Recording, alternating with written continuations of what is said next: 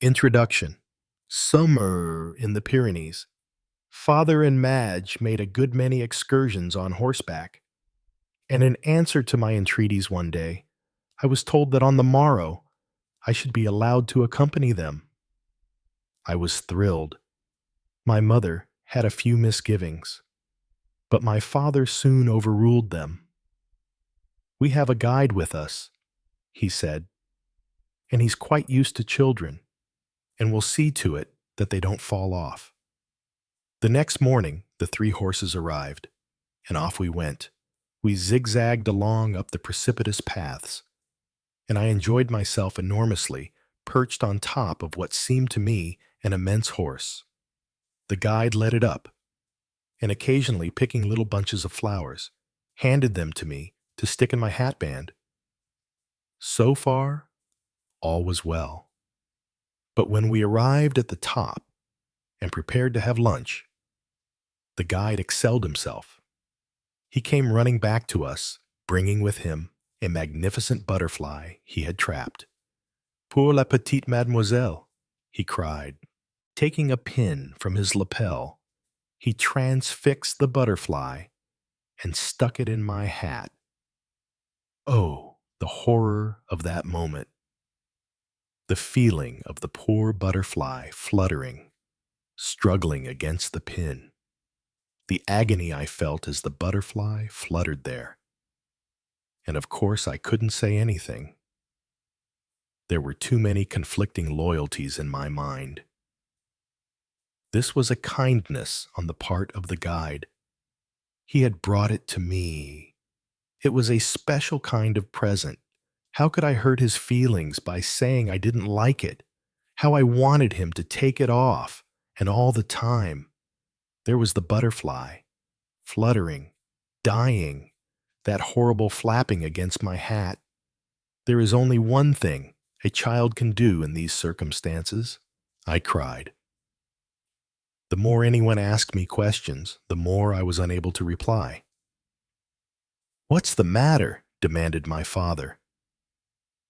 "Have you got a pain?" My sister said, "Perhaps she's frightened at riding on the horse." I said no, and no. I wasn't frightened, and I hadn't got a pain. "Tired?" said my father. "No," I said. "Well, then, what is the matter?" But I couldn't say. Of course I couldn't say.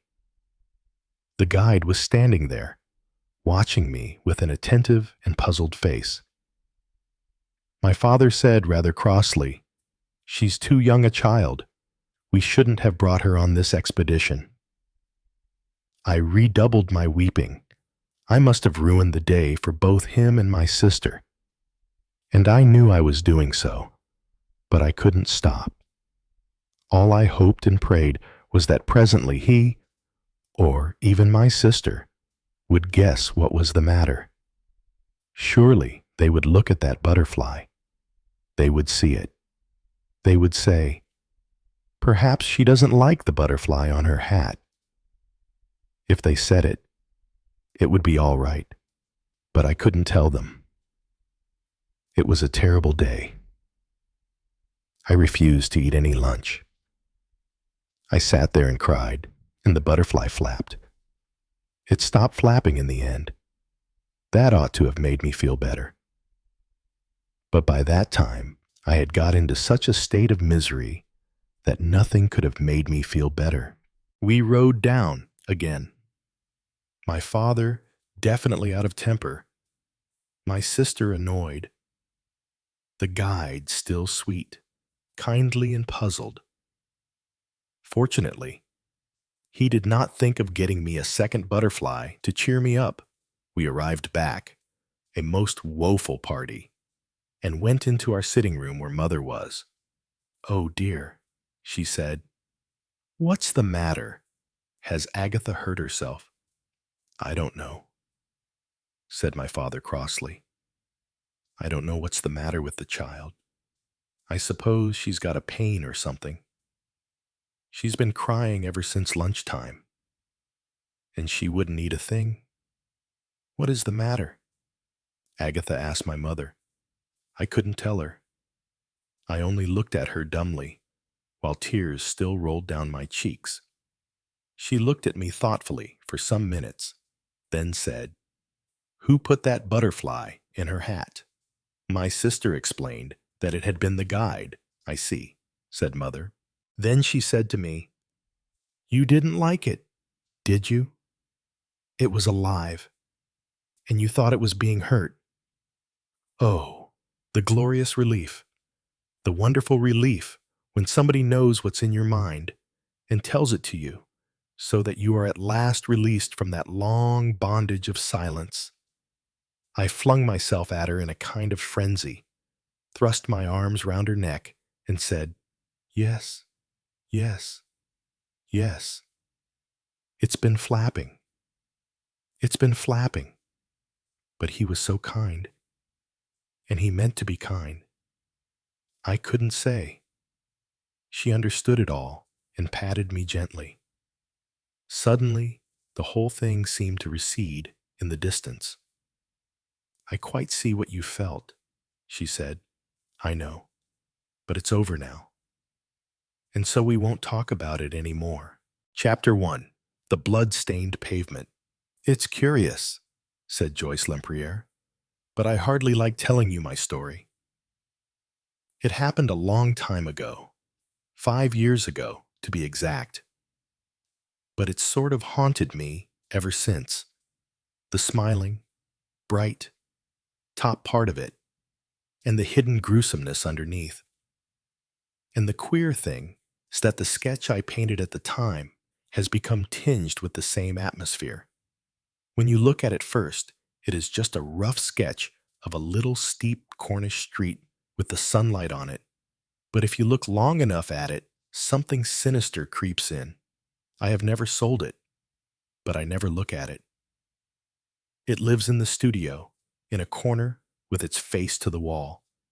The name of the place was Rat Hole. It is a queer little Cornish fishing village. Very picturesque. Too picturesque, perhaps. There is rather too much of the atmosphere of ye old Cornish tea-house about it. It has shops with bobbed-headed girls in smocks doing hand-illuminated mottos on parchment. It is pretty, and it is quaint, but it is very self-consciously so.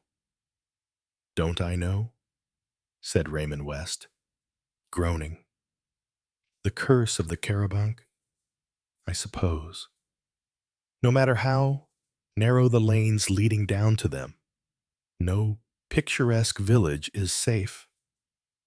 Joyce nodded.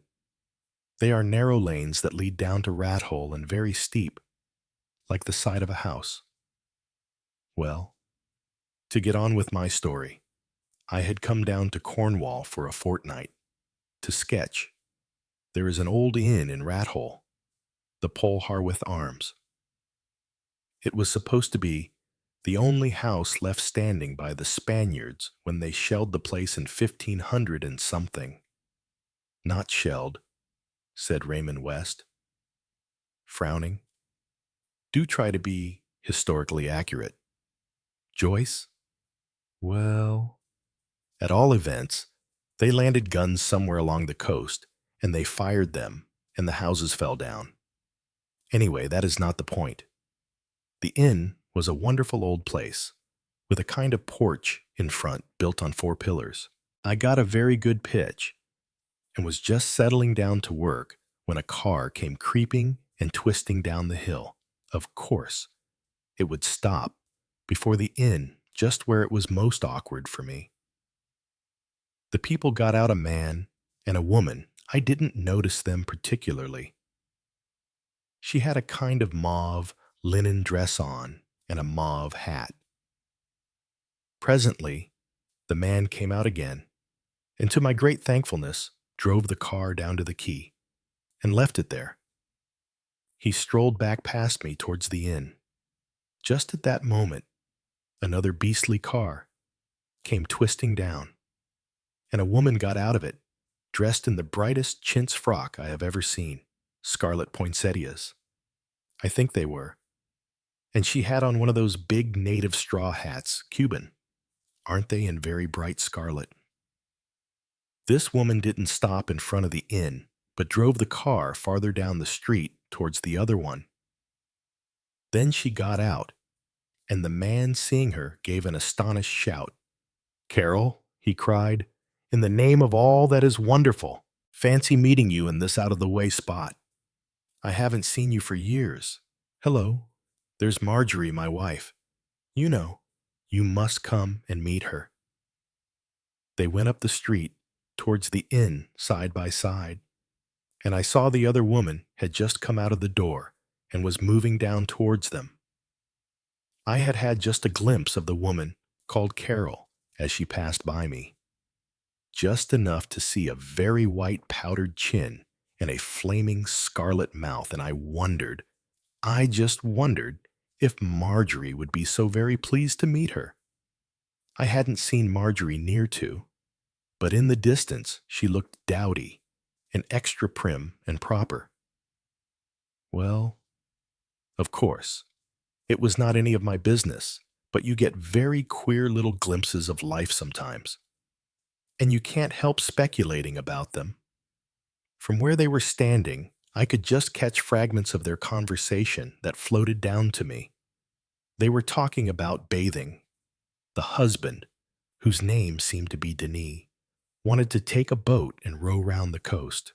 There was a famous cave well worth seeing, so he said, about a mile along. Carol wanted to see the cave too, but suggested walking along the cliffs and seeing it from the land side. She said she hated boats. In the end, they fixed it that way. Carol was to go along the cliff path and meet them at the cave, and Dennis and Marjorie would take a boat and row round. Hearing them talk about bathing made me want to bathe too. It was a very hot morning, and I wasn't doing particularly good work. Also, I fancied that the afternoon sunlight would be far more attractive in effect. So I packed up my things and went off to a little beach that I knew of. It was quite the opposite direction from the cave. It was rather a discovery of mine. I had a ripping bathe there, and I lunched off a tin tongue and 2 tomatoes. And I came back in the afternoon full of confidence and enthusiasm to get on with my sketch. The whole of Rat Hole seemed to be asleep. I had been right about the afternoon sunlight. The shadows were far more telling. The pole har with arms was the principal note of my sketch. A ray of sunlight came slanting obliquely down and hit the ground in front of it, and had rather a curious effect. I gathered that the bathing party had returned safely, because 2 bathing dresses, a scarlet one and a dark blue one, were hanging from the balcony, drying in the sun.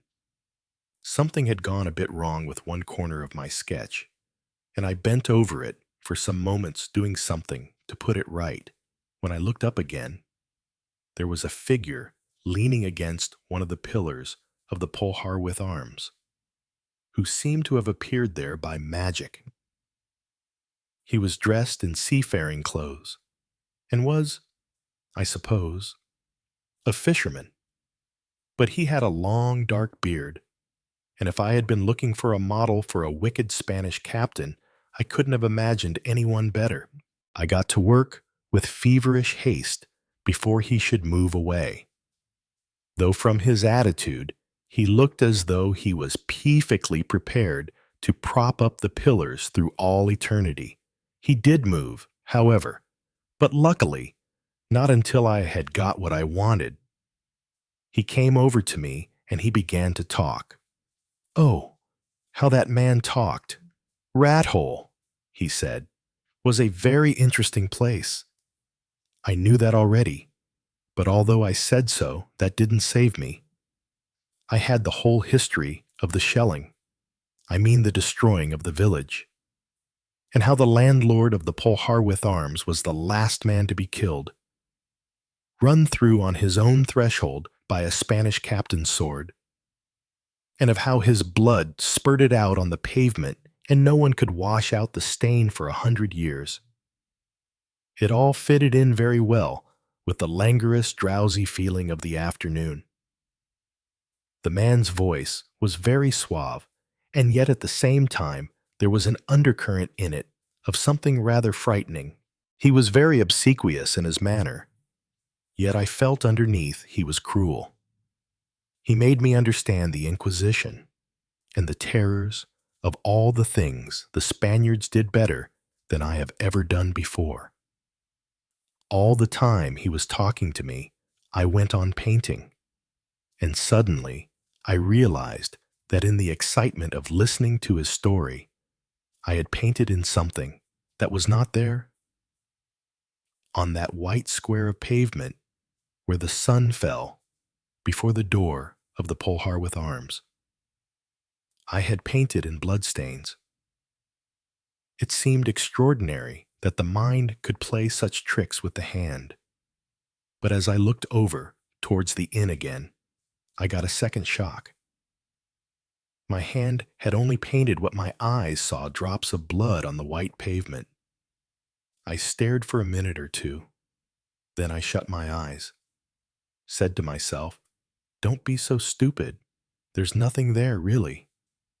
Then I opened them again, but the bloodstains were still there. I suddenly felt I couldn't stand it. I interrupted the fisherman's flood of language. "Tell me," I said, "my eyesight is not very good. Are those bloodstains on that pavement over there?" He looked at me indulgently and kindly. "No bloodstains in these days, lady. What I'm telling you about is nearly 500 years ago." "Yes," I said, "but now on the pavement." The words died away in my throat. I knew that he wouldn't see what I was seeing. I got up and with shaking hands began to put my things together. As I did so, the young man who had come in the car that morning came out of the inn door. He looked up and down the street perplexedly.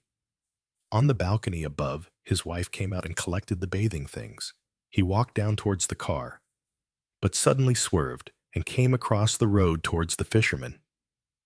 "Tell me, my man," he said, "you don't know whether the lady who came in that second car there has got back yet?" "Lady in a dress with flowers all over it." "No, sir, I haven't seen her. She went along the cliff towards the cave this morning." I know. We all bathed there together, and then she left us to walk home, and I have not seen her since. It can't have taken her all this time. The cliffs round here are not dangerous, are they?" "It depends, sir, on the way you go. The best way is to take a man what knows the place with you." He very clearly meant himself, and was beginning to enlarge on the theme. But the young man cut him short unceremoniously, and ran back towards the inn, calling up to his wife on the balcony, "I say, Marjorie, Carol hasn't come back yet. Odd, isn't it?" I didn't hear Marjorie's reply, but her husband went on, "Well, we can't wait any longer. We have got to push on to Penrithur. Are you ready? I will turn the car." He did as he had said, and presently the two of them drove off together. Meanwhile, I had deliberately been nerving myself to prove how ridiculous my fancies were. When the car had gone, I went over to the inn and examined the pavement closely. Of course, there were no bloodstains there. No. All along, it had been the result of my distorted imagination. Yet, somehow, it seemed to make the thing more frightening. It was while I was standing there that I heard the fisherman's voice. He was looking at me curiously. "You thought you saw bloodstains here, eh, lady?" I nodded. That is very curious. We have got a superstition here, lady, if anyone sees those bloodstains." He paused. "Well," I said. He went on in his soft voice, Cornish in intonation, but unconsciously smooth and well-bred in its pronunciation. and completely free from Cornish turns of speech. They do say, lady, that if anyone sees those bloodstains, that there will be a death within 24 hours. Creepy. It gave me a nasty feeling all down my spine. He went on persuasively. There is a very interesting tablet in the church, lady, about a death. No thanks, I said decisively, and I turned sharply on my heel and walked up the street towards the cottage where I was lodging. Just as I got there, I saw in the distance the woman called Carol coming along the cliff path. She was hurrying. Against the gray of the rocks, she looked like some poisonous scarlet flower. Her hat was the color of blood. I shook myself. Really, I had blood on the brain. Later I heard the sound of her car. I wondered whether she too was going to Penrithor, but she took the road to the left in the opposite direction. I watched the car crawl up the hill and disappear, and I breathed somehow more easily. Rathole seemed its quiet, sleepy self once more. If that is all, said Raymond West, as Joyce came to a stop, I will give my verdict at once. Indigestion. Spots before the eyes after meals. It isn't all, said Joyce. You have got to hear the sequel. I read it in the paper 2 days later under the heading of Sea Bathing Fatality. It told how Mrs. Dacre, the wife of Captain Denny Dacre, was unfortunately drowned at Landier Cove, just a little farther along the coast. She and her husband were staying at the time at the hotel there and had declared their intention of bathing, but a cold wind sprang up. Captain Dacre had declared it was too cold, so he and some other people in the hotel had gone off to the golf links nearby. Mrs. Dacre, however, had said it was not too cold for her, and she went off alone down to the cove. As she didn't return, her husband became alarmed, and in company with his friends, went down to the beach. They found her clothes lying beside a rock, but no trace of the unfortunate lady. Her body was not found until nearly a week later, when it was washed ashore at a point some distance down the coast. There was a bad blow on her head which had occurred before death, and the theory was that she must have dived into the sea and hit her head on a rock. As far as I could make out, her death would have occurred just 24 hours after the time I saw the bloodstains. I protest, said Sir Henry. This is not a problem. This is a ghost story. Miss Lempriere is evidently a medium. Mr. Petherick gave his usual cough. One point strikes me, he said. That blow on the head. We must not, I think, exclude the possibility of foul play. But I do not see that we have any data to go upon. Miss Lempriere's hallucination, or vision, is interesting certainly, but I do not see clearly the point on which she wishes us to pronounce. Indigestion and coincidence, said Raymond. And anyway, you can't be sure that they were the same people. Besides, the curse, or whatever it was, would only apply to the actual inhabitants of Rathole.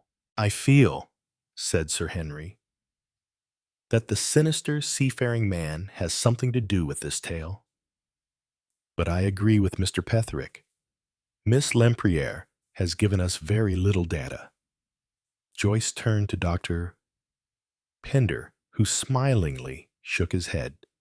It is a most interesting story, he said, but I am afraid I agree with Sir Henry and Mr. Petherick that there is very little data to go upon.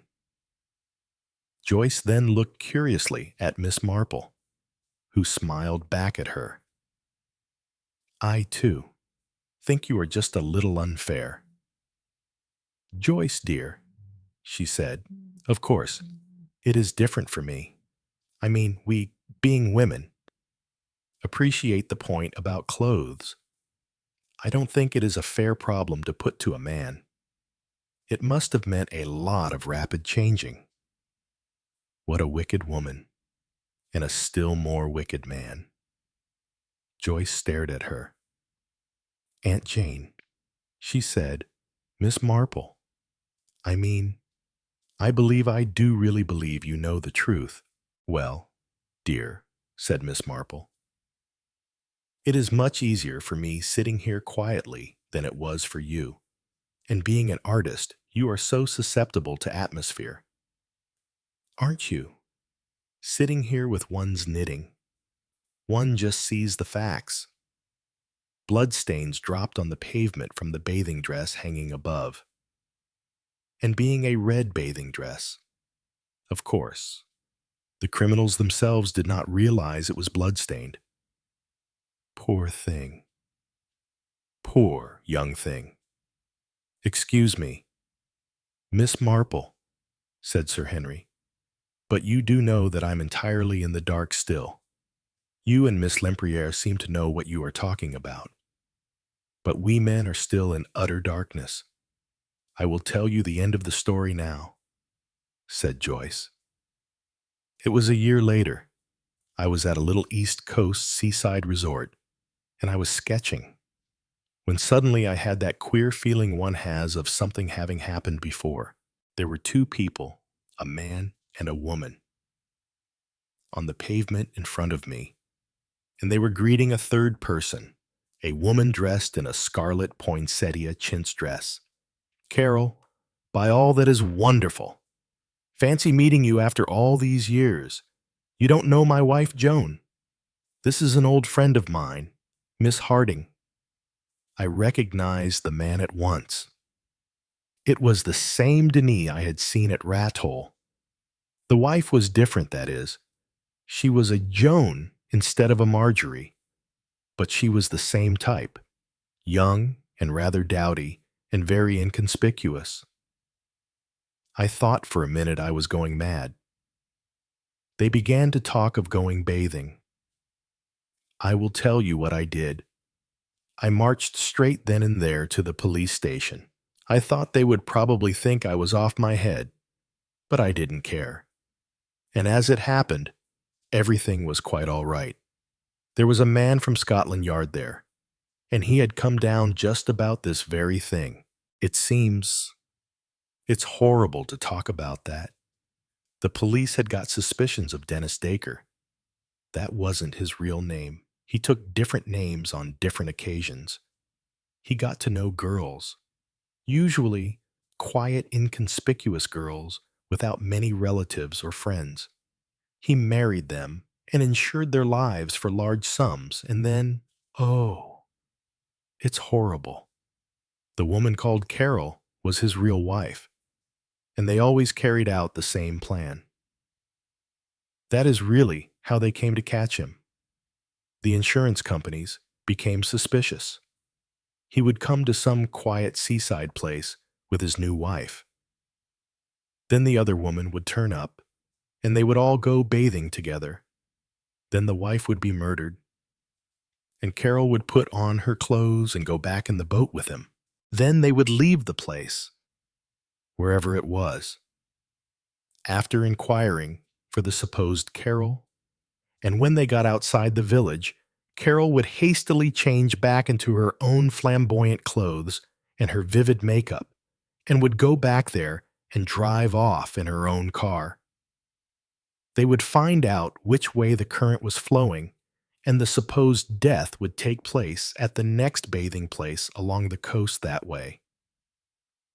Carol would play the part of the wife and would go down to some lonely beach and would leave the wife's clothes there by a rock and depart in her flowery chintz dress to wait quietly until her husband could rejoin her. I suppose when they killed poor Marjorie, some of the blood must have spurted over Carol's bathing suit. And being a red one, they didn't notice it, as Miss Marple says, but when they hung it over the balcony, it dripped. Ugh, She gave a shiver. I can see it still. Of course, said Sir Henry. I remember very well now. Davis was the man's real name. It had quite slipped my memory that one of his many aliases was Dacre. They were an extraordinarily cunning pair. It always seemed so amazing to me that no one spotted the change of identity. I suppose, as Miss Marple says, clothes are more easily identified than faces, but it was a very clever scheme. For although we suspected Davis, it was not easy to bring the crime home to him, as he always seemed to have an unimpeachable alibi. Aunt Jane, said Raymond, looking at her curiously, how do you do it? You have lived such a peaceful life, and yet nothing seems to surprise you. I always find one thing very like another in this world, said Miss Marple. There was Mrs. Green, you know. She buried 5 children, and every one of them insured. Well, naturally. One began to get suspicious. She shook her head. There is a great deal of wickedness in village life. I hope you dear young people will never realize how very wicked the world is. Chapter 2. The Double Clue. But above everything, no publicity, said Mr. Marcus Hardman, for perhaps the 14th time. The word publicity occurred throughout his conversation with the regularity of a leitmotif. Mr. Hardman was a small man, delicately plump, with exquisitely manicured hands and a plaintive tenor voice. In his way, he was somewhat of a celebrity, and the fashionable life was his profession. He was rich, but not remarkably so, and he spent his money zealously in the pursuit of social pleasure. His hobby was collecting. He had the collector's soul. Old lace, old fans, antique jewelry, nothing crude or modern for Marcus Hardman. Poirot and I, obeying an urgent summons, had arrived to find the little man writhing in an agony of indecision. Under the circumstances, to call in the police was abhorrent to him. On the other hand, not to call them in was to acquiesce in the loss of some of the gems of his collection. He hit upon Poirot as a compromise. My rubies, Monsieur Poirot, and the emerald necklace said to have belonged to Catherine de Medici. Oh, the emerald necklace. If you will recount to me the circumstances of their disappearance, suggested Poirot gently.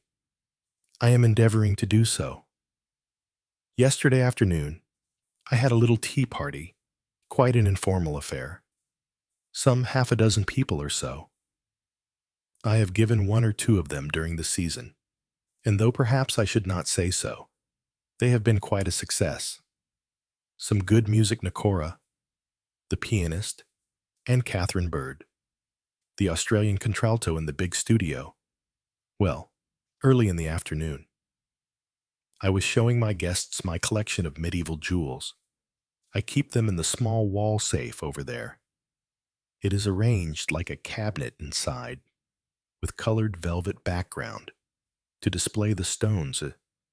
Afterwards, we inspected the fans in the case on the wall. Then we all went to the studio for music.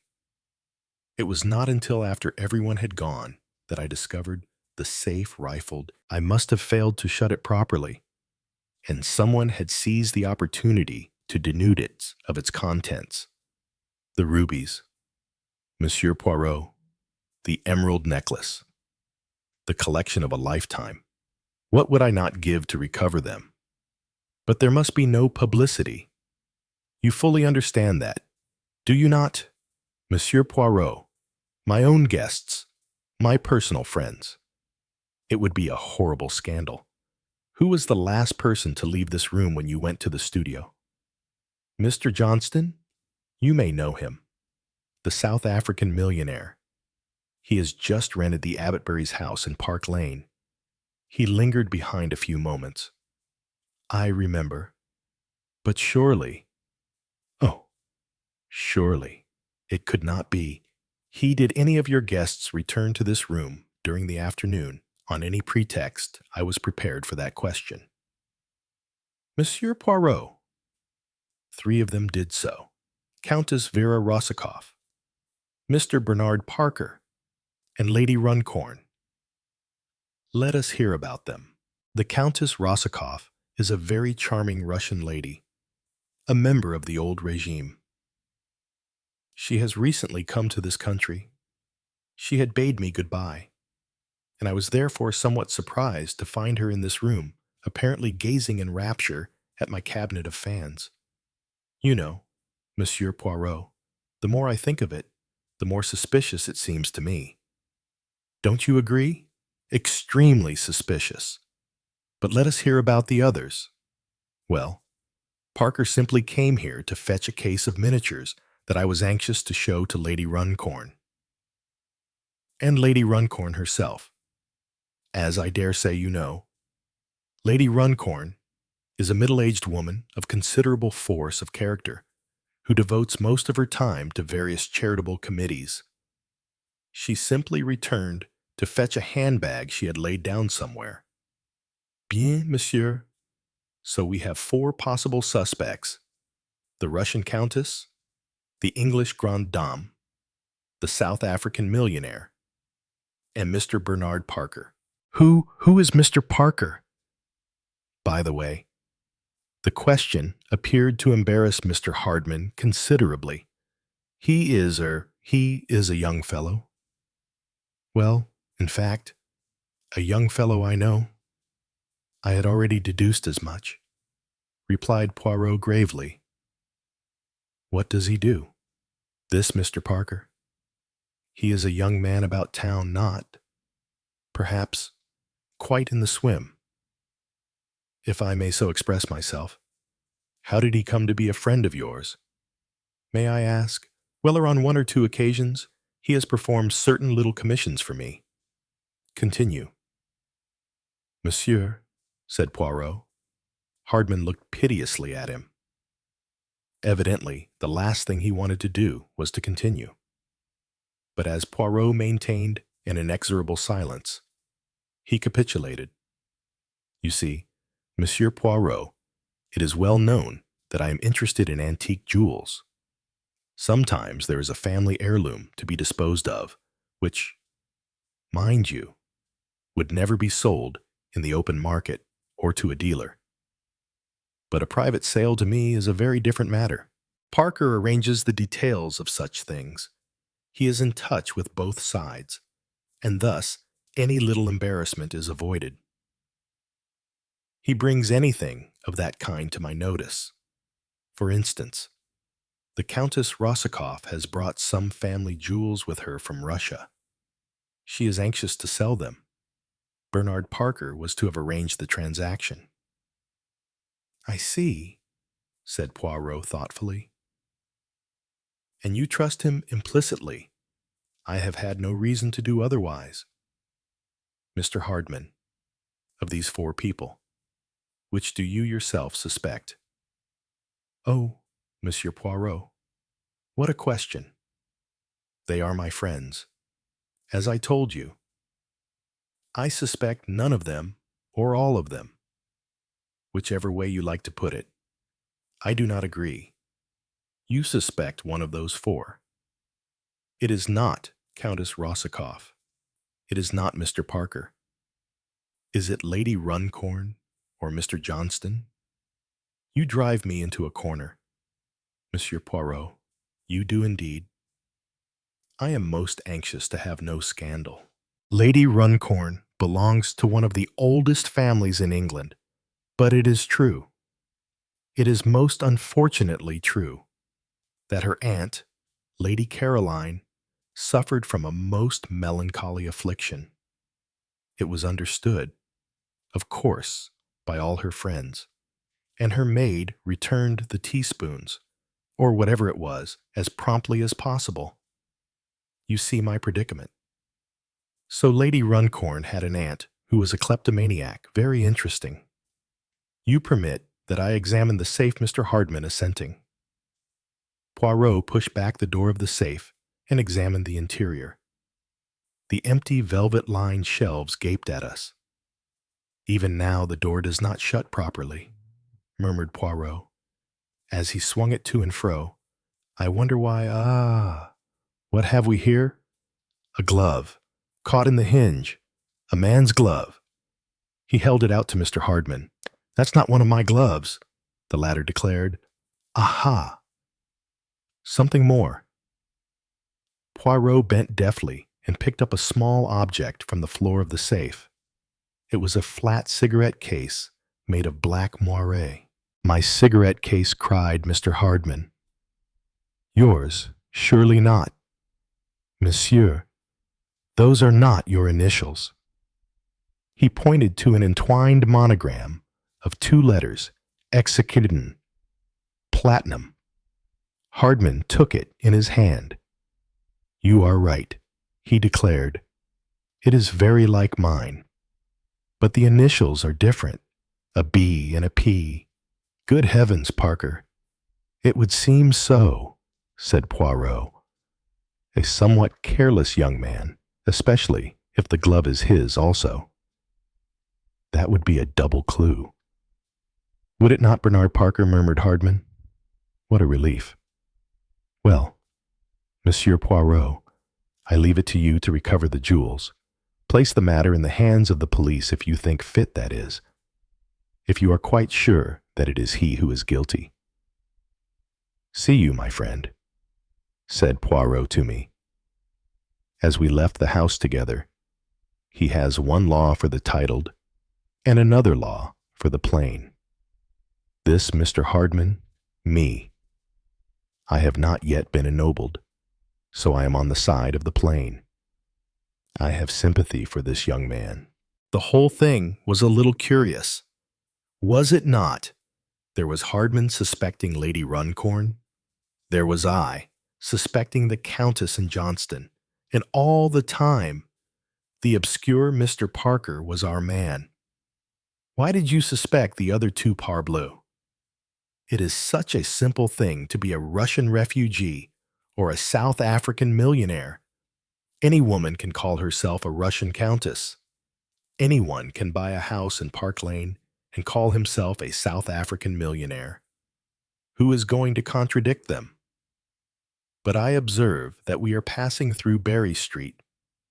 Our careless young friend lives here. Let us, as you say, strike while the iron is in the fire. Mr. Bernard Parker was at home. We found him reclining on some cushions, clad in an amazing dressing gown of purple and orange. I have seldom taken a greater dislike to anyone than I did to this particular young man, with his white, effeminate face and affected lisping speech. Good morning, monsieur, said Poirot briskly. I come from Mr. Hardman. Yesterday, at the party, somebody has stolen all his jewels. Permit me to ask you, monsieur, is this your glove? Mr. Parker's mental processes did not seem very rapid. He stared at the glove, as though gathering his wits together. Where did you find it? He asked at last. Is it your glove? Mr. Parker appeared to make up his mind. No, it isn't, he declared. And this cigarette case? Is that yours? Certainly not. I always carry a silver one. Very well. Monsieur, I go to put matters in the hands of the police. Oh, I say, I wouldn't do that if I were you, cried Mr. Parker in some concern. Beastly, unsympathetic people. The police. Wait a bit. I'll go round and see old Hardman. Look here. Oh, stop a minute. But Poirot beat a determined retreat. We have given him something to think about. Have we not? He chuckled. Tomorrow we will observe what has occurred. But we were destined to have a reminder of the Hardman case that afternoon. Without the least warning, the door flew open, and a whirlwind in human form invaded our privacy, bringing with her a swirl of sables. It was as cold as only an English June day can be, and a hat rampant with slaughtered ospreys. Countess Vera Rossakoff was a somewhat disturbing personality. "You are Monsieur Poirot. What is this that you have done? You accuse that poor boy. It is infamous. It is scandalous. I know him. He is a chicken, a lamb. Never would he steal. He has done everything for me. Will I stand by and see him martyred and butchered? Tell me, Madame, is this his cigarette case?" Poirot held out the black moire case. The Countess paused for a moment while she inspected it. "Yes, it is his. I know it well. What of it? Did you find it in the room?" "We were all there. He dropped it then." "I suppose. Ah, you policemen. You are worse than the Red Guards. And is this his glove? How should I know? One glove is like another. Do not try to stop me. He must be set free. His character must be cleared. You shall do it. I will sell my jewels and give you much money." "Madame, it is agreed." "Then no. No. Do not argue." The poor boy, he came to me, the tears in his eyes. "I will save you." I said, "I will go to this man, this ogre, this monster. Leave it to Vera. Now it is settled. I go."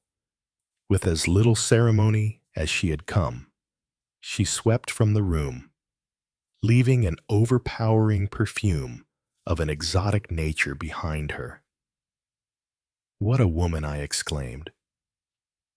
"And what furs! Ah, yes, they were genuine enough.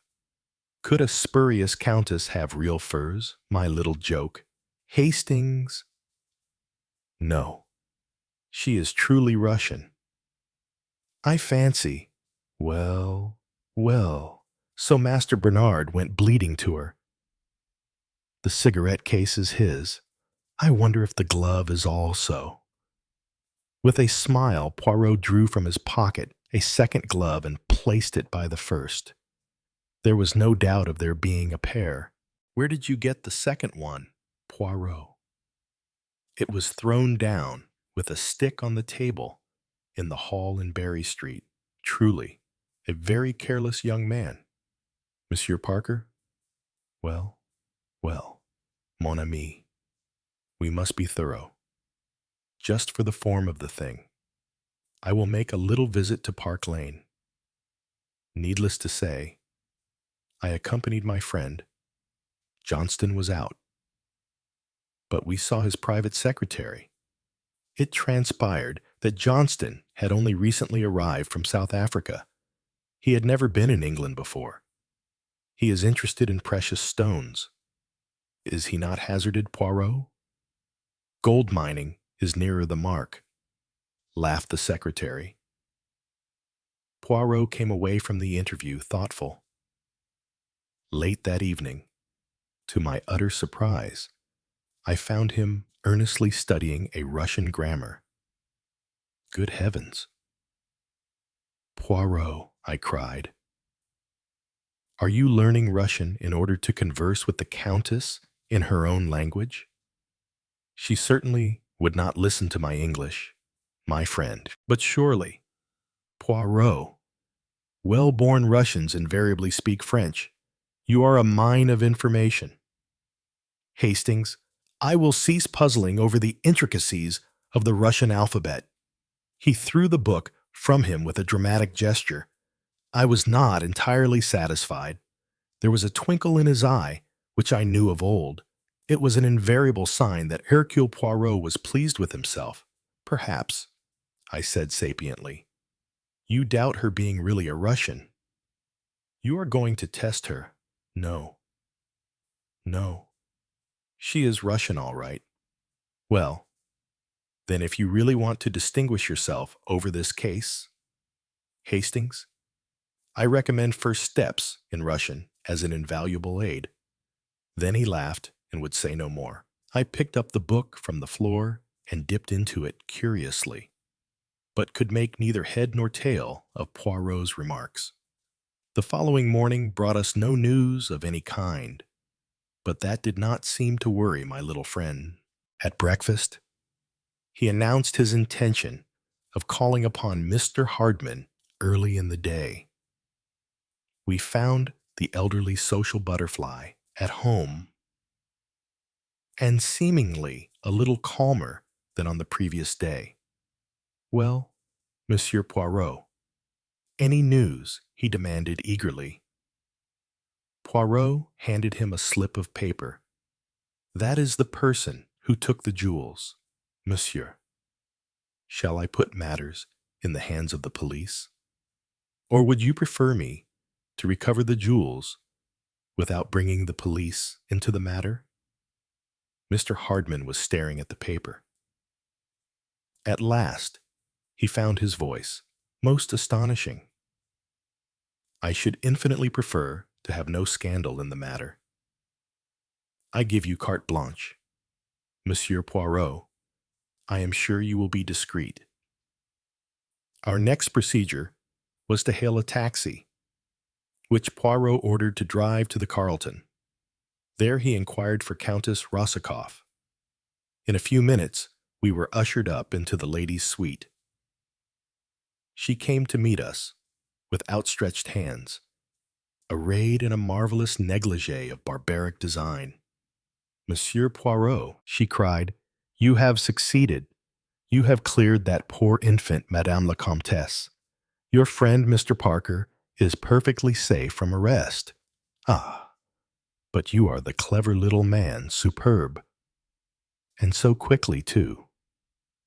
On the other hand, I have promised Mr. Hardman that the jewels shall be returned to him today. So, therefore, madame, I should be extremely obliged if you would place them in my hands without delay. I am sorry to hurry you, but I am keeping a taxi in case it should be necessary for me to go on to Scotland Yard. And we Belgians, madame, we practice the thrift. The Countess had lighted a cigarette. For some seconds, she sat perfectly still, blowing smoke rings and gazing steadily at Poirot. Then she burst into a laugh and rose. She went across to the bureau, opened a drawer, and took out a black silk handbag. She tossed it lightly to Poirot. Her tone, when she spoke, was perfectly light and unmoved. We Russians, on the contrary, practice prodigality, she said. And to do that, unfortunately, one must have money. You need not look inside. They are all there. Poirot arose. I congratulate you, madam, on your quick intelligence and your promptitude. Ah, but since you were keeping your taxi waiting, what else could I do? You are too amiable. Madam, you are remaining long in London. I am afraid no owing to you. Accept my apologies. We shall meet again elsewhere. Perhaps. I hope so. And I do not, exclaimed the Countess with a laugh. It is a great compliment that I pay you. There are very few men in the world whom I fear. Goodbye, Monsieur Poirot. Goodbye, Madame la Comtesse. Ah, pardon me, I forgot. Allow me to return you your cigarette case. And with a bow, he handed to her the little black moire case we had found in the safe. She accepted it without any change of expression, just a lifted eyebrow and a murmured, I see. What a woman, cried Poirot enthusiastically as we descended the stairs. Mon Dieu, quelle femme! Not a word of argument, of protestation, of bluff. One quick glance, and she had sized up the position correctly. I tell you, Hastings, a woman who can accept defeat like that with a careless smile will go far. She is dangerous. She has the nerves of steel. He tripped heavily. If you can manage to moderate your transports and look where you're going, it might be as well. I suggested, when did you first suspect the Countess Mon Ami? It was the glove and the cigarette case the double clue. Shall we say that worried me? Bernard Parker might easily have dropped one or the other, but hardly both. Ah, no, that would have been too careless. In the same way, if someone else had placed them there to incriminate Parker, one would have been sufficient, the cigarette case or the glove again, not both. So I was forced to the conclusion that one of the two things did not belong to Parker. I imagined at first that the case was his, and that the glove was not. But when I discovered the fellow to the glove, I saw that it was the other way about. Whose, then, was the cigarette case? Clearly, it could not belong to Lady Runcorn. The initials were wrong. Mr. Johnston, only if he were here under a false name. I interviewed his secretary, and it was apparent at once that everything was clear and above board. There was no reticence about Mr. Johnston's past. The Countess. Then, she was supposed to have brought jewels with her from Russia. She had only to take the stones from their settings, and it was extremely doubtful if they could ever be identified. What could be easier for her than to pick up one of Parker's gloves from the hall that day and thrust it into the safe? But, bien sûr, she did not intend to drop her own cigarette case. But if the case was hers, why did it have B. Peace on it? The Countess's initials are V.R. Poirot smiled gently upon me. Exactly. Mon ami, but in the Russian alphabet, B is V and P is R. Is Well, you couldn't expect me to guess that. I don't know Russian. Neither do I. Hastings, that is why I bought my little book and urged it on your attention. He sighed. A remarkable woman. I have a feeling. My friend, a very decided feeling I shall meet her again. Where, I wonder. Chapter 3. Death on the Nile. Lady Grail was nervous. From the moment of coming on board the S.S. Fayum, she complained of everything. She did not like her cabin. She could bear the morning sun, but not the afternoon sun. Pamela Grail, her niece, obligingly gave up her cabin on the other side. Lady Grail accepted it grudgingly. She snapped at Miss Macnaughton, her nurse, for having given her the wrong scarf and for having packed her little pillow instead of leaving it out. She snapped at her husband, Sir George, for having just bought her the wrong string of beads. It was lapis she wanted, not carnelian. George was a fool, Sir George said anxiously. Sorry. Me, dear. Sorry. I'll go back and change 'em. Plenty of time. She did not snap at Basil West, her husband's private secretary, because nobody ever snapped at Basil. His smile disarmed you before you began. But the worst of it fell assuredly to the dragoman, an imposing and richly dressed personage whom nothing could disturb. When Lady Grail caught sight of a stranger in a basket chair and realized that he was a fellow passenger, the vials of her wrath were poured out like water. They told me distinctly at the office that we were the only passengers. It was the end of the season and there was no one else going. That right, lady, said Mohammed calmly. Just you and party and one gentleman, that's all. But I was told that there would be only ourselves. That quite right. Lady, it's not all right. It was a lie. What is that man doing here? He come later. Lady, after you take tickets. He only decide to come this morning. It's an absolute swindle. That's all right. Lady, him very quiet gentleman. Very nice. Very quiet. You're a fool. You know nothing about it. Miss McNaughton, where are you? Oh, there you are. I've repeatedly asked you to stay near me. I might feel faint. Help me to my cabin and give me an aspirin, and don't let Mohammed come near me. He keeps on saying, That's right, lady, till I feel I could scream. Miss McNaughton proffered an arm without a word. She was a tall woman of about 35, handsome in a quiet, dark way.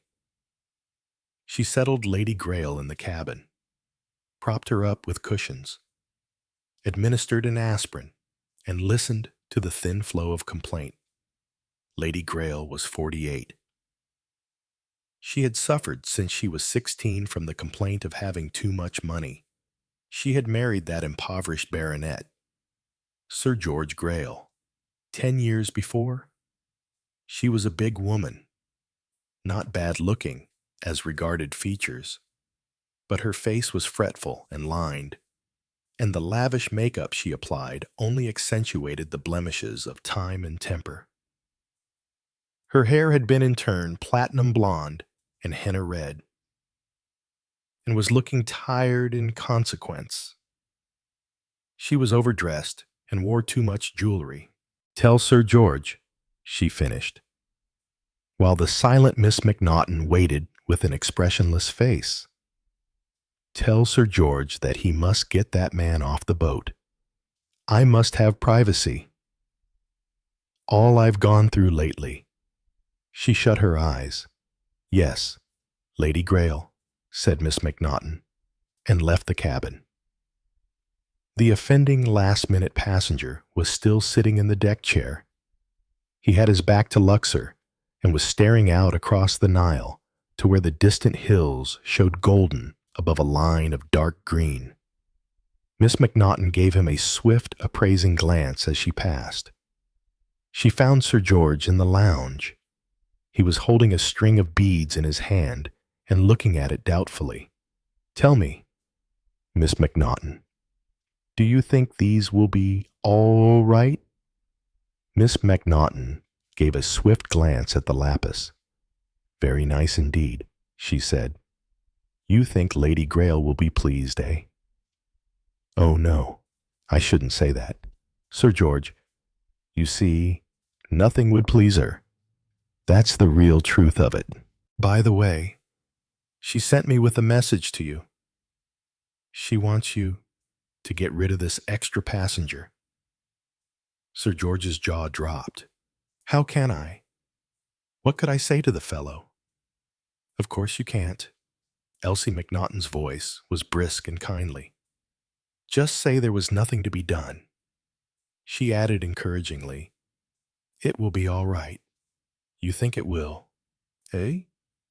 His face was ludicrously pathetic. Elsie McNaughton's voice was still kinder as she said, You really must not take these things to heart. Sir George, it's just health. You know, don't take it seriously. You think she's really bad. Nurse, a shadow crossed the nurse's face. There was something odd in her voice as she answered. Yes, I don't quite like her condition, but please don't worry. Sir George, you mustn't. You really mustn't. She gave him a friendly smile and went out.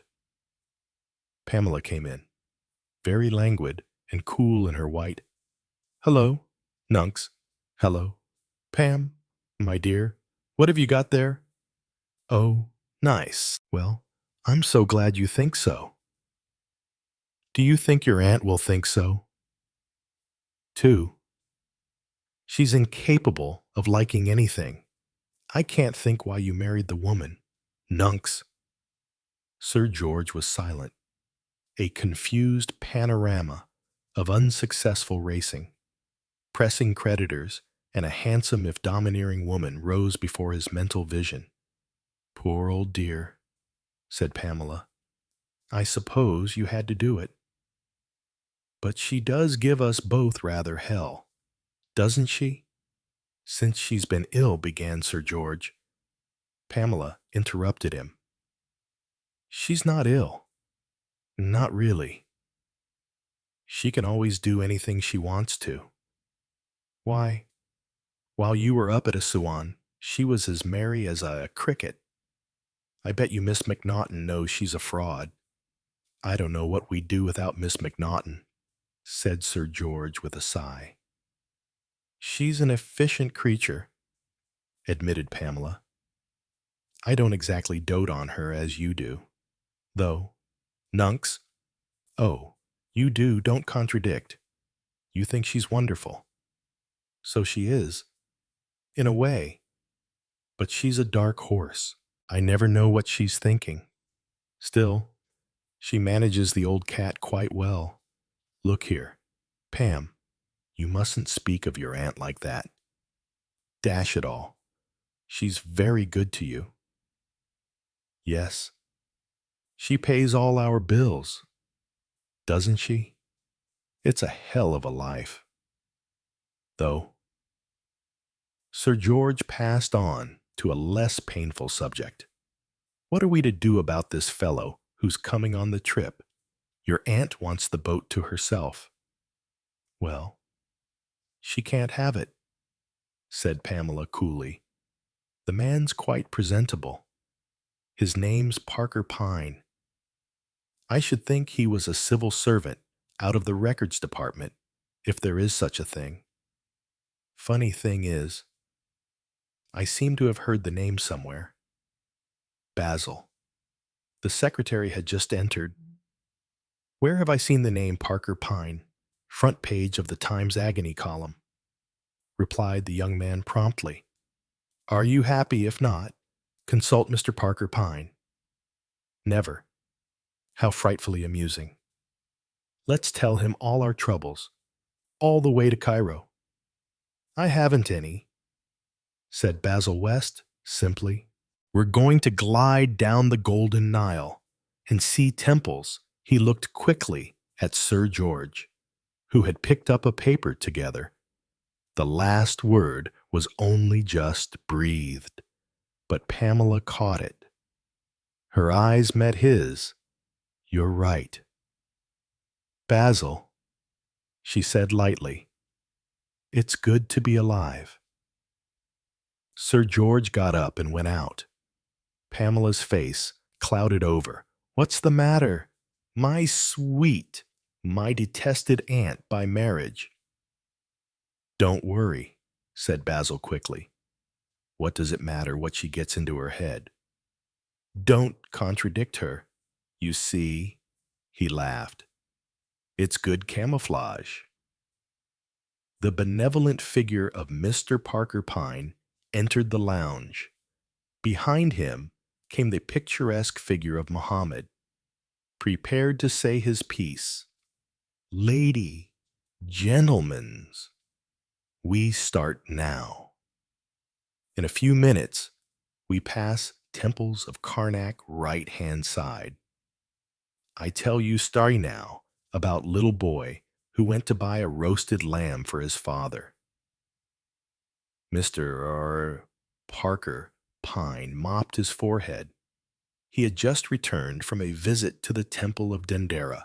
Riding on a donkey was, he felt, an exercise ill-suited to his figure. He was proceeding to remove his collar when a note propped up on the dressing table caught his attention. He opened it. It ran as follows: "Dear Sir, I should be obliged if you should not visit the Temple of Abydos, but would remain on the boat, as I wish to consult you. Yours truly, Ariadne Grail." A smile creased Mr. Parker Pine's large, bland face. He reached for a sheet of paper and unscrewed his fountain pen. Dear Lady Grail, he wrote, I am sorry to disappoint you, but I am at present on holiday and am not doing any professional business. He signed his name and dispatched the letter by a steward. As he completed his change of toilet, another note was brought to him. Dear Mr. Parker Pine, I appreciate the fact that you are on holiday, but I am prepared to pay a fee of £100 for a consultation. Yours truly, Ariadne Grail. Mr. Parker. Pine's eyebrows rose. He tapped his teeth thoughtfully with his fountain pen. He wanted to see Abydos, but £100 was £100. And Egypt had been even more wickedly expensive than he had imagined. Dear Lady Grail, he wrote, I shall not visit the Temple of Abydos. Yours faithfully, J. Parker Pine. Mr. Parker Pine's refusal to leave the boat was a source of great grief to Muhammad. Very nice temple. All my gentlemans like see that temple. I get you carriage, I get you chair, and sailors carry you. Mr. Parker Pine refused all these tempting offers. The others set off. Mr. Parker Pine waited on deck. Presently, the door of Lady Grail's cabin opened, and the lady herself trailed out on deck. Such a hot afternoon, she observed graciously. I see you have stayed behind, Mr. Pine. Very wise of you. Shall we have some tea together in the lounge? Mr. Parker Pine rose promptly and followed her. It cannot be denied that he was curious. It seemed as though Lady Grail felt some difficulty in coming to the point. She fluttered from this subject to that, but finally she spoke in an altered voice. Mr. Pine, what I'm about to tell you is in the strictest confidence. You do understand that, don't you? Naturally. She paused, took a deep breath. Mr. Parker Pine waited. I want to know whether or not my husband is poisoning me. Whatever Mr. Parker Pine had expected, it was not this. He showed his astonishment plainly. That is a very serious accusation to make. Lady Grail. Well, I'm not a fool, and I wasn't born yesterday. I've had my suspicions for some time. Whenever George goes away, I get better. My food doesn't disagree with me, and I feel a different woman. There must be some reason for that. What you say is very serious. Lady Grail, you must remember, I am not a detective. I am, if you like to put it that way, a heart specialist. She interrupted him. And don't you think it worries me? All this, it's not a policeman I want. I can look after myself. Thank you. It's certainty I want. I've got to know. I'm not a wicked woman. Mr. Pine, I act fairly by those who act fairly by me. A bargain's a bargain. I've kept my side of it. I've paid my husband's debts, and I've not stinted him in money. Mr. Parker Pine had a fleeting pang of pity for Sir George. And as for the girl, she's had clothes and parties, and this, that, and the other. Common gratitude is all I ask. Gratitude is not a thing that can be produced to order.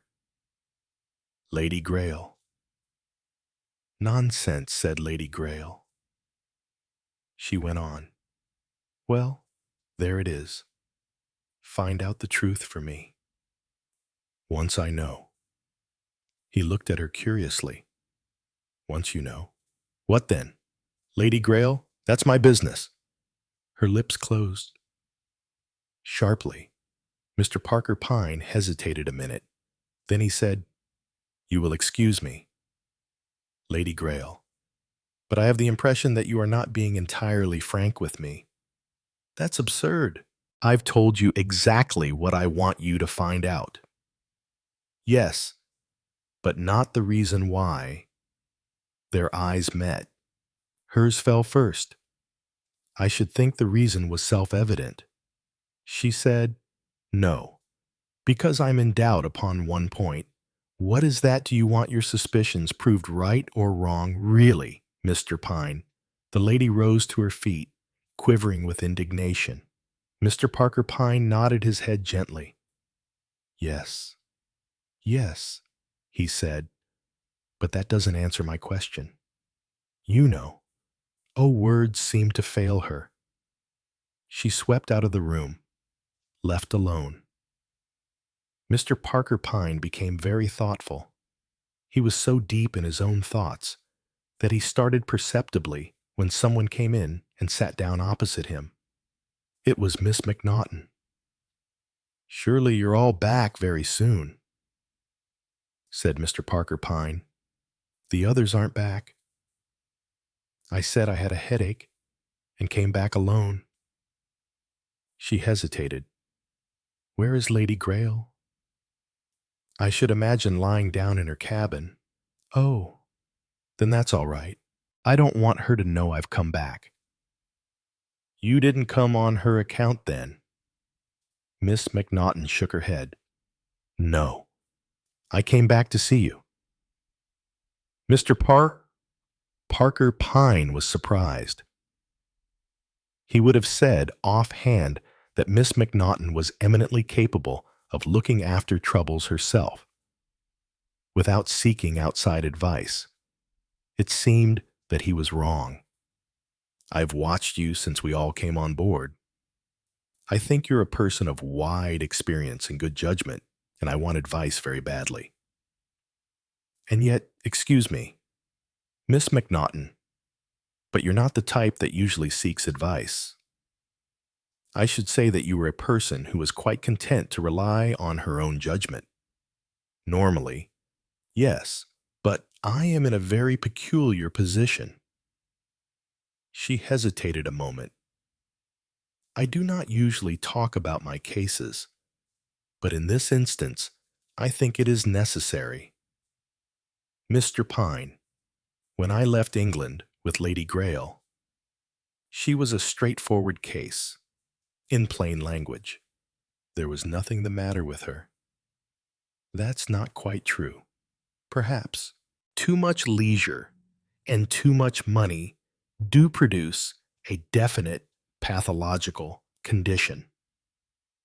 Having a few floors to scrub every day and 5 or 6 children to look after would have made Lady Grail a perfectly healthy and a much happier woman." Mr. Parker Pine nodded. As a hospital nurse, one sees a lot of these nervous cases. Lady Grail enjoyed her bad health. It was my part not to minimize her sufferings, to be as tactful as I could, and to enjoy the trip myself as much as possible. "Very sensible," said Mr. Parker Pine. "But Mr. Pine, things are not as they were. The suffering that Lady Grail complains of now is real and not imagined." "You mean I have come to suspect that Lady Grail is being poisoned?" "Since when have you suspected this?" "For the past 3 weeks. Do you suspect any particular person?" Her eyes dropped. For the first time, her voice lacked sincerity. "No. I put it to you, Miss McNaughton, that you do suspect one particular person, and that person is Sir George Grail." "Oh, no, no, I can't believe it of him. He is so pathetic, so childlike. He couldn't be a cold-blooded poisoner." Her voice had an anguished note in it. "And yet you have noticed that whenever Sir George is absent, his wife is better, and that her periods of illness correspond with his return." She did not answer. What poison do you suspect? Arsenic. Something of that kind. Arsenic or antimony. And what steps have you taken? I have done my utmost to supervise what Lady Grail eats and drinks. Mr. Parker. Pine nodded. Do you think Lady Grail has any suspicion herself? He asked casually. Oh, no, I'm sure she hasn't. There you are wrong, said Mr. Parker Pine. Lady Grail does suspect. Miss Macnaughton showed her astonishment. Lady Grail is more capable of keeping a secret than you imagine, said Mr. Parker Pine. She is a woman who knows how to keep her own counsel very well. That surprises me very much, said Miss Macnaughton slowly. I should like to ask you one more question. Miss Macnaughton, do you think Lady Grail likes you? I've never thought about it. They were interrupted. Mohammed came in, his face beaming, his robes flowing behind him. Lady, she hear you come back. She ask for you. She say why you not come to her. Elsie Macnaughton rose hurriedly. Mr. Parker Pine rose also. Would a consultation early tomorrow morning suit you? He asked. Yes, that would be the best time. Lady Grail sleeps late. In the meantime, I shall be very careful. I think Lady Grail will be careful too. Miss Macnaughton disappeared. Mr. Parker Pine did not see Lady Grail till just before dinner. She was sitting smoking a cigarette and burning what seemed to be a letter. She took no notice at all of him, by which he gathered that she was still offended. After dinner, he played bridge with Sir George, Pamela, and Basil. Everyone seemed a little distrait, and the bridge game broke up early. It was some hours later when Mr. Parker Pine was roused. It was Mohammed who came to him. Old lady, she very ill. Nurse, she very frightened. I try to get doctor. Mr. Parker Pine hurried on some clothes. He arrived at the doorway of Lady Grail's cabin at the same time as Basil West. Sir George and Pamela were inside. Elsie Macnaughton was working desperately over her patient. As Mr. Parker Pine arrived, a final convulsion seized the poor lady. Her arched body writhed and stiffened. Then she fell back on her pillows. Mr. Parker Pine drew Pamela gently outside. How awful the girl was, half sobbing. How awful is she? Is she dead? Yes, I am afraid it is all over. He put her into Basil's keeping. Sir George came out of the cabin, looking dazed. I never thought she was really ill, he was muttering. Never thought it for a moment. Mr. Parker Pine pushed past him and entered the cabin. Elsie Macnaughton's face was white and drawn. They have sent for a doctor, she asked. Yes. Then he said strychnine, yes. Those convulsions are unmistakable. Oh, I can't believe it. She sank into a chair, weeping. He patted her shoulder. Then an idea seemed to strike him. He left the cabin hurriedly and went to the lounge. There was a little scrap of paper left unburnt in an ashtray. Just a few words were distinguishable. Now, that's interesting, said Mr. Parker Pine.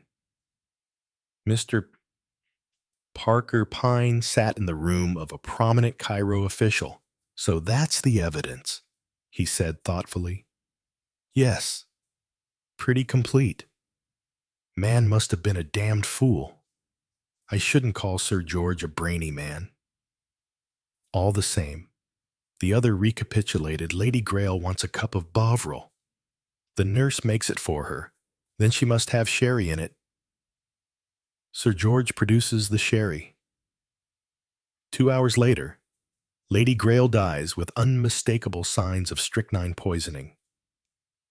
A packet of strychnine is found in Sir George's cabin, and another packet actually in the pocket of his dinner jacket. Very thorough, said Mr. Parker Pine. Where did the strychnine come from? By the way, there's a little doubt over that. The nurse had some in case Lady Grail's heart troubled her, but she's contradicted herself once or twice.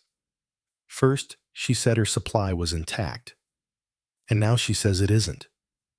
Very unlike her, not to be sure, was Mr. Parker Pine's comment. They were in it together, in my opinion. They've got a weakness for each other. Those two. Possibly. But if Miss McNaughton had been planning murder, she'd have done it a good deal better. She's an efficient young woman. Well, there it is, in my opinion. Sir George is in for it. He hasn't a dog's chance. Well, said Mr. Parker Pine. I must see what I can do. He sought out the pretty niece. Pamela was white and indignant. Nunks never did such a thing. Never, never, never. Then who did, said Mr. Parker Pine placidly. Pamela came nearer. Do you know what I think? She did it herself. She's been frightfully queer lately. She used to imagine things. What things? Queer things. Basil, for instance. She was always hinting that Basil was in love with her. And Basil and I are, I realize that, said Mr. Parker Pine, smiling. All that about Basil was pure imagination. I think she had a down on poor little Nunks, and I think she made up that story and told it to you, and then put the strychnine in his cabin and in his pocket and poisoned herself. People have done things like that, haven't they? They have, admitted Mr. Parker Pine. But I don't think that Lady Grail did. She wasn't, if you'll allow me to say so. The type. But the delusions? Yes. I'd like to ask Mr. West about that. He found the young man in his room. Basil answered his questions readily enough. I don't want to sound fatuous, but she took a fancy to me. That's why I daren't let her know about me and Pamela. She'd have had Sir George fire me. You think Miss Grail's theory a likely one? Well, it's possible, I suppose. The young man was doubtful, but not good enough, said Mr. Parker Pine quietly. No, we must find something better. He became lost in meditation for a minute or two. A confession would be best, he said briskly. He unscrewed his fountain pen and produced a sheet of paper. Just write it out, will you? Basil West stared at him in amazement. What on earth do you mean, my dear young man? Mr. Parker Pine sounded almost paternal. I know all about it. How you made love to the good lady. How she had scruples. How you fell in love with the pretty, penniless niece. How you arranged your plot. Slow poisoning. It might pass for natural death from gastroenteritis, if not. It would be laid to Sir George's doing, since you were careful to let the attacks coincide with his presence. Then your discovery that the lady was suspicious and had talked to me about the matter. Quick action. You abstracted some strychnine from Miss McNaughton's store, planted some of it in Sir George's cabin, and some in his pocket, and put sufficient into a cachet which you enclosed with a note to the lady, telling her it was a cachet of dreams, a romantic idea. She'd take it as soon as the nurse had left her, and no one would know anything about it. But you made one mistake, my young man. It is useless asking a lady to burn letters. They never do. I've got all that pretty correspondence, including the one about the cachet. Basil West had turned green. All his good looks had vanished. He looked like a trapped rat. Damn you, he snarled. So you know all about it, you damned interfering nosy Parker. Mr. Parker Pine was saved from physical violence by the appearance of the witnesses he had thoughtfully arranged to have listening outside the half-closed door. Mr. Parker Pine was again discussing the case with his friend, the high official, and I hadn't a shred of evidence, only an almost indecipherable fragment.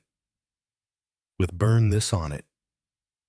I deduced the whole story and tried it on him.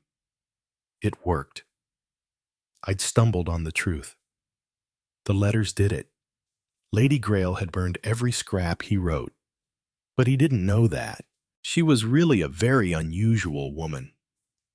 I was puzzled when she came to me.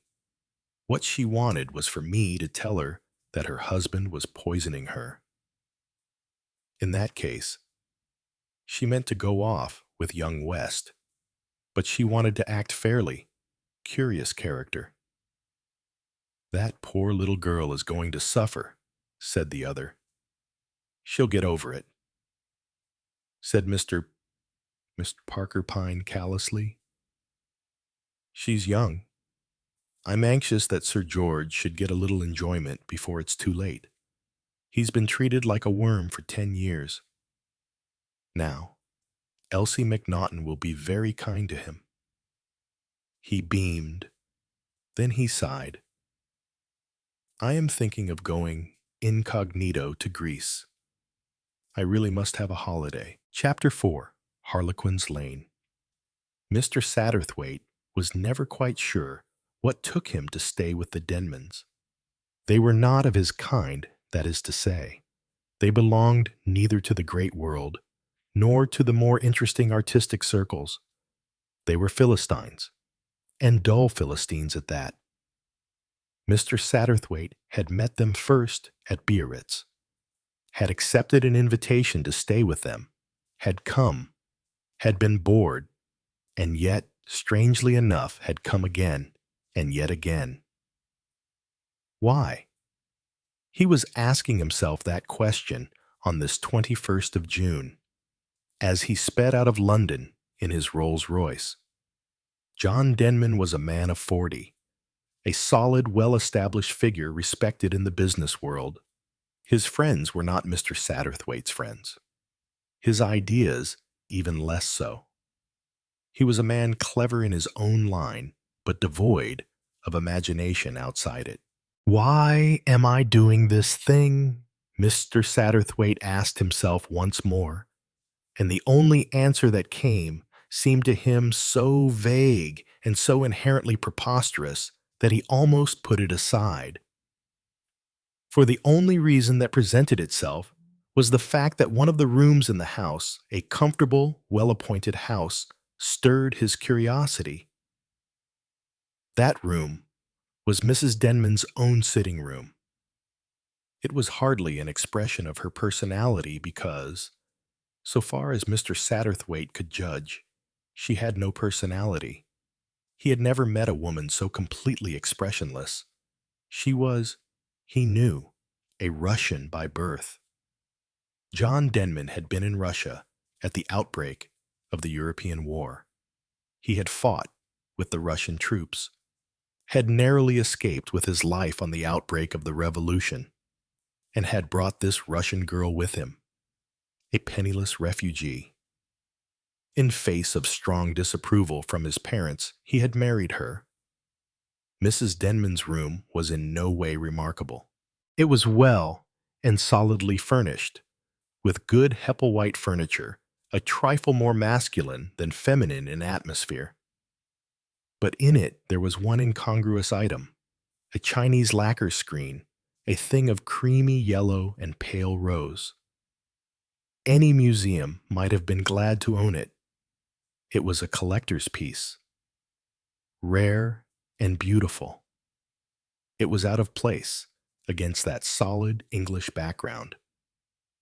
It should have been the keynote of the room, with everything arranged to harmonize subtly with it, and yet Mr. Satterthwaite could not accuse the Denmans of lack of taste. Everything else in the house was in perfectly blended accord. He shook his head. The thing trivial, though it was, puzzled him, because of it. So he verily believed. He had come again and again to the house. It was, perhaps, a woman's fantasy, but that solution did not satisfy him as he thought of Mrs. Denman, a quiet, hard-featured woman, speaking English so correctly that no one would ever have guessed her a foreigner. The car drew up at his destination, and he got out, his mind still dwelling on the problem of the Chinese screen. The name of the Denman's house was Ashmead, and it occupied some 5 acres of Melton Heath, which is 30 miles from London, stands 500 feet above sea level, and is, for the most part, inhabited by those who have ample incomes. The butler received Mr. Satterthwaite suavely. Mr. and Mrs. Denman were both out at a rehearsal. They hoped Mr. Satterthwaite would make himself at home until they returned. Mr. Satterthwaite nodded and proceeded to carry out these injunctions by stepping into the garden. After a cursory examination of the flower beds, he strolled down a shady walk and presently came to a door in the wall. It was unlocked, and he passed through it and came out into a narrow lane. Mr. Satterthwaite looked to left and right. A very charming lane, shady and green, with high hedges, a rural lane that twisted and turned in good old-fashioned style. He remembered the stamped address, Ashmead. Harlequin's Lane remembered too, a local name for it that Mrs. Denman had once told him. Harlequin's Lane. He murmured to himself softly, I wonder. He turned a corner, not at the time, but afterwards. He wondered why this time he felt no surprise at meeting that elusive friend of his, Mr. Harley Quinn. The two men clasped hands. So, you're down here? Said Mr. Satterthwaite. Yes, said Mr. Quinn. I'm staying in the same house as you are. Staying there? Yes. Does it surprise you? No, said Mr. Satterthwaite slowly. Only, well, you never stay anywhere for long, do you? Only as long as is necessary, said Mr. Quinn gravely. I see, said Mr. Satterthwaite. They walked on in silence for some minutes. This lane, began Mr. Satterthwaite, and stopped. Belongs to me, said Mr. Quinn. I thought it did, said Mr. Satterthwaite. Somehow, I thought it must. There's the other name for it. 2. The local name. They call it the Lover's Lane. You know that Mr. Quinn nodded. But surely, he said gently, there is a Lover's Lane in every village, I suppose. So, said Mr. Satterthwaite, and he sighed a little.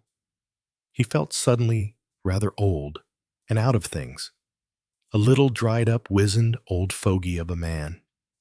Each side of him were the hedges, very green and alive. Where does this lane end? I wonder, he asked suddenly. It ends here, said Mr. Quinn. They came round the last bend. The lane ended in a piece of waste ground, and almost at their feet a great pit opened. In it were tin cans gleaming in the sun, and other cans that were too red with rust to gleam. Old boots, fragments of newspapers, 101 odds and ends that were no longer of account to anybody. A rubbish heap, exclaimed Mr. Satterthwaite, and breathed deeply and indignantly. Sometimes there are very wonderful things on a rubbish heap, said Mr. Quinn. I know, cried Mr. Satterthwaite. and quoted with just a trace of self-consciousness, "Bring me the two most beautiful things in the city," said God.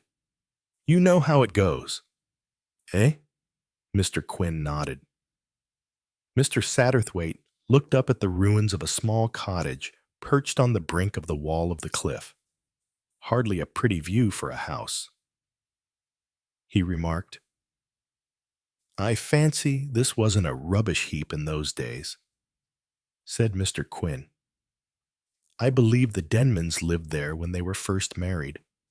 They moved into the big house when the old people died. The cottage was pulled down when they began to quarry the rock here, but nothing much was done.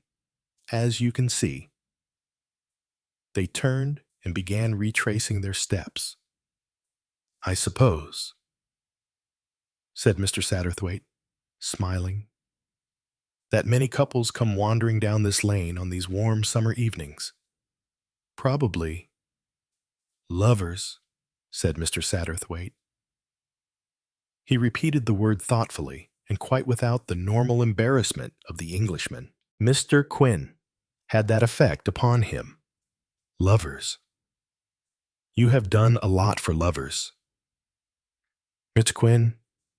The other bowed his head without replying. "You have saved them from sorrow, from worse than sorrow, from death. You have been an advocate for the dead themselves. You are speaking of yourself, of what you have done, not of me." "It is the same thing," said Mr. Satterthwaite. "You know it is," he urged. As the other did not speak, "You have acted through me. For some reason or other, you do not act directly yourself." "Sometimes I do," said Mr. Quinn. His voice held a new note. In spite of himself, Mr. Satterthwaite shivered a little. The afternoon, he thought, must be growing chilly, and yet the sun seemed as bright as ever. At that moment, a girl turned the corner ahead of them and came into sight. She was a very pretty girl, fair-haired and blue-eyed, wearing a pink cotton frock.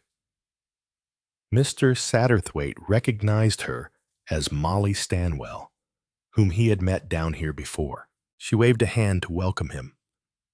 "John and Anna have just gone back," she cried. "They thought you must have come, but they simply had to be at the rehearsal." "Rehearsal of what?" inquired Mr. Satterthwaite. "This masquerade thing. I don't quite know what you'll call it. There is singing and dancing and all sorts of things in it. Mr. Manley. Do you remember him down here? He had quite a good tenor voice. Is to be Pierrot, and I am Pierrette. Two professionals are coming down for the dancing, Harlequin and Columbine, you know. And then there is a big chorus of girls.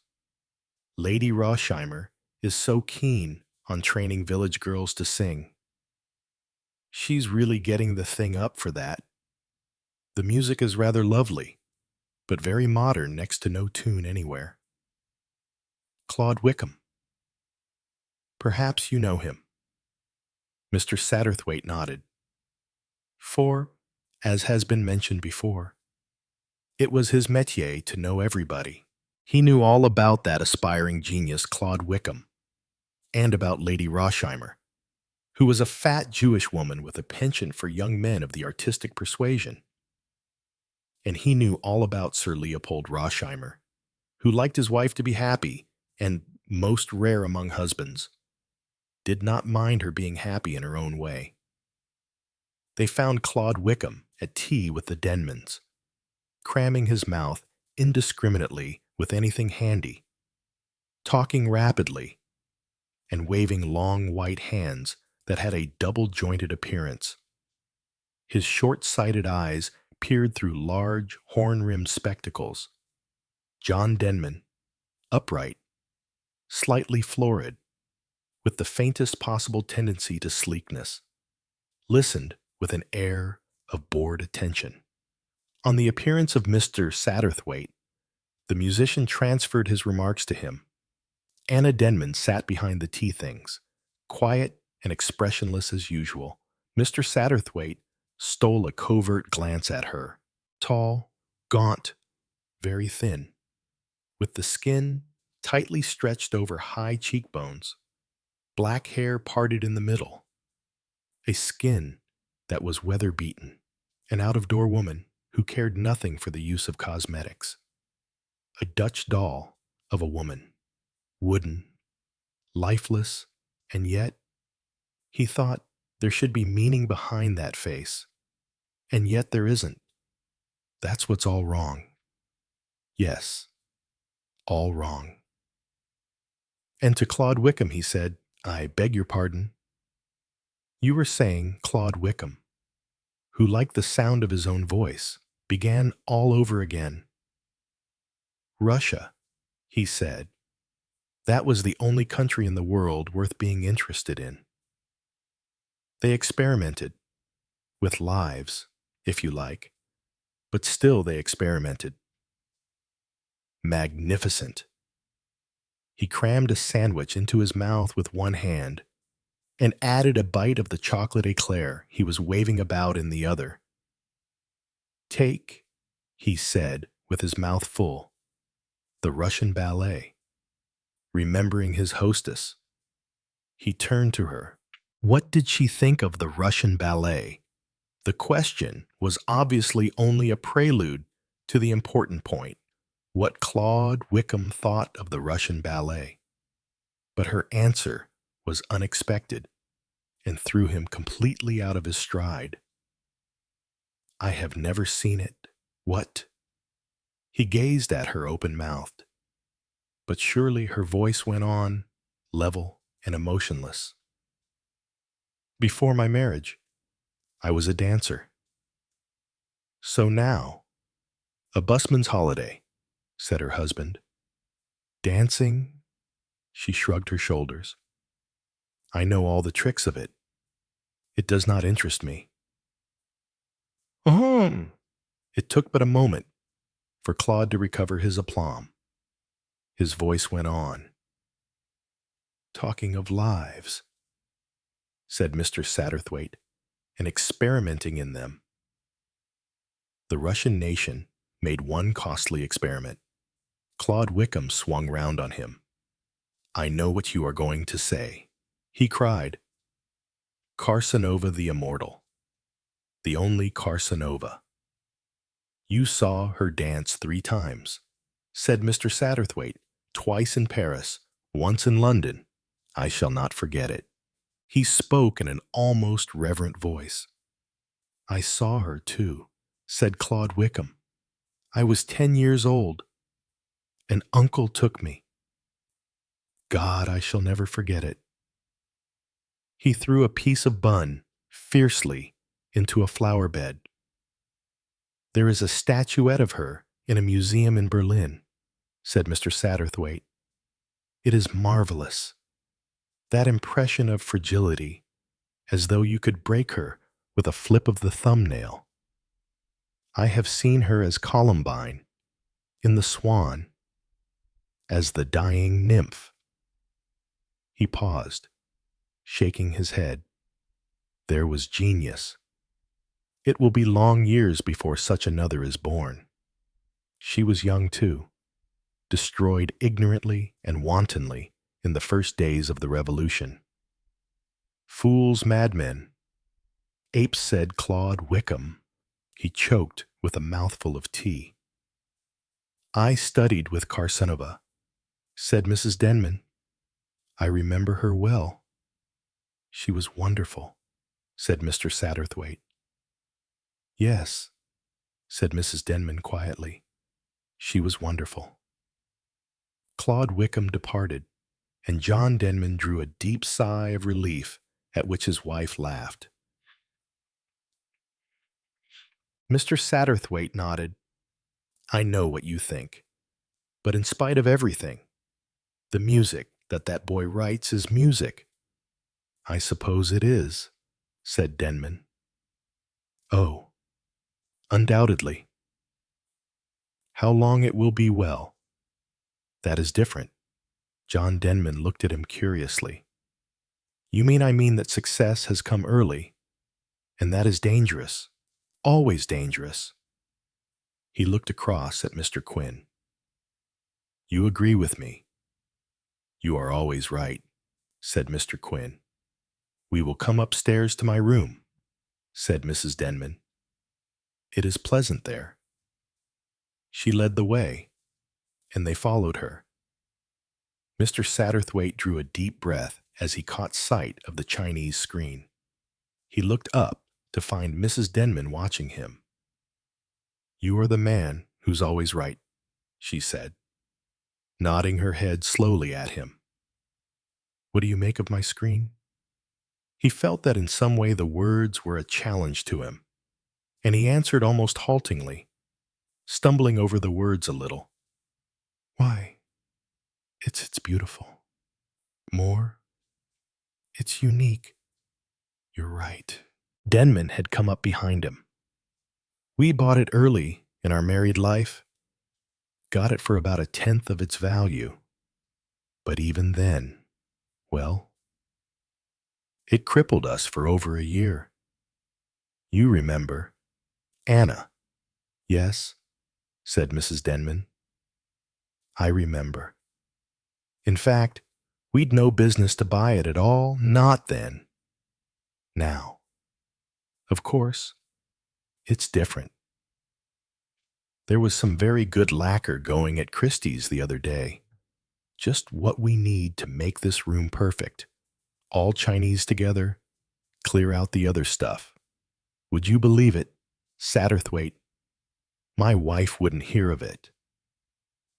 I like this room as it is, said Mrs. Denman. There was a curious look on her face. Again, Mr. Satterthwaite felt challenged and defeated. He looked around him, and for the first time he noticed the absence of all personal touch. There were no photographs, no flowers, no knickknacks. It was not like a woman's room at all, save for that one incongruous factor of the Chinese screen. It might have been a sample room shown at some big furnishing house. He found her smiling at him. Listen, she said.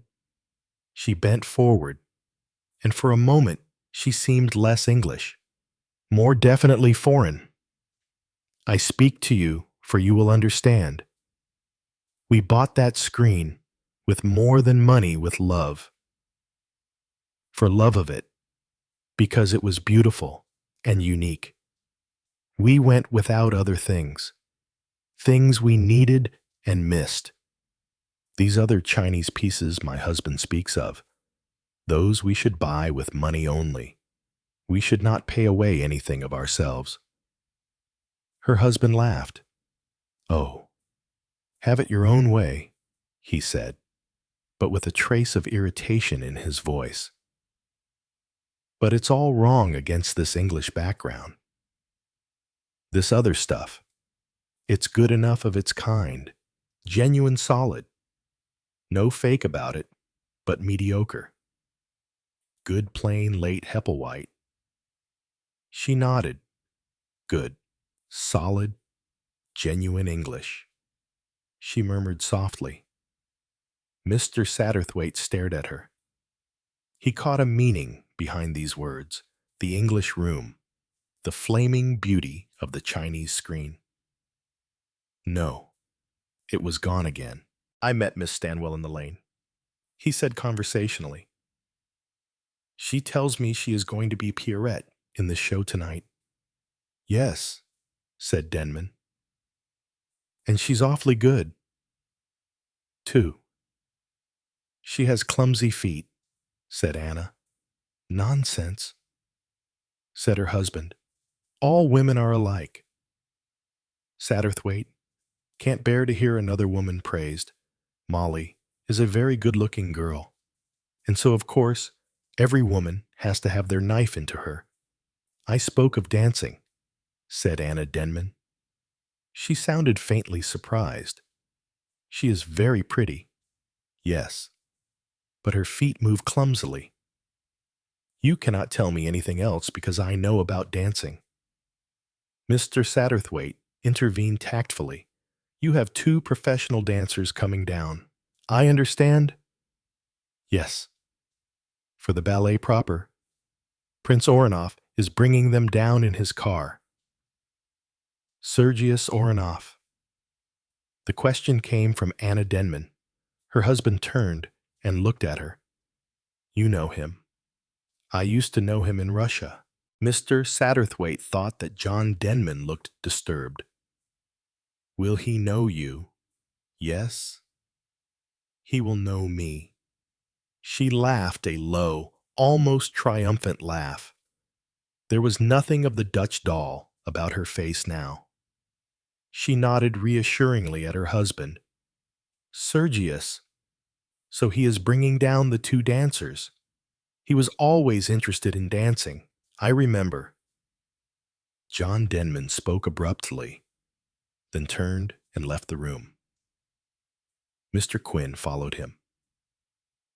Anna Denman crossed to the telephone and asked for a number.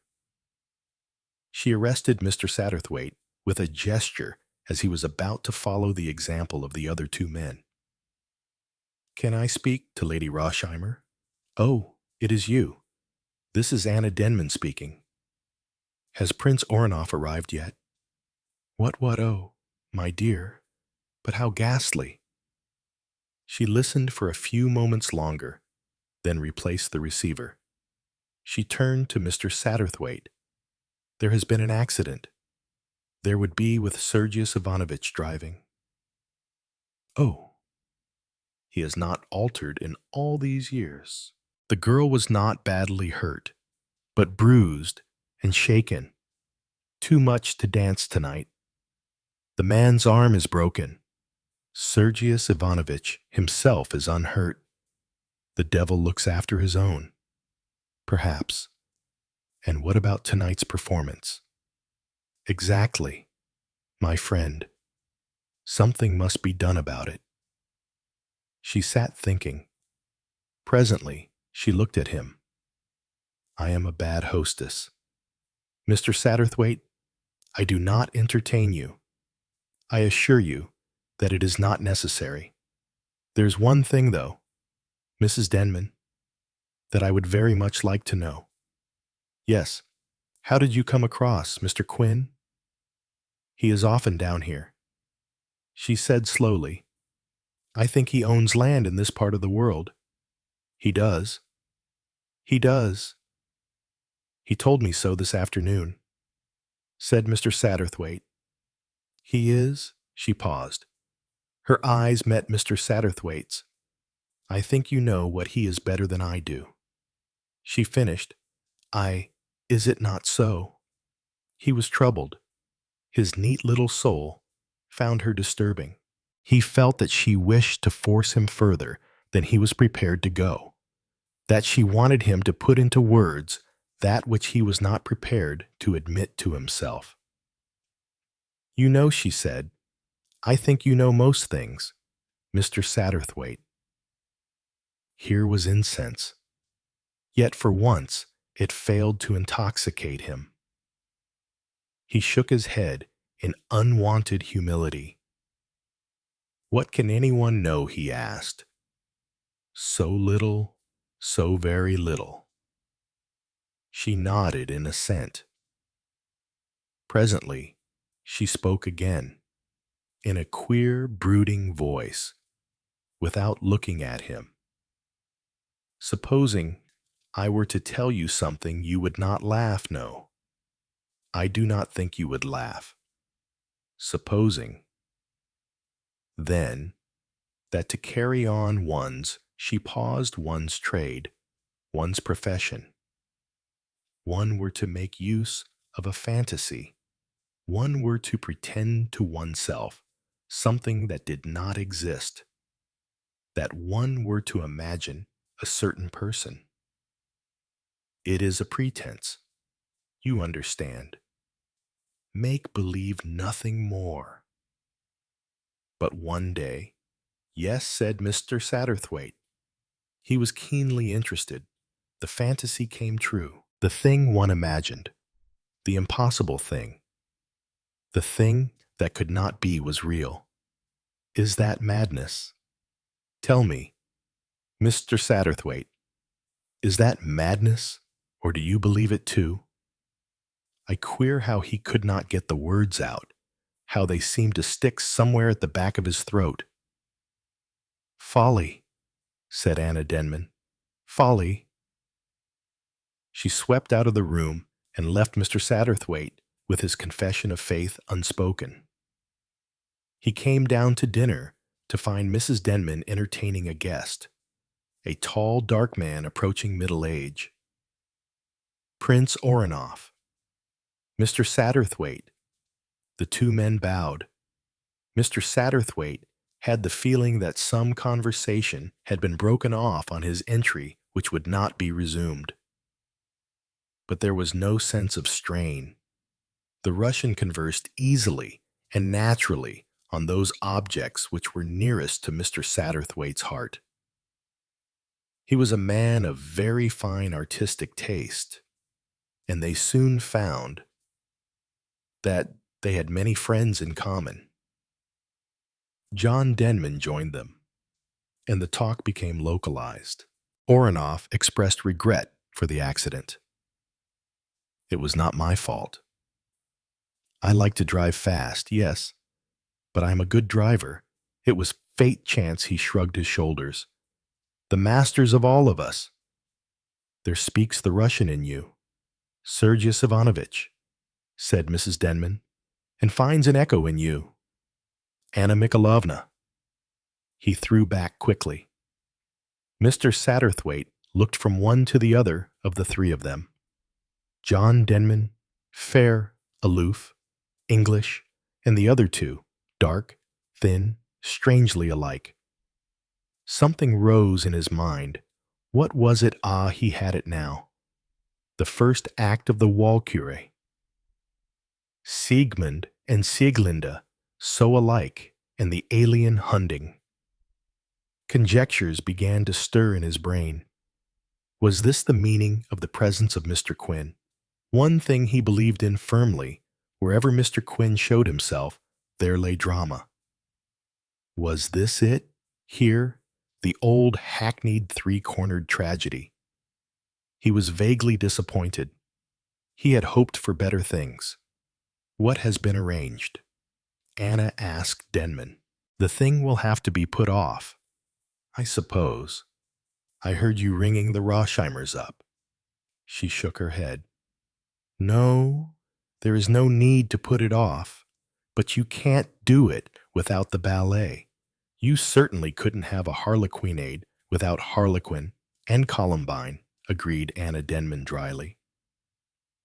I'm going to be Columbine, John. You? He was astonished, disturbed. Mr. Satterthwaite thought. She nodded composedly. You need not be afraid. John, I shall not disgrace you. You forget it was my profession once, Mr. Satterthwaite thought. What an extraordinary thing a voice is, the things it says and the things it leaves unsaid and means I wish I knew. Oh, said John Denman grudgingly. That solves one half of the problem. What about the other? Where will you find Harlequin? I have found him there. She gestured towards the open doorway where Mr. Quinn had just appeared. He smiled back at her. Good Lord. Quinn, said John Denman, do you know anything of this game? I should never have imagined it. Mr. Quinn is vouched for by an expert, said his wife. Mr. Satterthwaite will answer for him. She smiled at Mr. Satterthwaite, and the little man found himself murmuring, Oh, yes, I answer for Mr. Quinn. Denman turned his attention elsewhere. You know there's to be a fancy dress dance business afterwards. Great nuisance. We'll have to rig you up. Satterthwaite. Mr. Satterthwaite shook his head very decidedly. My years will excuse me. A brilliant idea struck him. A table napkin under his arm. There I am, an elderly waiter who has seen better days. He laughed. An interesting profession, said Mr. Quinn. One sees so much. I've got to put on some fool Pierrot thing, said Denman gloomily. It's cool anyway. That's one thing. What about you? He looked at Oranoff. I have a harlequin costume, said the Russian. His eyes wandered for a minute to his hostess's face. Mr. Satterthwaite wondered if he was mistaken in fancying that there was just a moment of constraint.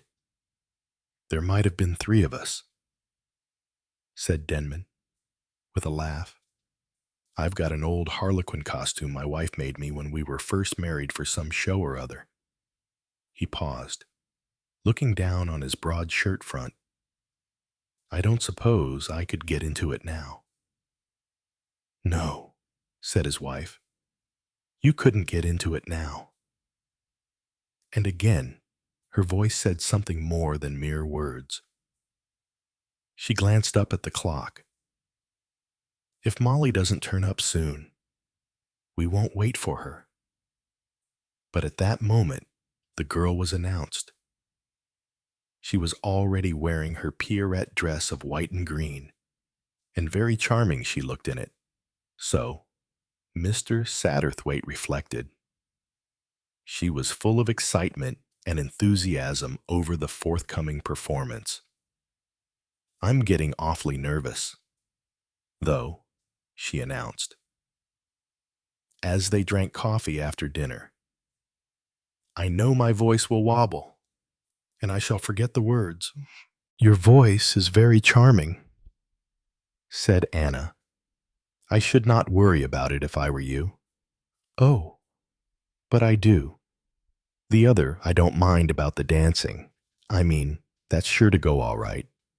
I mean, you can't go very far wrong with your feet, can you? She appealed to Anna, but the older woman did not respond. Instead, she said, Sing something now to Mr. Satterthwaite. You will find that he will reassure you. Molly went over to the piano. Her voice rang out, fresh and tuneful, in an old Irish ballad. Sheila, dark Sheila. What is it that you're seeing? What is it that you're seeing? That you're seeing in the fire?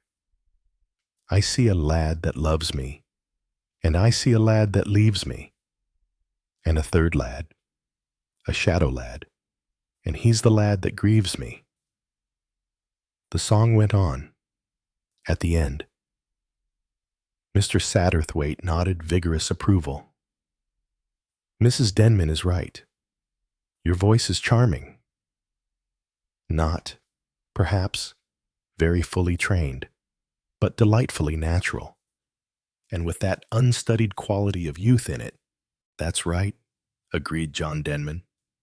You go ahead, Molly, and don't be downed by stage fright. We'd better be getting over to the Rossheimers now. The party separated to don cloaks. It was a glorious night, and they proposed to walk over, the house being only a few hundred yards down the road. Mr. Satterthwaite found himself by his friend. It's an odd thing, he said, but that song made me think of you. A third lad, a shadow lad. There's mystery there. And wherever there's mystery, I, well, think of you. Am I so mysterious? Smiled Mr. Quinn. Mr. Satterthwaite nodded vigorously. Yes, indeed. Do you know, until tonight, I had no idea that you were a professional dancer. Really, said Mr. Quinn. Listen, said Mr. Satterthwaite. He hummed the love motif from the Walküre. That is what has been ringing in my head all through dinner as I looked at those two. Which two, Prince Oranoff and Mrs. Denman? Don't you see the difference in her tonight? It's as though a shutter had suddenly been opened, and you see the glow within. Yes, said Mr. Quinn. Perhaps so. The same old drama, said Mr. Satterthwaite. I am right. Am I not? Those two belong together.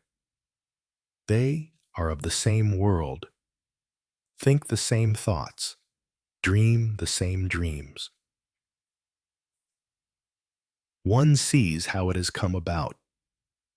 10 years ago, Denman must have been very good-looking, young, dashing, a figure of romance, and he saved her life. All quite natural. But now what is he? After all, a good fellow, prosperous, successful, but well, mediocre, good honest English stuff, very much like that Hepplewhite furniture upstairs. As English and as ordinary as that pretty English girl with her fresh untrained voice. Oh, you may smile, Mr. Quinn, but you cannot deny what I am saying. I deny nothing. In what you see, you are always right. And yet what Mr. Quinn leaned forward. His dark, melancholy eyes searched for those of Mr. Satterthwaite. Have you learned so little of life? He breathed. He left Mr. Satterthwaite vaguely disquieted, such a prey to meditation that he found the others had started without him, owing to his delay in selecting a scarf for his neck. He went out by the garden, and through the same door as in the afternoon. The lane was bathed in moonlight, and even as he stood in the doorway, he saw a couple enlaced in each other's arms. For a moment he thought, and then he saw John Denman and Molly Stanwell. Denman's voice came to him, hoarse and anguished. I can't live without you. What are we to do? Mr. Satterthwaite turned to go back the way he had come. But a hand stayed him. Someone else stood in the doorway beside him.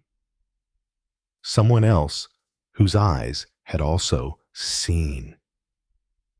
Which Satterthwaite had only to catch one glimpse of her face to know how wildly astray all his conclusions had been. Her anguished hand held him there until those other two had passed up the lane and disappeared from sight.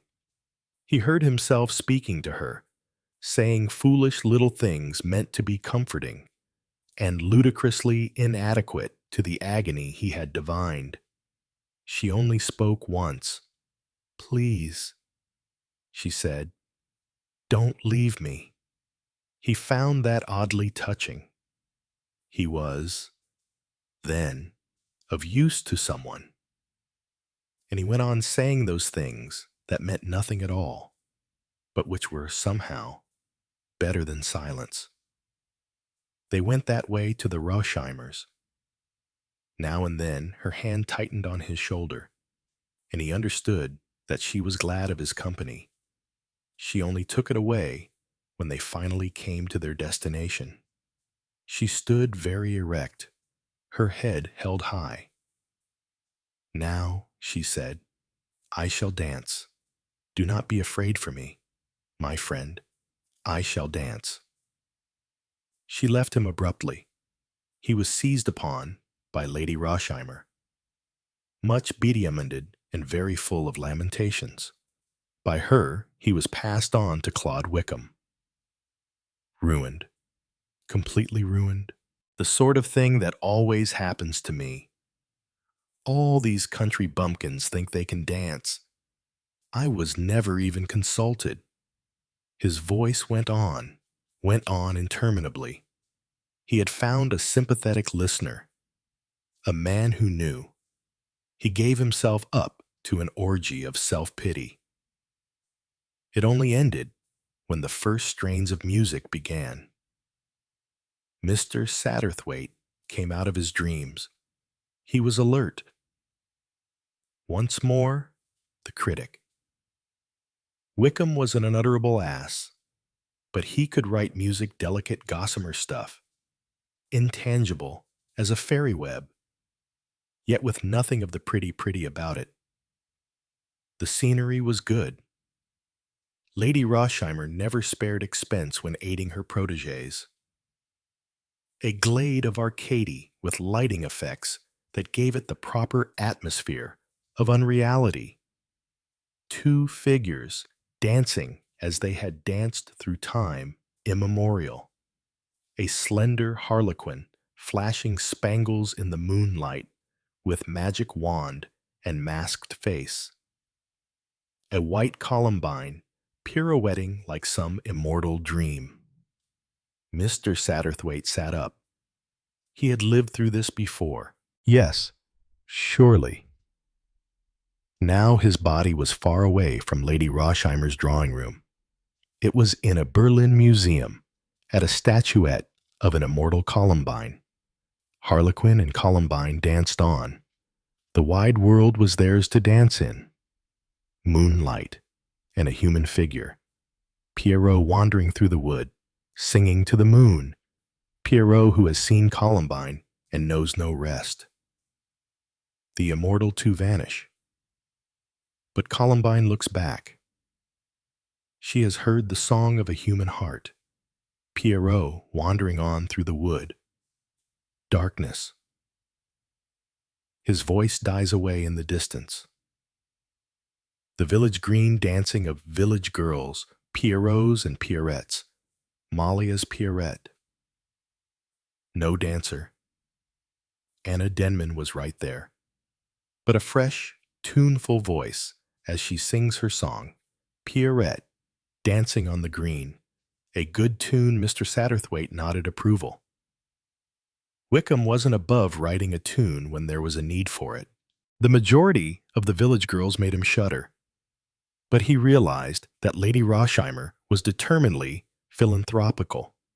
They press Pierrot to join the dance. He refuses. With white face he wanders, on the eternal lover seeking his ideal. Evening falls. Harlequin and Columbine. Invisible. Dance in and out of the unconscious throng. The place is deserted. Only Pierrot, weary, falls asleep on a grassy bank. Harlequin and Columbine dance round him. He wakes and sees Columbine.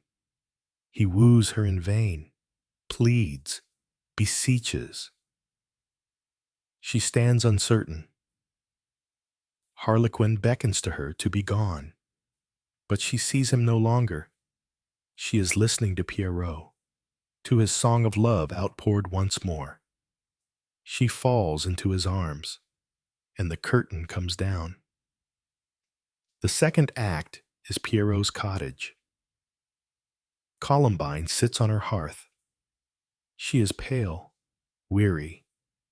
She listens for what Pierrot sings to her, woos her back to thoughts of him once more. The evening darkens. Thunder is heard. Columbine puts aside her spinning wheel. She is eager, stirred. She listens no longer to Pierrot. It is her own music that is in the air, the music of Harlequin and Columbine. She is awake. She remembers. A crash of thunder. Harlequin stands in the doorway. Pierrot cannot see him, but Columbine springs up with a glad laugh. Children come running, but she pushes them aside. With another crash of thunder, the walls fall. And Columbine dances out into the wild night with Harlequin. Darkness. And through it, the tune that Pierrette has sung. Light comes slowly, the cottage once more. Pierrot and Pierrette, grown old and gray, sit in front of the fire in two armchairs. The music is happy, but subdued. Pierrette nods in her chair. Through the window comes a shaft of moonlight, and with it the motif of Pierrot's long-forgotten song. He stirs in his chair.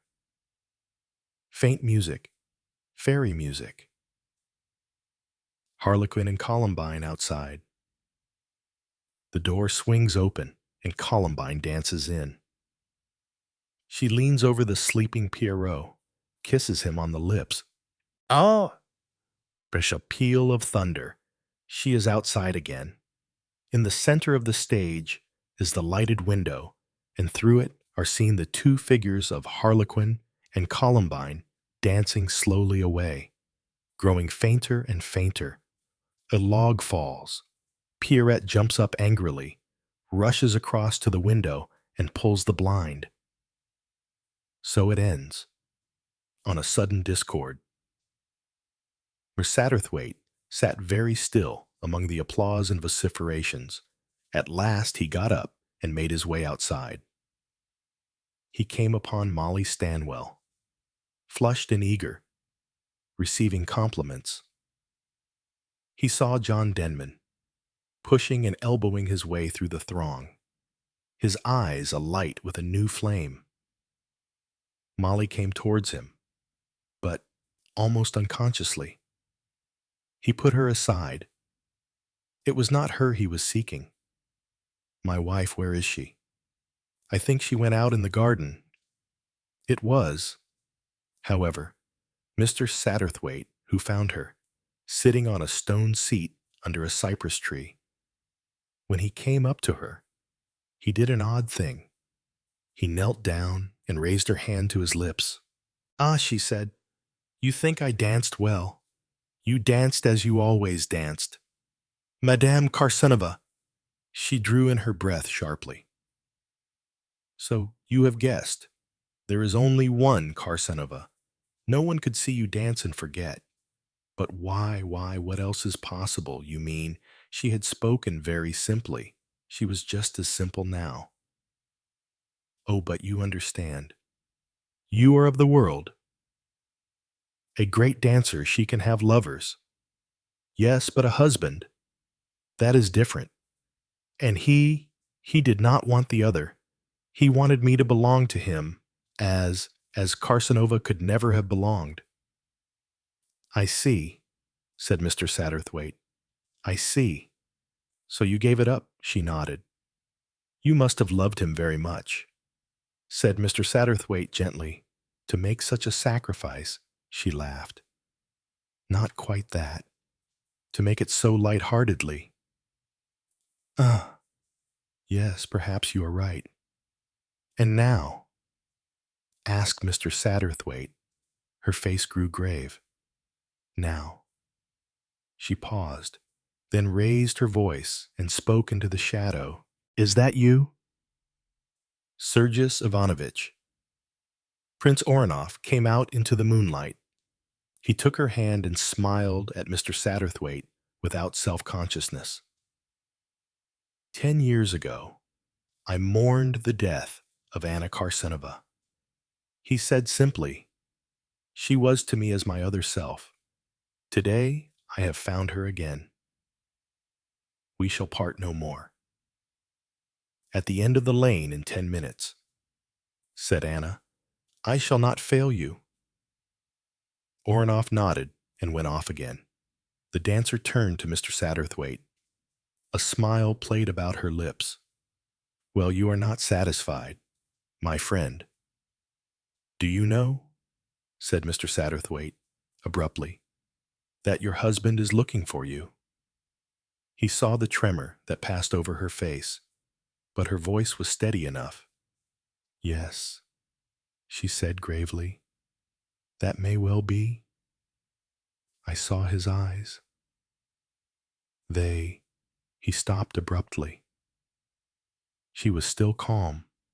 Yes, perhaps, for an hour. An hour's magic, born of past memories, of music, of moonlight. That is all. Then there is nothing that I can say. He felt old, dispirited. For 10 years I have lived with the man I love, said Anna Karsenova. Now I am going to the man who for 10 years has loved me." Mr. Satterthwaite said nothing. He had no arguments left. Besides, it really seemed the simplest solution. Only, somehow, it was not the solution he wanted. He felt her hand on his shoulder. "I know, my friend, I know. But there is no third way. Always one looks for one thing, the lover, the perfect, the eternal lover. It is the music of Harlequin one hears. No lover ever satisfies one. For all lovers are mortal, and Harlequin is only a myth, an invisible presence. Unless, yes," said Mr. Satterthwaite. "Yes, unless his name is Death." Mr. Satterthwaite shivered. She moved away from him, was swallowed up in the shadows. He never knew quite how long he sat on there, but suddenly he started up with the feeling that he had been wasting valuable time. He hurried away, impelled in a certain direction almost in spite of himself. As he came out into the lane, he had a strange feeling of unreality. Magic, and moonlight, and two figures coming towards him. Oranoff in his harlequin dress. So he thought at first. Then, as they passed him, he knew his mistake. That lithe, swaying figure belonged to one person only, Mr. Quinn. They went on down the lane, their feet light as though they were treading on air. Mr. Quinn turned his head and looked back. And Mr. Satterthwaite had a shock, for it was not the face of Mr. Quinn as he had ever seen it before. It was the face of a stranger. No, not quite a stranger.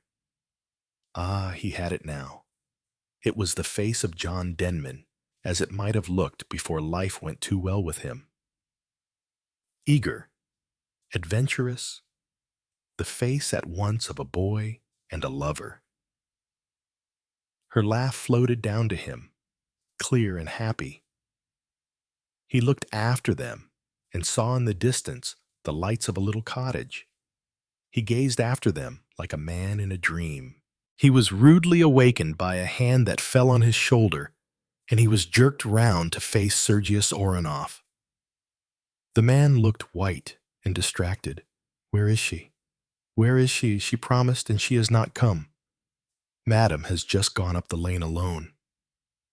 It was Mrs. Denman's maid who spoke from the shadow of the door behind them. She had been waiting with her mistress's wraps. I was standing here and saw her pass. She added, Mr. Satterthwaite threw one harsh word at her. "Alone, alone. Did you say?" The maid's eyes widened in surprise. "Yes, sir. Didn't you see her off?" Mr. Satterthwaite clutched at Oranoff.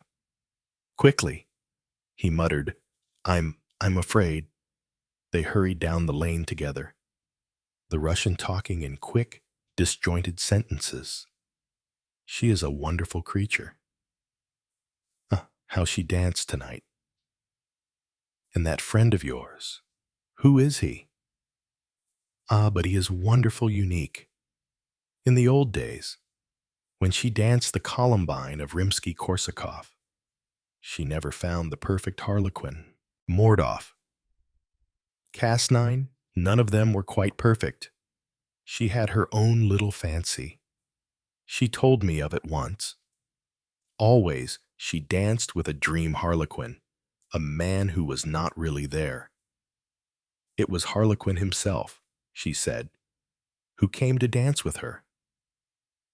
It was that fancy of hers that made her Columbine so wonderful. Mr. Satterthwaite nodded. There was only one thought in his head. "Hurry," he said. "We must be in time." Oh, we must be in time. They came round.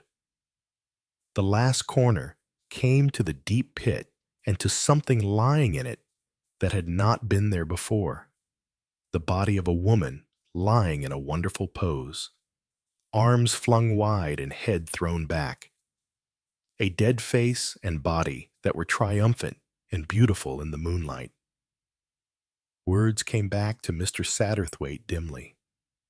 Mr. Quinn's words. Wonderful things on a rubbish heap. He understood them now. Oranoff was murmuring broken phrases. The tears were streaming down his face. I loved her. Always, I loved her. He used almost the same words that had occurred to Mr. Satterthwaite earlier in the day. We were of the same world. She and I, we had the same thoughts, the same dreams. I would have loved her always. How do you know? The Russian stared at him, at the fretful peevishness of the tone. How do you know? Went on Mr. Satterthwaite. It is what all lovers think, what all lovers say. There is only one lover. He turned and almost ran into Mr. Quinn in an agitated manner. Mr. Satterthwaite caught him by the arm and drew him aside. It was you, he said. It was you who were with her just now. Mr. Quinn waited a minute and then said gently, You can put it that way, if you like. And the maid didn't see you. The maid didn't see me. But I did. Why was that? Perhaps as a result of the price you have paid. You see things that other people do not. Mr. Satterthwaite looked at him uncomprehendingly for a minute or two. Then he began suddenly to quiver all over, like an aspen leaf. What is this place? He whispered. What is this place I told you earlier, Tootie? It is my lane. A lover's lane, murmured Mr. Satterthwaite, and people pass along it. Most people, sooner or later. And at the end of it, what do they find? Mr. Quinn smiled. His voice was very gentle. He pointed at the ruined cottage above them, the house of their dreams, or a rubbish heap. Who shall say? Mr. Satterthwaite looked up at him suddenly. A wild rebellion surged over him. He felt cheated, defrauded, but his voice shook. I have never passed down your lane. And do you regret? Mr. Satterthwaite quailed. Mr. Quinn seemed to have loomed to enormous proportions. Mr. Satterthwaite had a vista of something at once menacing and terrifying. Joy, sorrow, despair, and his comfortable little soul shrank back appalled. Do you regret? Mr. Quinn repeated his question. There was something terrible about him. No, Mr. Satterthwaite stammered. No. And then suddenly he rallied. But I see things, he cried. I may have been only a looker-on at life, but I see things that other people do not. You said so yourself, Mr. Quinn. But Mr. Quinn had vanished. Chapter 5. The Adventure of the Italian Nobleman. Poirot and I had many friends and acquaintances of an informal nature. Amongst these was to be numbered Dr. Hawker, a near neighbor of ours, and a member of the medical profession. It was the genial doctor's habit to drop in sometimes of an evening and have a chat with Poirot, of whose genius he was an ardent admirer. The doctor himself, frank and unsuspicious to the last degree, admired the talents so far removed from his own. On one particular evening in early June, he arrived about 8:30 and settled down to a comfortable discussion on the cheery topic of the prevalence of arsenical poisoning in crimes. It must have been about a quarter of an hour later when the door of our sitting room flew open, and a distracted female precipitated herself into the room. Oh, doctor, you're wanted. Such a terrible voice, It gave me a turn. It did indeed. I recognized in our new visitor Dr. Hawker's housekeeper, Miss Ryder. The doctor was a bachelor and lived in a gloomy old house a few streets away. The usually placid Miss Ryder was now in a state bordering on incoherence.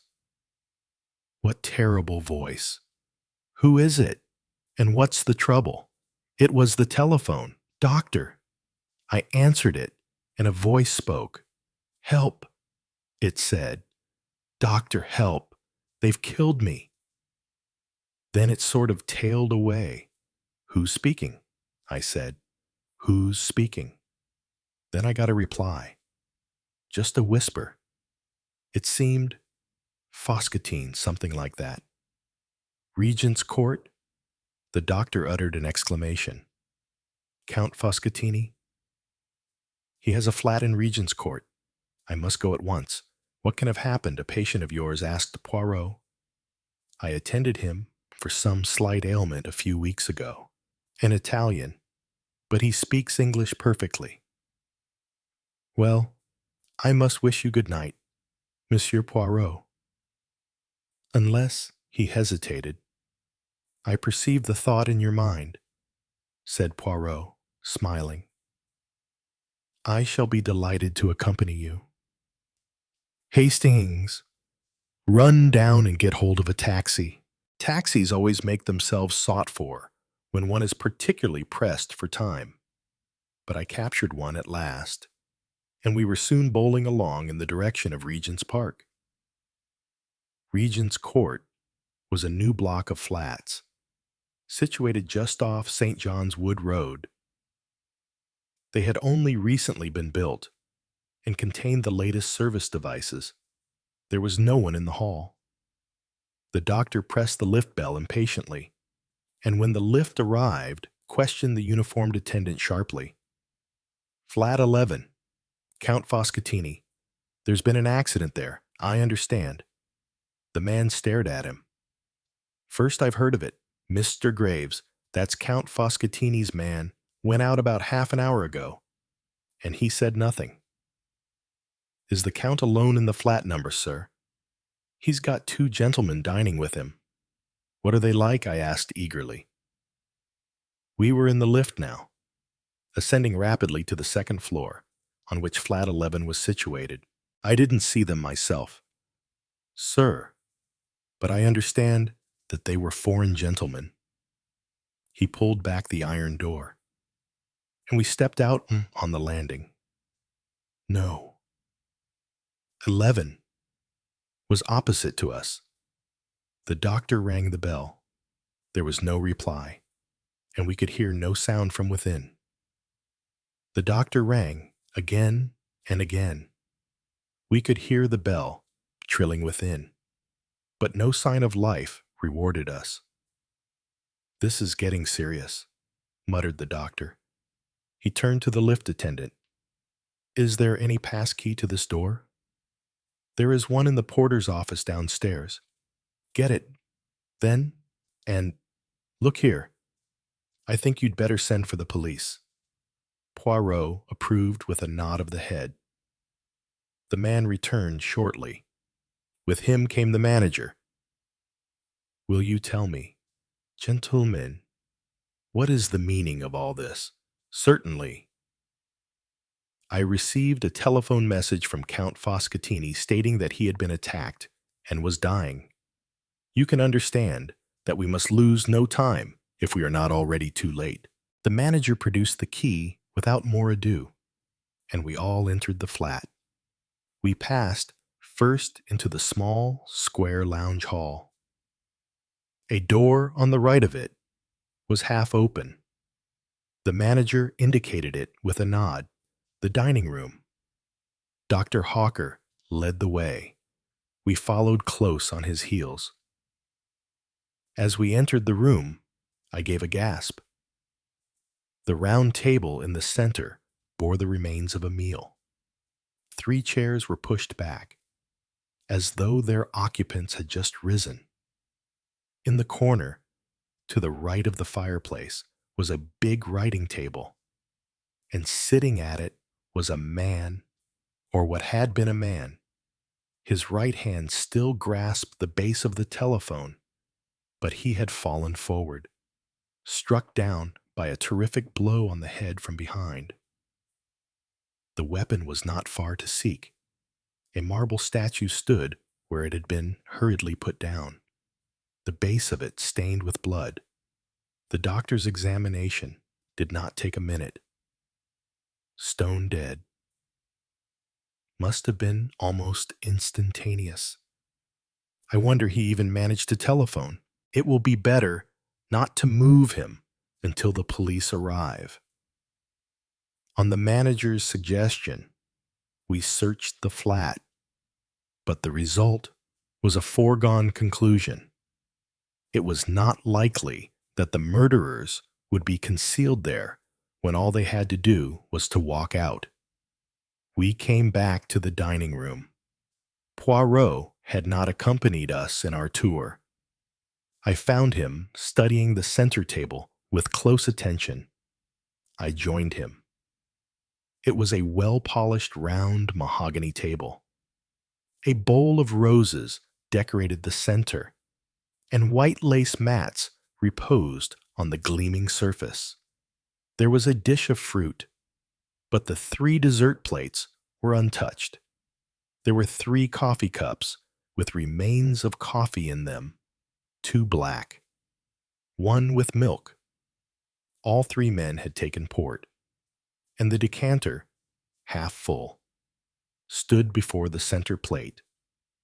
One of the men had smoked a cigar, the other 2 cigarettes. A tortoiseshell and silver box, holding cigars and cigarettes, stood open upon the table. I enumerated all these facts to myself, but I was forced to admit that they did not shed any brilliant light on the situation. I wondered what Poirot saw in them to make him so intent. I asked him. "Mon ami," he replied, "you miss the point. I am looking for something that I do not see." What is that a mistake, even a little mistake on the part of the murderer?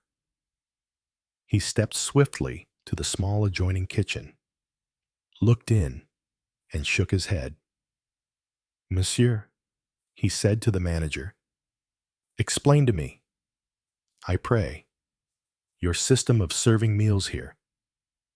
The manager stepped to a small hatch in the wall. "This is the service lift," he explained.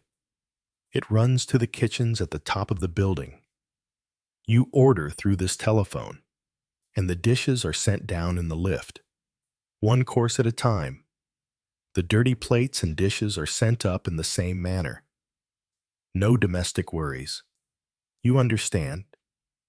And at the same time, you avoid the wearying publicity of always dining in a restaurant." Poirot nodded. "Then the plates and dishes that were used tonight are on high in the kitchen.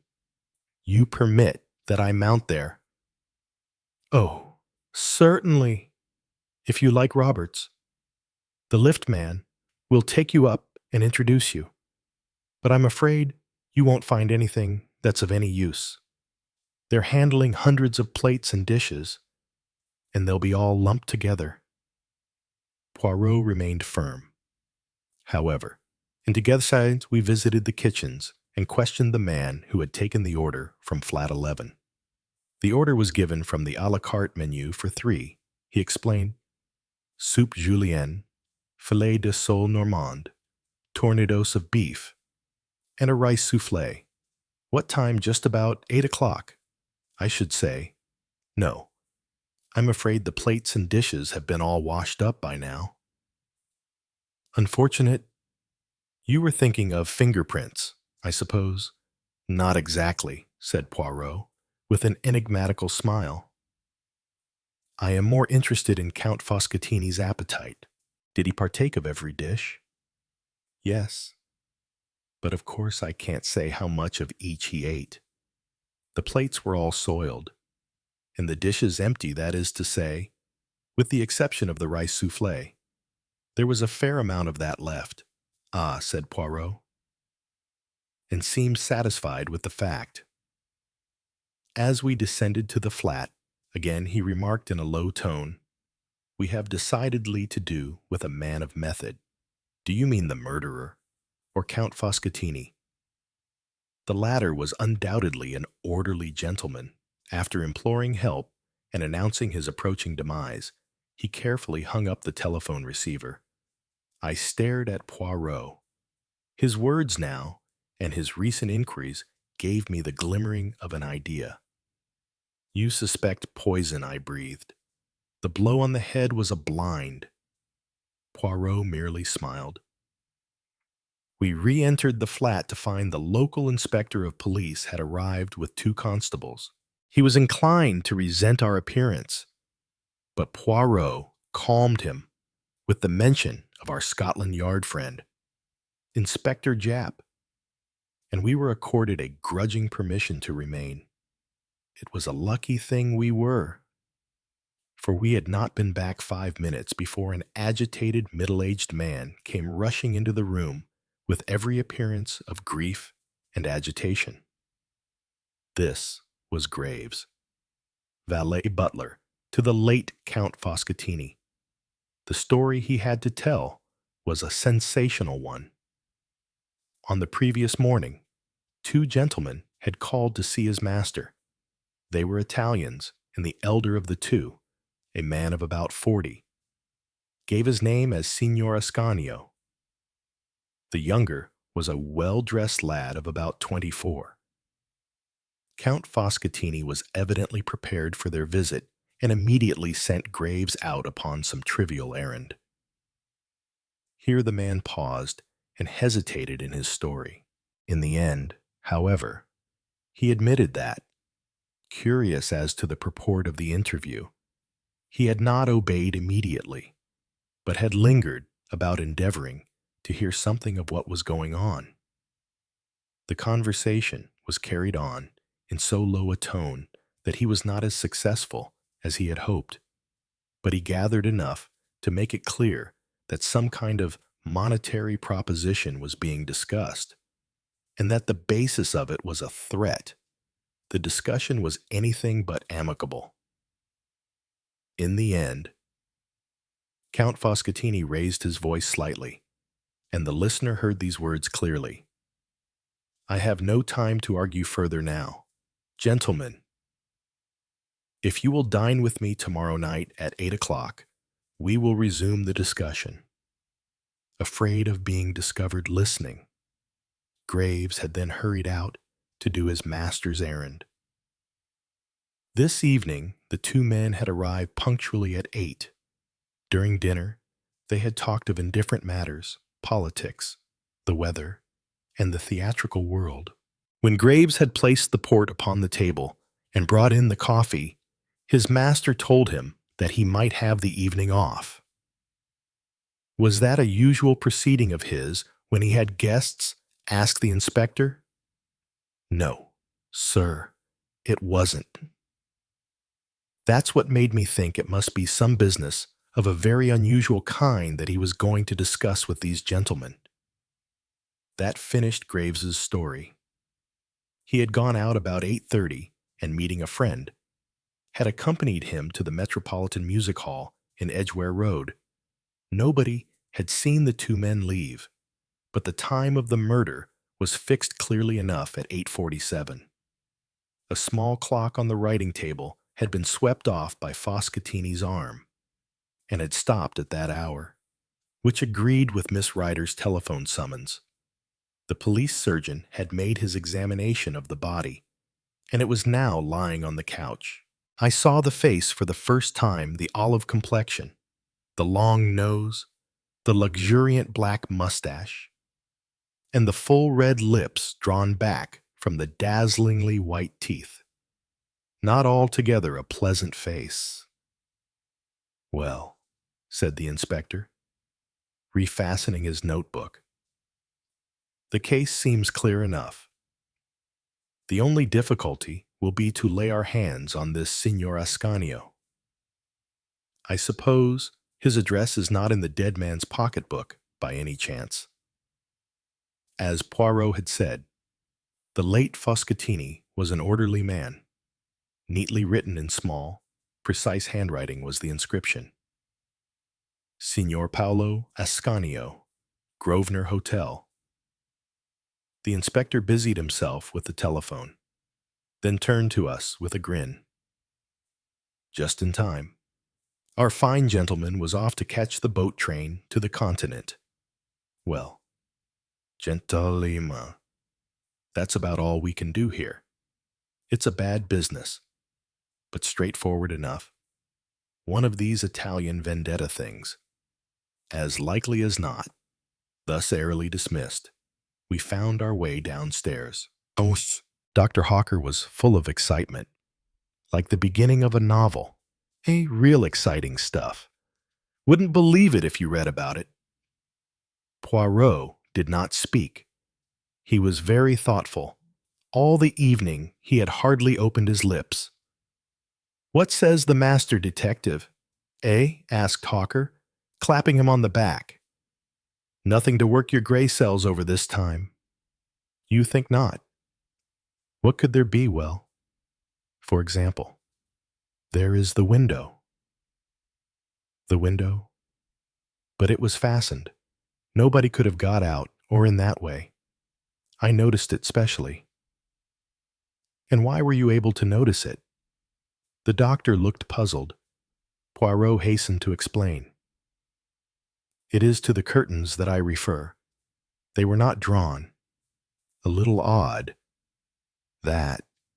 And then there was the coffee. It was very black coffee." "Well, what of it?" "Very black," repeated Poirot. "In conjunction with that, let us remember that very little of the rice souffle was eaten." "And we get what moonshine," laughed the doctor. "You're pulling my leg." "Never do I pull the leg. Hastings here knows that I am perfectly serious. I don't know what you are getting at. All the same, I confessed. You don't suspect the manservant, do you? He might have been in with the gang and put some dope in the coffee. I suppose they'll test his alibi." "Without doubt, my friend, but it is the alibi of Signor Ascanio that interests me." "You think he has an alibi?" "That is just what worries me. I have no doubt that we shall soon be enlightened on that point. The Daily Newsmonger enabled us to become conversant with succeeding events. Signor Ascanio was arrested and charged with the murder of Count Foscatini. When arrested, he denied knowing the Count and declared he had never been near Regent's Court, either on the evening of the crime or on the previous morning. The younger man had disappeared entirely. Signor Ascanio had arrived alone at the Grosvenor Hotel from the Continent 2 days before the murder. All efforts to trace the second man failed. Ascanio, however, was not sent for trial. No less a personage than the Italian ambassador himself came forward and testified at the police court proceedings that Ascanio had been with him at the embassy from 8 till 9 that evening. The prisoner was discharged. Naturally, a lot of people thought that the crime was a political one and was being deliberately hushed up. Poirot had taken a keen interest in all these points. Nevertheless, I was somewhat surprised when he suddenly informed me one morning that he was expecting a visitor at 11 o'clock, and that the visitor was none other than Ascanio himself. "He wishes to consult you due to Hastings. I wish to consult him." "What about the Regent's Court murder?" "You are going to prove that he did it." "A man can't be tried twice for murder." "Hastings, endeavor to have the common sense." "Ah, that is our friend's ring." A few minutes later, Signor Ascanio was ushered in, a small, thin man with a secretive and furtive glance in his eyes. He remained standing, darting suspicious glances from one to the other of us. Monsieur Poirot. My little friend tapped himself gently on the chest. Be seated, Signor. You received my note. I am determined to get to the bottom of this mystery. In some small measure, you can aid me. Let us commence. You, in company with a friend, visited the late Count Foscatini on the morning of Tuesday the 9th. The Italian made an angry gesture. I did nothing of the sort. I have sworn in court précisément, and I have a little idea that you have sworn falsely.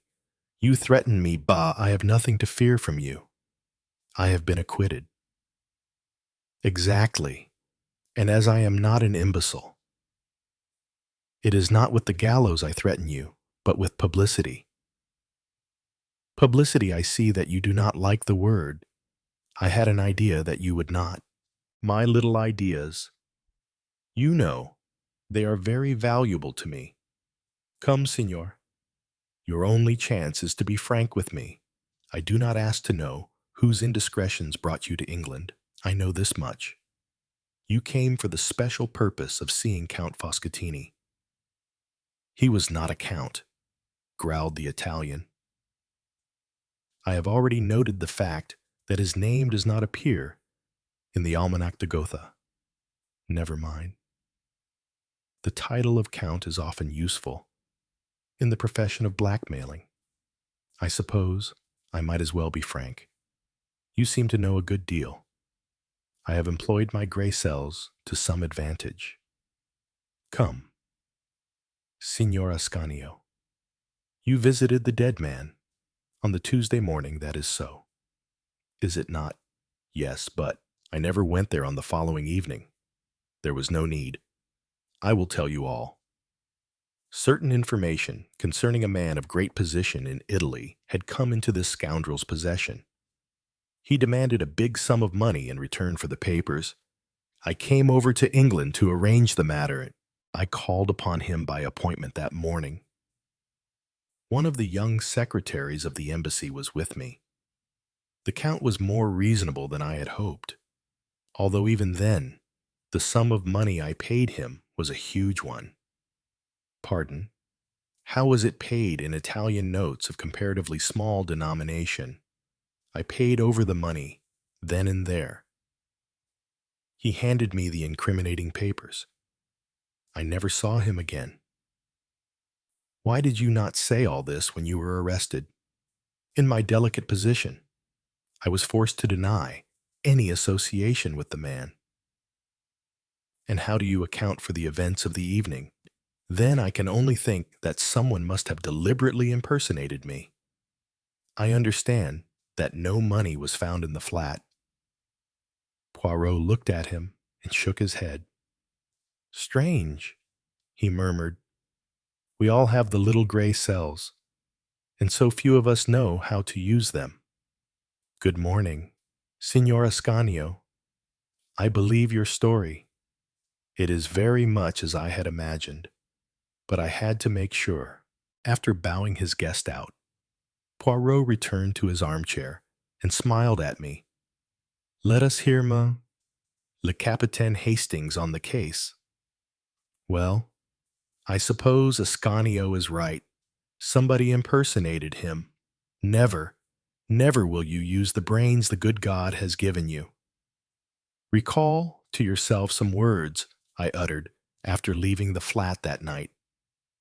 I referred to the window curtains not being drawn. We are in the month of June. It is still light at 8 o'clock. The light is failing by half past. Ça vous dit quelque chose? I perceive a struggling impression that you will arrive some day. Now, let us continue. The coffee was, as I said, very black. Count Foscatini's teeth were magnificently white. Coffee stains the teeth. We reason from that that Count Foscatini did not drink any coffee, yet there was coffee in all 3 cups. Why should anyone pretend Count Foscatini had drunk coffee when he had not done so? I shook my head, utterly bewildered. Come, I will help you. What evidence have we that Ascanio and his friend, or 2 men posing as them, ever came to the flat that night? Nobody saw them go in. Nobody saw them go out. We have the evidence of 1 man and of a host of inanimate objects. I mean knives and forks and plates and empty dishes. Ah, but it was a clever idea. Graves is a thief and a scoundrel. But what a man of method! He overhears a portion of the conversation in the morning, enough to realize that Ascanio will be in an awkward position to defend himself. The following evening, about 8 o'clock, he tells his master he is wanted at the telephone. Foscatini sits down, stretches out his hand to the telephone, and from behind, Graves strikes him down with the marble figure. Then, quickly, to the service telephone dinner for 3 it comes. He lays the table, dirties the plates, knives, and forks, etc. But he has to get rid of the food, too. Not only is he a man of brain, he has a resolute and capacious stomach. But after eating 3 tornitos, the rice soufflé is too much for him. He even smokes a cigar and 2 cigarettes to carry out the illusion. Ah, but it was magnificently thorough. Then, having moved on the hands of the clock to 8:47, he smashes it and stops it. The one thing he does not do is to draw the curtains. But if there had been a real dinner party, the curtains would have been drawn as soon as the light began to fail. Then he hurries out, mentioning the guests to the lift man in passing. He hurries to a telephone box, and as near as possible to 8:47 rings up the doctor with his master's dying cry. So successful is his idea that no one ever inquires if a call was put through from flat 11 at that time. Except Hercule Poirot. I suppose I said sarcastically. Not even Hercule Poirot, said my friend, with a smile. I am about to inquire now. I had to prove my point to you first, but you will see.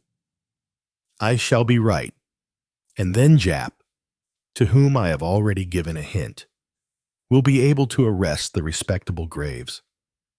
I wonder how much of the money he has spent. Poirot was right. He always is. Confound him. Chapter 6. Jane in Search of a Job. Jane Cleveland rustled the pages of the Daily Leader and sighed, a deep sigh that came from the innermost recesses of her being. She looked with distaste at the marble-topped table, the poached egg on toast, which reposed on it, and the small pot of tea. Not because she was not hungry. That was far from being the case. Jane was extremely hungry. At that moment, she felt like consuming 1.5 pounds of well-cooked beefsteak, with chip potatoes and possibly French beans, the whole washed down with some more exciting vintage than tea. But young women whose exchequers are in a parlous condition cannot be choosers. Jane was lucky to be able to order a poached egg and a pot of tea. It seemed unlikely that she would be able to do so tomorrow. That is, unless she turned once more to the advertisement columns of the Daily Leader. To put it plainly, Jane was out of a job, and the position was becoming acute.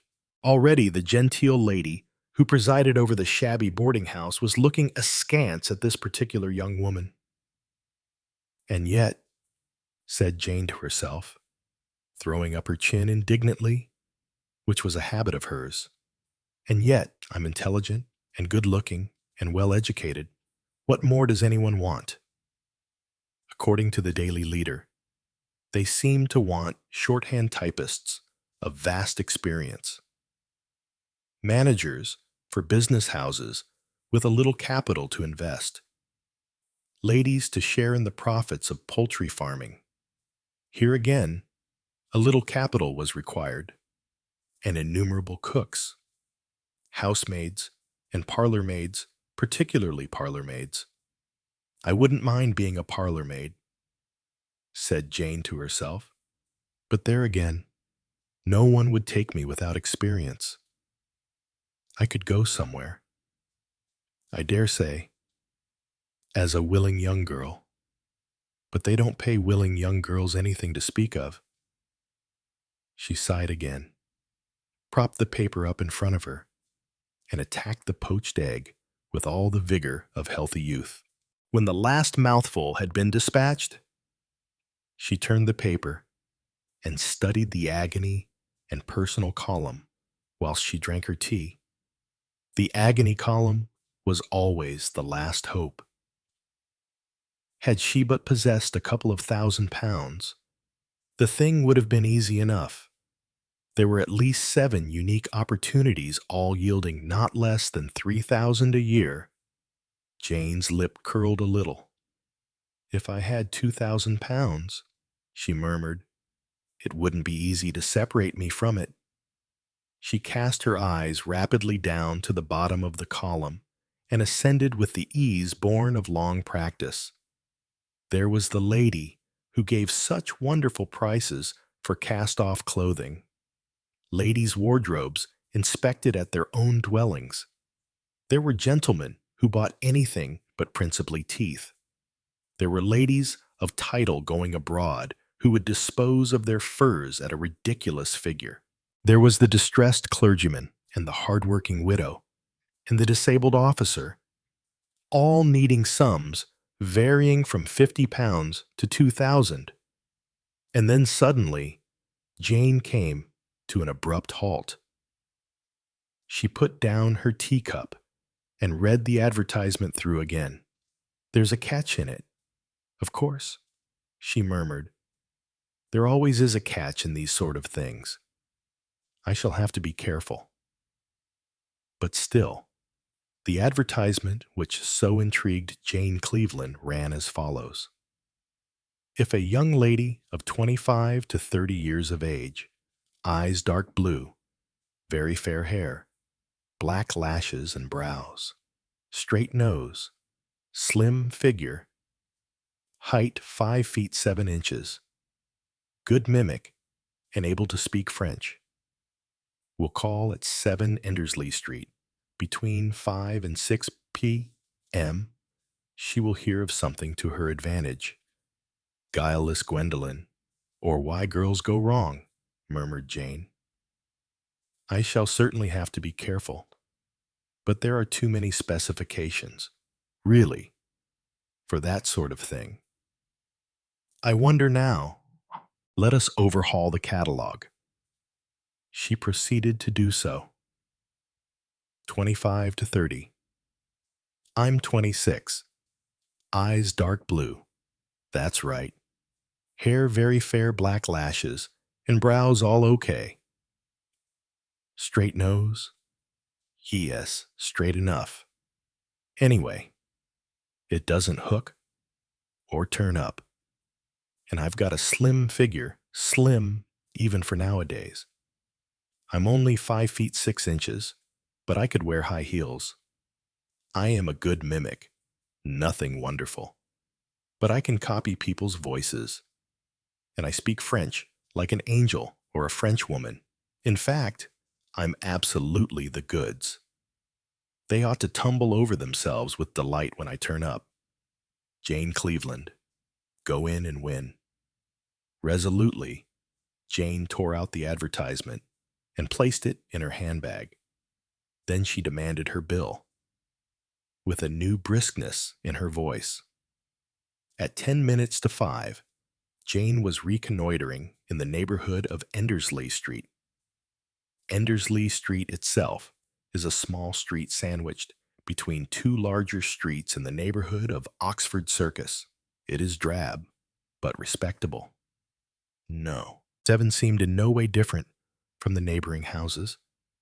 It was composed like they were of offices, but looking up at it, it dawned upon Jane for the first time that she was not the only blue-eyed, fair-haired, straight-nosed, slim-figured girl of between 25 and 30 years of age. London was evidently full of such girls, and 40 or 50 of them at least were grouped outside number 7 Endersley Street. "Competition," said Jane. "I'd better join the queue quickly." She did so, just as 3 more girls turned the corner of the street. Others followed them. Jane amused herself by taking stock of her immediate neighbors. In each case, she managed to find something wrong: fair, eyelashes instead of dark, eyes more gray than blue, fair hair that owed its fairness to art and not to nature, interesting variations in noses, and figures that only an all-embracing charity could have described as slim. Jane's spirits rose. "I believe I've got as good an all-round chance as anyone," she murmured to herself. "I wonder what it's all about, a beauty chorus. I hope." The queue was moving slowly but steadily forward. Presently, a second stream of girls began, issuing from inside the house. Some of them tossed their heads. Some of them smirked. "Rejected," said Jane, with glee. "I hope to goodness they won't be full up before I get in." And still the queue of girls moved forwards. There were anxious glances in tiny mirrors, and a frenzied powdering of noses. Lipsticks were brandished freely. "I wish I had a smarter hat," said Jane to herself sadly. At last, it was her turn. Inside the door of the house was a glass door at one side, with the legend, "Messrs. Cuthbertsons," inscribed on it. It was through this glass door that the applicants were passing one by one. Jane's turn came. She drew a deep breath and entered. Inside was an outer office, obviously intended for clerks. At the end was another glass door. Jane was directed to pass through this, and did so. She found herself in a smaller room. There was a big desk in it, and behind the desk was a keen-eyed man of middle age with a thick, rather foreign-looking mustache. His glance swept over Jane. Then he pointed to a door on the left. "Wait in there, please," he said crisply. Jane obeyed. The apartment she entered was already occupied. 5 girls sat there, all very upright and all glaring at each other. It was clear to Jane that she had been included amongst the likely candidates, and her spirits rose. Nevertheless, she was forced to admit that these 5 girls were equally eligible with herself as far as the terms of the advertisement went. The time passed. Streams of girls were evidently passing through the inner office. Most of them were dismissed through another door, giving on the corridor. But every now and then, a recruit arrived to swell the select assembly. At 6:30, there were 14 girls assembled there. Jane heard a murmur of voices from the inner office, and then the foreign-looking gentleman, whom she had nicknamed in her mind the Colonel, owing to the military character of his mustache, appeared in the doorway. "I will see you ladies one at a time, if you please," he announced, "in the order in which you arrived." Please. Jane was, of course, the 6th on the list. 20 minutes elapsed before she was called in. The Colonel was standing with his hands behind his back. He put her through a rapid catechism, tested her knowledge of French, and measured her height. "It is possible, Mademoiselle," he said in French, "that you may suit, I do not know. But it is possible. What is this post?"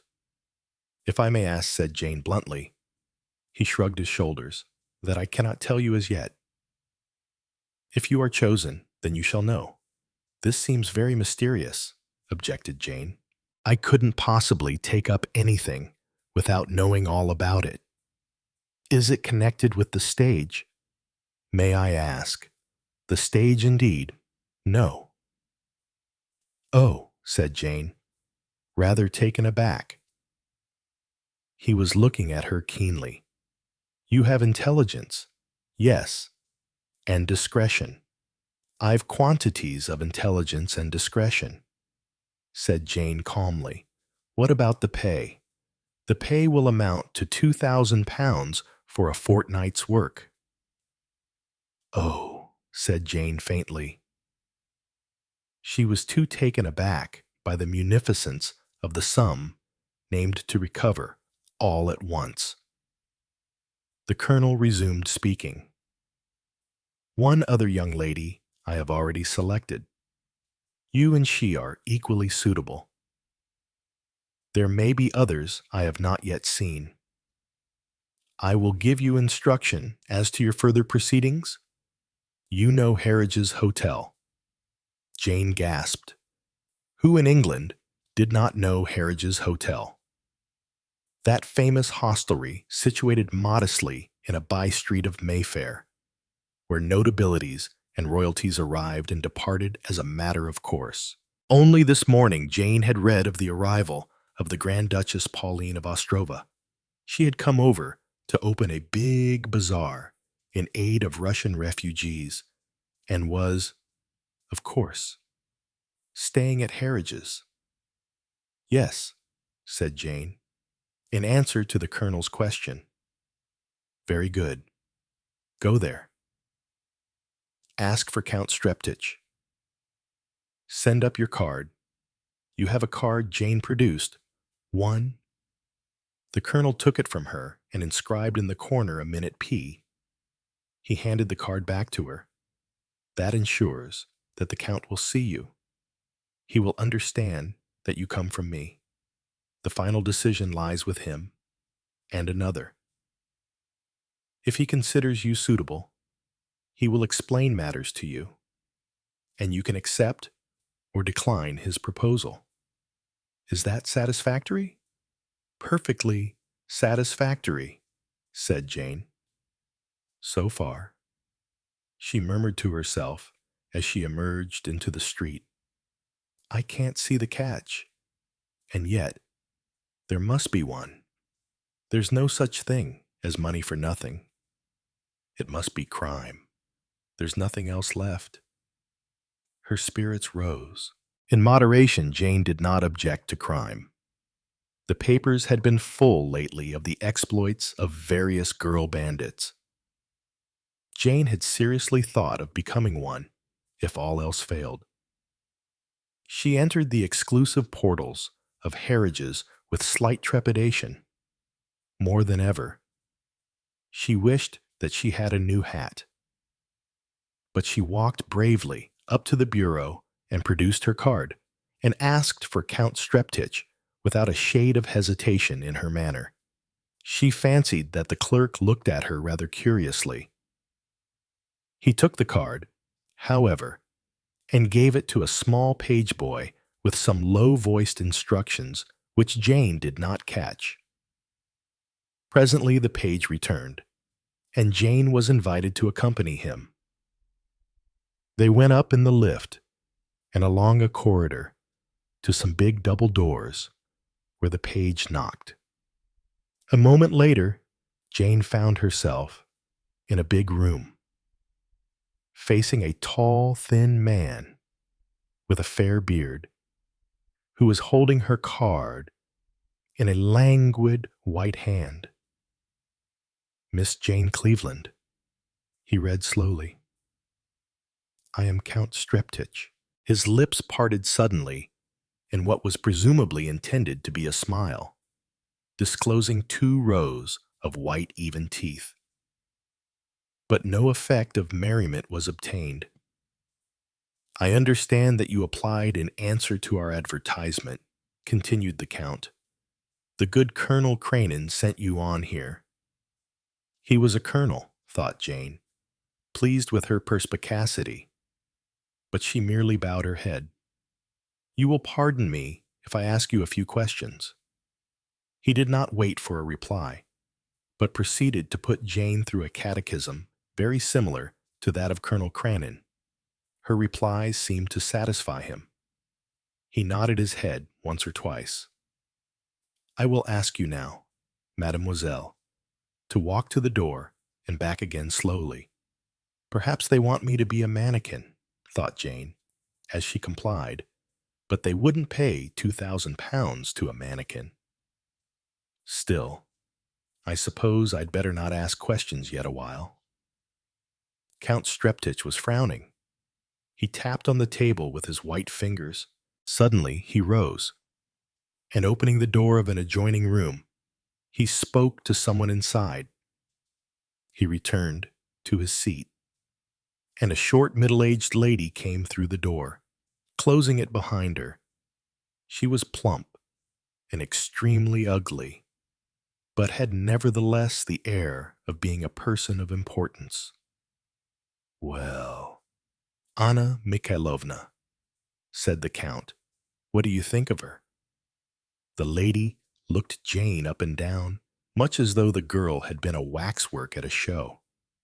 She made no pretense of any greeting.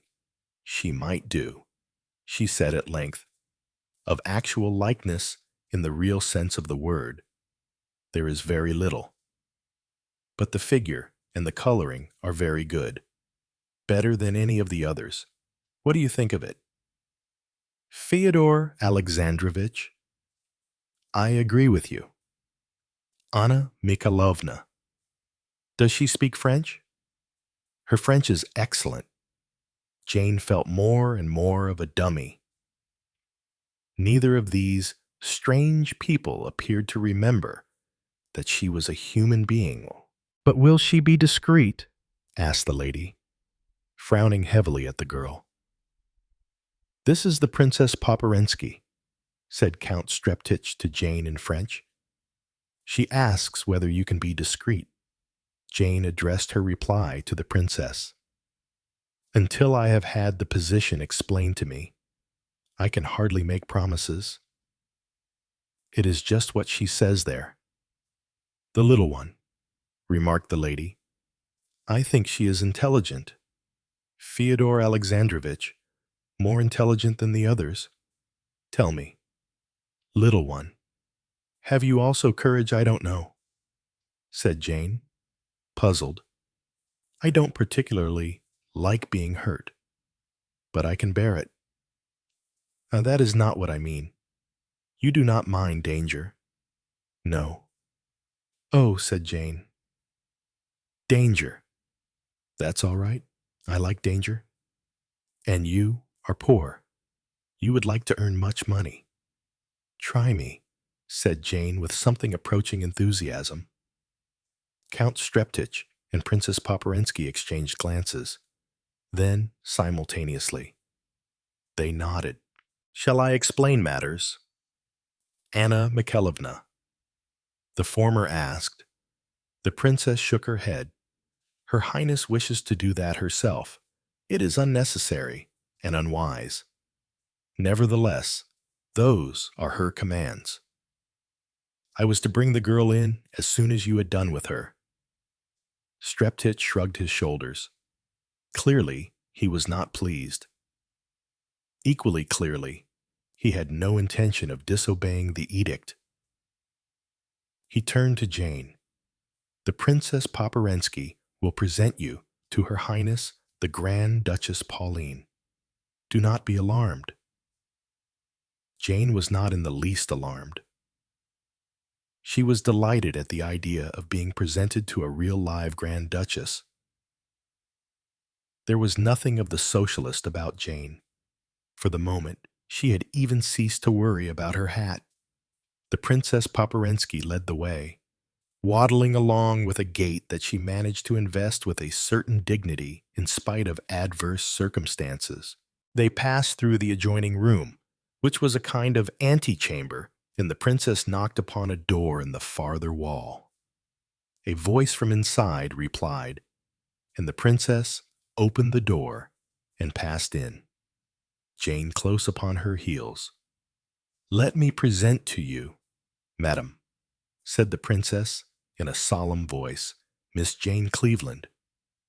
A young woman who had been sitting in a big armchair at the other end of the room jumped up and ran forward.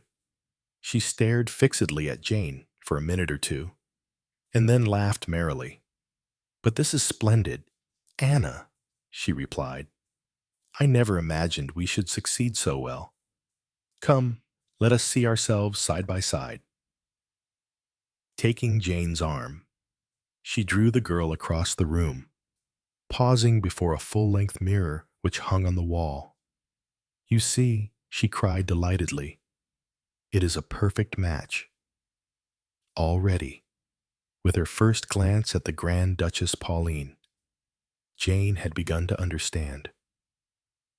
The Grand Duchess was a young woman, perhaps a year or two older than Jane. She had the same shade of fair hair and the same slim figure. She was, perhaps, a shade taller. Now that they stood side by side, the likeness was very apparent. Detail for déchets. The coloring was almost exactly the same. The Grand Duchess clapped her hands. She seemed an extremely cheerful young woman.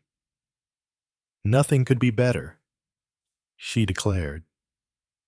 "You must congratulate Fyodor Alexandrovitch for me. Anna, he has indeed done well." "As yet, madame," murmured the princess, in a low voice. "This young woman does not know what is required of her." "True," said the Grand Duchess, becoming somewhat calmer in manner. "I forgot. Well, I will enlighten her. Leave us together." "Anna Mikhailovna." "But, madame, leave us alone, I say." She stamped her foot angrily. With considerable reluctance, Anna Mikhailovna left the room. The Grand Duchess sat down and motioned to Jane to do the same. "They are tiresome, these old women," remarked Pauline, "but one has to have them. Anna Mikhailovna is better than most. Now then, Miss, yes, Miss Jane Cleveland. I like the name. I like you too. You are sympathetic. I can tell at once if people are sympathetic. That's very clever of you." "Ma'am," said Jane, speaking for the first time. "I am clever," said Pauline calmly. "Come now, I will explain things to you. Not that there is much to explain. You know the history of Ostrova. Practically all of my family are dead massacred by the communists. I am, perhaps, the last of my line. I am a woman. I cannot sit upon the throne. You think they would let me be, but no. Wherever I go, attempts are made to assassinate me. Absurd, is it not? These vodka-soaked brutes never have any sense of proportion." "I see," said Jane, feeling that something was required of her. "For the most part, I live in retirement where I can take precautions. But now and then, I have to take part in public ceremonies while I'm here. For instance, I have to attend several semi-public functions. Also in Paris on my way back. I have an estate in Hungary. You know, the sport there is magnificent." "Is it really?" said Jane. "Superb. I adore sport. Also, I ought not to tell you this, but I shall, because your face is so sympathetic. There are plans being made there very quietly. You understand. Altogether, it is very important that I should not be assassinated during the next 2 weeks. But surely, the police began Jane. The police. Oh, yes, they are very good, I believe. And we too, we have our spies. It is possible that I shall be forewarned when the attempt is to take place. But then, again, I might not. She shrugged her shoulders. I begin to understand, said Jane slowly. You want me to take your place? Only on certain occasions, said the Grand Duchess eagerly. You must be somewhere at hand. You understand, I may require you twice, 3 times, 4 times in the next fortnight. Each time, it will be upon the occasion of some public function. Naturally, in intimacy of any kind. You could not represent me. Of course not, agreed Jane. You will do very well indeed. It was clever of Fyodor Alexandrovitch to think of an advertisement. Was it not? Supposing, said Jane, that I get assassinated. The Grand Duchess shrugged her shoulders. There is the risk, of course. But according to our own secret information, they want to kidnap me, not kill me outright. But I will be quite honest, it is always possible that they might throw a bomb. I see, said Jane. She tried to imitate the light-hearted manner of Pauline. She wanted very much to come to the question of money, but did not quite see how best to introduce the subject. But Pauline saved her the trouble. We will pay you well, of course, she said carelessly. I cannot remember now exactly how much Fyodor Alexandrovitch suggested. We were speaking in francs or kronen. Colonel Cranen, said Jane, said something about 2,000 pounds. That was it, said Pauline, brightening. I remember now. It is enough, I hope. Or would you rather have 3,000? Well, said Jane, if it's all the same to you, I'd rather have 3,000. You are businesslike. I see, said the Grand Duchess kindly. I wish I was, but I have no idea of money at all. What I want I have to have, that is all. It seemed to Jane a simple but admirable attitude of mind. And of course, as you say, there is danger. Pauline continued thoughtfully. Although you do not look to me as though you minded danger, I do not myself. I hope you do not think that it is because I am a coward that I want you to take my place. You see, it is most important for Ostrova that I should marry and have at least 2 sons. After that, it does not matter what happens to me. I see, said Jane. And you accept, yes, said Jane resolutely. I accept. Pauline clapped her hands vehemently several times. Princess Poporensky appeared immediately. I have told her all, Anna, announced the Grand Duchess. She will do what we want. And she is to have 3,000 pounds. Tell Fyodor to make a note of it. She is really very like me. Is she not? I think she is better looking. Though, the princess waddled out of the room and returned with Count Streptich. We have arranged everything. Fyodor Alexandrovitch, the Grand Duchess said. He bowed. Can she play her part? I wonder, he queried, eyeing Jane doubtfully. I'll show you, said the girl suddenly. You permit, ma'am, she said to the Grand Duchess. The latter nodded delightedly. Jane stood up. "But this is splendid. Anna," she said, "I never imagined we should succeed so well. Come, let us see ourselves, side by side." And, as Pauline had done, she drew the other girl to the glass. You see, a perfect match. Words, manner, and gesture. It was an excellent imitation of Pauline's greeting. The princess nodded her head and uttered a grunt of approbation. "It is good. That," she declared, "it would deceive most people." "You are very clever," said Pauline appreciatively. "I could not imitate anyone else to save my life." Jane believed her. It had already struck her that Pauline was a young woman who was very much herself. "Anna will arrange details with you," said the Grand Duchess. "Take her into my bedroom, Anna, and try some of my clothes on her." She nodded a gracious farewell, and Jane was convoyed away by the Princess Poperensky. "This is what Her Highness will wear to open the bazaar," explained the old lady, holding up a daring creation of white and black. "This is in 3 days' time.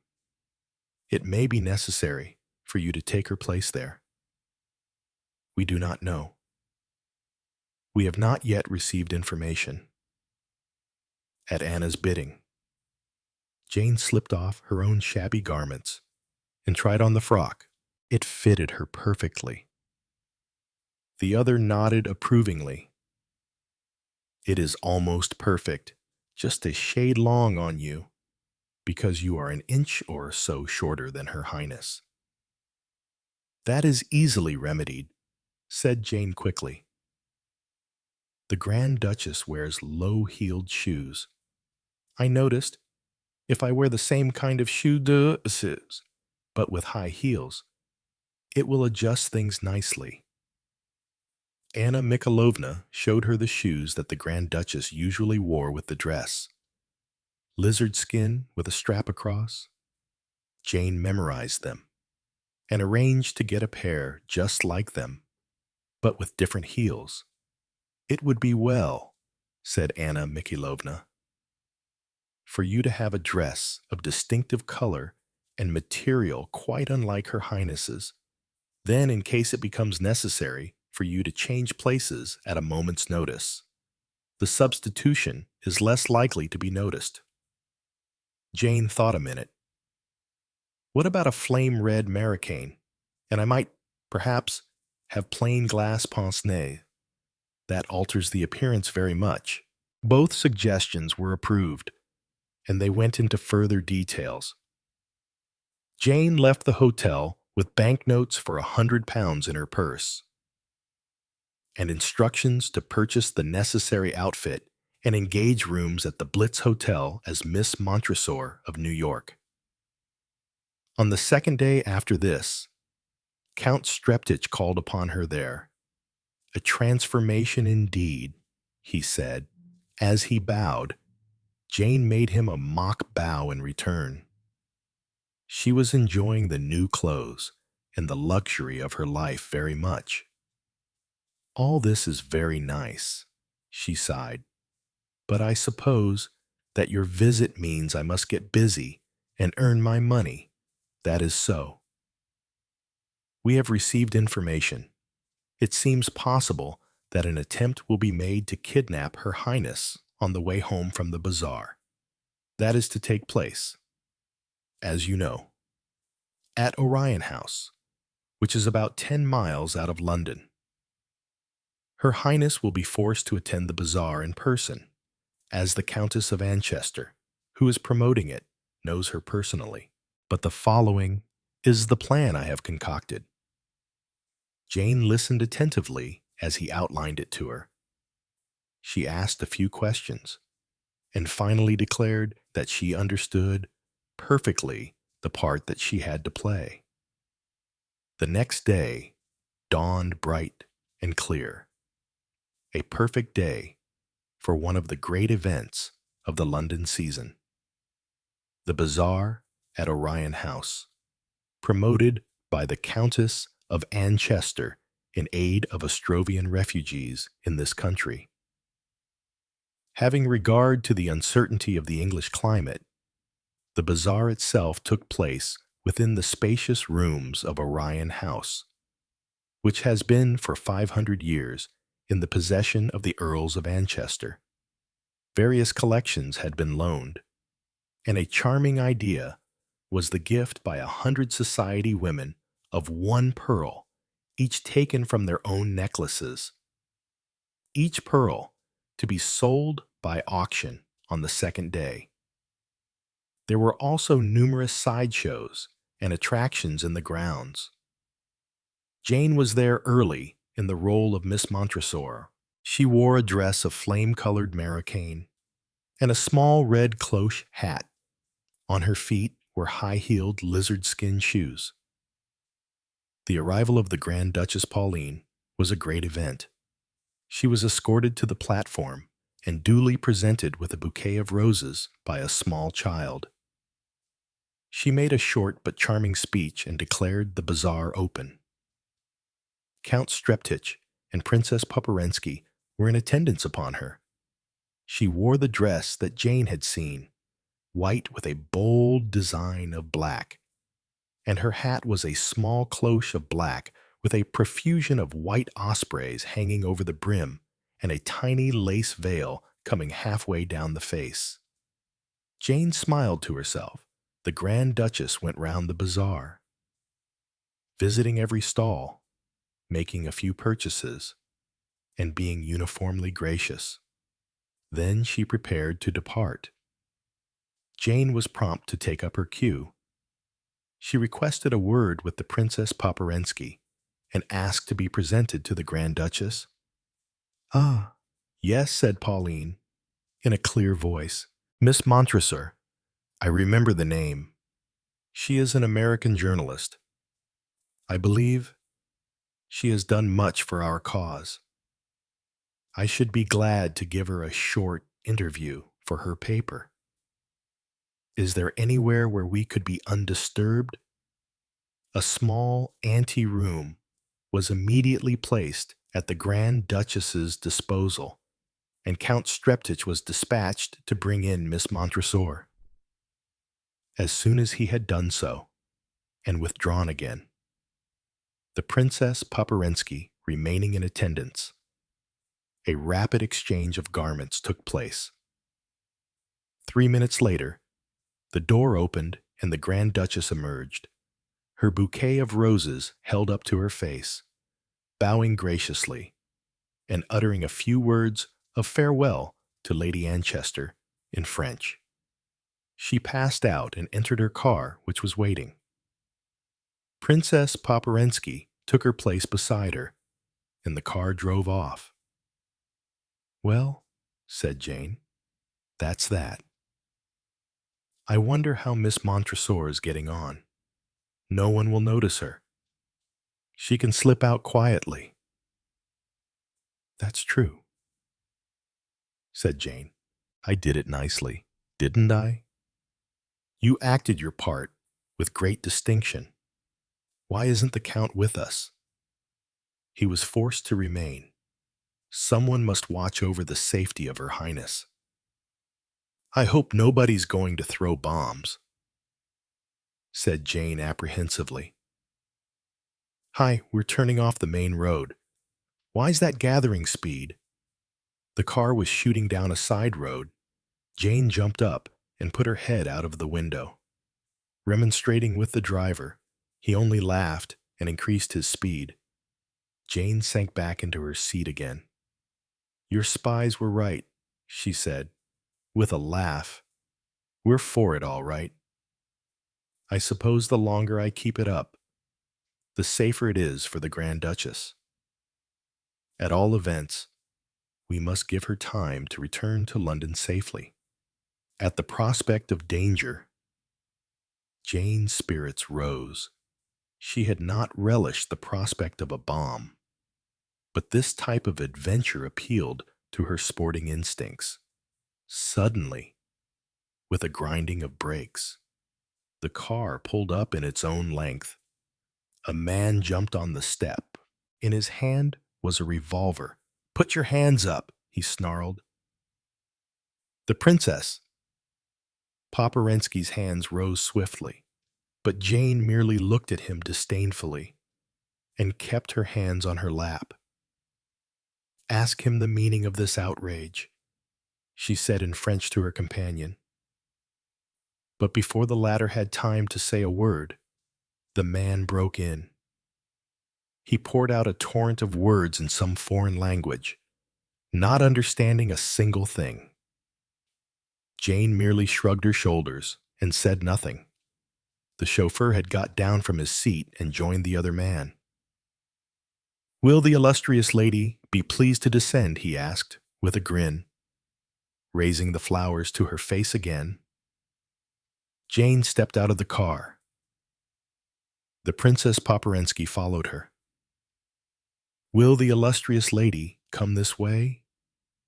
Jane took no notice of the man's mock insolent manner, but of her own accord she walked towards a low-built, rambling house which stood about 100 yards away from where the car had stopped. The road had been a cul-de-sac, ending in the gateway and drive which led to this apparently untenanted building. The man, still brandishing his pistol, came close behind the two women. As they passed up the steps, he brushed past them and flung open a door on the left. It was an empty room, into which a table and two chairs had evidently been brought. Jane passed in and sat down. Anna Mikhailovna followed her. The man banged the door and turned the key. Jane walked to the window and looked out. "I could jump out." "Of course," she remarked, "but I shouldn't get far." "No, we'll just have to stay here for the present and make the best of it. I wonder if they'll bring us anything to eat." About half an hour later, her question was answered. A big bowl of steaming soup was brought in and placed on the table in front of her. Also, 2 pieces of dry bread. "No luxury for aristocrats, evidently," remarked Jane cheerily as the door was shut and locked again. "Will you start, or shall I?" The princess? Poporensky waved the mere idea of food aside with horror. "How could I eat? Who knows what danger my mistress might not be in?" "She's all right," said Jane. "It's myself I'm worrying about. You know these people won't be at all pleased when they find they have got hold of the wrong person. In fact, they may be very unpleasant.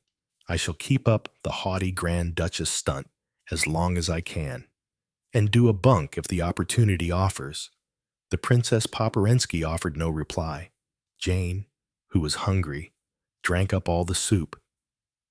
It had a curious taste, but was hot and savory. Afterwards, she felt rather sleepy.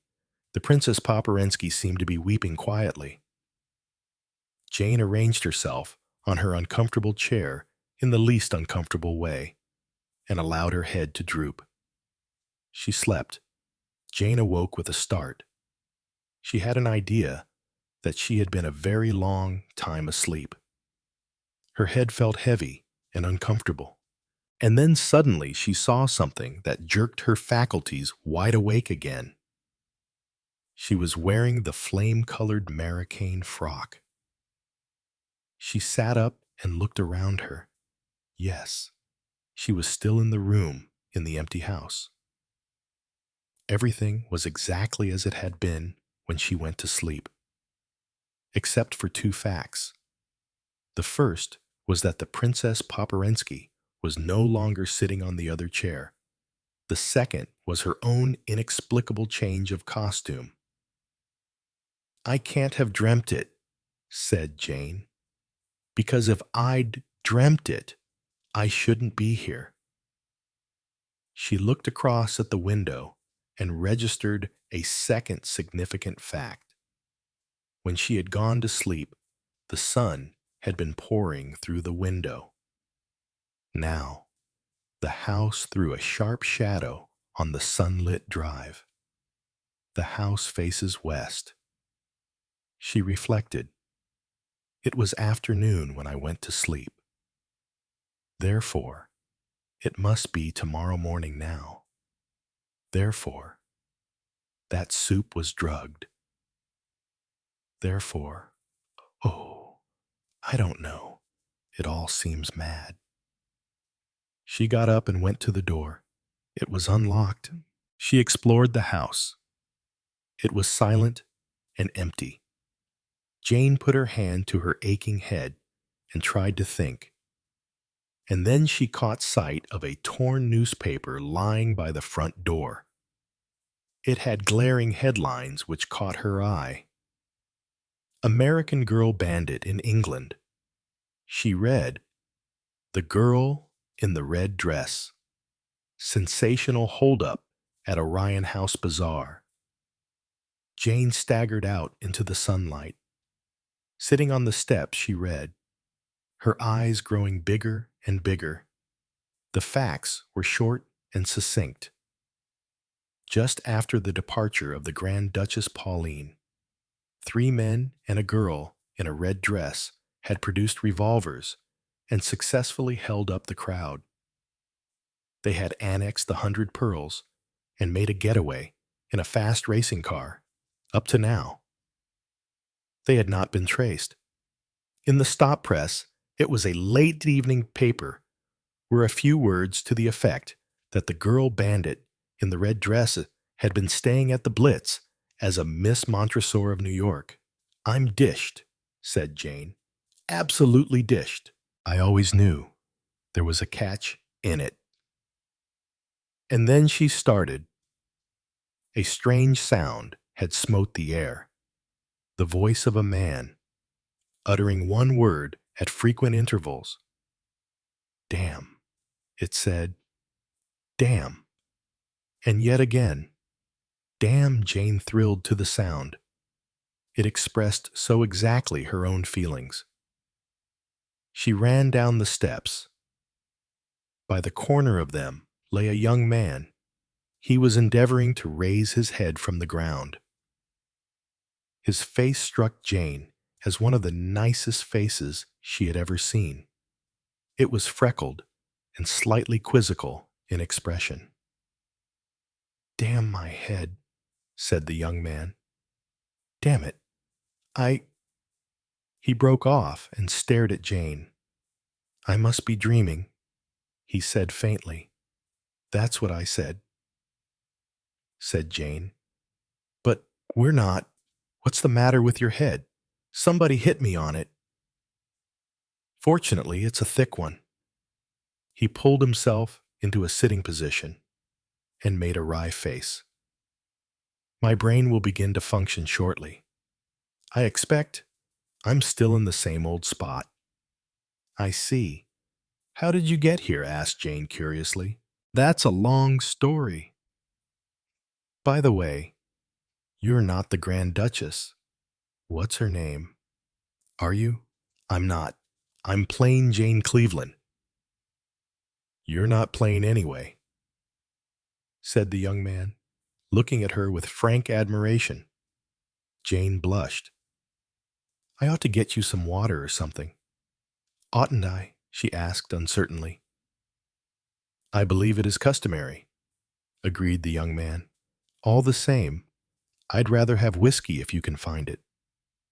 Jane was unable to find any whiskey. The young man took a deep draught of water and announced himself better. "Shall I relate my adventures? Or will you relate yours?" he asked. "You first. There's nothing much to mine." "I happened to notice that the Grand Duchess went into that room with low-heeled shoes on and came out with high-heeled ones. It struck me as rather odd. I don't like things to be odd. I followed the car on my motor bicycle. I saw you taken into the house. About 10 minutes later, a big racing car came tearing up. A girl in red got out, and 3 men. She had low-heeled shoes on. All right, they went into the house. Presently, Low Heels came out dressed in black and white and went off in the first car. With an old pussy and a tall man with a fair beard, the others went off in the racing car. I thought they'd all gone and was just trying to get in at that window and rescue you when someone hit me on the head from behind. That's all. Now, for your turn. Jane related her adventures, and it's awfully lucky for me that you did follow. She ended. Do you see what an awful hole I should have been in otherwise? The Grand Duchess would have had a perfect alibi. She left the bazaar before the holdup began and arrived in London in her car. Would anybody ever have believed my fantastic, improbable story not on your life? Said the young man with conviction. They had been so absorbed in their respective narratives that they had been quite oblivious of their surroundings. They looked up now with a slight start to see a tall, sad-faced man leaning against the house. He nodded at them. Very interesting. He commented. Who are you? Demanded Jane. The sad-faced man's eyes twinkled a little. Detective Inspector Farrell, he said gently. I've been very interested in hearing your story, and this young lady's, we might have found a little difficulty in believing hers. But for one or two things, for instance, well, you see, we heard this morning that the real Grand Duchess had eloped with a chauffeur in Paris. Jane gasped, and then we knew that this American girl bandit had come to this country, and we expected a coup of some kind.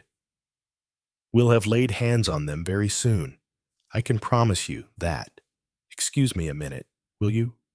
He ran up the steps into the house. Well, said Jane. She put a lot of force into the expression. I think it was awfully clever of you to notice those shoes. She said suddenly. Not at all, said the young man. I was brought up in the boot trade. My father's a sort of boot king. He wanted me to go into the trade, marry, and settle down. All that sort of thing. Nobody in particular, just the principle of the thing. But I wanted to be an artist. He sighed. I'm so sorry, said Jane kindly. I've been trying for 6 years. There's no blinking it. I'm a rotten painter. I've a good mind to chuck it and go home like the prodigal son. There's a good billet waiting for me. A job is the great thing, agreed Jane wistfully. Do you think you could get me one trying on boots? Somewhere I could give you a better one than that. If you'd take it? Oh, what? Never mind now. I'll tell you later. You know. Until yesterday, I never saw a girl I felt I could marry. Yesterday, at the bazaar, and then I saw her, the one and only. Her, he looked very hard at Jane. How beautiful the delphiniums are, said Jane hurriedly. With very pink cheeks. They're lupins, said the young man. It doesn't matter, said Jane. Not a bit. He agreed, and he drew a little nearer. Chapter 7. The Disappearance of Mr. Davenheim. Poirot and I were expecting our old friend, Inspector Japp of Scotland Yard, to tea. We were sitting round the tea table awaiting his arrival. Poirot had just finished carefully straightening the cups and saucers which our landlady was in the habit of throwing, rather than placing, on the table. He had also breathed heavily on the metal teapot and polished it with a silk handkerchief. The kettle was on the boil, and a small enamel saucepan beside it contained some thick, sweet chocolate, which was more to Poirot's palate than what he described as your English poison. A sharp rat-tat sounded below, and a few minutes afterwards, Japp entered briskly. Hope I'm not late, he said as he greeted us. To tell the truth, I was yarning with Miller, the man who's in charge of the Davenheim case. I pricked up my ears. For the last 3 days, the papers had been full of the strange disappearance of Mr. Davenheim, senior partner of Davenheim and Salmon, the well-known bankers and financiers. On Saturday last, he had walked out of his house and had never been seen since. I looked forward to extracting some interesting details from Jap. I should have thought, I remarked, that it would be almost impossible for anyone to disappear nowadays. Poirot moved a plate of bread and butter the eighth of an inch and said sharply, "Be exact, my friend. What do you mean by disappear? To which class of disappearance are you referring? Are disappearances classified and labeled?" Then I laughed. Jap smiled also. Poirot frowned at both of us. "But certainly, Lee, they are. They fall into 3 categories. First, and most common, the voluntary disappearance. Second, the much abused loss of memory. Case rare, but occasionally genuine. Third, murder, and a more or less successful disposal of the body. Do you refer to all 3 as impossible of execution?" "Very nearly so. I should think you might lose your own memory, but someone would be sure to recognize you, especially in the case of a well-known man like Davenheim. Then bodies can't be made to vanish into thin air. Sooner or later, they turn up, concealed in lonely places or in trunks. Murder will out in the same way. The absconding clerk or the domestic defaulter is bound to be run down in these days of wireless telegraphy. He can be headed off from foreign countries. Ports and railway stations are watched. And as for concealment in this country, his features and appearance will be known to everyone who reads a daily newspaper. He's up against civilization." "Mon ami," said Poirot, "you make one error. You do not allow for the fact that a man who had decided to make away with another man or with himself, in a figurative sense, might be that rare machine. A man of method. He might bring intelligence, talent, a careful calculation of detail to the task. And then I do not see why he should not be successful in baffling the police force. But not you." "I suppose," said Jap good-humoredly, winking at me, "he couldn't baffle you." "Eh?" Monsieur Poirot endeavored, with a marked lack of success. To look modest. Me also, why not? It is true that I approach such problems with an exact science, a mathematical precision, which seems, alas, only too rare in the new generation of detectives. Jap grinned more widely. "I don't know," he said. "Miller, the man who's on this case, is a smart chap. You may be very sure he won't overlook a footprint, or a cigar ash, or a crumb even. He's got eyes that see everything." "So, mon ami," said Poirot, "has the London sparrow? But all the same, I should not ask the little brown bird to solve the problem of Mr. Davenheim. Come now, monsieur, you're not going to run down the value of details as clues. By no means. These things are all good in their way. The danger is they may assume undue importance. Most details are insignificant. 1 or 2 are vital. It is the brain. The little gray cells he tapped his forehead on, which one must rely. The senses mislead. One must seek the truth within, Not without. You don't mean to say, Monsieur Poirot, that you would undertake to solve a case without moving from your chair, do you? That is exactly what I do mean.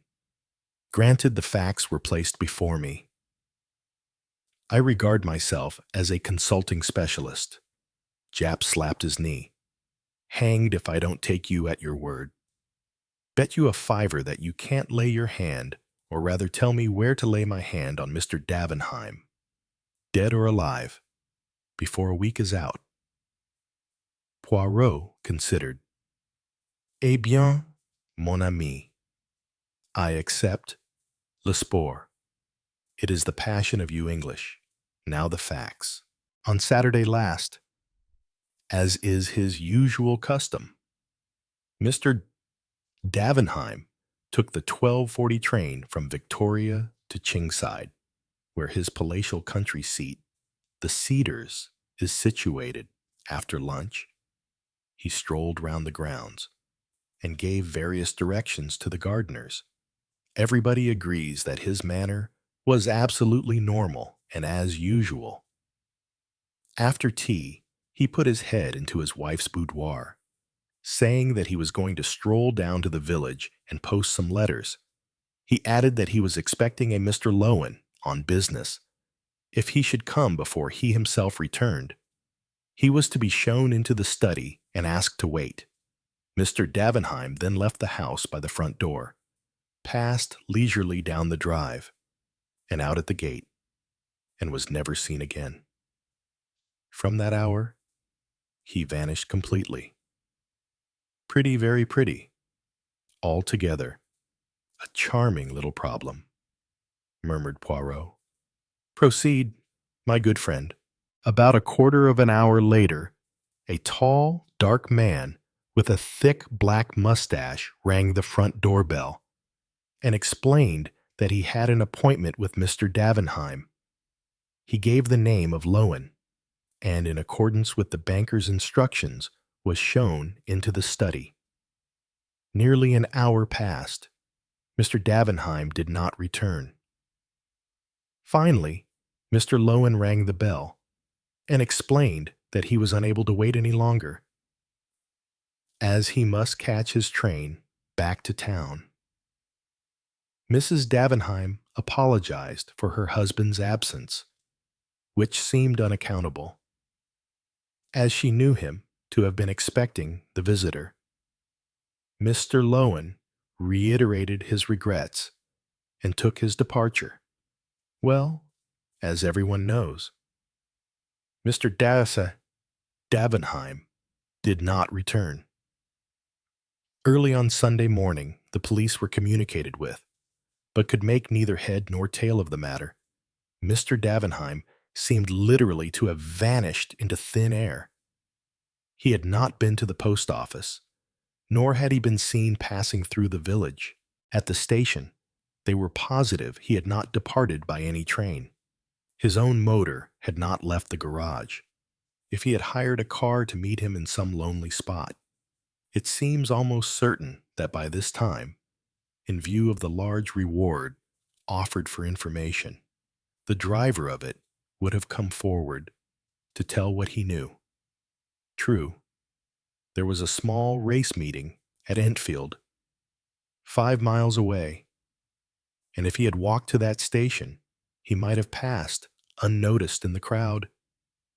But since then, his photograph and a full description of him have been circulated in every newspaper, and nobody has been able to give any news of him. We have, of course, received many letters from all over England, but each clue, so far, has ended in disappointment. On Monday morning, a further sensational discovery came to light.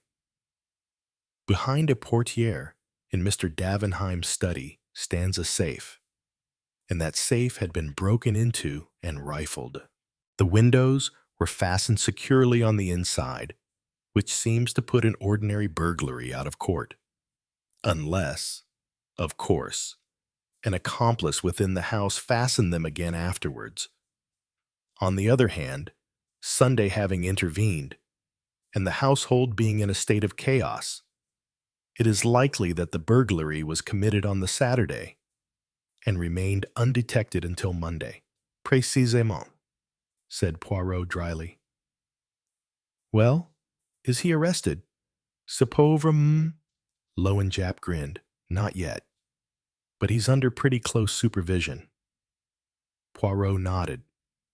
What was taken from the safe? Have you any idea? We've been going into that with the junior partner of the firm and Mrs. Davenheim. Apparently, there was a considerable amount in bearer bonds and a very large sum in notes, owing to some large transaction having been just carried through.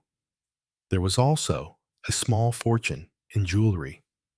All Mrs. Davenheim's jewels were kept in the safe. The purchasing of them had become a passion with her husband of late years, and hardly a month passed that he did not make her a present of some rare and costly gem. Altogether a good haul, said Poirot thoughtfully. Now, what about Lowen? Is it known what his business was with Davenheim that evening? Well, the two men were apparently not on very good terms. Lowen is a speculator in quite a small way. Nevertheless, he has been able once or twice to score a coup off Davenheim in the market, though it seems they seldom or never actually met. It was a matter concerning some South American shares which led the banker to make his appointment. Had Davenheim interests in South America? Then I believe so. Mrs. Davenheim happened to mention that he spent all last autumn in Buenos Aires. Any trouble in his home life? Were the husband and wife on good terms, I should say, his domestic life was quite peaceful and uneventful. Mrs. Davenheim is a pleasant, rather unintelligent woman, quite a non-entity, I think. Then we must not look for the solution of the mystery there. Had he any enemies? He had plenty of financial rivals, and no doubt there are many people whom he has got the better of who bear him no particular goodwill. But there was no one likely to make away with him, and if they had, where is the body? Exactly. As Hastings says, bodies have a habit of coming to light with fatal persistency. By the way, one of the gardeners says he saw a figure going round to the side of the house towards the rose garden. The long French window of the study opens onto the rose garden, and Mr. Davenheim frequently entered and left the house that way. But the man was a good way off, at work on some cucumber frames, and cannot even say whether it was the figure of his master or not. Also, he cannot fix the time with any accuracy. It must have been before 6, as the gardeners cease work at that time, and Mr. Davenheim left the house about 5:30 or thereabouts. What lies beyond the rose garden? A lake with a boathouse. Yes, a couple of punts are kept there. I suppose you're thinking of suicide, Monsieur Poirot? Well, I don't mind telling you that Miller's going down tomorrow expressly to see that piece of water dragged. That's the kind of man he is. Poirot smiled faintly and turned to me. Hastings, I pray you, hand me that copy of Daily Megaphone.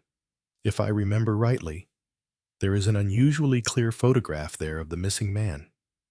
I rose and found the sheet required. Poirot studied the features attentively. He murmured. Wears his hair rather long and wavy. Full mustache and pointed beard. Bushy eyebrows. Eyes dark. Yes. Hair and beard turning gray. The detective nodded. Well, Monsieur Poirot, what have you got to say to it all? Clear as daylight, eh? On the contrary, most obscure.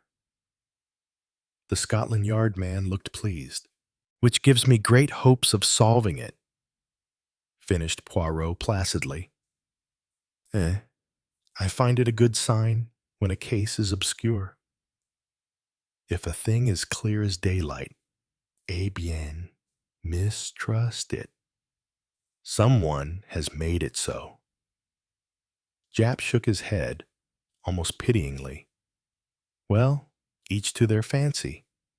But it's not a bad thing to see your way clear ahead. I do not see, murmured Poirot. I shut my eyes and think. Jap sighed. Well, you've got a clear week to think in, and you will bring me any fresh developments that arise the result of the labors of the hard-working and lynx-eyed Inspector Miller. For instance, certainly, that's in the bargain. Seems a shame.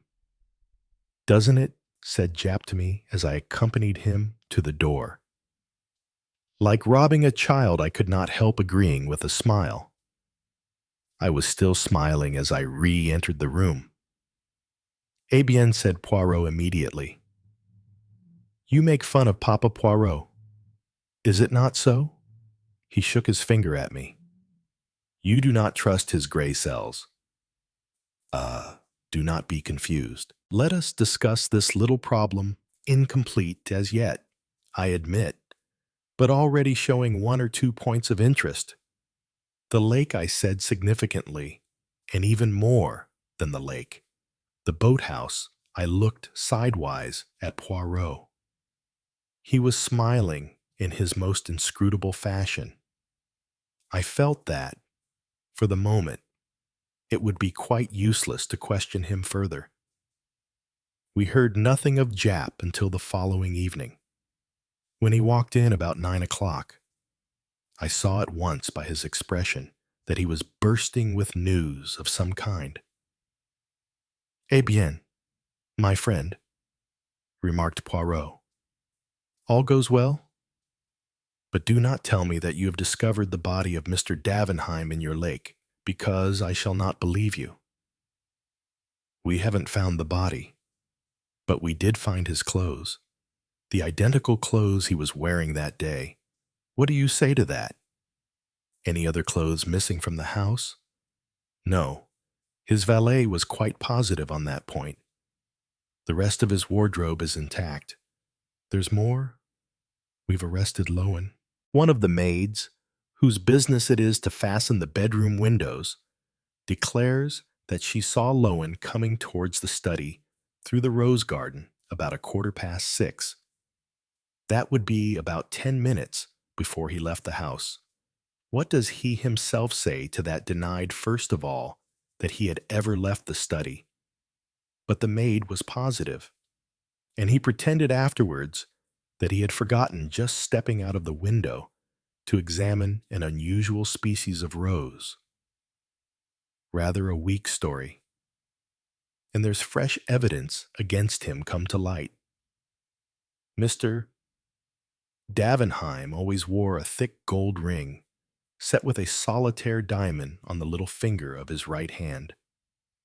Well, that ring was pawned in London on Saturday night by a man called Billy Kellett. He's already known to the police, did 3 months last autumn for lifting an old gentleman's watch. It seems he tried to pawn the ring at no less than 5 different places, succeeded at the last one, got gloriously drunk on the proceeds, assaulted a policeman, and was run in consequence.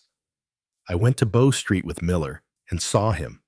He's sober enough now, and I don't mind admitting we pretty well frightened the life out of him, hinting he might be charged with murder. This is his yarn, and a very queer one it is. He was at Enfield races on Saturday, though I dare say scarf pins was his line of business, rather than betting. Anyway, he had a bad day, and was down on his luck. He was tramping along the road to Chingside, and sat down in a ditch to rest just before he got into the village. A few minutes later, he noticed a man coming along the road to the village. Dark-complexioned gent with a big mustache. One of them city toffs is his description of the man. Kellett was half concealed from the road by a heap of stones. Just before he got abreast of him, the man looked quickly up and down the road, and seeing it apparently deserted, he took a small object from his pocket and threw it over the hedge. Then he went on towards the station. Now, the object he had thrown over the hedge had fallen with a slight chink, which aroused the curiosity of the human derelict in the ditch. He investigated and, after a short search, discovered the ring that is Kellett's story. It's only fair to say that Lowen denies it utterly. And of course, the word of a man like Kellett can't be relied upon in the slightest. It's within the bounds of possibility that he met Davenheim in the lane and robbed and murdered him. Poirot shook his head. Very improbable. Mon ami. He had no means of disposing of the body. It would have been found by now. Secondly, the open way in which he pawned the ring makes it unlikely that he did murder to get it. Thirdly, your sneak thief is rarely a murderer. Fourthly, as he has been in prison since Saturday, it would be too much of a coincidence that he is able to give so accurate a description of Lowen. Japp nodded. I don't say you're not right, but all the same, you won't get a jury to take much note of a jailbird's evidence. What seems odd to me is that Lowen couldn't find a cleverer way of disposing of the ring. Poirot shrugged his shoulders. Well, after all, if it were found in the neighborhood, it might be argued that Davenheim himself had dropped it. But why remove it from the body at all? I cried. There might be a reason for that, said Japp. Do you know that just beyond the lake, a little gate leads out onto the hill, and not 3 minutes' walk brings you to what do you think a lime kiln? Good heavens, I cried. You mean that the lime which destroyed the body would be powerless to affect the metal of the ring? Exactly. It seems to me, I said, that explains everything. What a horrible crime. By common consent, we both turned and looked at Poirot. He seemed lost in reflection, his brow knitted, as though with some supreme mental effort. I felt at last his keen intellect was asserting itself. What would his first words be? We were not long left in doubt. With a sigh, the tension of his attitude relaxed, and turning to Japp, he asked, Have you any idea? My friend, whether Mr. and Mrs. Davenheim occupied the same bedroom. The question seemed so ludicrously inappropriate that for a moment we both stared in silence. Then Japp burst into a laugh. Good Lord! Monsieur Poirot, I thought you were coming out with something startling. As to your question, I'm sure I don't know. You could find out, asked Poirot with curious persistence. Oh, certainly if you really want to know. Merci, mon ami. I should be obliged if you would make a point of it. Japp stared at him a few minutes longer, but Poirot seemed to have forgotten us both. The detective shook his head sadly at me, and murmuring, Poor old fellow, war's been too much for him, gently withdrew from the room. As Poirot seemed sunk in a daydream, I took a sheet of paper and amused myself by scribbling notes upon it. My friend's voice aroused me. He had come out of his reverie and was looking brisk and alert. Que faites-vous là? Mon ami, I was jotting down what occurred to me as the main points of interest in this affair. You become methodical, at last, said Poirot approvingly. I concealed my pleasure. Shall I read them to you? By all means. I cleared my throat. 1. All the evidence points to Lowen having been the man who forced the safe. 2. He had a grudge against Davenheim. 3. He lied in his first statement that he had never left the study. 4. If you accept Billy Kellett's story as true, Lowen is unmistakably implicated. I paused. Well, I asked, for I felt that I had put my finger on all the vital facts. Poirot looked at me pityingly, shaking his head very gently. Mon pauvre ami. But it is that you have not the gift, the important detail. You appreciate him. Never. Also, your reasoning is false. How? Let me take your 4 points. 1. Mr. Lowen could not possibly know that he would have the chance to open the safe. He came for a business interview. He could not know beforehand that Mr. Davenheim would be absent posting a letter, and that he would consequently be alone in the study. He might have seized the opportunity. I suggested, and the tools city gentlemen do not carry round housebreakers' tools on the off chance, and one could not cut into that safe with penknife. Bien entendu. Well, what about number 2? You say Lowen had a grudge against Mr. Davenheim. What you mean is that he had once or twice got the better of him, and presumably those transactions were entered into with the view of benefiting himself. In any case, you do not, as a rule, bear a grudge against a man. You have got the better of it is more likely to be the other way about.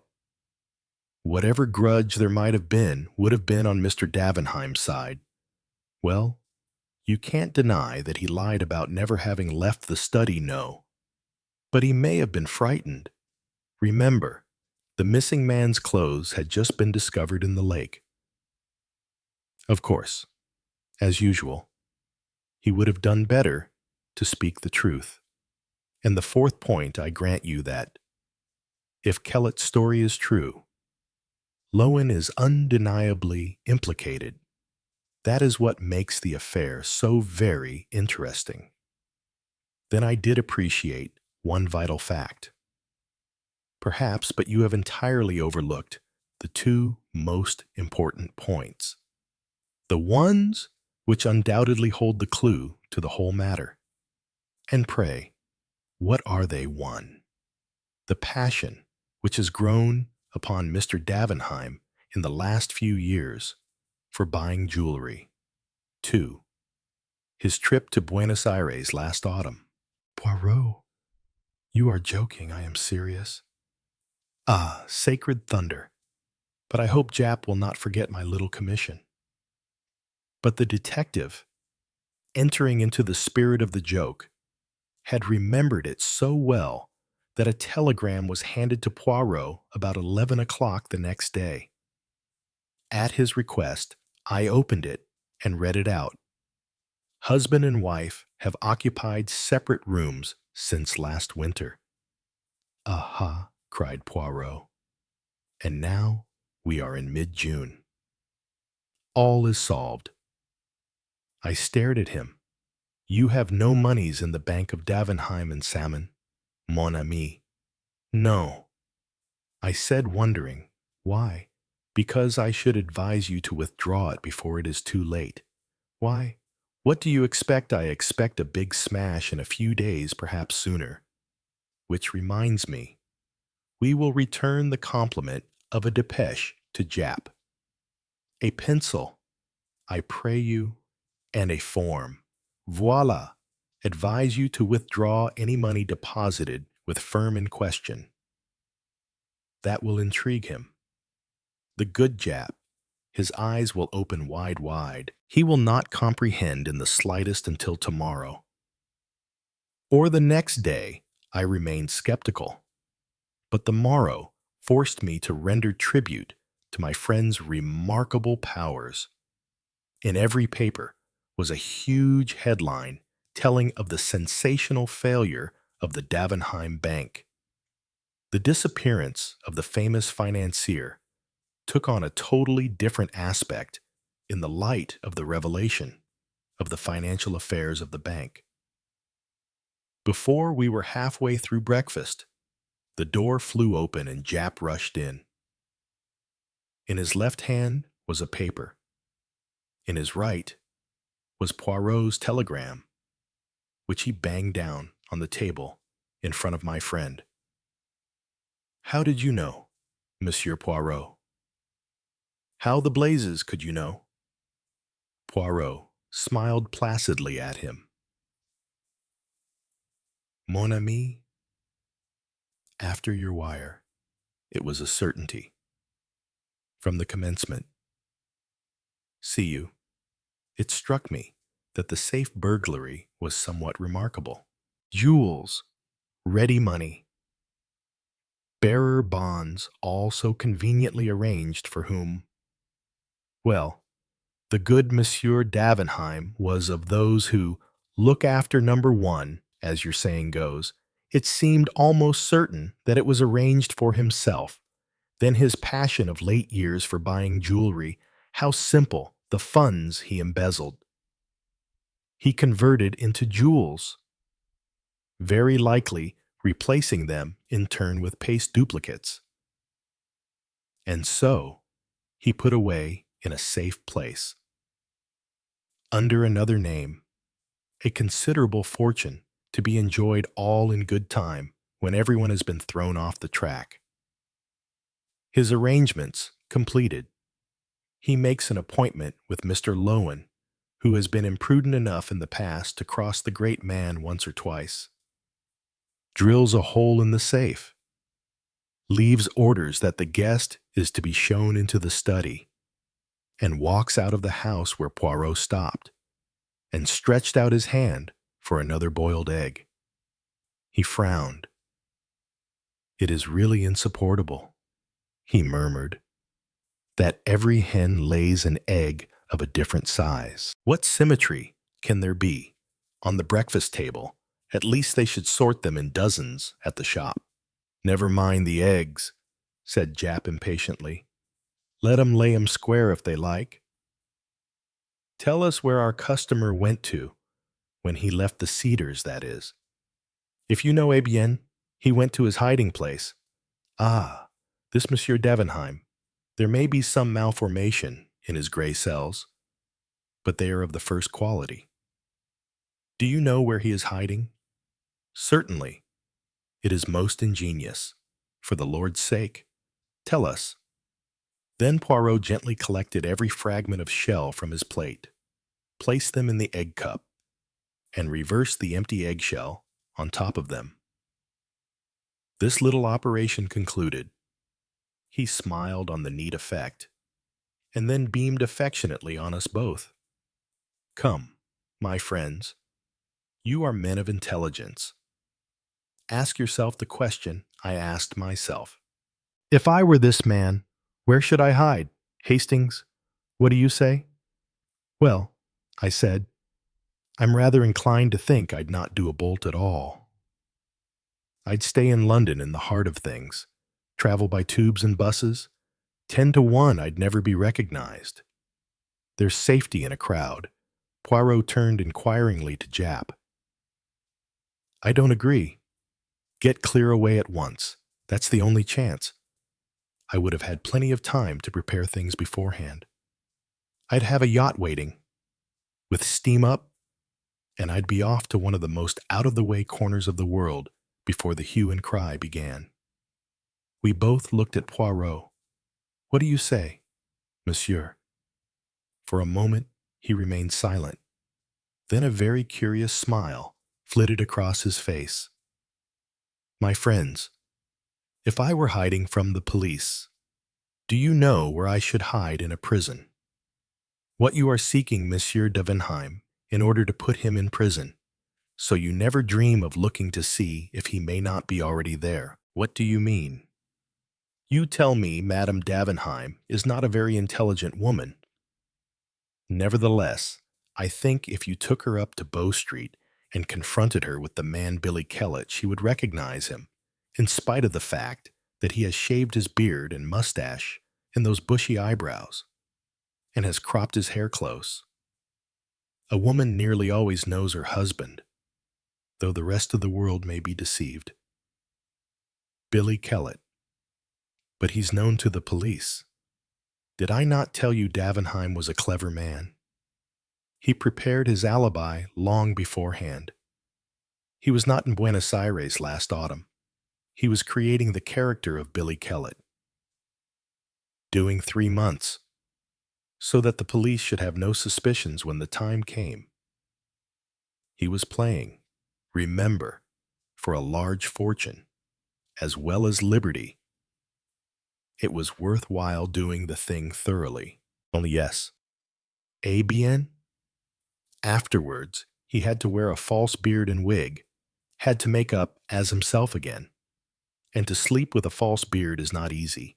It invites detection. He cannot risk continuing to share the chamber of Madame his wife. You found out for me that for the last 6 months, or ever since his supposed return from Buenos Aires, he and Mrs. Davenheim occupied separate rooms. Then I was sure everything fitted in. The gardener who fancied he saw his master going round to the side of the house was quite right. He went to the boathouse, donned his tramp clothes, which you may be sure had been safely hidden from the eyes of his valet, dropped the others in the lake, and proceeded to carry out his plan by pawning the ring in an obvious manner, and then assaulting a policeman, getting himself safely into the haven of Bow Street, where nobody would ever dream of looking for him. It's impossible, murmured Jap. Ask Madame, said my friend, smiling.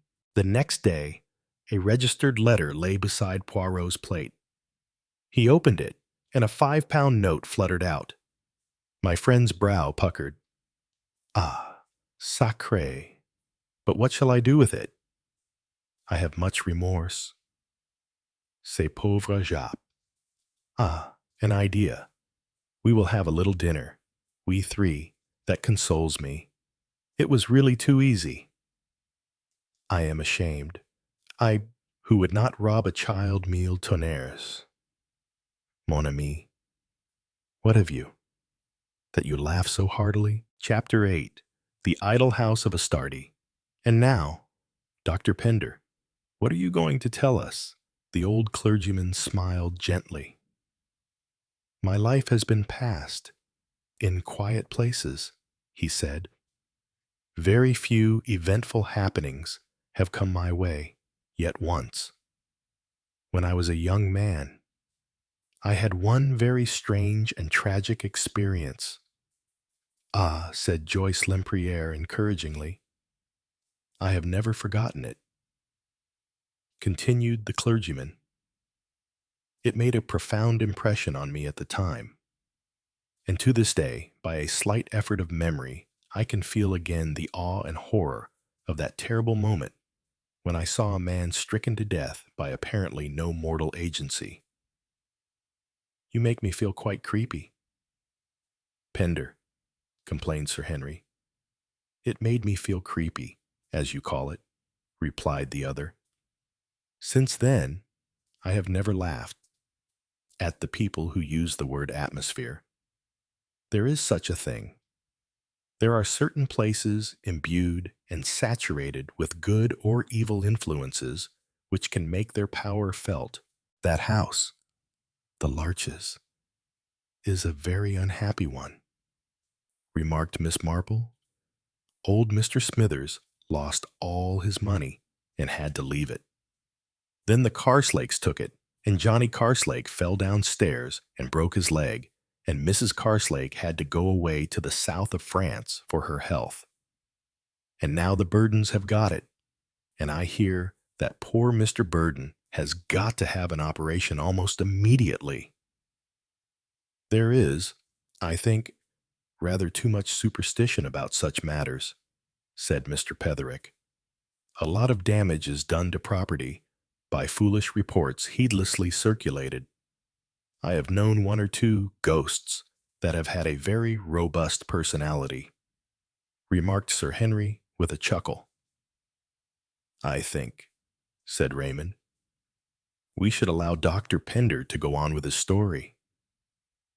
Joyce got up and switched off the two lamps, leaving the room lit only by the flickering firelight. Atmosphere, she said. Now we can get along. Dr. Pender smiled at her, and leaning back in his chair and taking off his pince-nez, he began his story in a gentle, reminiscent voice. I don't know whether any of you know Dartmoor at all. The place I am telling you about is situated on the borders of Dartmoor.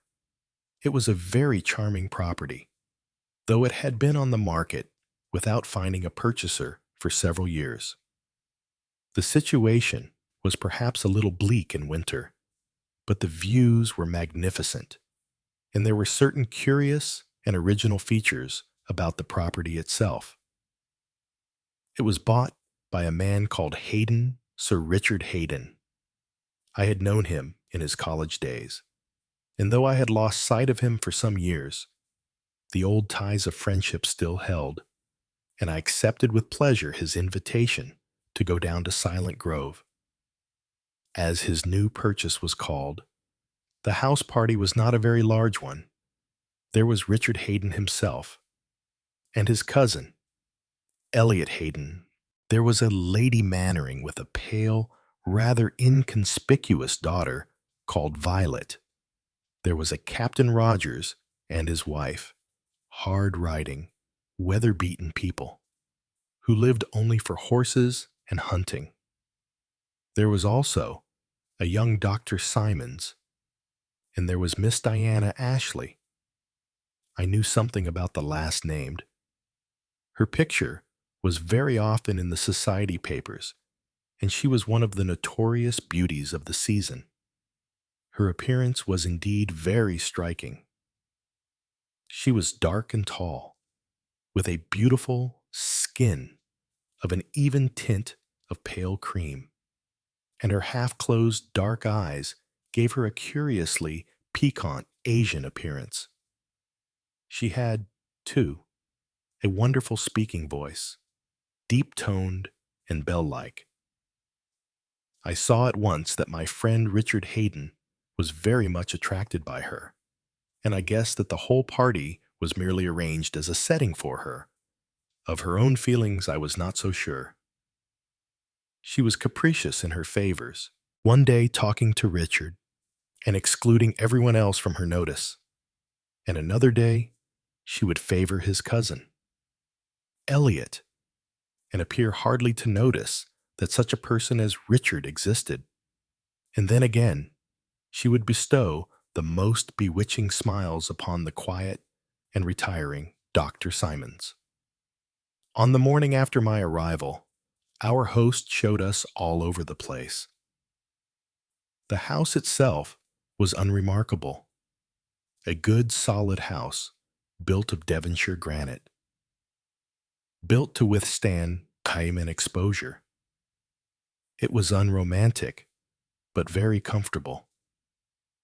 From the windows of it, one looked out over the panorama of the moor. Vast rolling hills crowned with weather-beaten tors.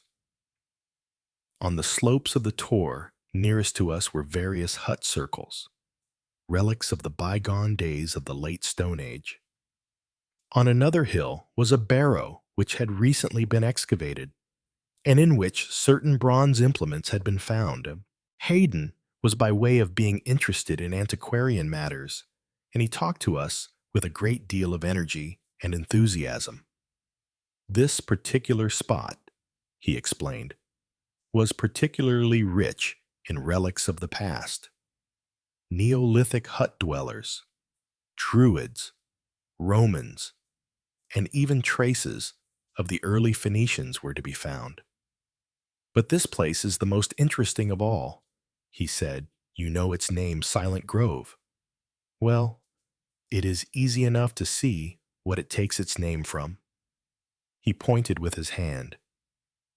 That particular part of the country was bare enough rocks, heather and bracken, but about 100 yards from the house there was a densely planted grove of trees. "That is a relic of very early days," said Hayden. "The trees have died and been replanted, but on the whole, it has been kept very much as it used to be, perhaps in the time of the Phoenician settlers. Come and look at it." We all followed him. As we entered the grove of trees, a curious oppression came over me. I think it was the silence. No birds seemed to nest in these trees. There was a feeling about it of desolation and horror. I saw Hayden looking at me with a curious smile. "Any feeling about this place, Pender?" he asked me. "Antagonism now, or uneasiness?" "I don't like it," I said quietly. "You are within your rights. This was a stronghold of one of the ancient enemies of your faith. This is the grove of Astarte. Astarte, Astarte, or Ishtar, or Ashtoreth, or whatever you choose to call her. I prefer the Phoenician name of Astarte. There is, I believe, one known grove of Astarte in this country, in the north on the wall. I have no evidence, but I like to believe that we have a true and authentic grove of Astarte here. Here, within this dense circle of trees, sacred rites were performed." "Sacred rites," murmured Diana Ashley. Her eyes had a dreamy, faraway look. "What were they, I wonder?" "Not very reputable by all accounts," said Captain Rogers, with a loud, unmeaning laugh. "Rather hot stuff, I imagine." Hayden paid no attention to him. "In the center of the grove, there should be a temple," he said. "I can't run to temples, but I have indulged in a little fancy of my own." We had at that moment stepped out into a little clearing in the center of the trees. In the middle of it was something not unlike a summer house made of stone. "Diana." Ashley looked inquiringly at Hayden. "I call it the Idol House," he said. "It is the Idol House of Astarte." He led the way up to it. Inside, on a rude ebony pillar, there reposed a curious little image representing a woman with crescent horns, seated on a lion.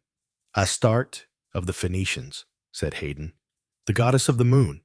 "The goddess of the moon!" cried Diana. "Oh, do let us have a wild orgy tonight.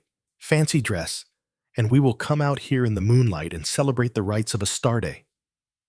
I made a sudden movement, and Elliot Hayden, Richard's cousin, turned quickly to me.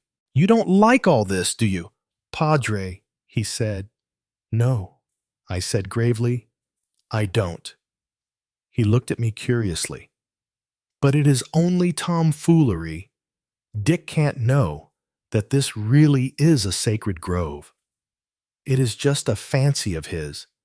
He likes to play with the idea. And anyway, if it were, well," he laughed uncomfortably. "You don't believe in that sort of thing, do you? You, a parson?" "I am not sure that as a parson I ought not to believe in it. But that sort of thing is all finished and done with." "I am not so sure," I said musingly. "I only know this. I am not, as a rule, a sensitive man to atmosphere. But ever since I entered this grove of trees, I have felt a curious impression and sense of evil and menace all round me." He glanced uneasily over his shoulder. "Yes," he said, it is queer. Somehow. I know what you mean, but I suppose it is only our imagination makes us feel like that. What do you say, Simons?" The doctor was silent a minute or two before he replied. Then he said quietly, I don't like it. I can't tell you why, but somehow or other, I don't like it. At that moment, Violet Mannering came across to me. I hate this place, she cried. I hate it. Do let's get out of it. We moved away, and the others followed us. Only Diana Ashley lingered. I turned my head over my shoulder and saw her standing in front of the idol house, gazing earnestly at the image within it. The day was an unusually hot and beautiful one, and Diana Ashley's suggestion of a fancy dress party that evening was received with general favor. The usual laughing and whispering and frenzied secret sewing took place, and when we all made our appearance for dinner, there were the usual outcries of merriment. Rogers and his wife were Neolithic hut dwellers explaining the sudden lack of hearth rugs. Richard Hayden called himself a Phoenician sailor, and his cousin was a brigand chief. Dr. Simons was a chef. Lady Mannering was a hospital nurse, and her daughter was a Circassian slave. I myself was arrayed somewhat too warmly as a monk. Diana Ashley came down last and was somewhat of a disappointment to all of us, being wrapped in a shapeless black domino. The unknown, she declared airily. That is what I am. Now, for goodness sake, let's go into dinner. After dinner, we went outside. It was a lovely night, warm and soft, and the moon was rising. We wandered about and chatted, and the time passed quickly enough. It must have been an hour later when we realized that Diana Ashley was not with us. Surely she has not gone to bed, said Richard Hayden. Violet Mannering shook her head. Oh, no, she said. I saw her going off in that direction about a quarter of an hour ago. She pointed as she spoke towards the grove of trees that showed black and shadowy in the moonlight. I wonder what she is up to, said Richard Hayden. Some devilment, I swear. Let's go and see.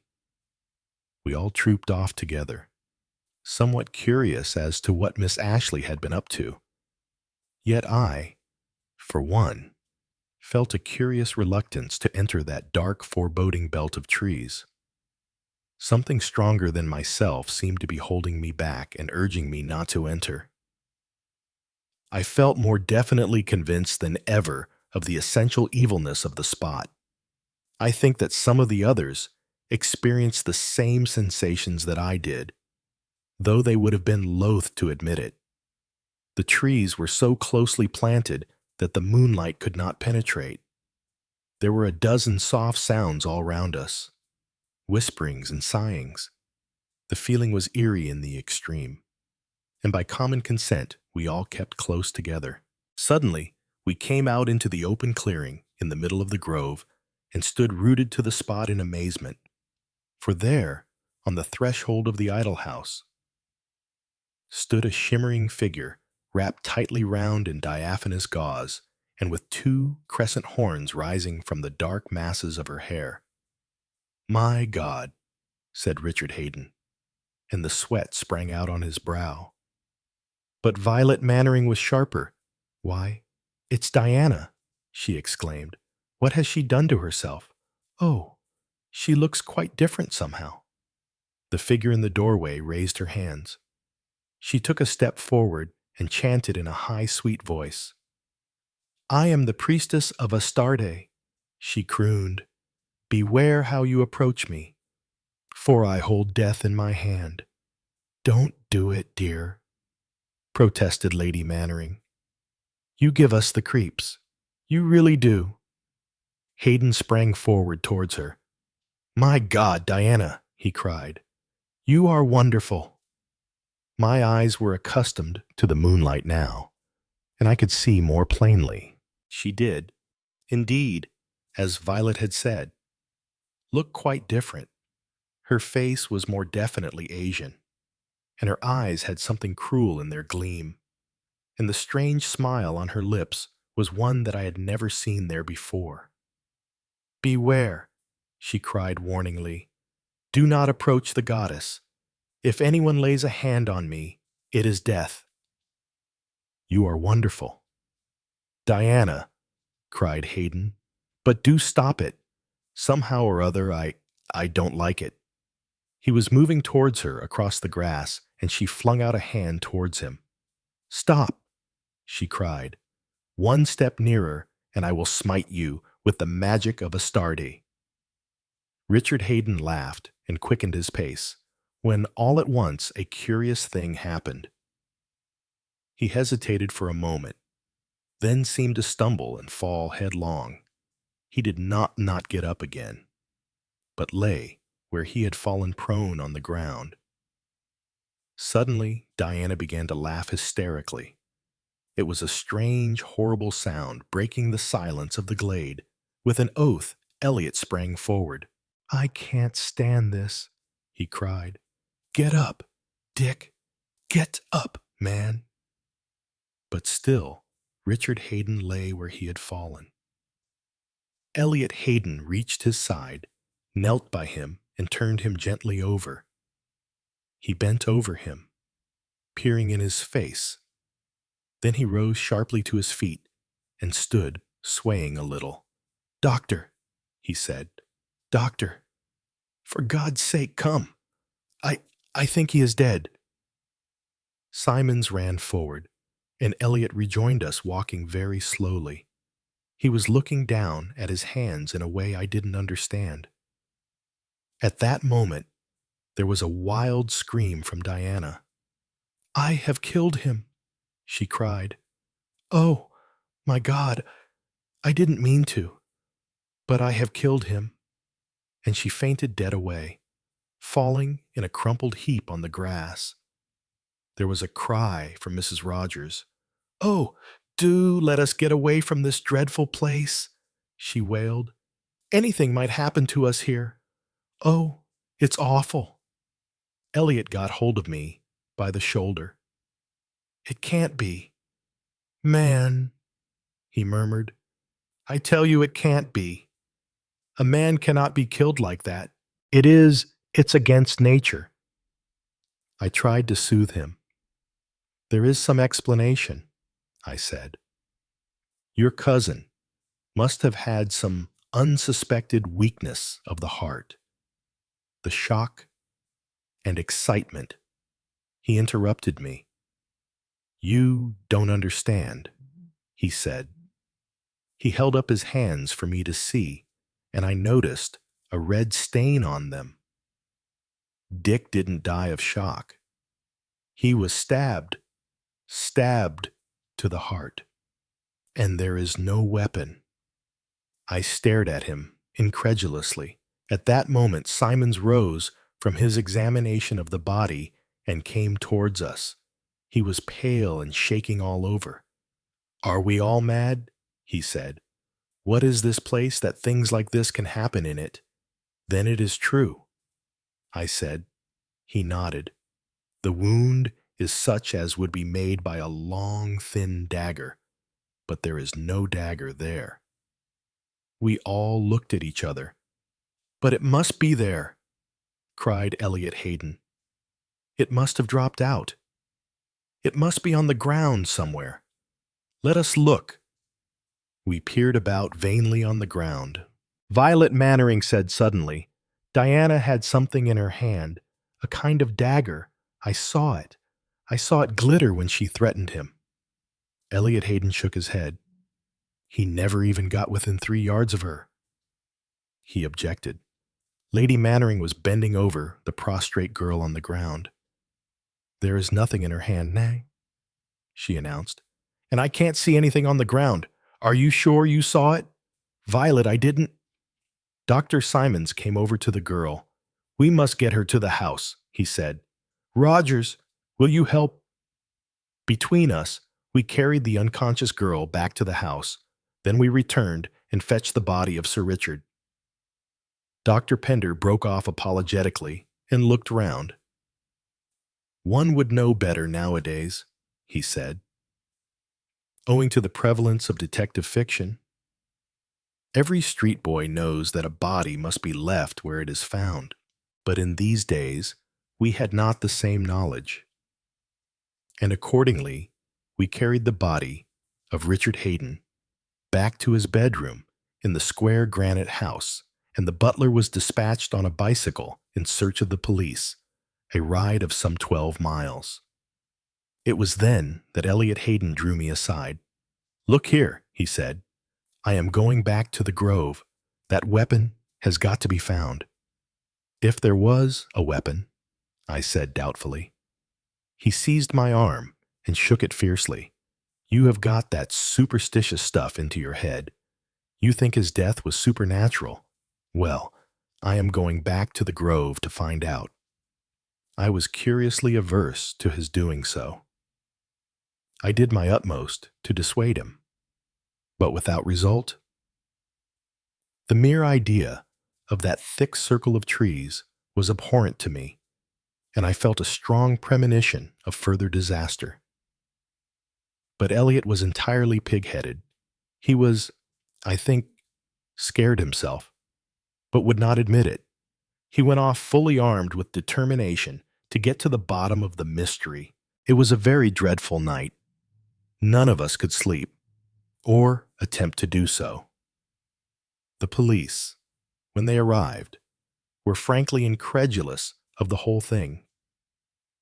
They evinced a strong desire to cross-examine Miss Ashley, but there they had to reckon with Dr. Simmons, who opposed the idea vehemently. Miss Ashley had come out of her faint or trance, and he had given her a long sleeping draught. She was on no account to be disturbed until the following day. It was not until about 7 o'clock in the morning that anyone thought about Elliot Hayden. And then Simons suddenly asked where he was. I explained what Elliot had done, and Simons's grave face grew a shade graver. "I wish he hadn't. It is foolhardy," he said. "You don't think any harm can have happened to him?" "I hope not. I think, Padre, that you and I had better go and see." I knew he was right, but it took all the courage in my command to nerve myself for the task. We set out together and entered once more that ill-fated grove of trees. We called him twice and got no reply. In a minute or two, we came into the clearing, which looked pale and ghostly in the early morning light. Simons clutched my arm, and I uttered a muttered exclamation. Last night, when we had seen it in the moonlight, there had been the body of a man lying face downwards on the grass. Now, in the early morning light, the same sight met our eyes. Elliot Hayden was lying on the exact spot where his cousin had been. "My God," said Simons, "it has got him too." We ran together over the grass. Elliot Hayden was unconscious, but breathing feebly, and this time there was no doubt of what had caused the tragedy. A long, thin, bronze weapon remained in the wound. "Got him through the shoulder, not through the heart. That is lucky," commented the doctor. "On my soul, I don't know what to think. At any rate, he is not dead, and he will be able to tell us what happened." But that was just what Elliot Hayden was not able to do. His description was vague in the extreme. He had hunted about vainly for the dagger, and at last, giving up the search, had taken up a stand near the idol house. It was then that he became increasingly certain that someone was watching him from the belt of trees. He fought against this impression, but was not able to shake it off. He described a cold, strange wind that began to blow. It seemed to come not from the trees, but from the interior of the idol house. He turned round. Peering inside it, He saw the small figure of the goddess, and he felt he was under an optical delusion. The figure seemed to grow larger and larger. Then he suddenly received something that felt like a blow between his temples, which sent him reeling back. And as he fell, he was conscious of a sharp, burning pain in his left shoulder. The dagger was identified this time as being the identical one which had been dug up in the barrow on the hill, and which had been bought by Richard Hayden. Where he had kept it, in the house or in the idol house in the grove, none seemed to know. The police were of the opinion, and always will be, that he was deliberately stabbed by Miss Ashley. But in view of our combined evidence that she was never within 3 yards of him, they could not hope to support the charge against her. So the thing has been and remains a mystery. There was a silence. There doesn't seem anything to say, said Joyce Lempriere at length. It is all so horrible and uncanny. Have you no explanation for yourself? Dr. Pender. The old man nodded. Yes, he said. I have an explanation. A kind of explanation. That is, rather a curious one, but to my mind it still leaves certain factors unaccounted for. I have been to seances, said Joyce. And you may say what you like. Very queer things can happen. I suppose one can explain it by some kind of hypnotism. The girl really turned herself into a priestess of Astarte, and I suppose somehow or other she must have stabbed him. Perhaps she threw the dagger that Miss Mannering saw in her hand. Or it might have been a javelin, suggested Raymond West. After all, moonlight is not very strong. She might have had a kind of spear in her hand and stabbed him at a distance. And then I suppose mass hypnotism comes into account. I mean, you were all prepared to see him stricken down by supernatural means, and so you saw it like that. I have seen many wonderful things done with weapons and knives at music halls, said Sir Henry. I suppose it is possible that a man could have been concealed in the belt of trees, and that he might, from there, have thrown a knife or a dagger with sufficient accuracy, agreeing, of course, that he was a professional. I admit that that seems rather far-fetched, but it seems the only really feasible theory. You remember that the other man was distinctly under the impression that there was someone in the grove of trees watching him. As to Miss Mannering saying that Miss Ashley had a dagger in her hand, and the others saying she hadn't, that doesn't surprise me. If you had had my experience, you would know that 5 persons' account of the same thing will differ so widely as to be almost incredible. Mr. Petherick coughed. But in all these theories, we seem to be overlooking one essential fact. He remarked, "What became of the weapon? Miss Ashley could hardly get rid of a javelin standing as she was in the middle of an open space. And if a hidden murderer had thrown a dagger, then the dagger would still have been in the wound when the man was turned over. We must, I think, discard all far-fetched theories and confine ourselves to sober fact. And where does sober fact lead us? Well, one thing seems quite clear.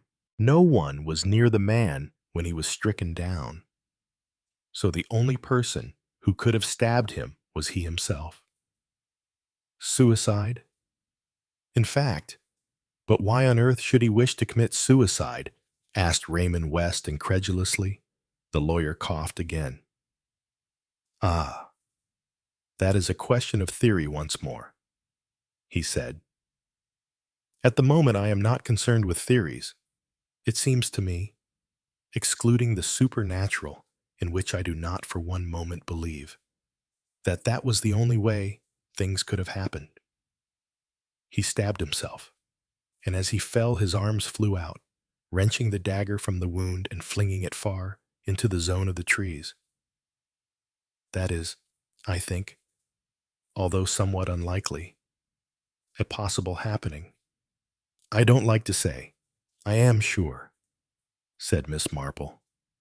It all perplexes me very much indeed. But curious things do happen. At Lady Sharpley's garden party last year, the man who was arranging the clock golf tripped over one of the numbers, quite unconscious he was, and didn't come round for about 5 minutes. Yes, dear aunt, said Raymond gently. But he wasn't stabbed, was he? Of course not, dear, said Miss Marple. That is what I'm telling you. Of course, there is only one way that poor Sir Richard could have been stabbed, but I do wish I knew what caused him to stumble in the first place. Of course, it might have been a tree root. He would be looking at the girl. Of course. And when it is moonlight, one does trip over things. You say that there is only one way that Sir Richard could have been stabbed. Miss Marple, said the clergyman, looking at her curiously. It is very sad, and I don't like to think of it. He was a right-handed man.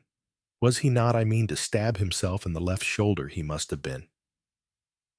I was always so sorry for poor Jack Baines in the war, and he shot himself in the foot. You remember, after very severe fighting at Arras. He told me about it when I went to see him in hospital, and very ashamed of it he was. I don't expect this poor man, Elliot Haydon, profited much by his wicked crime. Elliot Haydon, cried Raymond. You think he did it? I don't see how anyone else could have done it, said Miss Marple, opening her eyes in gentle surprise. I mean, if, as Mr. Petherick so wisely says, one looks at the facts and disregards all that atmosphere of heathen goddesses, which I don't think is very nice. He went up to him first and turned him over, and of course to do that he would have to have had his back to them all. And being dressed as a brigand chief, he would be sure to have a weapon of some kind in his belt.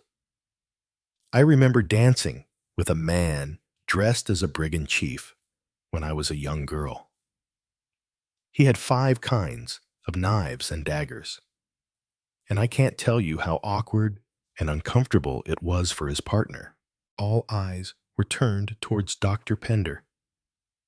I knew the truth, said he, 5 years after that tragedy occurred. It came in the shape of a letter written to me by Elliot Haydon. He said in it that he fancied that I had always suspected him. He said it was a sudden temptation. He, too, loved Diana Ashley, but he was only a poor, struggling barrister. With Richard out of the way and inheriting his title and estates, he saw a wonderful prospect opening up before him. The dagger had jerked out of his belt as he knelt down by his cousin, and almost before he had time to think, he drove it in and returned it to his belt again. He stabbed himself later in order to divert suspicion. He wrote to me on the eve of starting on an expedition to the South Pole, in case, as he said, he should never come back.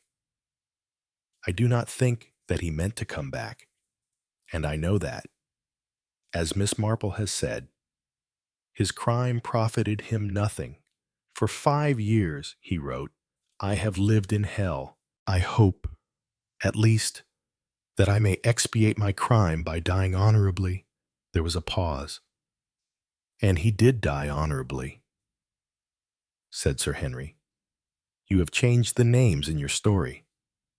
Dr. Pender, but I think I recognize the man you mean. As I said, went on the old clergyman, I do not think that explanation quite covers the facts. I still think There was an evil influence in that grove, an influence that directed Elliot Hayden's action.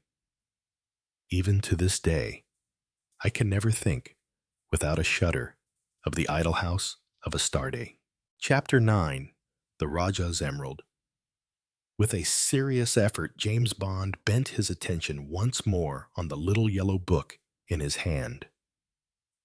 On its outside, the book bore the simple but pleasing legend, "Do you want your salary increased by 300 as per annum?" Its price was 1 shilling.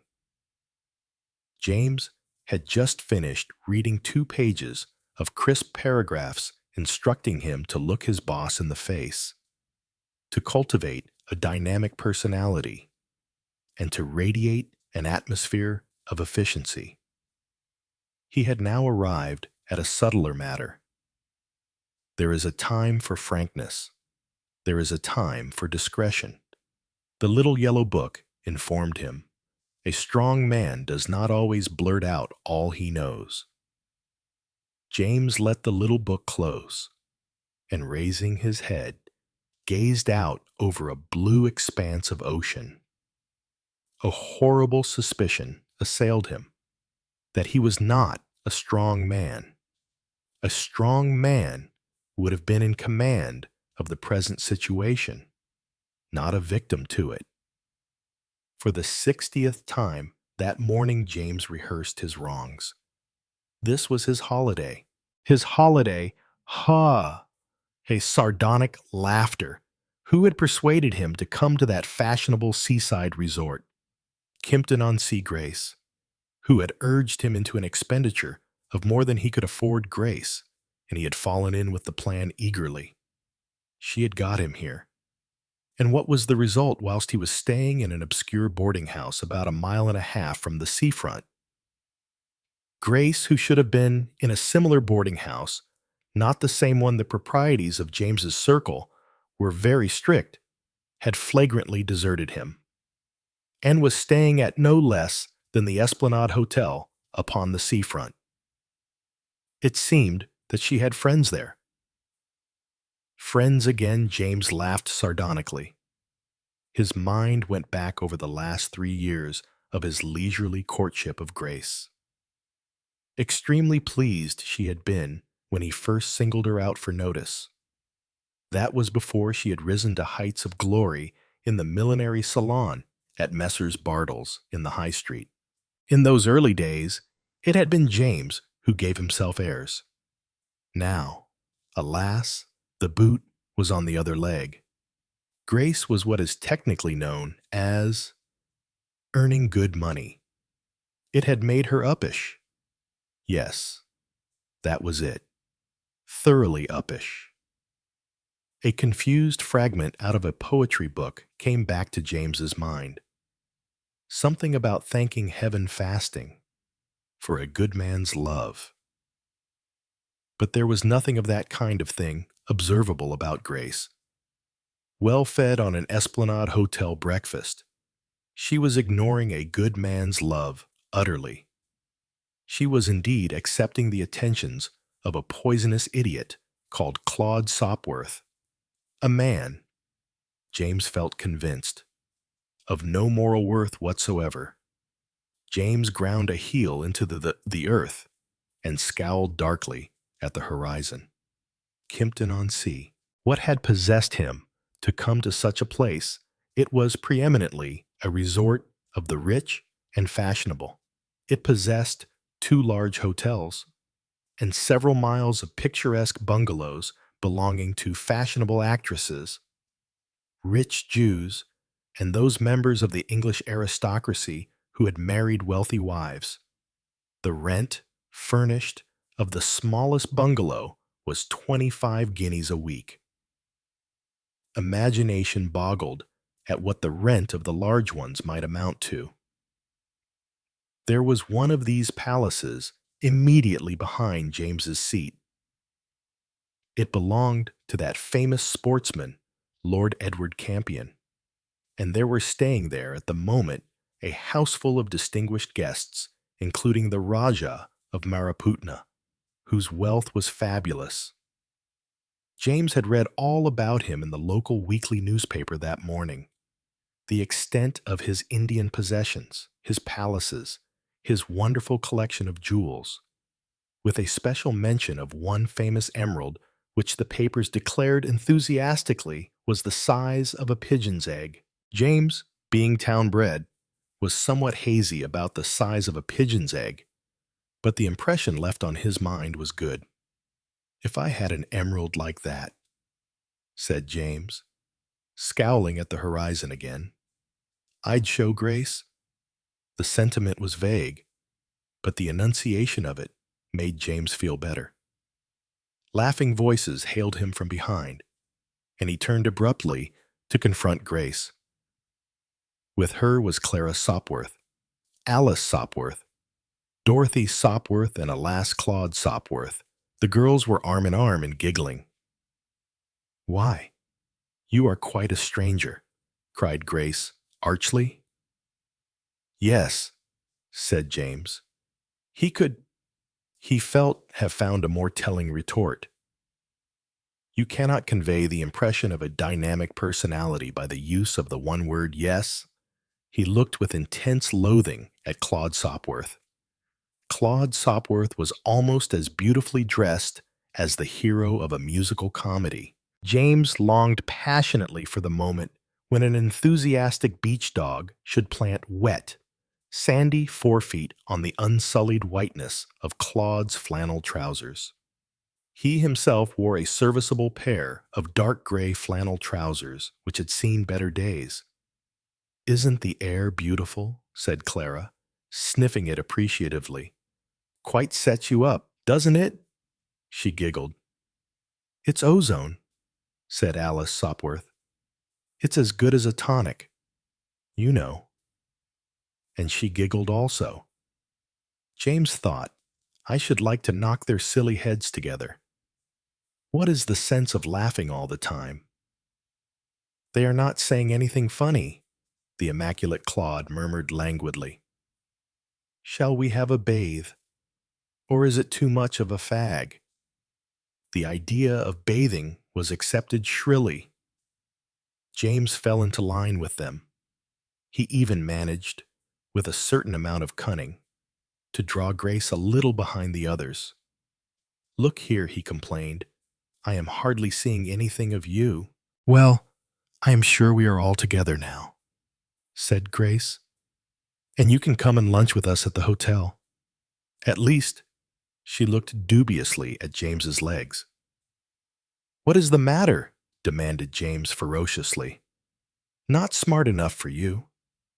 I suppose I do think, dear, you might take a little more pains," said Grace.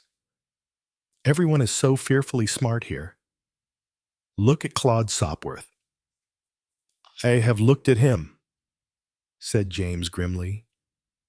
"I have never seen a man who looked a more complete ass than he does." Grace drew herself up. "There is no need to criticize my friends." "James, it's not manners.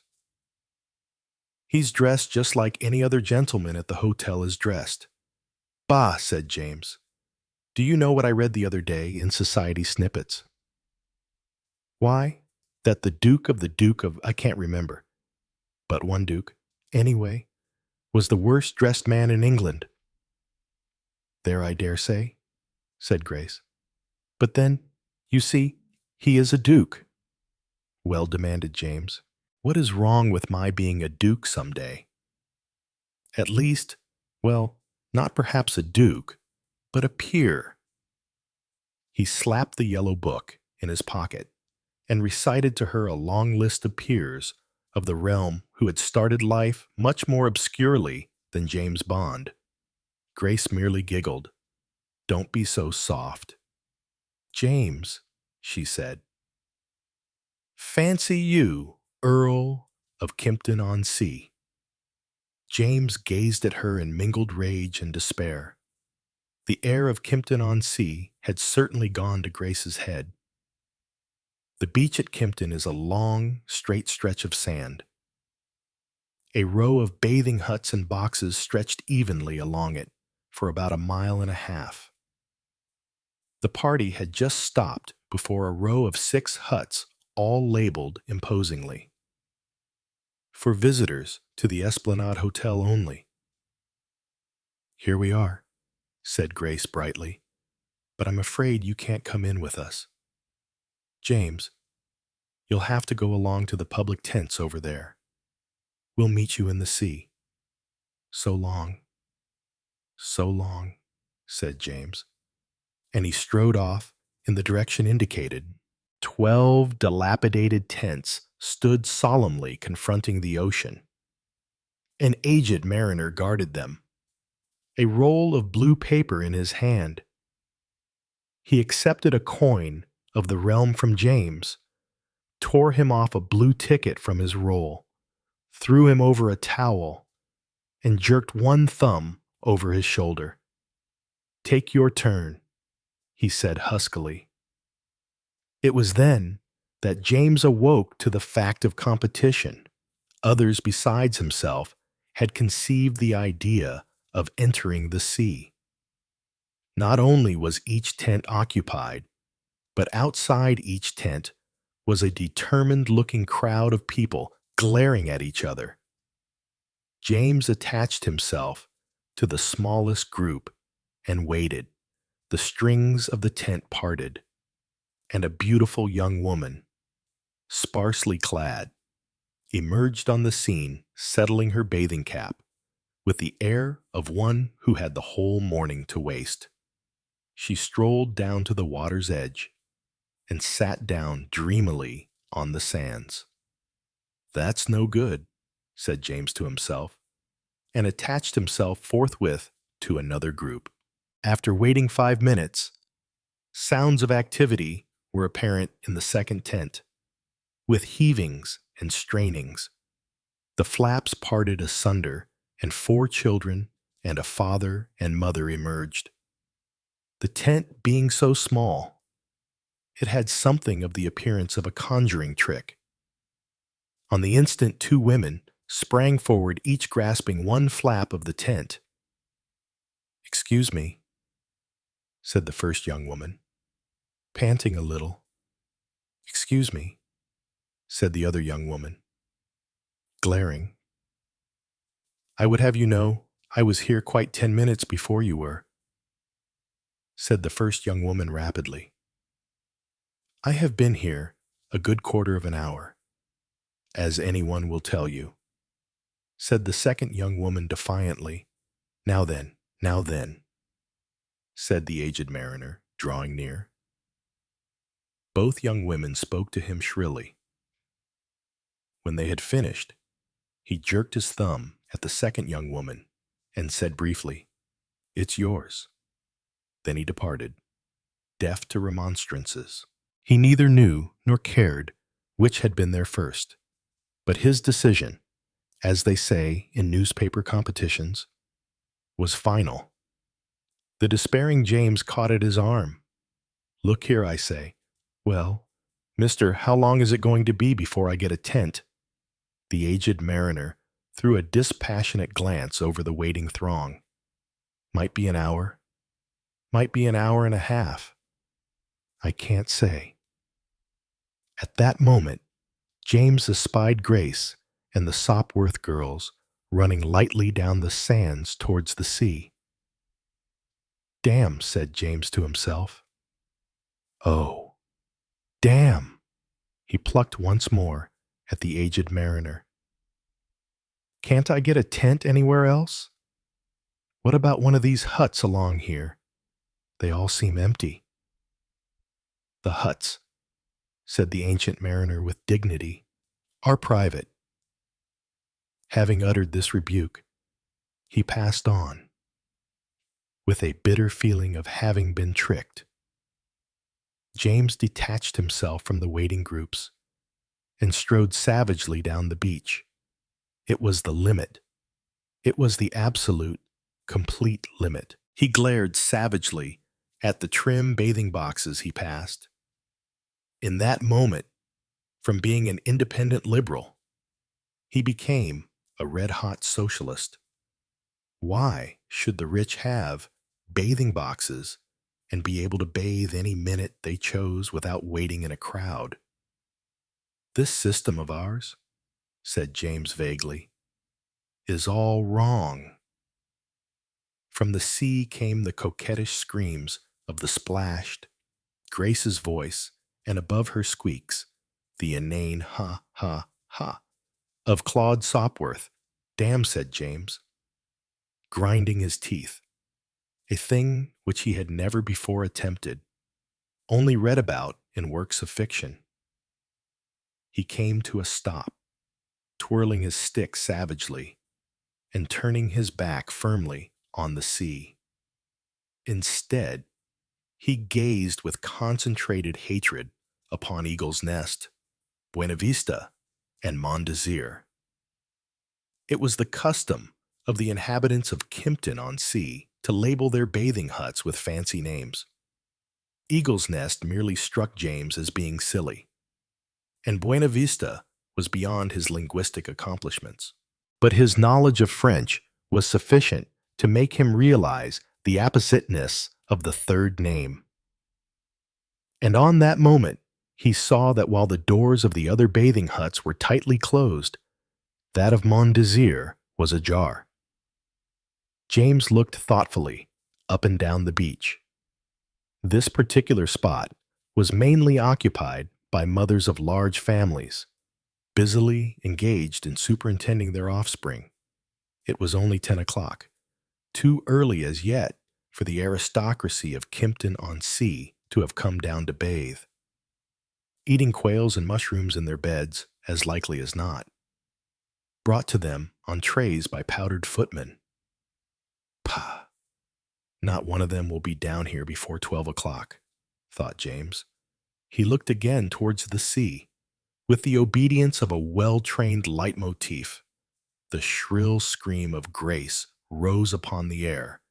It was followed by the ha-ha, ha-ha, ha of Claude Sopworth. I will, said James between his teeth. He pushed open the door of Mont Desir and entered. Sorry.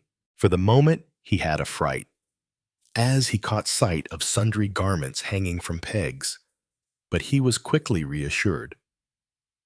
The hut was partitioned into two. On the right-hand side, a girl's yellow sweater, a battered Panama hat, and a pair of beach shoes were depending from a peg. On the left-hand side, an old pair of gray flannel trousers, a pullover, and a sou'wester proclaimed the fact that the sexes were segregated. James hastily transferred himself to the gentleman's part of the hut and undressed rapidly. 3 minutes later, he was in the sea puffing and snorting importantly, doing extremely short bursts of professional-looking swimming head under the water, arms lashing the sea that style. Oh, there you are, cried Grace. I was afraid you wouldn't be in for ages with all that crowd of people waiting there. Really, said James.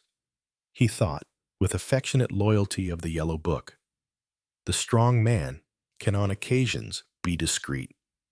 For the moment, his temper was quite restored.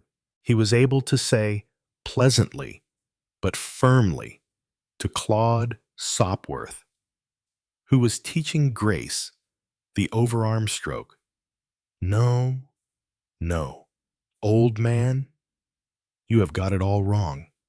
I'll show her. And such was the assurance of his tone that Claude withdrew, discomfited. The only pity of it was that his triumph was short-lived. The temperature of our English waters is not such as to induce bathers to remain in them for any length of time. Grace and the Sopworth girls were already displaying blue chins and chattering teeth. They raced up the beach, and James pursued his solitary way back to Mont Desir. As he toweled himself vigorously and slipped his shirt over his head, he was pleased with himself. He felt, displayed a dynamic personality. And then suddenly he stood still, frozen with terror. Girlish voices sounded from outside, and voices quite different from those of Grace and her friends. A moment later, he had realized the truth. The rightful owners of Mont Desir were arriving. It is possible that if James had been fully dressed, he would have waited their advent in a dignified manner and attempted an explanation. As it was, he acted on panic. The windows of Mont Desir were modestly screened by dark green curtains. James flung himself on the door and held the knob in a desperate clutch. Hands tried ineffectually to turn it from outside. "It's locked, after all," said a girl's voice. "I thought Peg said it was open." "No, Woggle said so." "Woggle is the limit," said the other girl. "How perfectly foul. We shall have to go back for the key." James heard their footsteps retreating. He drew a long, deep breath. In desperate haste, he huddled on the rest of his garments. 2 minutes later, saw him strolling negligently down the beach with an almost aggressive air of innocence. Grace and the Sopworth girls joined him on the beach a quarter of an hour later. The rest of the morning passed agreeably in stone throwing, writing in the sand and light badinage. Then Claude glanced at his watch. "Lunchtime," he observed. "We'd better be strolling back." "I'm terribly hungry," said Alice Sopworth. All the other girls said that they were terribly hungry too. "Are you coming?" James asked Grace. Doubtless James was unduly touchy. He chose to take offense at her tone. "Not if my clothes are not good enough for you," he said bitterly. "Perhaps, as you are so particular, I'd better not come." That was Grace's cue for murmured protestations. But the seaside air had affected Grace unfavorably. She merely replied, "Very well. Just as you like. See you this afternoon, then." James was left dumbfounded. "Well," he said, staring after the retreating group. "Well, of all the we strolled moodily into the town. There were 2 cafes in Kimpton-on-Sea. They are both hot, noisy, and overcrowded. It was the affair of the bathing huts once more." James had to wait his turn. He had to wait longer than his turn. An unscrupulous matron who had just arrived forestalling him when a vacant seat did present itself. At last, he was seated at a small table. Close to his left ear, 3 raggedly bobbed maidens were making a determined hash of Italian opera. Fortunately, James was not musical. He studied the bill of fare dispassionately, his hands thrust deep into his pockets. He thought to himself, "Whatever I ask for, it's sure to be off. That's the kind of fellow I am." His right hand, groping in the recesses of his pocket, touched an unfamiliar object. It felt like a pebble, a large round pebble. What on earth did I want to put a stone in my pocket for, thought James. His fingers closed round it. A waitress drifted up to him. "Fried plaice and chipped potatoes." "Please," said James. "Fried plaice is off," murmured the waitress, her eyes fixed dreamily on the ceiling. "Then I'll have curried beef," said James. "Curried beef is off."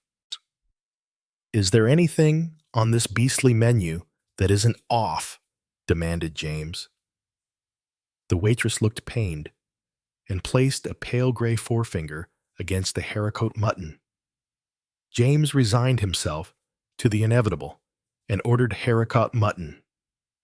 His mind still seething with resentment against the ways of cafes. He drew his hand out of his pocket, the stone still in it, unclosing his fingers.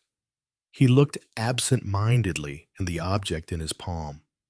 Then with a shock, all lesser matters passed from his mind, and he stared with all his eyes. The thing he held was not a pebble. It was, he could hardly doubt it, an emerald.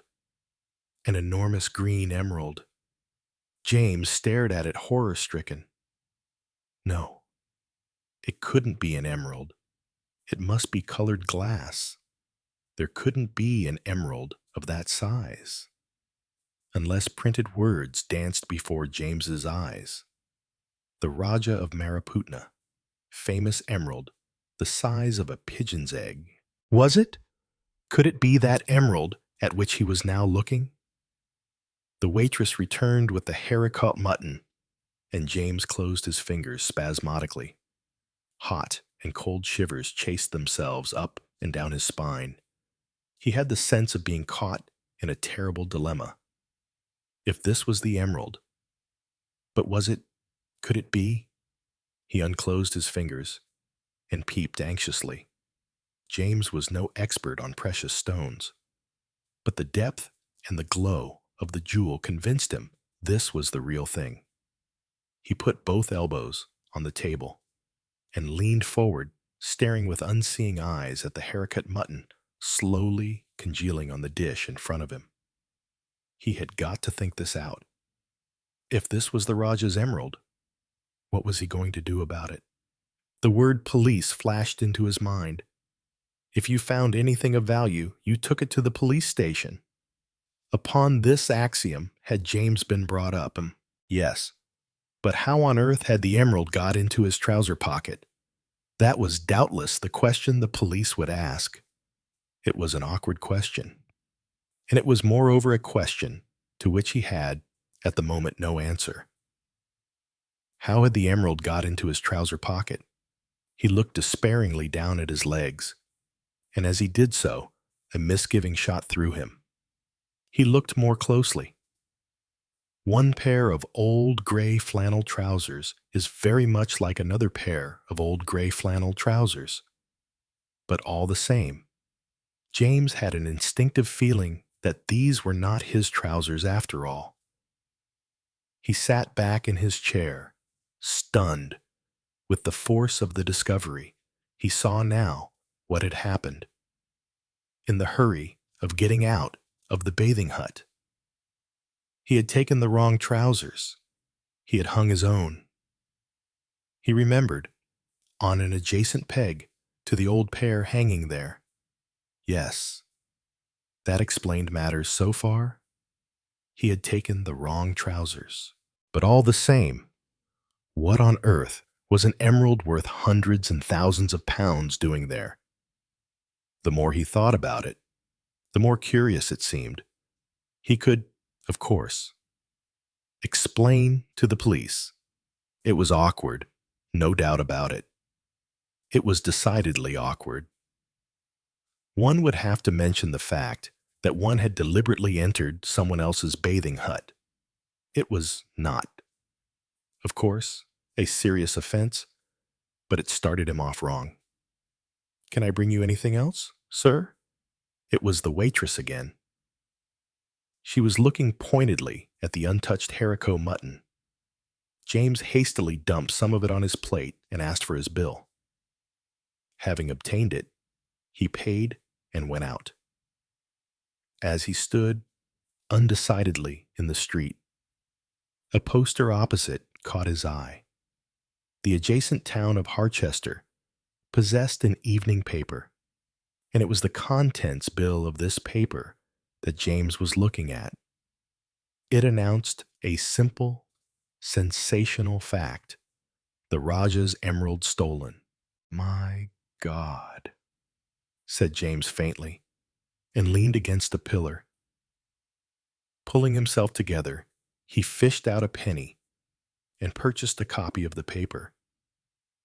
He was not long in finding what he sought. Sensational items of local news were few and far between. Large headlines adorned the front page. Sensational burglary at Lord Edward Campion's. Theft of famous historical emerald, Raja of Maraputna's terrible loss. The facts were few and simple. Lord Edward Campion had entertained several friends the evening before. Wishing to show the stone to one of the ladies present, the Raja had gone to fetch it and had found it missing. The police had been called in. So far, no clue had been obtained. James let the paper fall to the ground. It was still not clear to him how the emerald had come to be reposing in the pocket of an old pair of flannel trousers in a bathing hut. But it was borne in upon him every minute that the police would certainly regard his own story as suspicious. What on earth was he to do? Here he was, standing in the principal street of Kimpton-on-Sea, with stolen booty worth a king's ransom reposing idly in his pocket, whilst the entire police force of the district were busily searching for just that same booty. There were two courses open to him. Course number 1, to go straight to the police station and tell his story, but it must be admitted that James funked that course badly. Course number 2, somehow or other to get rid of the emerald. It occurred to him to do it up in a neat little parcel and post it back to the Raja. Then he shook his head. He had read too many detective stories for that sort of thing. He knew how your super sleuth could get busy with a magnifying glass and every kind of patent device. Any detective worth his salt would get busy on James's parcel and would in half an hour or so have discovered the sender's profession, age, habits, and personal appearance. After that, it would be a mere matter of hours before he was tracked down. It was then that a scheme of dazzling simplicity suggested itself to James. It was the luncheon hour. The beach would be comparatively deserted.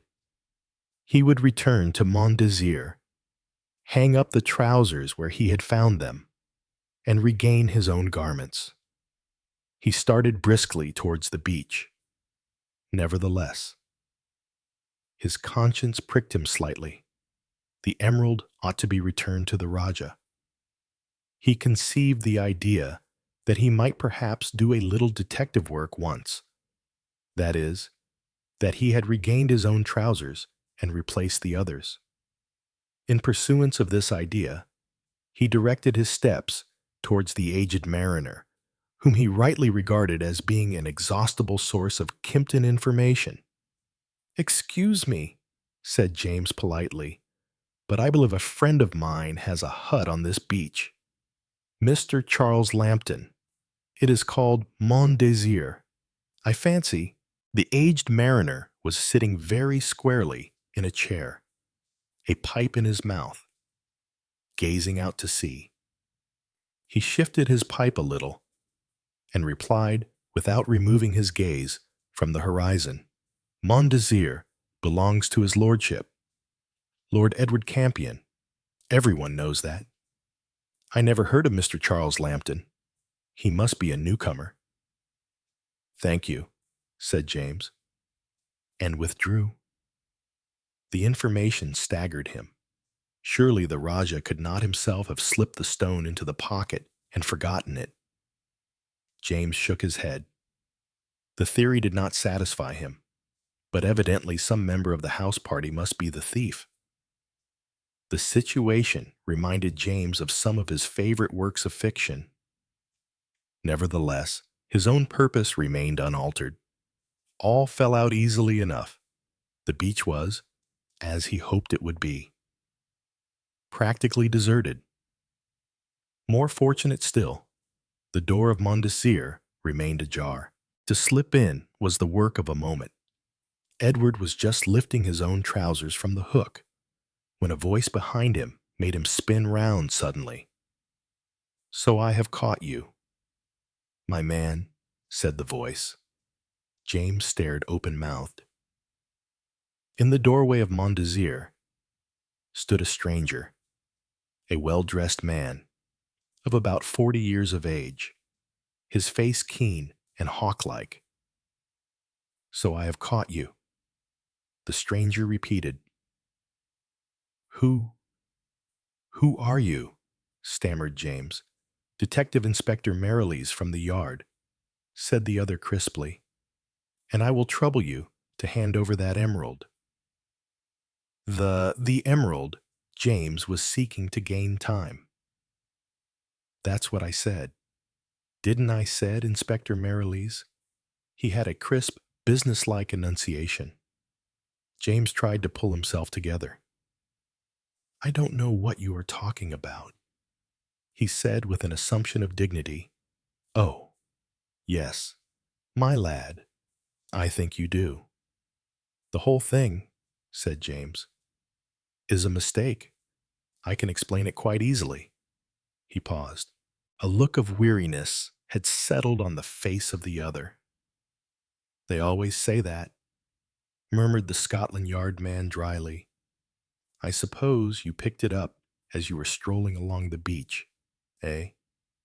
That is the sort of explanation.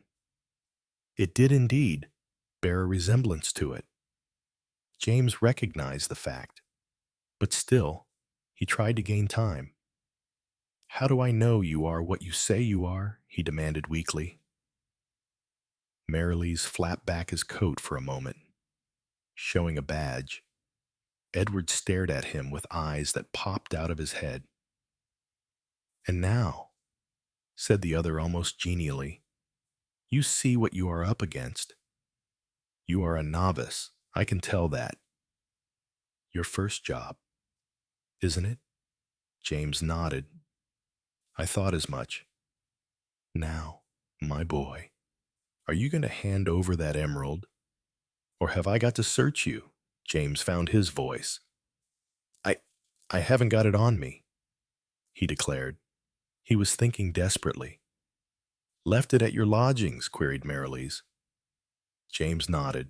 Very well, then, said the detective. We will go there together. He slipped his arm through James's. I am taking no chances of your getting away from me, he said gently. We will go to your lodgings, and you will hand that stone over to me. James spoke unsteadily. If I do, will you let me go? He asked tremulously. Merrilees appeared embarrassed. We know just how that stone was taken, he explained, and about the lady involved. And, of course, as far as that goes, well, the Rajah wants it hushed up. You know what these Indian rulers are, James, who knew nothing whatsoever about Indian rulers, except for one cause célèbre, nodded his head with an appearance of eager comprehension. It will be most irregular. Of course, said the detective, but you may get off scot-free. Again, James nodded. They had walked the length of the esplanade and were now turning into the town. James intimated the direction, but the other man never relinquished his sharp grip on James's arm. Suddenly, James hesitated and half spoke. Merrilees looked up sharply and then laughed. They were just passing the police station, and he noticed James's agonized glances at it.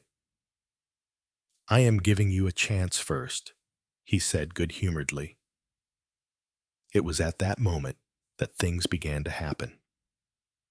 A loud bellow broke from James. He clutched the other's arm and yelled at the top of his voice, Help thief! Help thief! A crowd surrounded them in less than a minute. Merrilees was trying to wrench his arm from James's grasp. I charge this man, cried James. I charge this man. He picked my pocket. What are you talking of?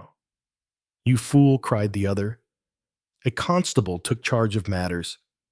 Mr. Merrilees and James were escorted into the police station. James reiterated his complaint. This man has just picked my pocket. He declared excitedly. He has got my note case in his right-hand pocket. There, the man is mad, grumbled the other. You can look for yourself, Inspector, and see if he is telling the truth. At a sign from the inspector, the constable slipped his hand deferentially into Merrilees's pocket. He drew something out and held it up with a gasp of astonishment.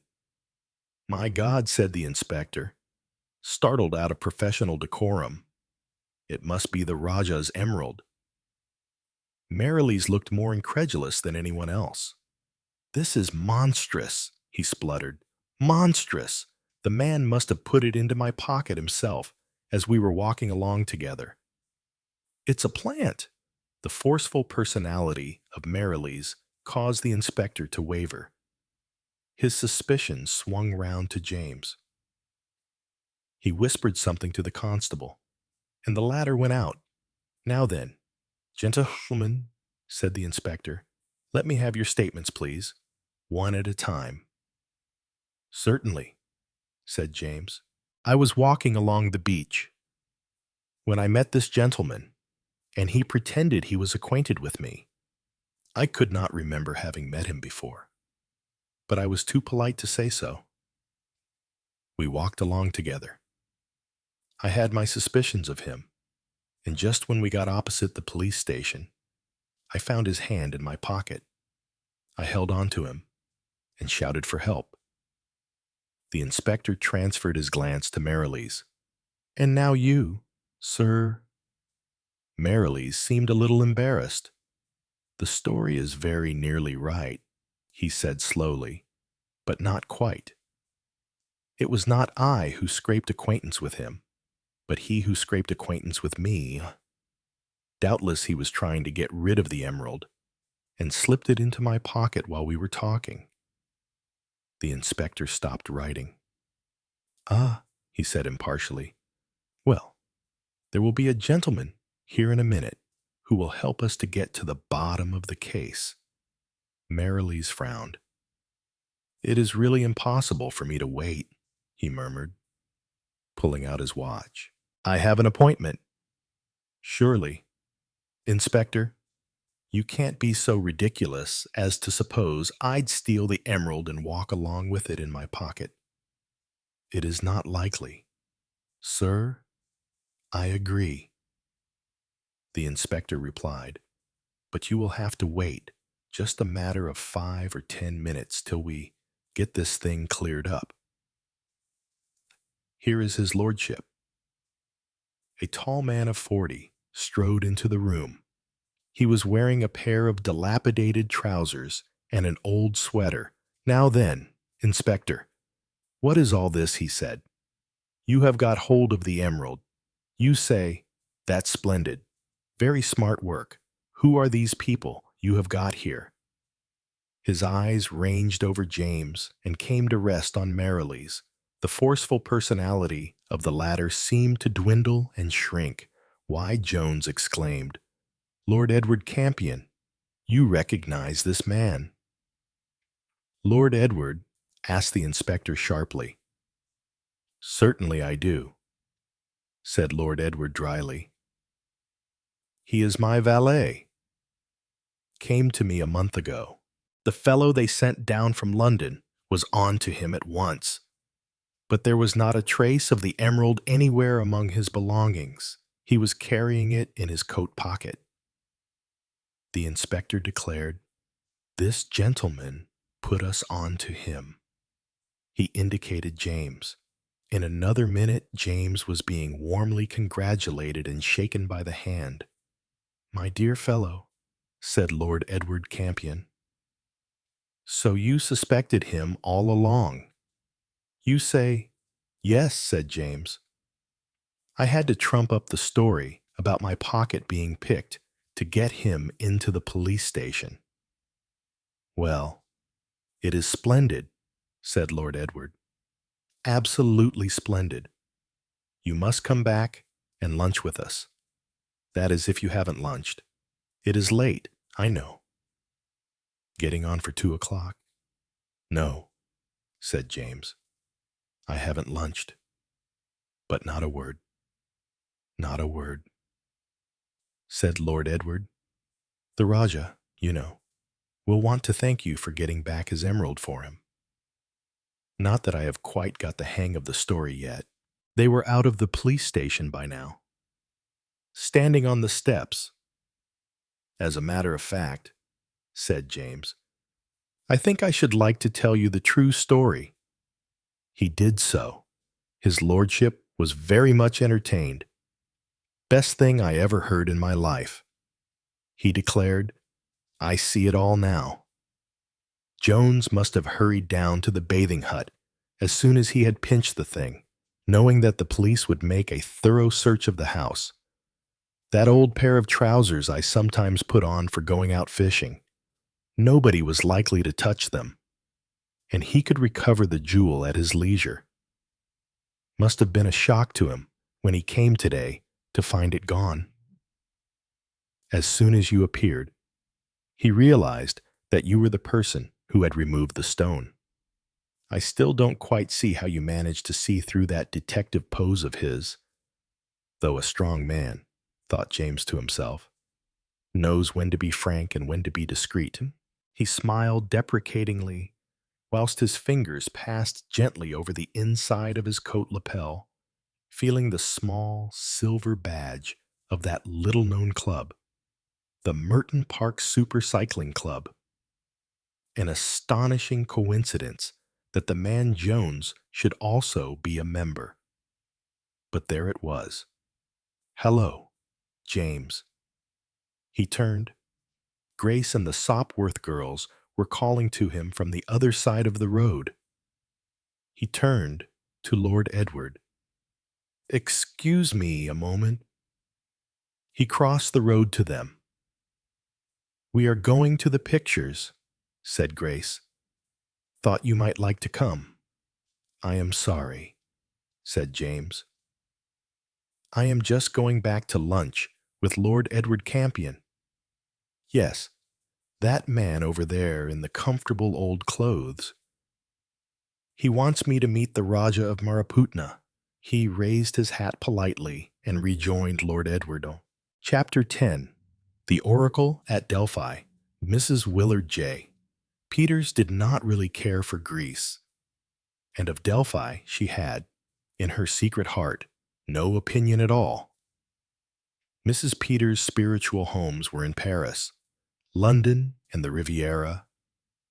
She was a woman who enjoyed hotel life, but her idea of a hotel bedroom was a soft pile carpet, a luxurious bed, a profusion of different arrangements of electric light, including a shaded bedside lamp, plenty of hot and cold water, and a telephone beside the bed, by means of which you could order tea, meals, mineral waters, cocktails, and speak to your friends. In the hotel at Delphi, there were none of these things. There was a marvelous view from the windows. The bed was clean, and so was the whitewashed room. There was a chair, a washstand, and a chest of drawers. Baths took place by arrangement and were occasionally disappointing as regarded hot water. It would, she supposed, be nice to say that you had been to Delphi, and Mrs. Peters had tried hard to take an interest in ancient Greece. But she found it difficult. Their statuary seemed so unfinished, so lacking in heads and arms and legs. Secretly, she much preferred the handsome marble angel, complete with wings, which was erected on the late Mr. Willard Peters' tomb. But all these secret opinions she kept carefully to herself, for fear her son Willard should despise her. It was for Willard's sake that she was here, in this chilly and uncomfortable room, with a sulky maid and a disgusted chauffeur in the offing. For Willard, until recently called Junior, a title which he hated, was Mrs. Peters' 18-year-old son, and she worshipped him to distraction. It was Willard who had this strange passion for bygone art. It was Willard, thin, pale, spectacled, and dyspeptic, who had dragged his adoring mother on this tour through Greece. They had been to Olympia, which Mrs. Peters thought a sad mess.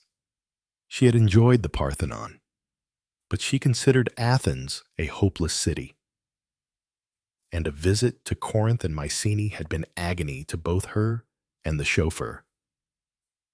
Delphi, Mrs. Peters thought unhappily, was the last straw. Absolutely nothing to do but walk along the road and look at the ruins. Willard spent long hours on his knees, deciphering Greek inscriptions, saying, "Mother, just listen to this. Isn't it splendid?" And then he would read out something that seemed to Mrs. Peters the quintessence of dullness. This morning, Willard had started early to see some Byzantine mosaics. Mrs. Peters, feeling instinctively that Byzantine mosaics would leave her cold in the literal as well as the spiritual sense, had excused herself. "I understand, Mother," Willard had said. "You want to be alone just to sit in the theater or up in the stadium and look down over it and let it sink in." "That's right." "Pet," said Mrs. Peters, "I knew this place would get you," said Willard exultantly, and departed.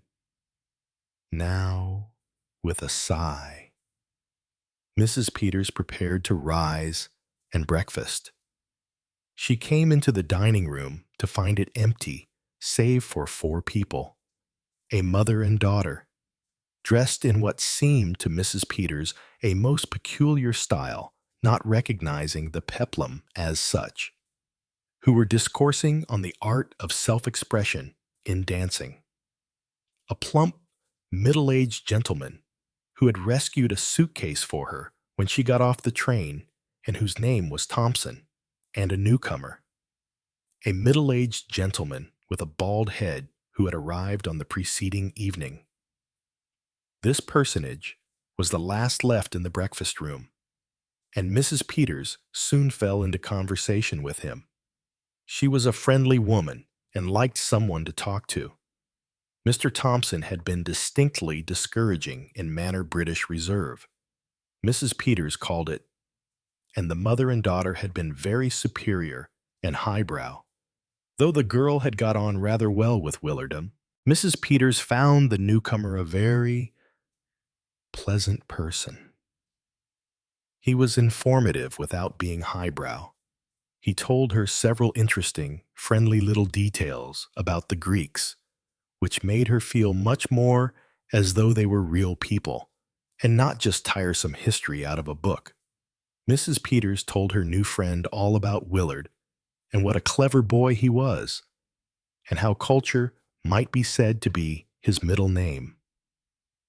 There was something about this benevolent and bland personage which made him easy to talk to, what he himself did and what his name was. Mrs. Peters did not learn, beyond the fact that he had been traveling and that he was having a complete rest from business. What business? He was not communicative about himself, altogether. The day passed more quickly than might have been anticipated. The mother and daughter and Mr. Thompson continued to be unsociable. They encountered the latter coming out of the museum, and he immediately turned in the opposite direction. Mrs. Peters' new friend looked after him with a little frown. "Now, I wonder who that fellow is," he said. Mrs. Peters supplied him with the other's name, but could do no more. Thompson. No, I don't think I've met him before, and yet somehow or other his face seems familiar, but I can't place him. In the afternoon, Mrs. Peters enjoyed a quiet nap in a shady spot. The book she took with her to read was not the excellent one on Grecian art recommended to her by her son, but was, on the contrary, entitled The River Launch Mystery. It had 4 murders in it, 3 abductions, and a large and varied gang of dangerous criminals. Mrs. Peters found herself both invigorated and soothed by the perusal of it. It was 4 o'clock when she returned to the hotel. Willard, she felt sure, would be back by this time. So far was she from any presentiment of evil that she almost forgot to open a note which the proprietor said had been left for her by a strange man during the afternoon. It was an extremely dirty note. Idly, she ripped it open. As she read the first few lines, her face blanched, and she put out a hand to steady herself. The handwriting was foreign, but the language employed was English. Lady, it began, this to hand to inform you that your son is being held captive by us in place of great security. No harm shall happen to honored young gentlemen if you obey orders of yours truly. We demand for him ransom of 10,000 English pounds sterling. If you speak of this to hotel proprietor or police or any such person, your son will be killed. This is given you to reflect. Tomorrow, directions in way of paying money will be given. If not obeyed, the honored young gentleman's ears will be cut off and sent you. And following day, if still not obeyed, he will be killed. Again, this is not idle threat. Let the Kyria reflect again. Above all, be silent. Demetrius, the black-browed. It were idle to describe the poor lady's state of mind, preposterous and childishly worded as the demand was. It yet brought home to her a grim atmosphere of peril. Willard, her boy, her pet, her delicate, serious Willard. She would go at once to the police. She would rouse the neighborhood. But perhaps, if she did, she shivered. Then, rousing herself, she went out of her room in search of the hotel proprietor, the sole person in the hotel who could speak English.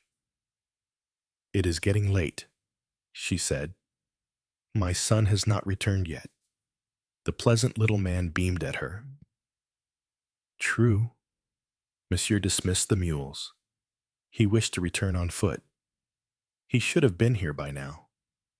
But doubtless he has lingered on the way. He smiled happily.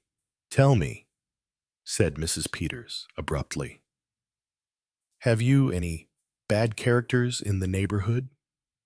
Bad characters was a term not embraced by the little man's knowledge of English. Mrs. Peters made her meaning plainer. She received in reply an assurance that all around Delphi were very good, very quiet people, all well disposed towards foreigners. Words trembled on her lips, but she forced them back. That sinister threat tied her tongue.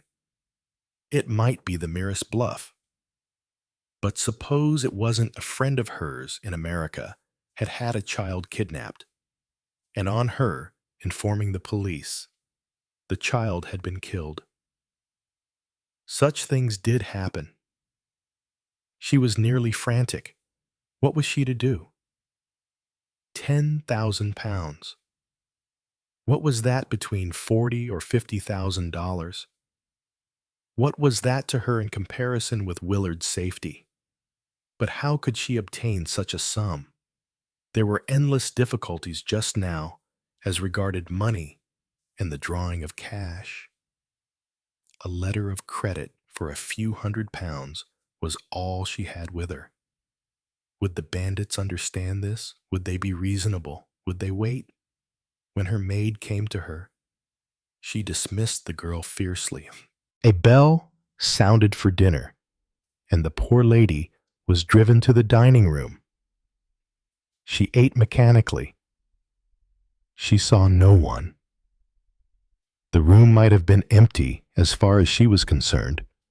With the arrival of fruit, a note was placed before her. She winced, but the handwriting was entirely different from that which she had feared to see a neat, clerkly English hand. She opened it without much interest, but she found its contents intriguing. At Delphi, you can no longer consult the oracle, so it ran, but you can consult Mr. Parker Pine. Below that, there was a cutting of an advertisement pinned to the paper, and at the bottom of the sheet, a passport photograph was attached. It was the photograph of her bald-headed friend of the morning. Mrs. Peters read the printed cutting twice. Are you happy if not? Consult Mr. Parker Pine. Happy, happy. Had anyone ever been so unhappy, it was like an answer to prayer.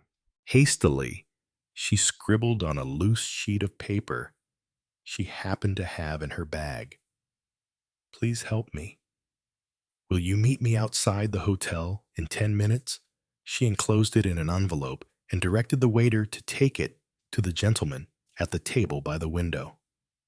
10 minutes later, enveloped in a fur coat, for the night was chilly, Mrs. Peters went out of the hotel and strolled slowly along the road to the ruins. Mr. Parker Pine was waiting for her. It's just the mercy of heaven you're here, said Mrs. Peters breathlessly. But how did you guess the terrible trouble I'm in? That's what I want to know. The human countenance. My dear madam, said Mr. Parker Pine gently. I knew at once that something had happened, but what it is I am waiting for you to tell me. Out it came in a flood. She handed him the letter, which he read by the light of his pocket torch. He said, a remarkable document, a most remarkable document. It has certain points. But Mrs. Peters was in no mood to listen to a discussion of the finer points of the letter. What was she to do about Willard? Her own dear, delicate Willard. Mr. Parker Pine was soothing. He painted an attractive picture of Greek bandit life. They would be especially careful of their captive, since he represented a potential gold mine. Gradually, he calmed her down. But what am I to do? Wailed Mrs. Peters. Wait until tomorrow, said Mr. Parker Pine. That is, unless you prefer to go straight to the police. Mrs. Peters interrupted him with a shriek of terror. Her darling Willard would be murdered out of hand. You think I'll get Willard back safe and sound? There is no doubt of that, said Mr. Parker Pine soothingly. The only question is whether you can get him back without paying 10,000 pounds. All I want is my boy. Yes, yes, said Mr. Parker Pine soothingly. Who brought the letter? By the way, a man the landlord didn't know. A stranger. There are possibilities there. The man who brings the letter tomorrow might be followed. What are you telling the people at the hotel about your son's absence? I haven't thought. I wonder. Now, Mr. Parker Pine reflected. I think you might quite naturally express alarm and concern at his absence. A search party could be sent out. You don't think these fiends... She choked. No, no. So long as there is no word of the kidnapping or the ransom, they cannot turn nasty. After all, you can't be expected to take your son's disappearance with no fuss at all. Can I leave it all to you? That is my business, said Mr. Parker Pine. They started back towards the hotel again, but almost ran into a burly figure. Who was that? Asked Mr. Parker Pine sharply. I think it was Mr. Thompson. Oh, said Mr. Parker Pine thoughtfully. Thompson. Was it Thompson, Mrs. Peters felt as she went to bed that Mr. Parker Pine's idea about the letter was a good one. Whoever brought it must be in touch with the bandits. She felt consoled and fell asleep much sooner than she could ever have believed possible. When she was dressing on the following morning, she suddenly noticed something lying on the floor by the window. She picked it up, and her heart missed a beat. The same dirty, cheap envelope, the same hated characters. She tore it open. "Good morning, lady. Have you made reflections? Your son is well and unharmed so far. But we must have the money. It may not be easy for you to get this sum, but it has been told us that you have with you a necklace of diamonds. Very fine stones. We will be satisfied with that. Instead, listen. This is what you must do. You, or anyone you choose to send, must take this necklace and bring it to the stadium. From there, go up to where there is a tree by a big rock. Eyes will watch and see that only one person comes. Then your son will be exchanged for necklace. The time must be tomorrow, 6 o'clock in the morning, just after sunrise. If you put police on us afterwards, we shoot your son as your car drives to station.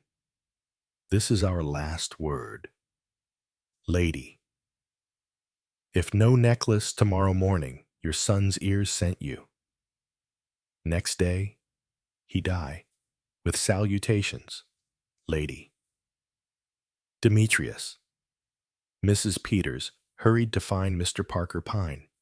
He read the letter attentively. "Is this true?" he asked. "About a diamond necklace?" "Absolutely. $100,000 my husband paid for it." "Our well-informed thieves," murmured Mr. Parker Pine. "What's that you say? I was just considering certain aspects of the affair." "My word. Mr. Pine, we haven't got time for aspects. I've got to get my boy back." "But you are a woman of spirit. Mrs. Peters, do you enjoy being bullied and cheated out of $10,000? Do you enjoy giving up your diamonds meekly to a set of ruffians? Well, of course, if you put it like that." The woman of spirit in Mrs. Peters wrestled with the mother. "How I'd like to get even with them, the cowardly brutes. The very minute I get my boy back, Mr. Pine, I shall set the whole police of the neighborhood on them, and if necessary, I shall hire an armored car to take Willard and myself to the railway station." Mrs. Peters was flushed and vindictive. "Yes," said Mr. Parker Pine. "You see, my dear madam, I'm afraid they will be prepared for that move on your part. They know that once Willard is restored to you, nothing will keep you from setting the whole neighborhood on the alert. Which leads one to suppose that they have prepared for that move. Well, what do you want to do, Mr. Parker?"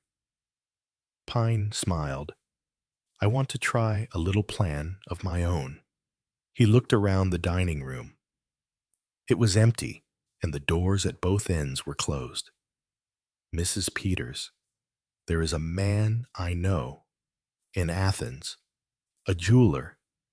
He specializes in good artificial diamonds, first-class stuff." His voice dropped to a whisper. "I'll get him by telephone. He can get here this afternoon, bringing a good selection of stones with him." "You mean he'll extract the real diamonds and replace them with paste replicas?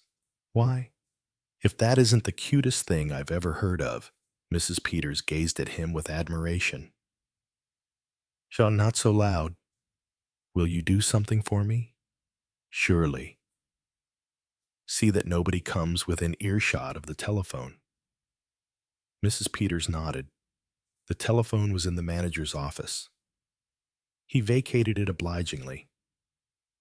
After having helped Mr. Parker Pine to obtain the number, when he emerged, he found Mrs. Peters outside. "I'm just waiting for Mr. Parker Pine," she said. "We're going for a walk." "Oh, yes, madam." Mr. Thompson was also in the hall. He came towards them and engaged the manager in conversation. Were there any villas to be let in Delphi? No. But surely there was one above the hotel that belongs to a Greek gentleman. Monsieur, he does not let it to. And are there no other villas? There is one belonging to an American lady. That is the other side of the village. It is shut up now. And there is one belonging to an English gentleman, an artist that is on the cliff edge, looking down to Itea. Mrs. Peters broke in. Nature had given her a loud voice, and she purposely made it louder. Why? She said. I just adore to have a villa here, so unspoilt and natural. I'm simply crazy about the place. Aren't you, Mr. Thompson? But of course you must be, if you want a villa. Is it your first visit here? You don't say so. She ran on determinedly till Mr. Parker Pyne emerged from the office. He gave her just the faintest smile of approval. Mr. Thompson D. Scott Thompson walked slowly down the steps and out into the road, where he joined the highbrow mother and daughter, who seemed to be feeling the wind cold on their exposed arms. All went well. The jeweler arrived just before dinner with a car full of other tourists. Mrs. Peters took her necklace to his room. He grunted approval. Then he spoke in French. Madame peut être tranquille. Je réussirai. He extracted some tools from his little bag and began work. At 11 o'clock, Mr. Parker Pyne tapped on Mrs. Peters' door. Here you are? He handed her a little chamois bag. She glanced inside. My diamonds. Hush. Here is the necklace with the paste replacing the diamonds. Pretty good, don't you think? Simply wonderful. Aristobulus is a clever fellow. You don't think they'll suspect, how should they? They know you have the necklace with you. You hand it over. How can they suspect the trick? Well, I think it's wonderful, Mrs. Peters reiterated, handing the necklace back to him. Will you take it to them? Or is that asking too much of you? Certainly I will take it. Just give me the letter, so that I have the directions clear. Thank you. Now, good night, and bon courage. Your boy will be with you tomorrow for breakfast.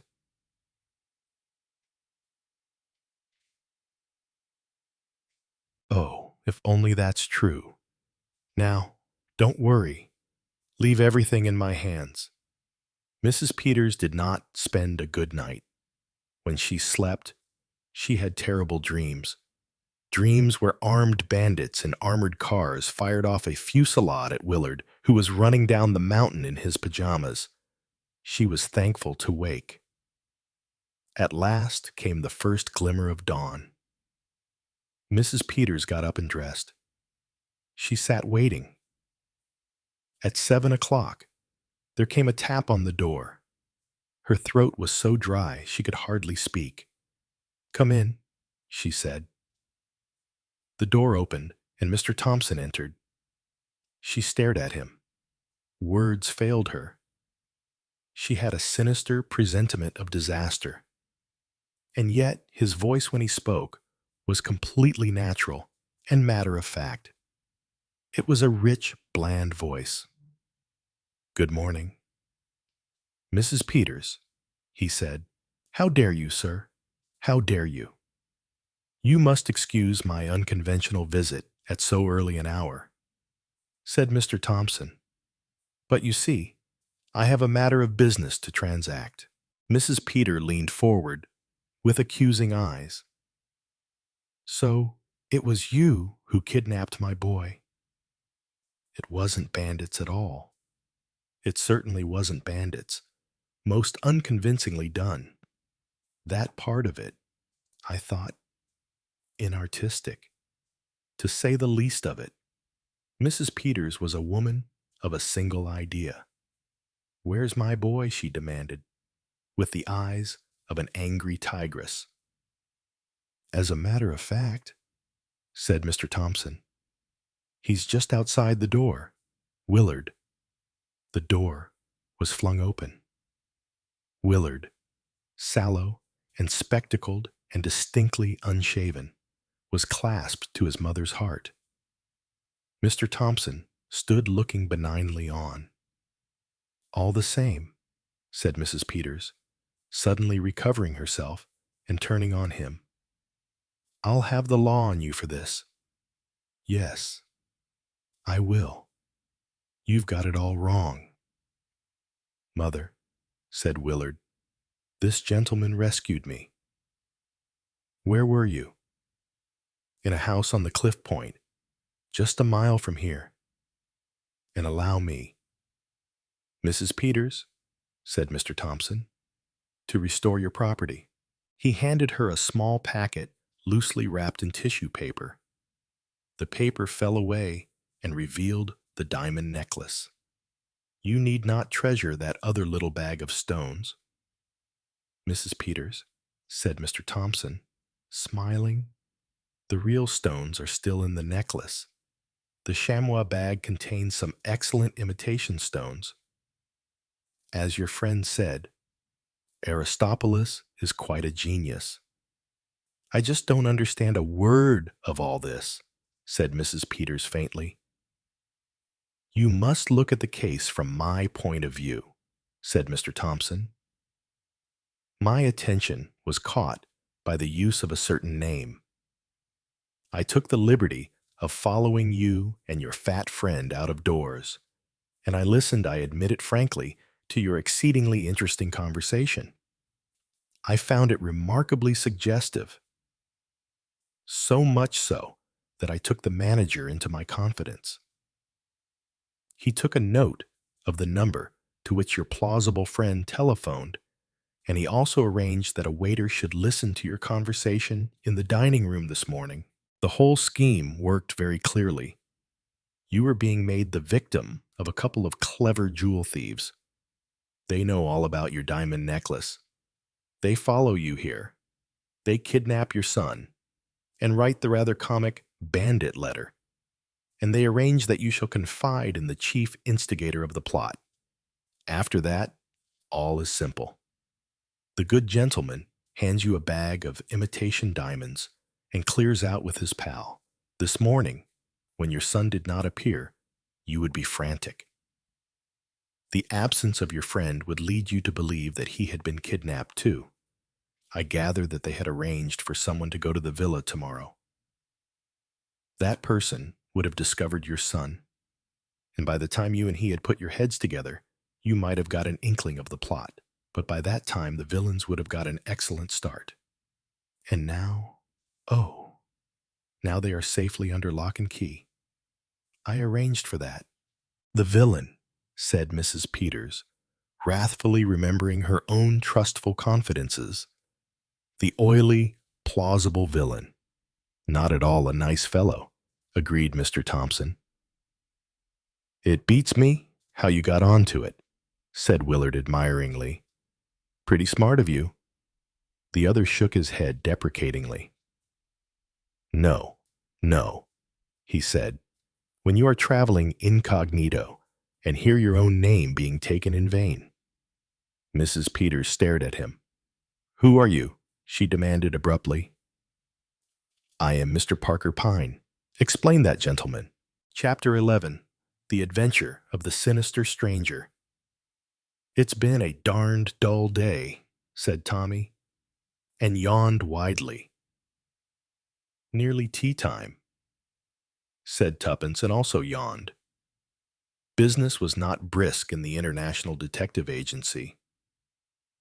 The eagerly expected letter from the ham merchant had not arrived, and bona fide cases were not forthcoming. Albert, the office boy, entered with a sealed package, which he laid on the table. "The mystery of the sealed packet," murmured Tommy. Did it contain the fabulous pearls of the Russian Grand Duchess?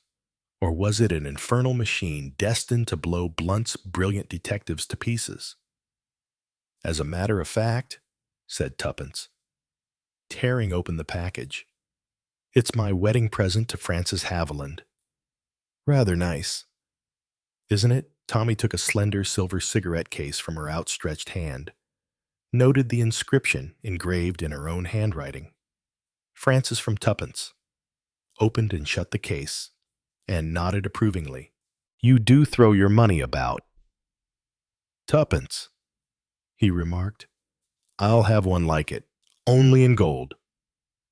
For my birthday next month? Fancy wasting a thing like that on Frances Haviland, who always was and always will be one of the most perfect asses God ever made. You forget I used to drive him about during the war, when he was a general. Those were the good old days. They were, agreed Tommy. Beautiful women used to come and squeeze my hand in hospital, I remember. But I don't send them all wedding presents. I don't believe the bride will care much for this gift of yours. Tuppence, it's nice and slim for the pocket. Isn't it? Said Tuppence. Disregarding his remarks, Tommy slipped it into his own pocket. Just right, he said approvingly. Hello. Here is Albert with the afternoon post. Very possibly, the Duchess of Perthshire is commissioning us to find her prize peak. They sorted through the letters together. Suddenly, Tommy gave vent to a prolonged whistle and held up one of them in his hand, a blue letter with a Russian stamp on it. Do you remember what the chief said? We were to look out for letters like that? How exciting, said Tuppence. Something has happened at last. Open it and see if the contents are up to schedule. A ham merchant. Wasn't it half a minute? We shall want some milk for tea. They forgot to leave it this morning. I'll send Albert out for it. She returned from the outer office. After dispatching Albert on his errand, to find Tommy holding the blue sheet of paper in his hand. As we thought. Tuppence, he remarked, almost word for word what the chief said. Tuppence took the letter from him and read it. It was couched in careful, stilted English, and purported to be from one Gregor Fyodorsky, who was anxious for news of his wife. The International Detective Agency was urged to spare no expense in doing their utmost to trace her. Fyodorsky himself was unable to leave Russia at the moment, owing to a crisis in the pork trade. I wonder what it really means, said Tuppence thoughtfully, smoothing out the sheet on the table in front of her. Code of some kind, I suppose, said Tommy. That's not our business. Our business is to hand it over to the chief as soon as possible. Better just verify it by soaking off the stamp and seeing if the number 16 is underneath. All right, said Tuppence, but I should think she stopped dead. And Tommy, surprised by her sudden pause, looked up to see a man's burly figure blocking the doorway. The intruder was a man of commanding presence, squarely built, with a very round head and a powerful jaw. He might have been about 45 years of age. I must beg your pardon, said the stranger, advancing into the room, hat in hand. I found your outer office empty and this door open, so I ventured to intrude. This is Blunt's International Detective Agency, is it not? Certainly it is. And you are, perhaps, Mr. Blunt? Mr. Theodore. Blunt, I am Mr. Blunt. You wish to consult me. This is my secretary, Miss Robinson. Tuppence inclined her head gracefully, but continued to scrutinize the stranger narrowly through her downcast eyelashes.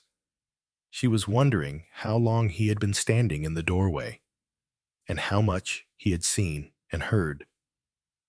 It did not escape her observation that even while he was talking to Tommy, his eyes kept coming back to the blue paper in her hand. Tommy's voice, sharp with a warning note, recalled her to the needs of the moment. "Miss Robinson, please, take notes. Now, sir, will you kindly state the matter on which you wish to have my advice?" Tuppence reached for her pad and pencil. The big man began in rather a harsh voice.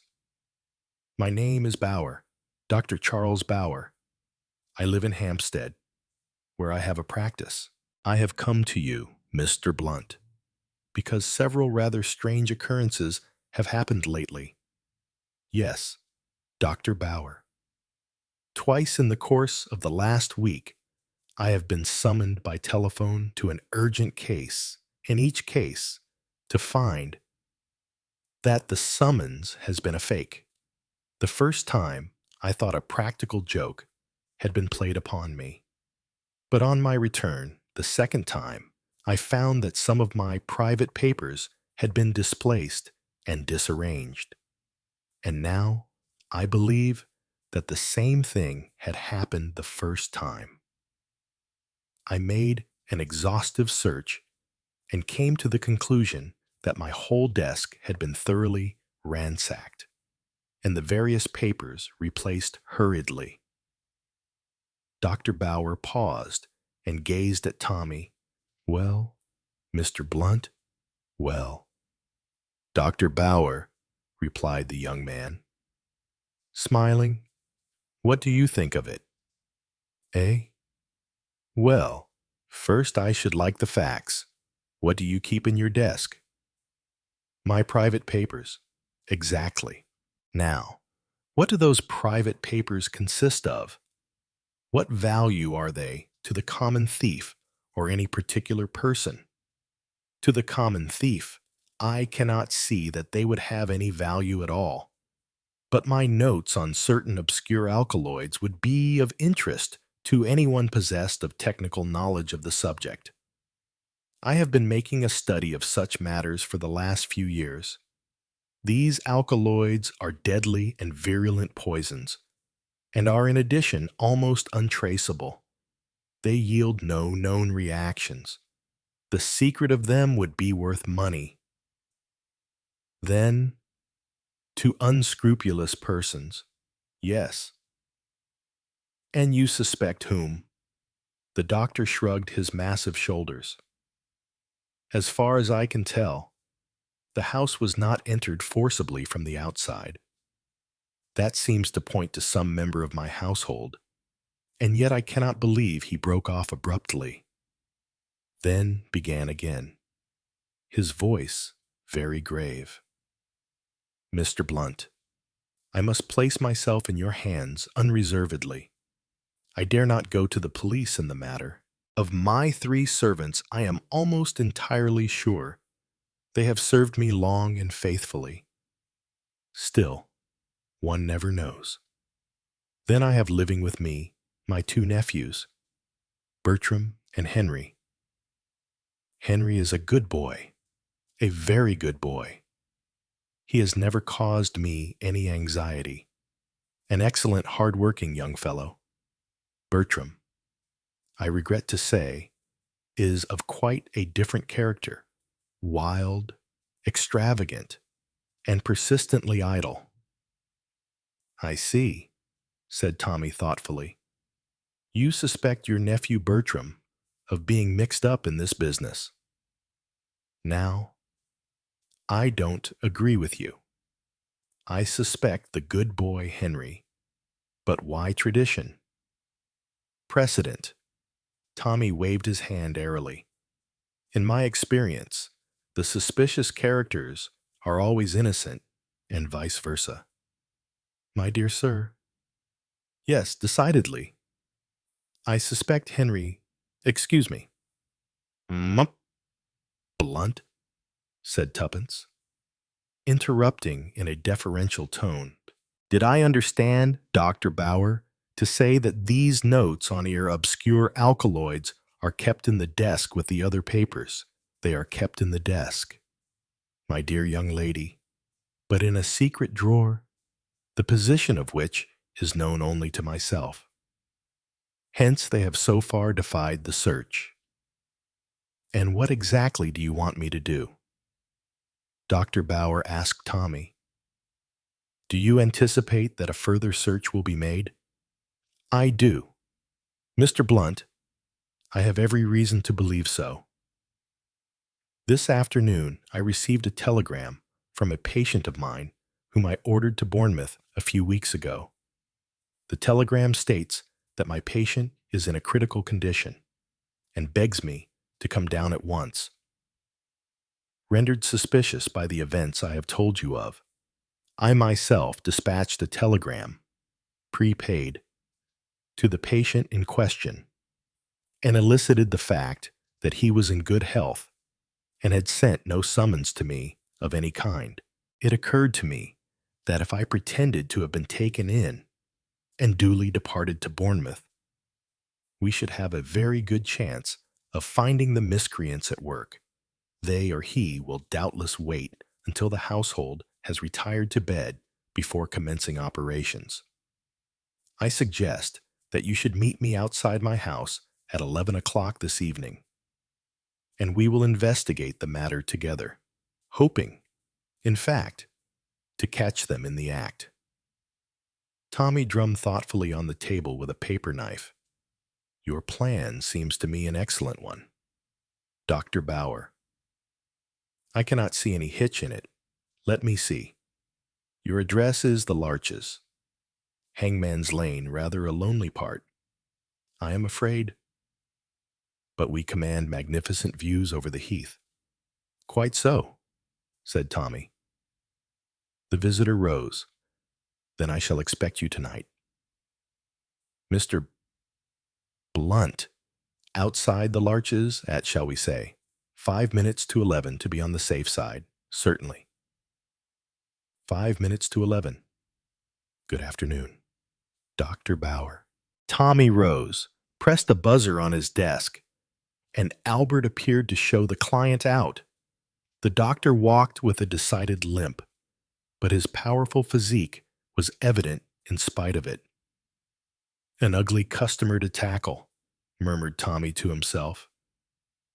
Well, Tuppence, old girl, what do you think of it? I'll tell you in one word, said Tuppence, clubfoot. What I said, clubfoot. My study of the classics has not been in vain. Tommy, this thing's a plant. Obscure alkaloids indeed. I never heard a weaker story. Even I did not find it very convincing, admitted her husband. Did you see his eyes on the letter, Tommy? He's one of the gang. They've got wise to the fact that you're not the real Mr. Blunt, and they're out for our blood. In that case, said Tommy, opening the side cupboard and surveying his rows of books with an affectionate eye, our role is easy to select. We are the brothers Oakwood.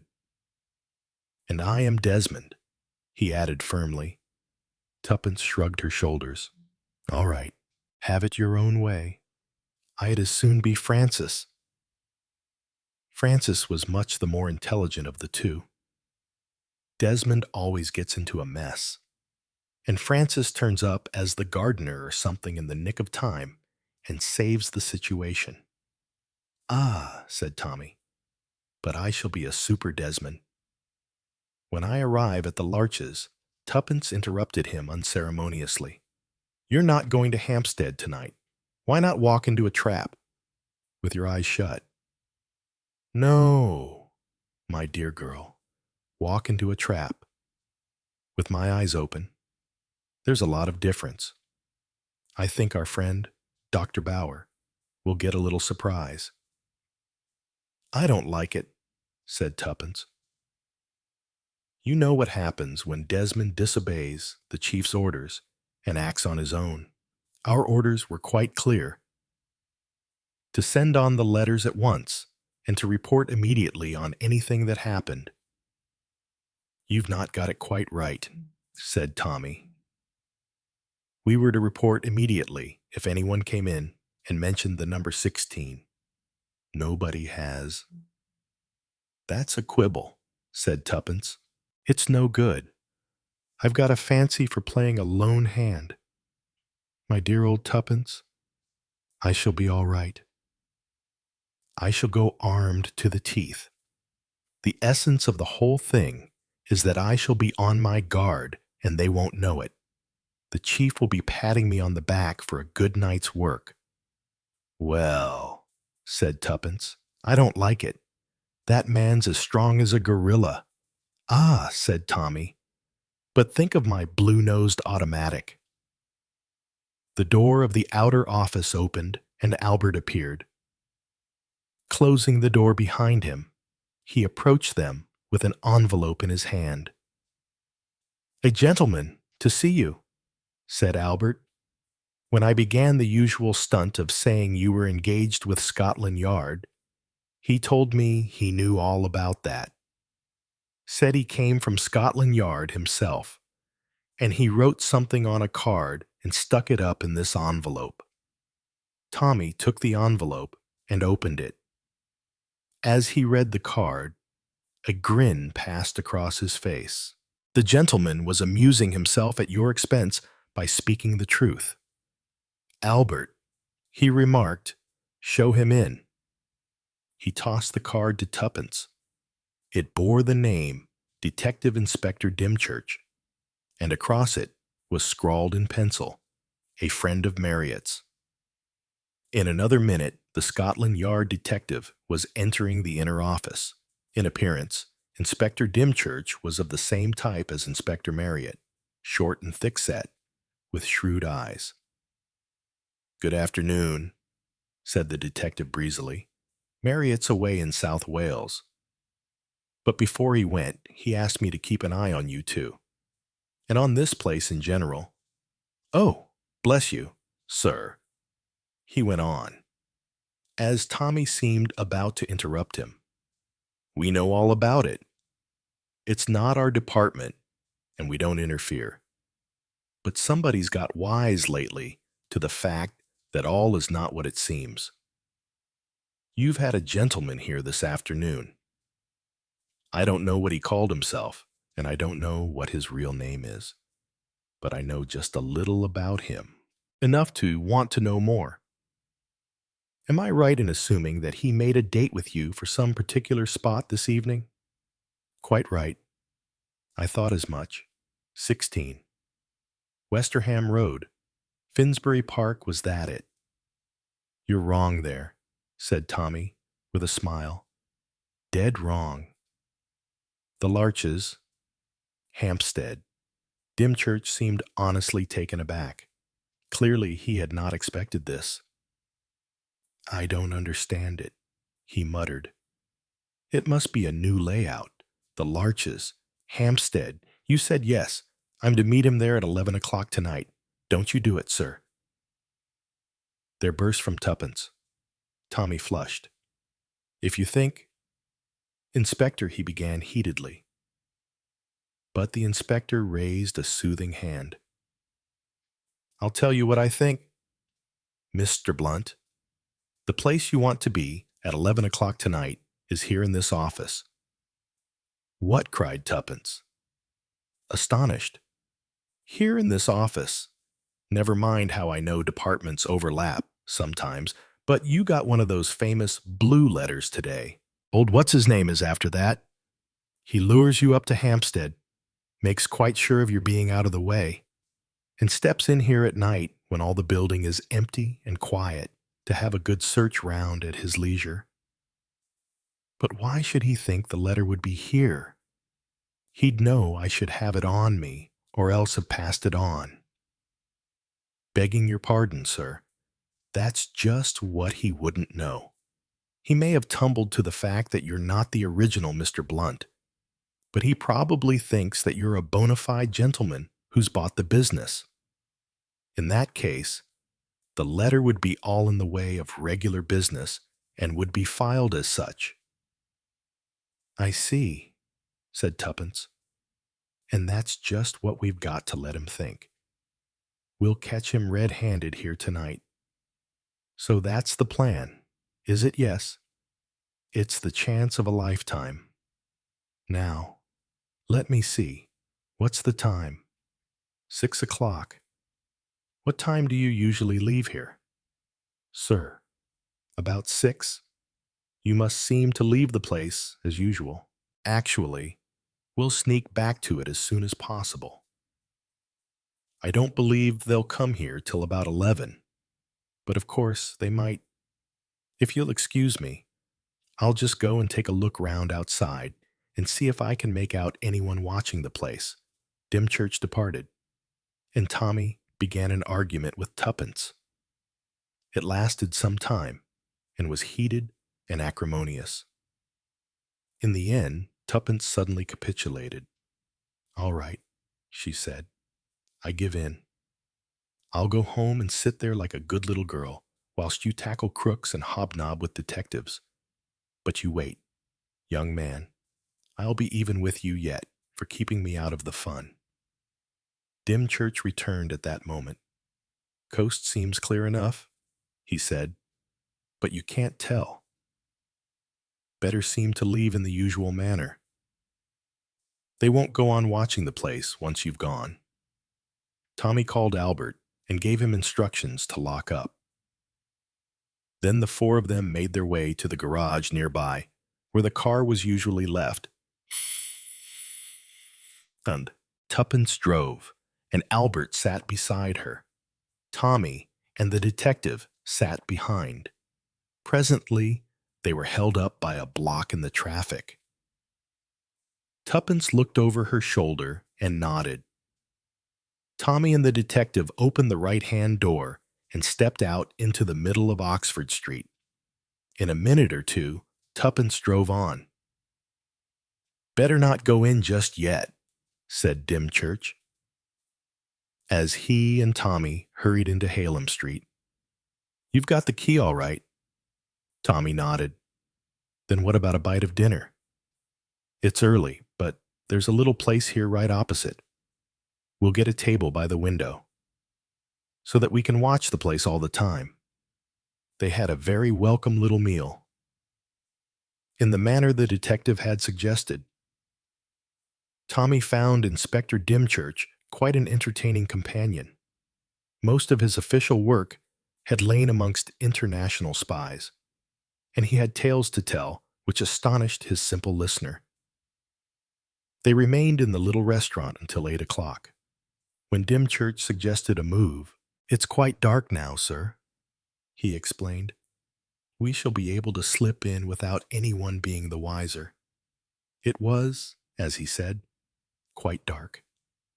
They crossed the road, looked quickly up and down the deserted street, and slipped inside the entrance. Then they mounted the stairs, and Tommy inserted his key in the lock of the outer office.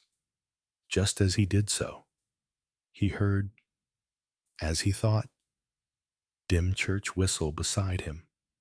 What are you whistling for? He asked sharply. I didn't whistle, said Dymchurch, very much astonished. I thought you did. Well, someone began Tommy. He got no further. Strong arms seized him from behind, and before he could cry out, a pad of something sweet and sickly was pressed over his mouth and nose. He struggled valiantly, but in vain. The chloroform did its work. His head began to whirl, and the floor heaved up and down in front of him, choking. He lost consciousness. He came to himself painfully, but in full possession of his faculties. The chloroform had been only a whiff. They had kept him under long enough to force a gag into his mouth and ensure that he did not cry out. When he came to himself, he was half lying half sitting, propped against the wall in a corner of his own inner office. Two men were busily turning out the contents of the desk and ransacking the cupboards. And as they worked, they cursed freely. "Swelp me, governor," said the taller of the two hoarsely. "We've turned the whole BY place upside down and inside out. It's not there. It must be here," snarled the other. "It isn't on him, and there's no other place it can be." As he spoke, he turned, and to Tommy's utter amazement, he saw that the last speaker was none other than Inspector Dimchurch. The latter grinned when he saw Tommy's astonished face. "So, our young friend is awake again," he said, "and a little surprised, yes, a little surprised, but it was so simple. We suspect that all is not as it should be with the International Detective Agency. I volunteer to find out if that is so or not. If the new Mr. Blunt is indeed a spy, he will be suspicious. So, I send first my dear old friend, Carl Bauer. Carl is told to act suspiciously and pitch an improbable tale. He does so, and then I appear on the scene. I use the name of Inspector Marriott to gain confidence. The rest is easy." He laughed. Tommy was dying to say several things, but the gag in his mouth prevented him. Also, he was dying to do several things, mostly with his hands and feet, but alas, that too had been attended to. He was securely bound. The thing that amazed him most was the astounding change in the man standing over him. As Inspector Dimchurch, the fellow had been a typical Englishman. Now, no one could have mistaken him for a moment for anything but a well-educated foreigner who talked English perfectly without a trace of accent. "Coggins, my good friend," said the erstwhile inspector, addressing his ruffianly-looking associate, "take your life preserver and stand by the prisoner. I am going to remove the gag. You understand, my dear Mr. Blunt, do you not? That it would be criminally foolish on your part to cry out. But I am sure you do. For your age, you are quite an intelligent lad." Very deftly, he removed the gag and stepped back. Tommy eased his stiff jaws, rolled his tongue round his mouth, swallowed twice, and said nothing at all.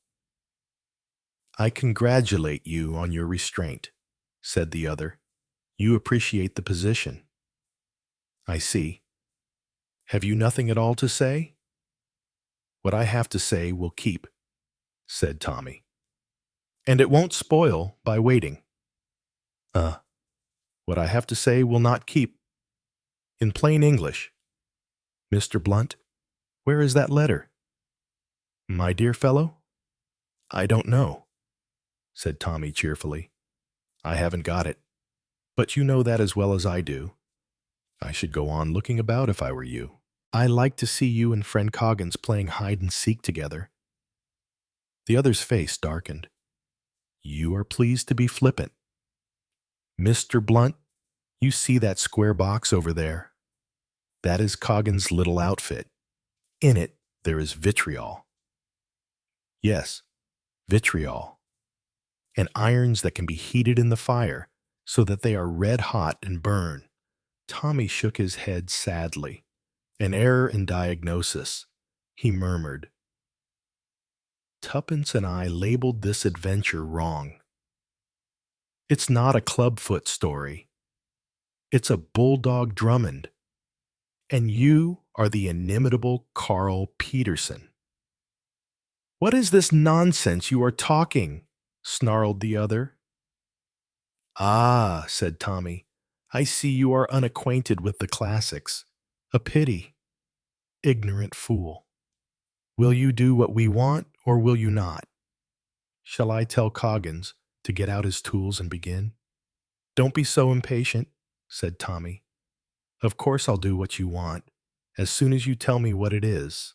You don't suppose I want to be carved up like a filleted sole and fried on a gridiron? I loathe being hurt. Dymchurch looked at him in contempt. God, what cowards are these English? Common sense. My dear fellow, merely common sense. Leave the vitriol alone, and let us come down to brass tacks. I want the letter. I've already told you I haven't got it. We know that we also know who must have it. The girl? Very possibly you're right, said Tommy.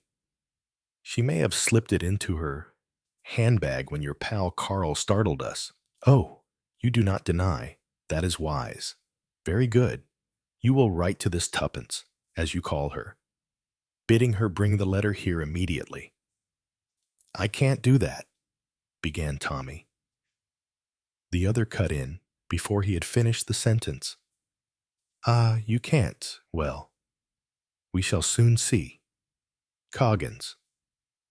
Don't be in such a hurry, said Tommy, and do wait for the end of the sentence. I was going to say that I can't do that unless you untie my arms. Hang it all. I'm not one of those freaks who can write with their noses or their elbows. You are willing to write. Then, of course. Haven't I been telling you so all along? I'm all out to be pleasant and obliging.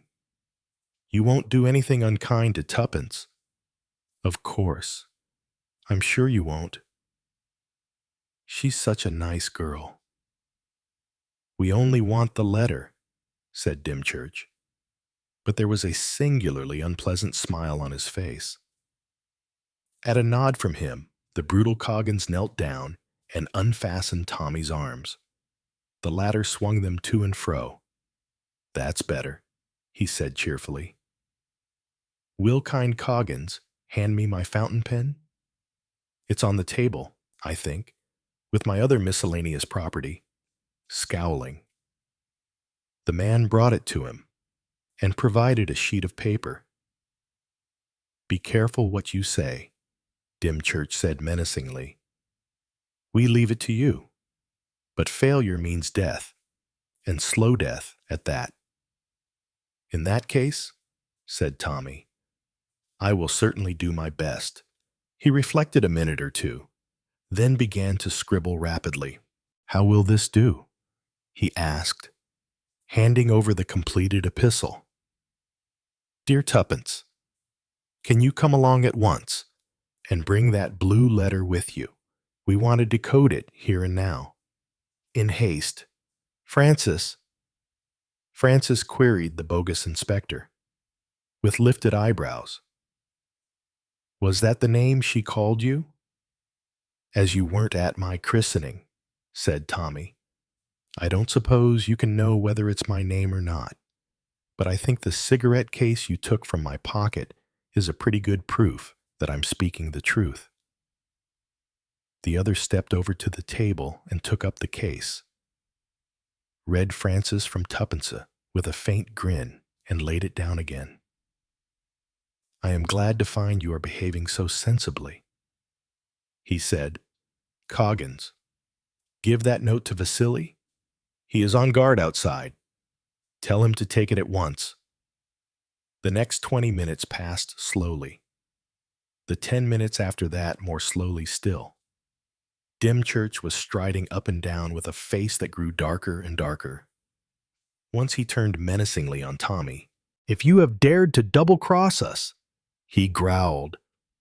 If we'd had a pack of cards here, we might have had a game of piquet to pass the time, drawled Tommy. Women always keep one waiting. I hope you're not going to be unkind to little Tuppence when she comes.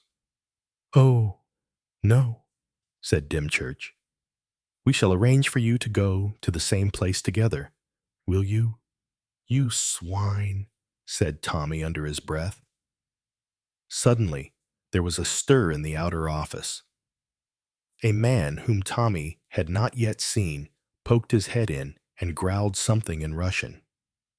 "Good," said Dymchurch. "She is coming and coming alone." For a moment, a faint anxiety caught at Tommy's heart. The next minute, he heard Tuppence's voice. "Oh, there you are. Inspector Dymchurch. I've brought the letter. Where is Frances?" With the last words she came through the door, and Vasily sprang on her from behind, clapping his hand over her mouth. Dymchurch tore the handbag from her grasp and turned over its contents in a frenzied search. Suddenly, he uttered an ejaculation of delight and held up a blue envelope with a Russian stamp on it. Coggins gave a hoarse shout, and just in that minute of triumph, the door into Tuppence's own office, opened noiselessly, and Inspector Marriott and two men armed with revolvers stepped into the room with the sharp command, "Hands up." There was no fight. The others were taken at a hopeless disadvantage. Dymchurch's automatic lay on the table, and the two others were not armed. "A very nice little haul," said Inspector Marriott with approval as he snapped the last pair of handcuffs. "And we'll have more as time goes on, I hope," white with rage. Dymchurch glared at Tuppence. "You little devil," he snarled. "It was you put them on to us."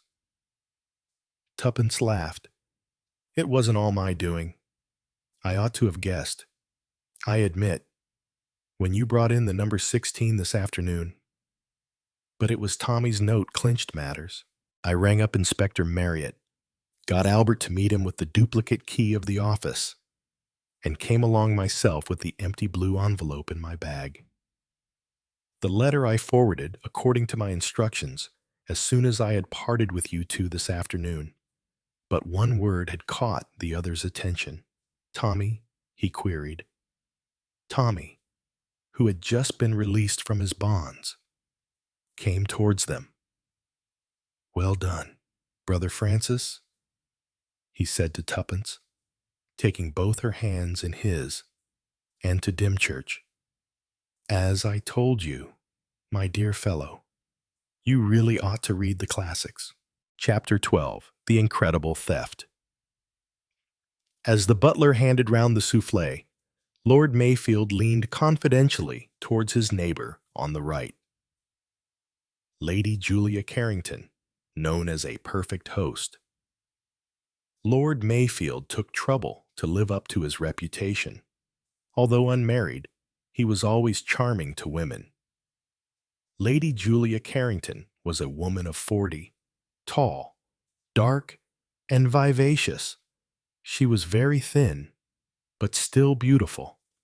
Her hands and feet in particular were exquisite. Her manner was abrupt and restless, that of a woman who lived on her nerves.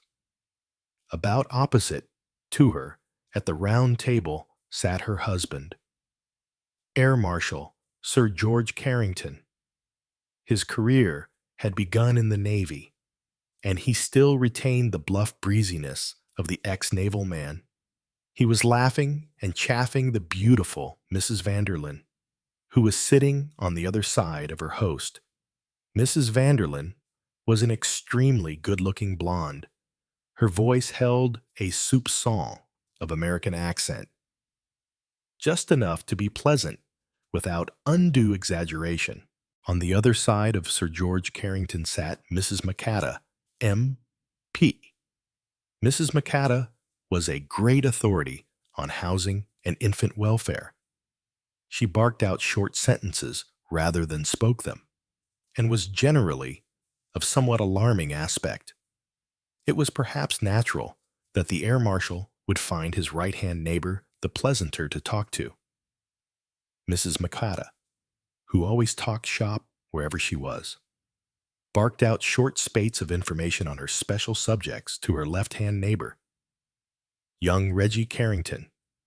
Reggie Carrington was 21 and completely uninterested in housing, infant welfare, and indeed any political subject. He said at intervals, "How frightful, and I absolutely agree with you." And his mind was clearly elsewhere. Mr. Carlyle, Lord Mayfield's private secretary, sat between young Reggie and his mother, a pale young man with pince-nez and an air of intelligent reserve. He talked little, but was always ready to fling himself into any conversational breach. Noticing that Reggie Carrington was struggling with a yawn, he leaned forward and adroitly asked Mrs. Makata a question about her fitness for children scheme. Round the table, moving silently in the subdued amber light, a butler and 2 footmen offered dishes and filled up wine glasses. Lord Mayfield paid a very high salary to his chef and was noted as a connoisseur of wines. The table was a round one, but there was no mistaking who was the host. Where Lord Mayfield sat was so very decidedly the head of the table. A big man, square-shouldered, with thick, silvery hair, a big straight nose, and a slightly prominent chin. It was a face that lent itself easily to caricature. As Sir Charles McLaughlin, Lord Mayfield had combined a political career with being the head of a big engineering firm. He was himself a first-class engineer. His peerage had come a year ago, and at the same time, he had been created First Minister of Armaments, a new ministry which had only just come into being. The dessert had been placed on the table. The port had circulated once, catching Mrs. Vanderlyn's eye. Lady Julia rose. The 3 women left the room. The port passed once more, and Lord Mayfield referred lightly to pheasants. The conversation, for 5 minutes or so, was sporting. Then Sir George said, "Expect you'd like to join the others in the drawing-room. Reggie, my boy, Lord Mayfield won't mind." The boy took the hint easily enough. "Thanks, Lord Mayfield, I think I will." Mr. Carlyle murmured, "If you'll excuse me, Lord Mayfield certain memoranda and other work to get through." Lord Mayfield nodded. The 2 young men left the room. The servants had retired some time before. The Minister for Armaments and the head of the Air Force were alone. After a minute or two, Carrington said, "Well, okay, absolutely. There's nothing to touch this new bomber in any country in Europe. Make rings round him." That's what I thought. That's what I... "Supremacy of the air," said Lord Mayfield decisively. Sir George Carrington gave a deep sigh. "About time, you know. Charles, we've been through a ticklish spell. Lots of gunpowder everywhere all over Europe. And we weren't ready. Damn it, we've had a narrow squeak. And we're not out of the wood yet, however much we hurry on construction." Lord Mayfield murmured, "Never thus. George, there are some advantages in starting late. A lot of the European stuff is out of date already, and they're perilously near bankruptcy." "I don't believe that means anything," said Sir George gloomily. "One's always hearing this nation, and that is bankrupt, but they carry on just the same. You know, finance is an absolute mystery to me." Lord Mayfield's eyes twinkled a little. Sir George Carrington was always so very much the old-fashioned bluff, honest old sea dog. There were people who said that it was a pose he deliberately adopted. Changing the subject, Carrington said, in a slightly over-casual manner. Attractive woman. Mrs. Vanderlyn, Lord Mayfield said. Are you wondering what she's doing here? His eyes were amused. Carrington looked a little confused. Not at all, not at all. Oh, yes. You were, don't be an old humbug. George, you were wondering, in a slightly dismayed fashion. Whether I was the latest victim, Carrington said slowly. I'll admit that it did seem a trifle odd to me that she should be here, this particular weekend. Lord Mayfield nodded. Where the carcass is, there are the vultures gathered together. We've got a very definite carcass, and Mrs. Vanderlyn might be described as vulture number 1, the air marshal said abruptly. Know anything about this Vanderlyn woman? Lord Mayfield clipped off the end of a cigar, lit it with precision and, throwing his head back, dropped out his words with careful deliberation. What do I know about Mrs. Vanderlyn? I know that she's an American subject. I know that she's had 3 husbands, 1 Italian, 1 German, and 1 Russian, and that in consequence she has made useful what I think are called contacts in 3 countries.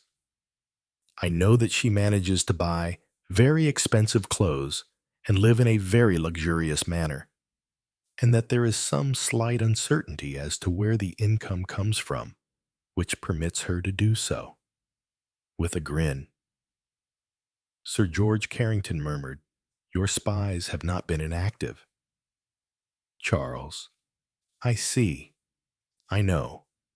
Lord Mayfield continued, that in addition to having a seductive type of beauty, Mrs. Vanderlyn is also a very good listener, and that she can display a fascinating interest in what we call shop. That is to say, a man can tell her all about his job and feel that he is being intensely interesting to the lady. Sundry young officers have gone a little too far in their zeal to be interesting, and their careers have suffered in consequence. They have told Mrs. Vanderlyn a little more than they should have done. Nearly all the lady's friends are in the services, but last winter she was hunting in a certain county near one of our largest armament firms, and she formed various friendships, not at all sporting in character. To put it briefly, Mrs. Vanderlyn is a very useful person to— He described a circle in the air with his cigar. Perhaps we had better not say to whom. We will just say to a European power, and perhaps to more than one European power. Carrington drew a deep breath. You take a great load off my mind. Charles, you thought I had fallen for the siren? My dear George, Mrs. Vanderlyn is just a little too obvious in her methods for a wary old bird like me. Besides, she is, as they say, not quite so young as she once was. Your young squadron leaders wouldn't notice that. But I am 56, my boy. In another 4 years, I shall probably be a nasty old man, continually haunting the society of unwilling debutantes. I was a fool, said Carrington apologetically, but it seemed a bit odd. It seemed to you odd that she should be here, in a somewhat intimate family party, just at the moment when you and I were to hold an unofficial conference over a discovery that will probably revolutionize the whole problem of air defense. Sir George Carrington nodded. Lord Mayfield said, smiling, That's exactly it. That's the bait. The bait, you see, George, to use the language of the movies, we've nothing actually on the woman, and we want something. She's got away with rather more than she should in the past. But she's been careful, damnably careful. We know what she's been up to, but we've got no definite proof of it. We've got to tempt her with something big. Something big being the specification of the new bomber. Exactly. It's got to be something big enough to induce her to take a risk, to come out into the open. And then we've got her. Sir George grunted. Oh, well, he said, I dare say it's all right. But suppose she won't take the risk. That would be a pity, said Lord Mayfield. Then he added, but I think she will. He wrote, shall we join the ladies in the drawing room? We mustn't deprive your wife of her bridge. Sir George grunted. Julia's a damn sight too fond of her bridge. Drops a packet over it. She can't afford to play as high as she does, and I've told her so. The trouble is, Julia's a born gambler. Coming round the table to join his host, he said, well, I hope your plan comes off. Charles? In the drawing room, conversation had flagged more than once. Mrs. Vanderlyn was usually at a disadvantage when left alone with members of her own sex. Oh, yes. That charming, sympathetic manner of hers, so much appreciated by members of the male sex, did not, for some reason or other, commend itself to women. Lady Julia was a woman whose manners were either very good or very bad. On this occasion, she disliked Mrs. Vanderlyn, and was bored by Mrs. Mackata, and made no secret of her feelings. Conversation languished, and might have ceased altogether, but for the latter. Mrs. Mackata was a woman of great earnestness of purpose. Mrs. Vanderlyn she dismissed immediately as a useless and parasitic type. Lady Julia she tried to interest in a forthcoming charity entertainment which she was organizing. Lady Julia answered vaguely, stifled a yawn or two, and retired into her own inner preoccupation. Why didn't Charles and George come? How tiresome men were. Her comments became even more perfunctory as she became absorbed in her own thoughts and worries. The three women were sitting in silence when the men finally entered the room.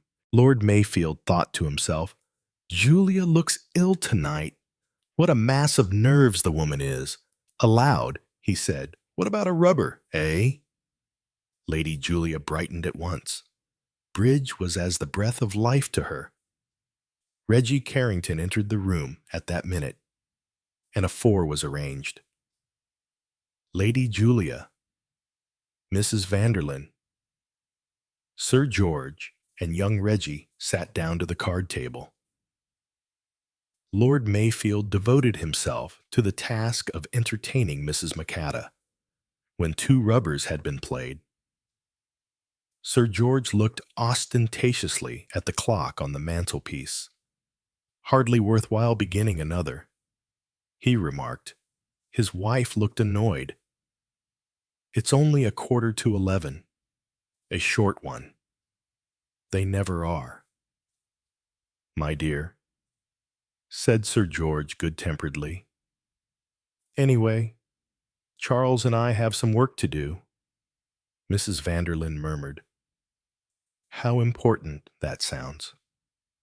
I suppose you clever men who are at the top of things never get a real rest.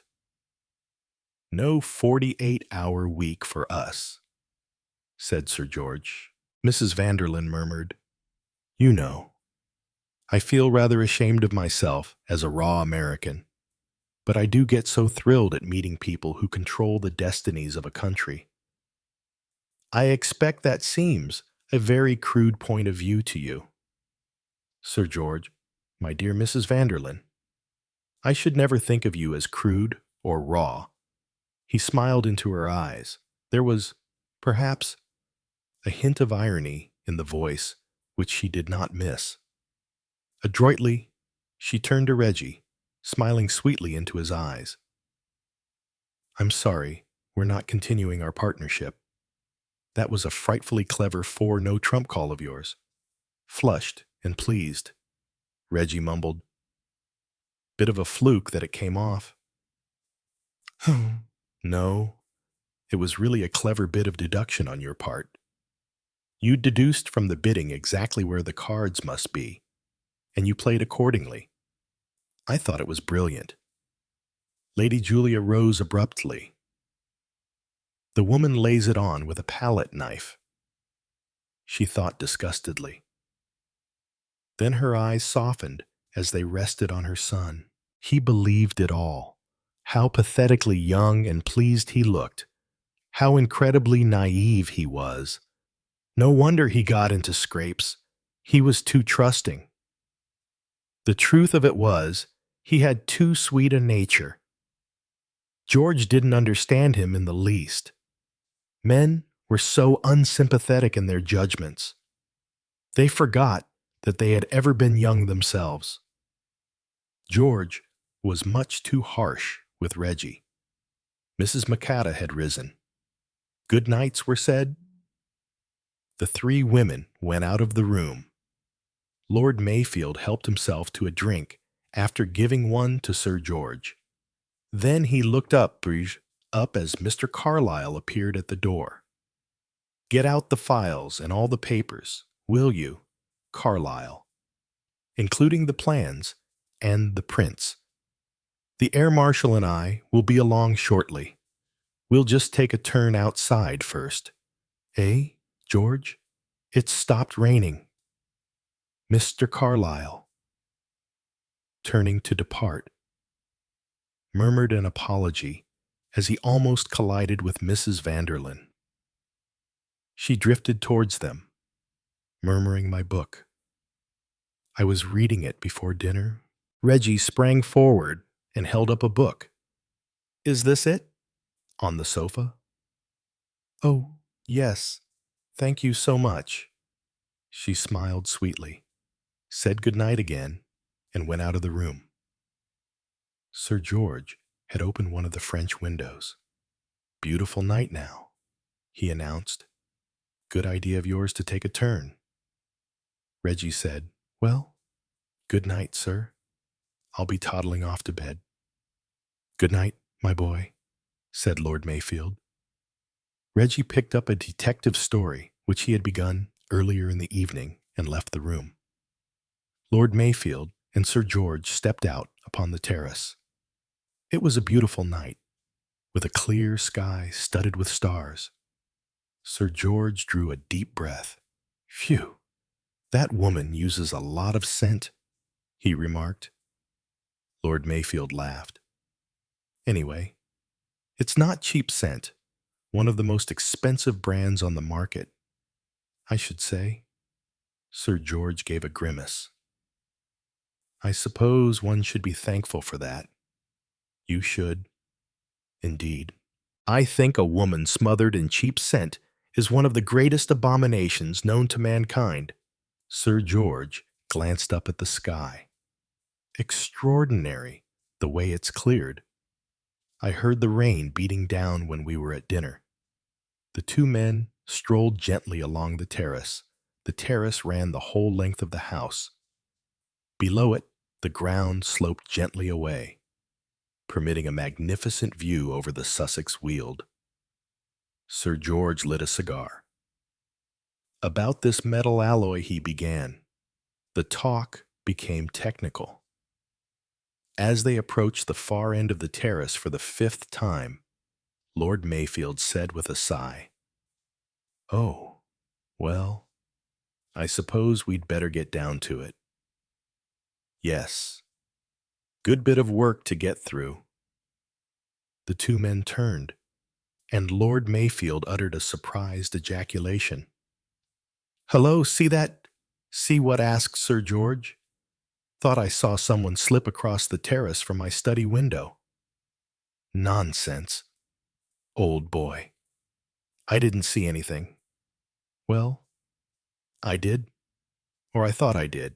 Your eyes are playing tricks on you. I was looking straight down the terrace, and I'd have seen anything there was to be seen. There's precious little I don't see, even if I do have to hold a newspaper at arm's length. Lord Mayfield chuckled. I can put one over on you there, George. I read easily without glasses, but you can't always distinguish the fellow on the other side of the house.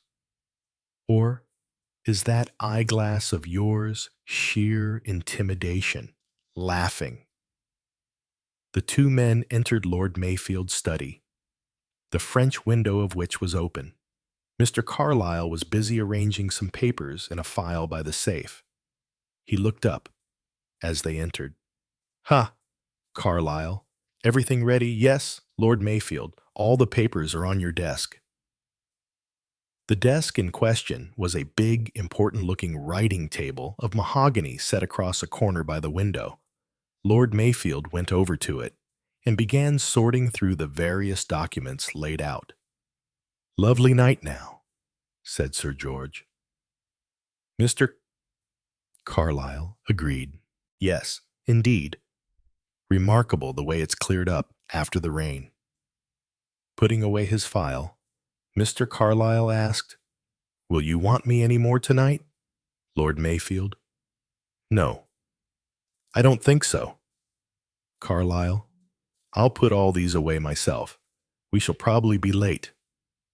You'd better turn in." "Thank you. Good night, Lord Mayfield." "Good night, Sir George." "Good night, Carlyle." As the secretary was about to leave the room, Lord Mayfield said sharply, "Just a minute. Carlyle, you've forgotten the most important of the lot. I beg your pardon." Lord Mayfield, "The actual plans of the bomber." "Man!" The secretary stared. "They're right on the top, sir. They're nothing of the sort. But I've just put them there. Look for yourself." "Man!" With a bewildered expression, the young man came forward and joined Lord Mayfield at the desk. Somewhat impatiently, the minister indicated the pile of papers. Carlyle sorted through them, his expression of bewilderment growing. "You see, they're not there." The secretary stammered, But it's incredible. "I laid them there not 3 minutes ago," Lord Mayfield said good-humoredly. "You must have made a mistake. They must be still in the safe." "I don't see how I know I put them there." Lord Mayfield brushed past him to the open safe. Sir George joined them. A very few minutes sufficed to show that the plans of the bomber were not there. Dazed and unbelieving, the three men returned to the desk and once more turned over the papers. "My God," said Mayfield.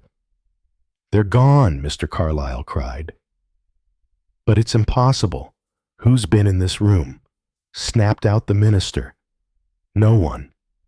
No one at all. Look here, Carlyle. Those plans haven't vanished into thin air. Someone has taken them. Has Mrs. Vanderlyn been in here?" "Mrs. Vanderlyn? Oh, no, sir." "I'll back that," said Carrington. He sniffed the air. "You'd soon smell if she had. That scent of hers." "Nobody has been in here," insisted Carlyle. "I can't understand it." "Look here, Carlyle," said Lord Mayfield. "Pull yourself together. We've got to get to the bottom of this. You're absolutely sure the plans were in the safe?" "Absolutely." "You actually saw them?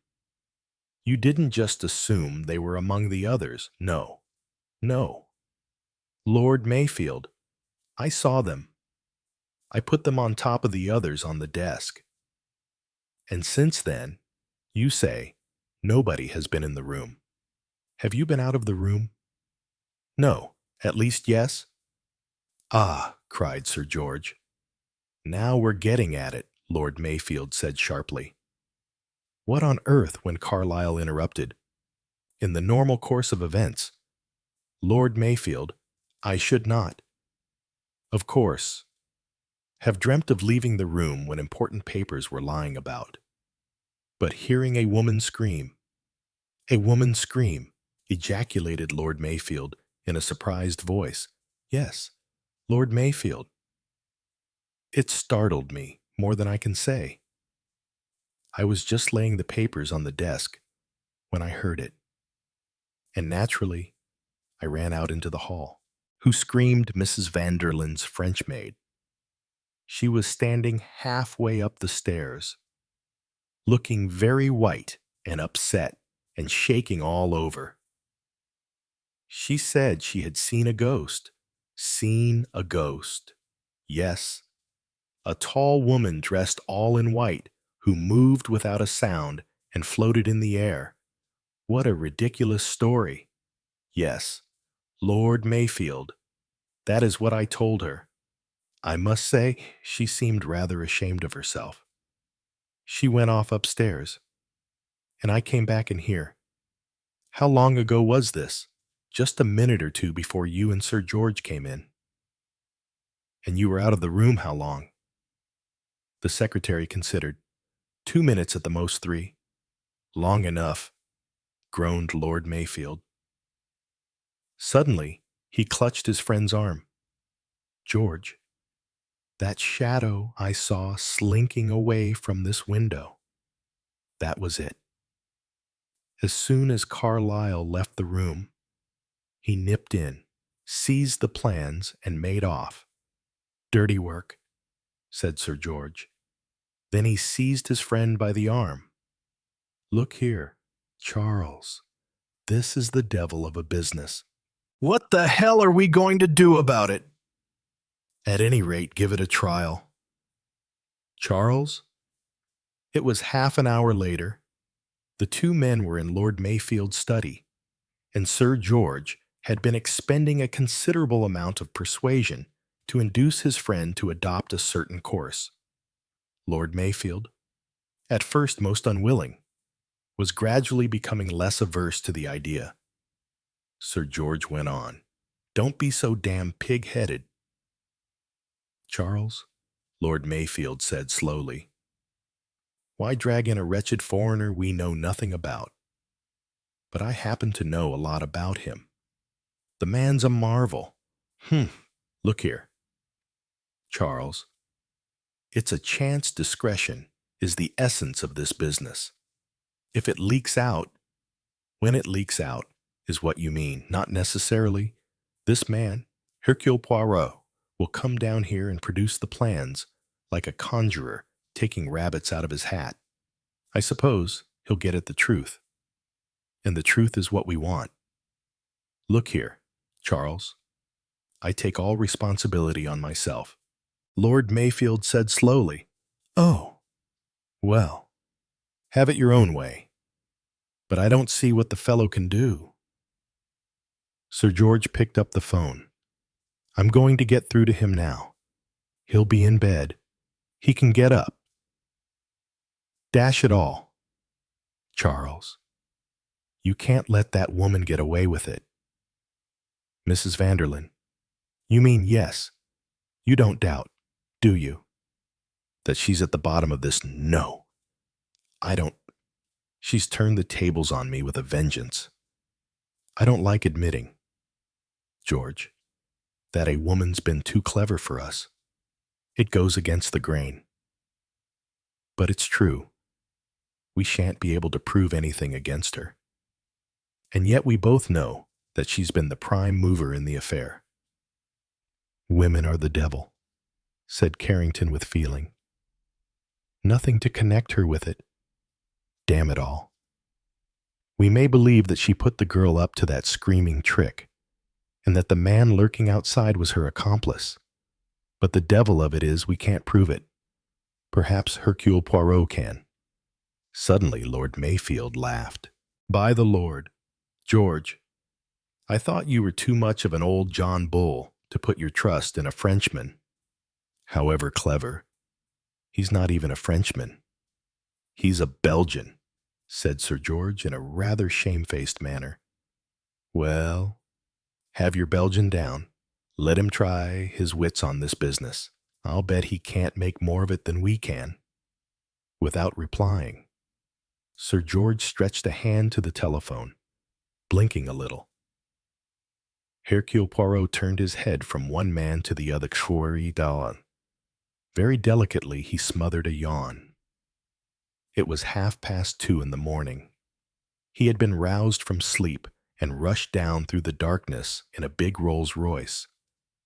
Now, he had just finished hearing what the two men had to tell him. Those are the facts. Poirot, said Lord Mayfield. He leaned back in his chair and slowly fixed his monocle in one eye. Through it, a shrewd, pale blue eye watched Poirot attentively. Besides being shrewd, the eye was definitely skeptical. Poirot cast a swift glance at Sir George Carrington. That gentleman was leaning forward with an expression of almost childlike hopefulness on his face.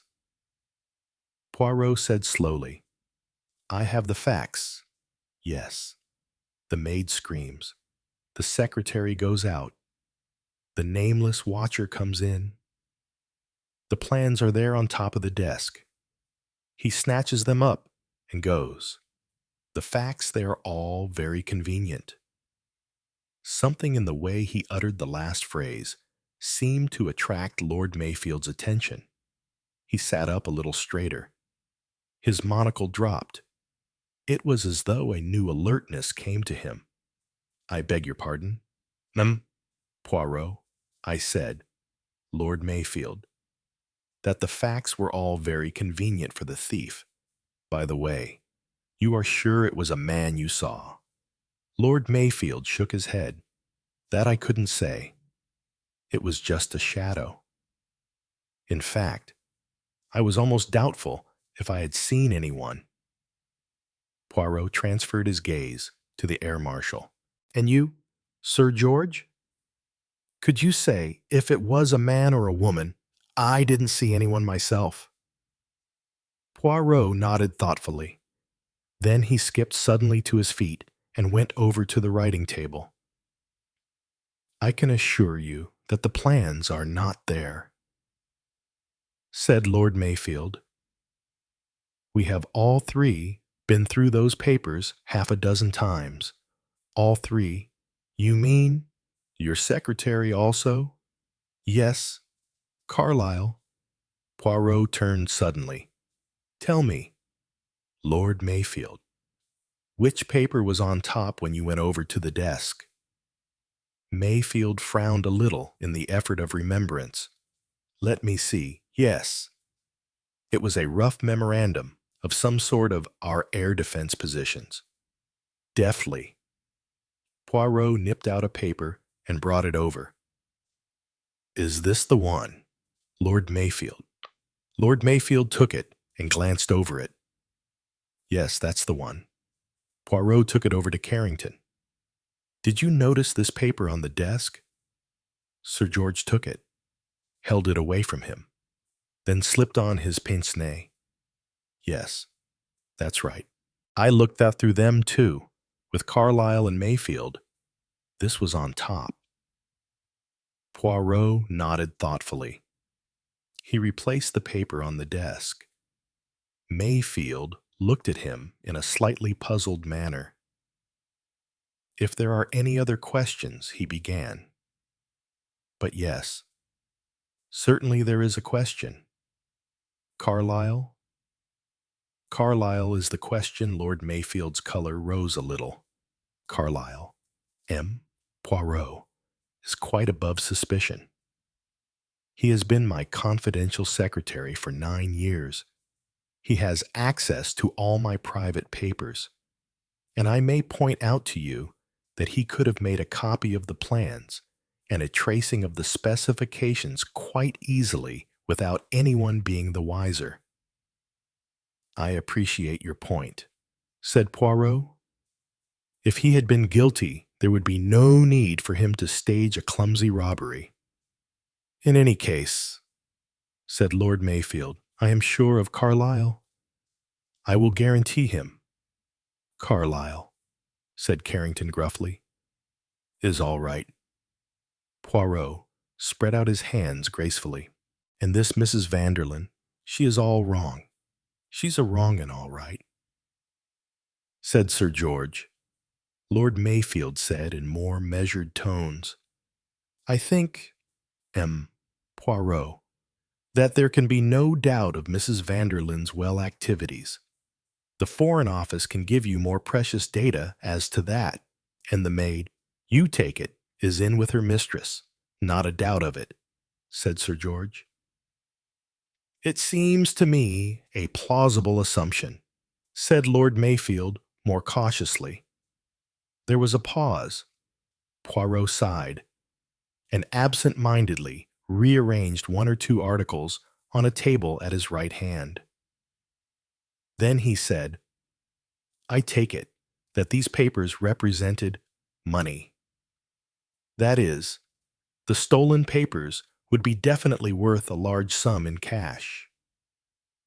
If presented in a certain quarter, yes. Such as Sir George mentioned the names of 2 European powers. Poirot nodded. That fact would be known to anyone. I take it Mrs. Vanderlyn would know it all right. I said to anyone I suppose so. Yes, anyone with a minimum of intelligence would appreciate the cash value of the plans. Yes, but Poirot Lord Mayfield was looking rather uncomfortable. Poirot held up a hand. I do what you call explore all the avenues. Suddenly, he rose again, stepped nimbly out of the window, and with a flashlight examined the edge of the grass at the farther side of the terrace. The 2 men watched him. He came in again, sat down, and said, Tell me, Lord Mayfield, this malefactor, this skulker in the shadows, you do not have him pursued? Lord Mayfield shrugged his shoulders. At the bottom of the garden, he could make his way out to a main road. If he had a car waiting there, he would soon be out of reach. But there are the police, the, scouts. Sir George interrupted. You forget, Poirot. We cannot risk publicity. If it were to get out that these plans had been stolen, the result would be extremely unfavorable to the party. Ah, yes, said Poirot. One must remember la politique. The great discretion must be observed. You send instead for me. Ah, well, perhaps it is simpler. You are hopeful of success. Poirot. Lord Mayfield sounded a trifle incredulous. The little man shrugged his shoulders. Why not? One has only to reason to reflect. He paused a moment, and then said, I would like now to speak to Mr. Carlyle. Certainly. Lord Mayfield rose. I asked him to wait up. He will be somewhere at hand. He went out of the room. Poirot looked at Sir George. Eh bien, he said, what about this man on the terrace? My dear Poirot, don't ask me, I didn't see him, and I can't describe him. Poirot leaned forward. So you have already said, but it is a little different from that, is it not? What do you mean? Asked Sir George abruptly. How shall I say it? Your disbelief. It is more profound. Sir George started to speak, then stopped. But yes, said Poirot encouragingly. Tell me. You are both at the end of the terrace. Lord Mayfield sees a shadow slip from the window and across the grass. Why do you not see that shadow? Carrington stared at him. You've hit it, Poirot, I've been worrying about that ever since. You see, I'd swear that no one did leave this window. I thought Mayfield had imagined it branch of a tree waving something of that kind. And then when we came in here and found there had been a robbery, it seemed as though Mayfield must have been right and I'd been wrong. And yet Poirot smiled. And yet you still, in your heart of hearts, believe in the evidence, the negative evidence of your own eyes. You're right, M. Poirot. I do. Poirot gave a sudden smile. How wise you are, Sir George said sharply. There were no footprints on the grass edge. Poirot nodded. Exactly. Lord Mayfield, he fancies he sees a shadow. Then there comes the robbery, and he is sure but sure. It is no longer a fancy. He actually saw the man. But that is not so. Me. I do not concern myself much with footprints and such things, but for what it is worth, we have that negative evidence. There were no footprints on the grass. It had rained heavily this evening. If a man had crossed the terrace to the grass this evening, his footprints would have shown. Sir George said, staring, but then it brings us back to the house, to the people in the house. He broke off as the door opened, and Lord Mayfield entered with Mr. Carlyle. Though still looking very pale and worried, the secretary had regained a certain composure of manner. Adjusting his pince-nez, he sat down and looked at Poirot inquiringly. How long had you been in this room when you heard the scream? Monsieur Carlyle considered. Between 5 and 10 minutes, I should say.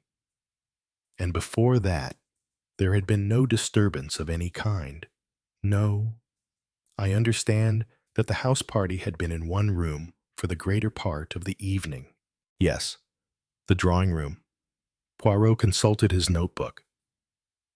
Sir George Carrington and his wife, Mrs. Macada, Mrs. Vanderlyn, Mr. Reggie Carrington, Lord Mayfield, and yourself.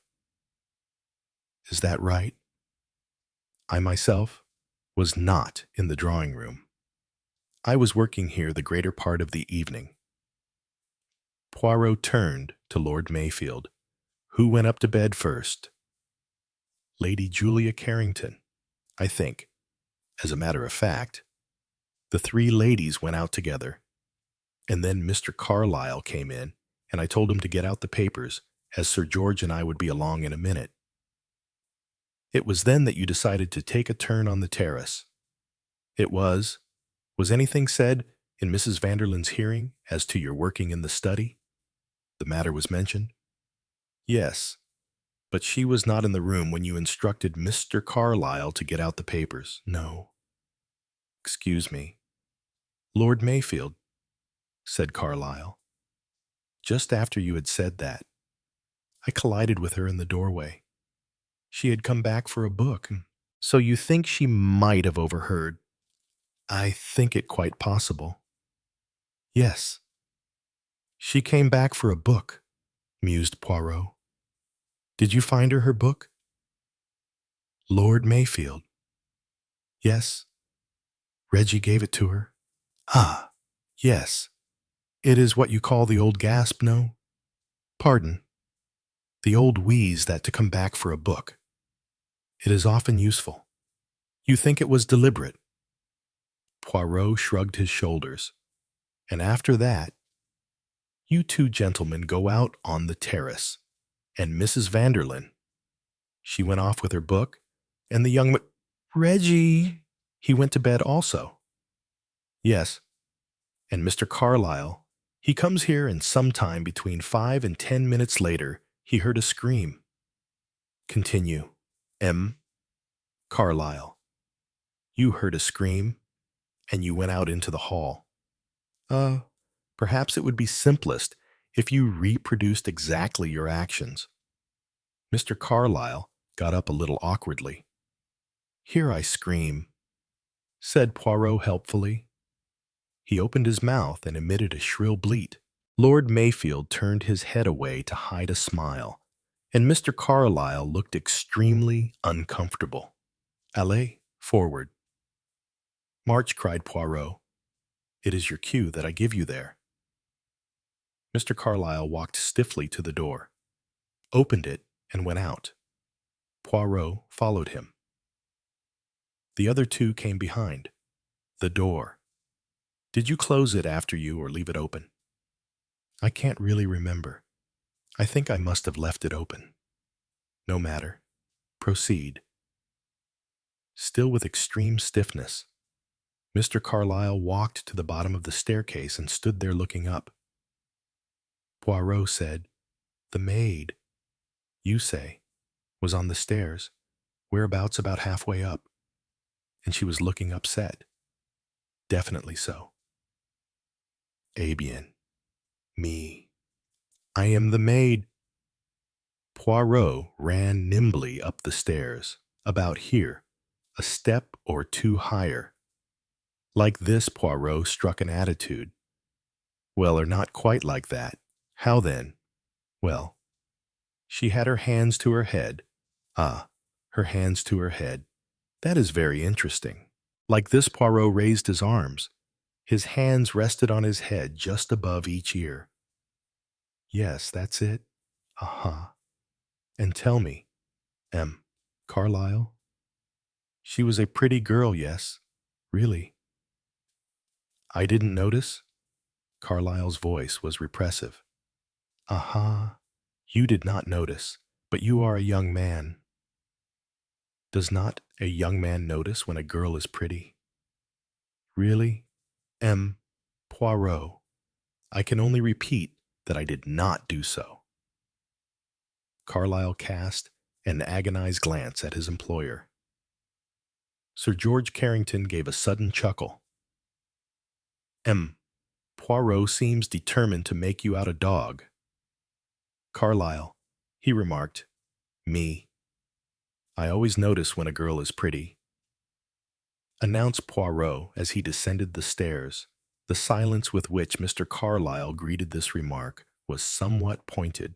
Poirot went on, "And it was then she told this tale of having seen a ghost. Yet, did you believe the story?" "Well, hardly, Poirot. I do not mean, do you believe in ghosts? I mean, did it strike you that the girl herself really thought she had seen something?" "Oh, as to that, I couldn't say. She was certainly breathing fast and seemed upset." "You did not see or hear anything of her mistress?" "Yes, as a matter of fact, I did. She came out of her room in the gallery above and called, 'Leonie,' and then the girl ran up to her, and I went back to the study." "Whilst you were standing at the foot of the stairs here, could anyone have entered the study by the door you had left open?" Carlyle shook his head. "Not without passing me. The study door is at the end of the passage, as you see." Poirot nodded thoughtfully. Mr. Carlyle went on, in his careful, precise voice. "I may say that I am very thankful that Lord Mayfield actually saw the thief leaving the window. Otherwise, I myself should be in a very unpleasant position." "Nonsense! My dear Carlyle," broke in Lord Mayfield impatiently. "No suspicion could possibly attach to you. It is very kind of you to say so, Lord Mayfield, but facts are facts, and I can quite see that it looks badly for me. In any case, I hope that my belongings and myself may be searched." "Nonsense, my dear fellow," said Mayfield. Poirot murmured, "You are serious in wishing that I should infinitely prefer it." Poirot looked at him thoughtfully for a minute or two, and murmured, "I see." Then he asked, "Where is Mrs. Vanderlyn's room?" "Situated in regard to the study. It is directly over it." with a window looking out over the terrace. Yes. Again, Poirot nodded. Then he said, "Let us go to the drawing room." Here he wandered round the room, examined the fastenings of the windows, glanced at the scores on the bridge table, and then finally addressed Lord Mayfield. "This affair," he said, "is more complicated than it appears. But one thing is quite certain. The stolen plans have not left this house." Lord Mayfield stared at him. "But, my dear M. Poirot, the man I saw leaving the study. There was no man. But I saw him with the greatest respect. Lord Mayfield. You imagined you saw him. The shadow cast by the branch of a tree deceived you. The fact that a robbery occurred naturally seemed a proof that what you had imagined was true. Really, M. Poirot, the evidence of my own eyes back my eyes against yours." "Any day, old boy," put in Sir George. "You must permit me, Lord Mayfield, to be very definite on that point." No one crossed the terrace to the grass. Looking very pale and speaking stiffly, Mr. Carlyle said, "In that case, if me, Poirot, is correct, suspicion automatically attaches itself to me. I am the only person who could possibly have committed the robbery." Lord Mayfield sprang up. "Nonsense! Whatever Poirot thinks about it, I don't agree with him. I am convinced of your innocence, my dear Carlyle. In fact, I'm willing to guarantee it." Poirot murmured mildly, "But I have not said that I suspect Carlyle." Carlyle answered, "No. But you've made it perfectly clear that no one else had a chance to commit the robbery." Do to. "But I have told you nobody passed me in the hall to get to the study door." "I agree. But someone might have come in through the study window. But that is just what you said did not happen. I said that no one from outside could have come and left without leaving marks on the grass. But it could have been managed from inside the house. Someone could have gone out from his room by one of these windows, slipped along the terrace, in at the study window, and back again in here." Mr. Carlyle objected. "But Lord Mayfield and Sir George Carrington were on the terrace." "They were on the terrace." "Yes, but they were on promenade." Sir George Carrington's eyes may be of the most reliable. Poirot made a little bow, but he does not keep them in the back of his head. The study window is at the extreme left of the terrace. The windows of this room come next, but the terrace continues to the right, past 1, 2, 3, perhaps 4 rooms, dining room, billiard room, morning room, and library," said Lord Mayfield. "And you walked up and down the terrace. How many times? At least 5 or 6. You see, it is easy enough. The thief has only to watch for the right moment," Carlyle said slowly. "You mean that when I was in the hall, talking to the French girl, the thief was waiting in the drawing room?" "That is my suggestion." "It is, of course, only a suggestion. It doesn't sound very probable to me," said Lord Mayfield. "Too risky." The air marshal demurred. "I don't agree with you, Charles. It's perfectly possible. Wonder I hadn't the wits to think of it for myself." "So you see," said Poirot, "why I believe that the plans are still in the house. The problem now is to find them." Sir George snorted. "That's simple enough. Search everybody." Lord Mayfield made a movement of dissent, but Poirot spoke before he could. No, no. It is not so simple as that. The person who took those plans will anticipate that a search will be made and will make quite sure that they are not found amongst his or her belongings. They will have been hidden in neutral ground. Do you suggest that we've got to go playing hide and seek all over the Bally House? Poirot smiled. No, no. We need not be so crude as that. We can arrive at the hiding place, or alternatively, at the identity of the guilty person by reflection. That will simplify matters. In the morning, I would like an interview with every person in the house. It would, I think, be unwise to seek those interviews now. Lord Mayfield nodded. Caused too much comment, he said. If we dragged everybody out of their beds at 3 in the morning, in any case, you'll have to proceed with a good deal of camouflage. M. Poirot, this matter has got to be kept dark. Poirot waved an airy hand. Leave it to Hercule Poirot. The lies I invent are always most delicate and most convincing. Tomorrow. Then, I conduct my investigations. But tonight, I should like to begin by interviewing you.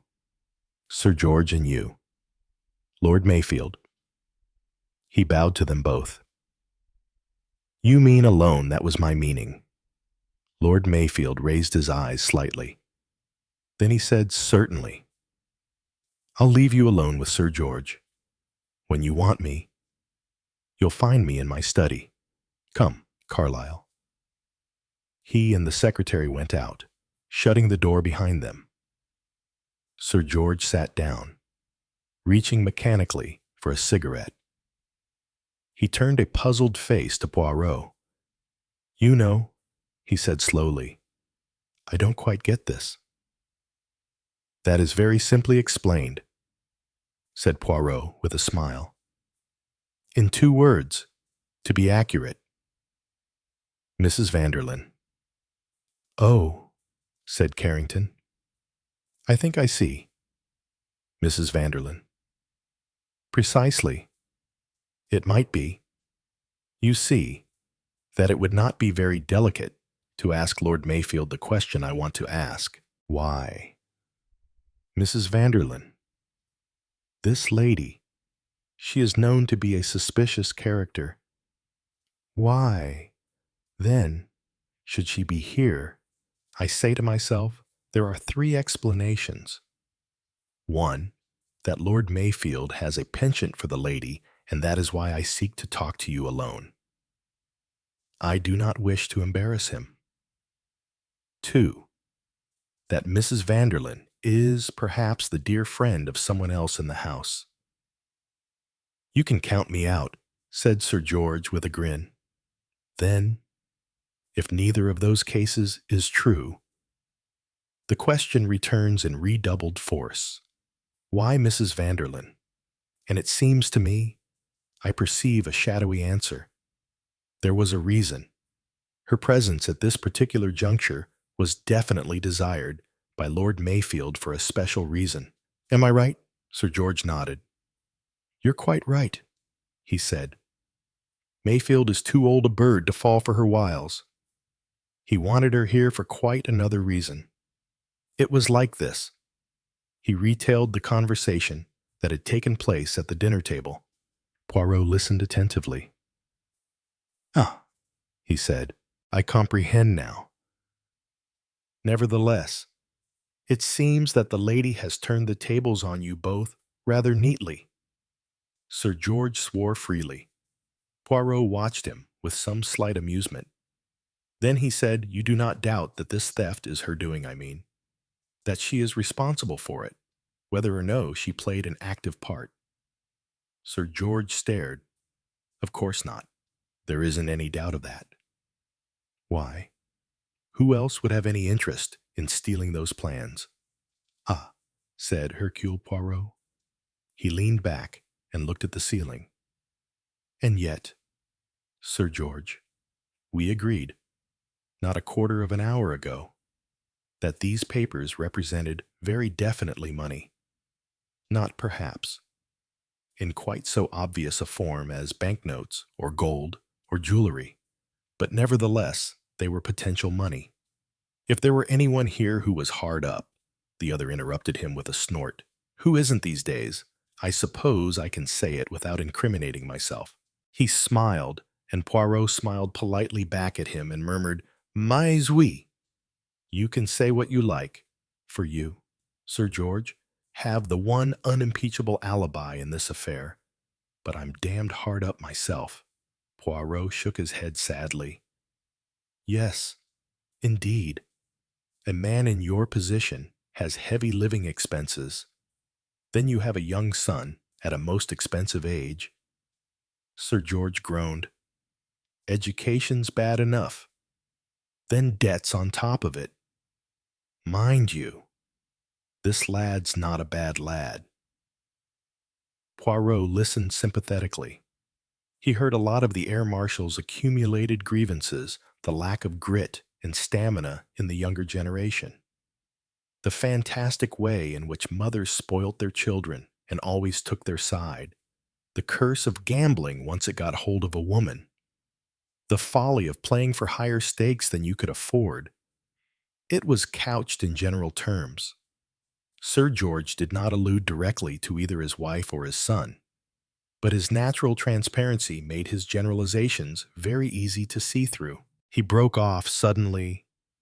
Sorry, mustn't take up your time with something that's right off the subject, especially at this hour of the night, or rather morning. He stifled a yawn. I suggest, Sir George, that you should go to bed.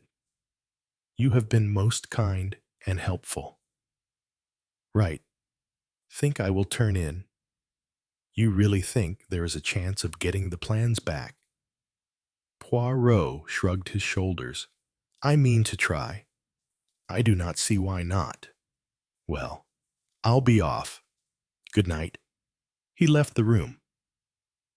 Poirot remained in his chair, staring thoughtfully at the ceiling. Then he took out a little notebook and, turning to a clean page, he wrote, Mrs. Vanderlyn, Lady Julia Carrington, Mrs. Mackata, Reggie Carrington, Mr. Carlyle. Underneath, he wrote Mrs. Vanderlyn and Mr. Reggie Carrington, Mrs. Vanderlyn and Lady Julia, Mrs. Vanderlyn and Mr. Carlyle. He shook his head in a dissatisfied manner, murmuring, C'est plus simple que ça. Then he added a few short sentences. Did Lord Mayfield see a shadow? If not, why did he say he did? Did Sir George see anything? He was positive he had seen nothing after I examined Flower Bed. Note: Lord Mayfield is nearsighted, can read without glasses, but has to use a monocle to look across a room. Sir George is long-sighted, therefore from the far end of the terrace. His sight is more to be depended upon than Lord Mayfield's. Yet Lord Mayfield is very positive that he did see something, and is quite unshaken by his friend's denial. Can anyone be quite as above suspicion as Mr. Carlyle appears to be? Lord Mayfield is very emphatic as to his innocence, too much so. Why? Because he secretly suspects him, and is ashamed of his suspicions, or because he definitely suspects some other person. That is to say, some person other than Mrs. Vanderlyn. He put the notebook away. Then, getting up, he went along to the study. Lord Mayfield was seated at his desk when Poirot entered the study. He swung round, laid down his pen, and looked up inquiringly. Well, M. Poirot had your interview with Carrington Poirot, smiled, and sat down. Yes, Lord Mayfield. He cleared up a point that had puzzled me. What was that? The reason for Mrs. Vanderlyn's presence here. You comprehend. I thought it possible Mayfield was quick to realize the cause of Poirot's somewhat exaggerated embarrassment. You thought I had a weakness for the lady. Not at all. Far from it. Funnily enough, Carrington thought the same. Yes, he has told me of the conversation he held with you on the subject. Lord Mayfield looked rather rueful. My little scheme didn't come off. Always annoying to have to admit that a woman has got the better of you. But she has not got the better of you yet. Lord Mayfield. You think we may yet win? Well, I'm glad to hear you say so. I'd like to think it was true. He sighed. I feel I've acted like a complete fool, so pleased with my stratagem for entrapping the lady, Hercule Poirot said. As he lit one of his tiny cigarettes, what was your stratagem exactly? Lord Mayfield. Well, Lord Mayfield hesitated. I hadn't exactly got down to details. You didn't discuss it with anyone, no. Not even with Mr. Carlyle, no. Poirot smiled. You prefer to play a lone hand. Lord Mayfield. I have usually found it the best way, said the other a little grimly. Yes, you are wise. Trust no one. But you did mention the matter to Sir George Carrington, simply because I realized that the dear fellow was seriously perturbed about me. Lord Mayfield smiled at the remembrance. He is an old friend of yours, yes. I have known him for over 20 years, and his wife I have known his wife also, of course. But pardon me if I am impertinent. You are not on the same terms of intimacy with her. I don't really see what my personal relationships to people has to do with the matter in hand. M. Poirot. But I think, Lord Mayfield, that they may have a good deal to do with it. You agreed, did you not, that my theory of someone in the drawing room was a possible one? Yet, in fact, I agree with you that that is what must have happened. We will not say must. That is too self-confident a word. But if that theory of mine is true, who do you think the person in the drawing room could have been? Obviously Mrs. Vanderlyn. She had been back there once for a book. She could have come back for another book, or a handbag, or a dropped handkerchief. One of a dozen feminine excuses she arranges with her maid to scream and get Carlyle away from the study. Then she slips in and out by the windows, as you said. You forget, it could not have been Mrs. Vanderlyn. Carlyle heard her call the maid from upstairs while he was talking to the girl.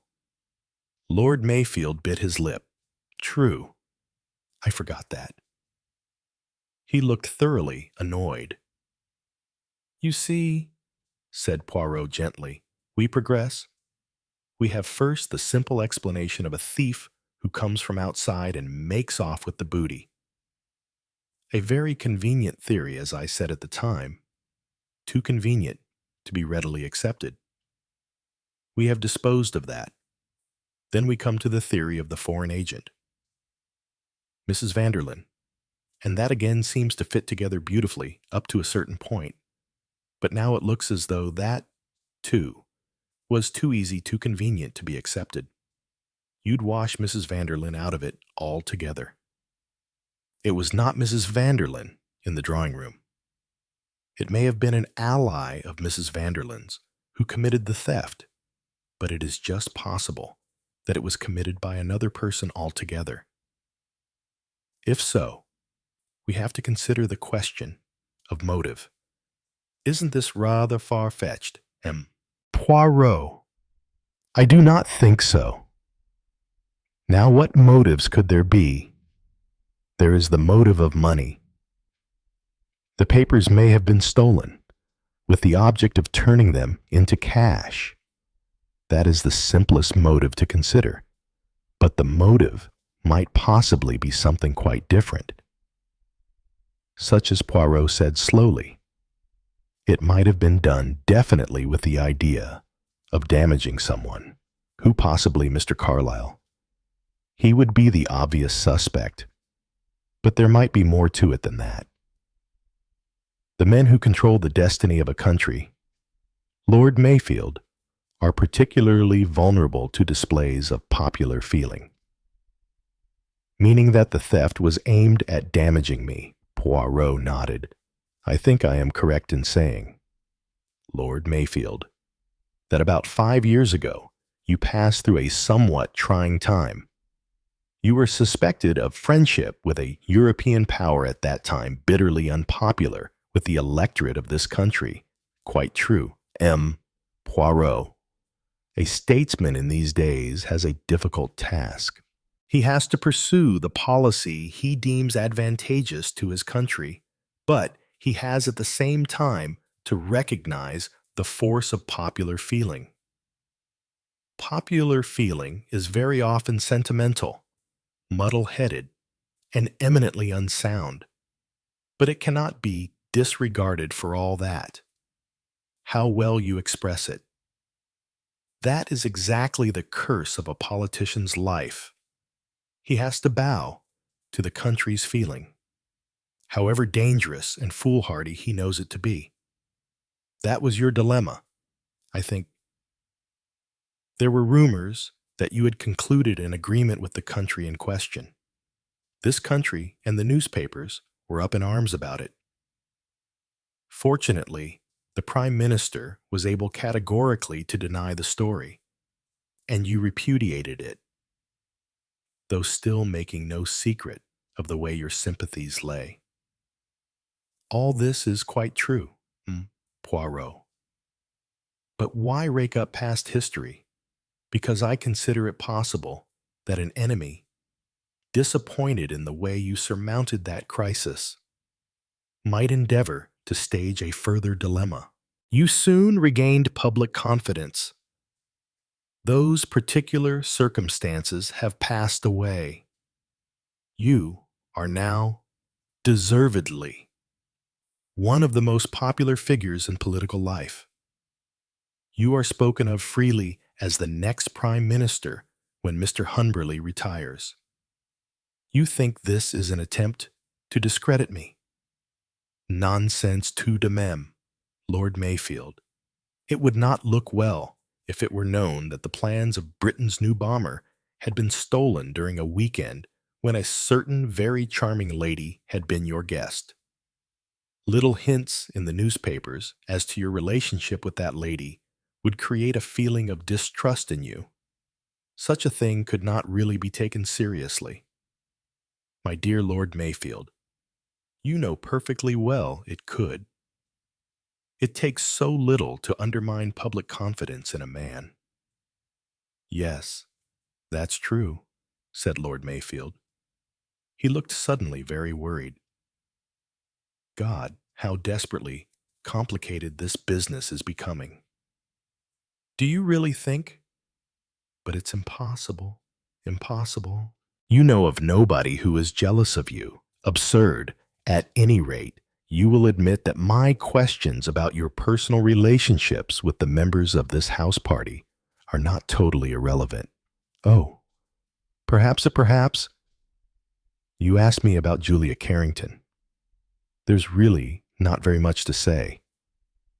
I've never taken to her very much, and I don't think she cares for me. She's one of these restless, nervy women, recklessly extravagant and mad about cards. She's old-fashioned enough, I think, to despise me as being a self-made man. Poirot said I looked you up in Who's Who before I came down. You were the head of a famous engineering firm, and you are yourself a first-class engineer. There's certainly nothing I don't know about the practical side. I've worked my way up from the bottom. Lord Mayfield spoke rather grimly. Oh la la, cried Poirot. I have been a fool, but a fool. The other stared at him. I beg your pardon, M. Poirot. It is that a portion of the puzzle has become clear to me, something I did not see before. But it all fits in. Yes, it fits in with beautiful precision. Lord Mayfield looked at him in somewhat astonished inquiry, but with a slight smile, Poirot shook his head. No, no, not now. I must arrange my ideas a little more clearly. He rose. Good night. Lord Mayfield, I think I know where those plans are. Lord Mayfield cried out. You know. Then let us get hold of them at once. Poirot shook his head. No, no. That would not do. Precipitancy would be fatal. But leave it all to Hercule Poirot. He went out of the room. Lord Mayfield raised his shoulders in contempt. Man's a mountebank, he muttered. Then, putting away his papers and turning out the lights, he, too, made his way up to bed. If there's been a burglary, why the devil doesn't old Mayfield send for the police? Demanded Reggie Carrington. He pushed his chair slightly back from the breakfast table. He was the last down.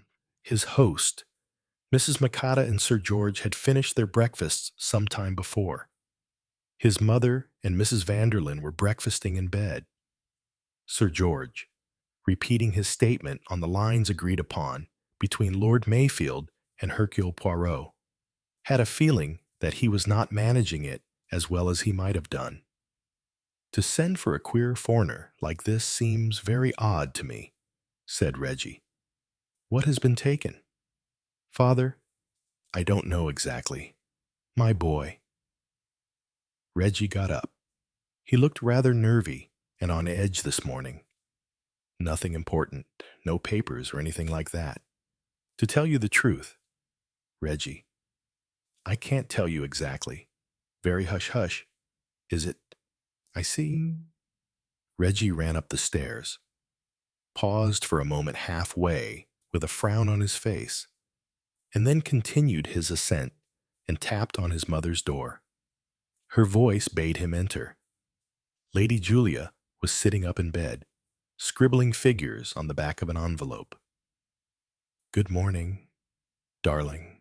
She looked up, then said sharply, Reggie, is anything the matter? Nothing much. But it seems there was a burglary last night. A burglary? What was taken? Oh, I don't know. It's all very hush-hush. There's some odd kind of private inquiry agent downstairs asking everybody questions. How extraordinary. It's rather unpleasant, said Reggie slowly. Staying in a house when that kind of thing happens. What did happen exactly? Don't know. It was some time after we all went to bed. Look out. Mother, you'll have that tray off. He rescued the breakfast tray and carried it to a table by the window. Was money taken? I tell you, I don't know. Lady Julia said slowly, I suppose this inquiry man is asking everybody questions. I suppose so. Where they were last night. All that kind of thing. Probably. Well, I can't tell him much. I went straight up to bed and was asleep in next to no time. Lady Julia did not answer. I say, Mother, I suppose you couldn't let me have a spot of cash.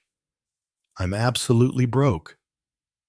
No, I couldn't, his mother replied decisively. I've got the most frightful overdraft myself. I don't know what your father will say when he hears about it. There was a tap at the door, and Sir George entered. There you are. Reggie, will you go down to the library, Em? Hercule Poirot wants to see you. Poirot had just concluded an interview with the redoubtable Mrs. Macada. A few brief questions had elicited the information that Mrs. Macada had gone up to bed just before 11 and had heard or seen nothing helpful. Poirot slid gently from the topic of the burglary to more personal matters. He himself had a great admiration for Lord Mayfield. As a member of the general public, he felt that Lord Mayfield was a truly great man.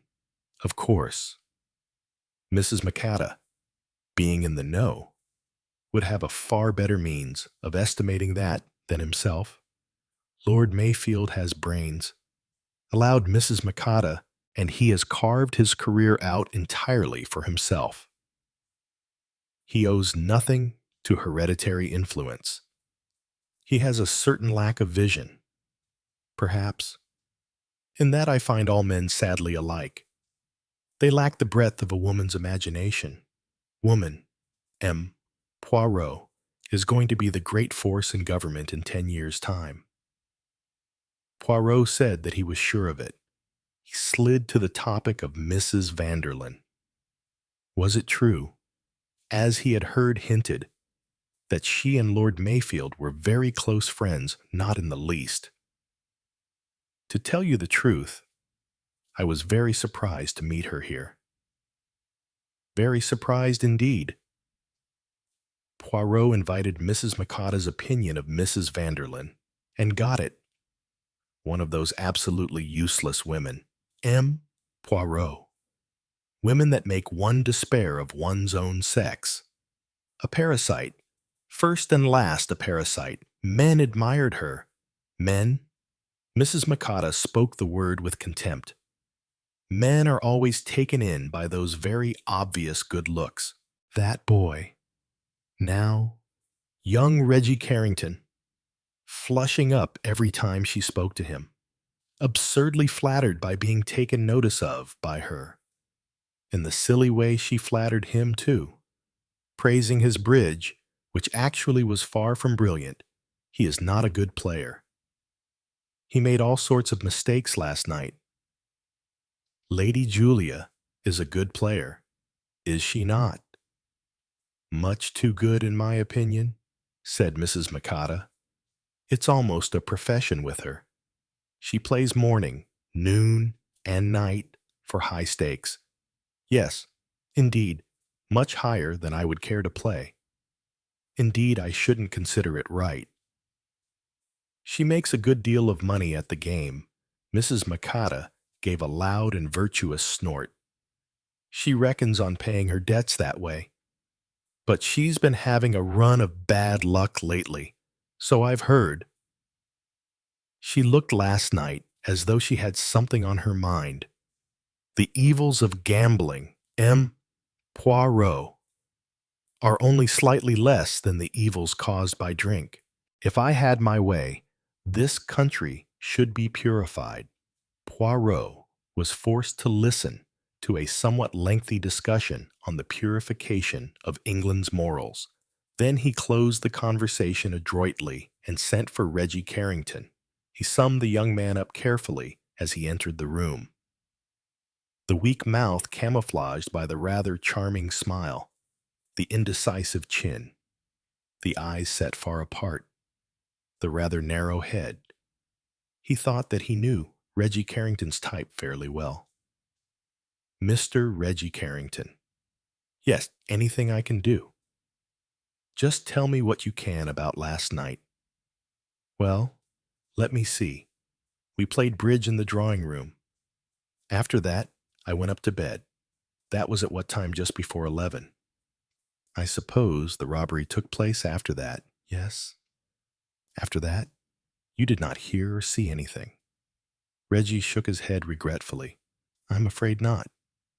I went straight to bed and I sleep pretty soundly. You went straight up from the drawing room to your bedroom and remained there until the morning. That's right. Curious, said Poirot. Reggie said sharply, What do you mean, curious?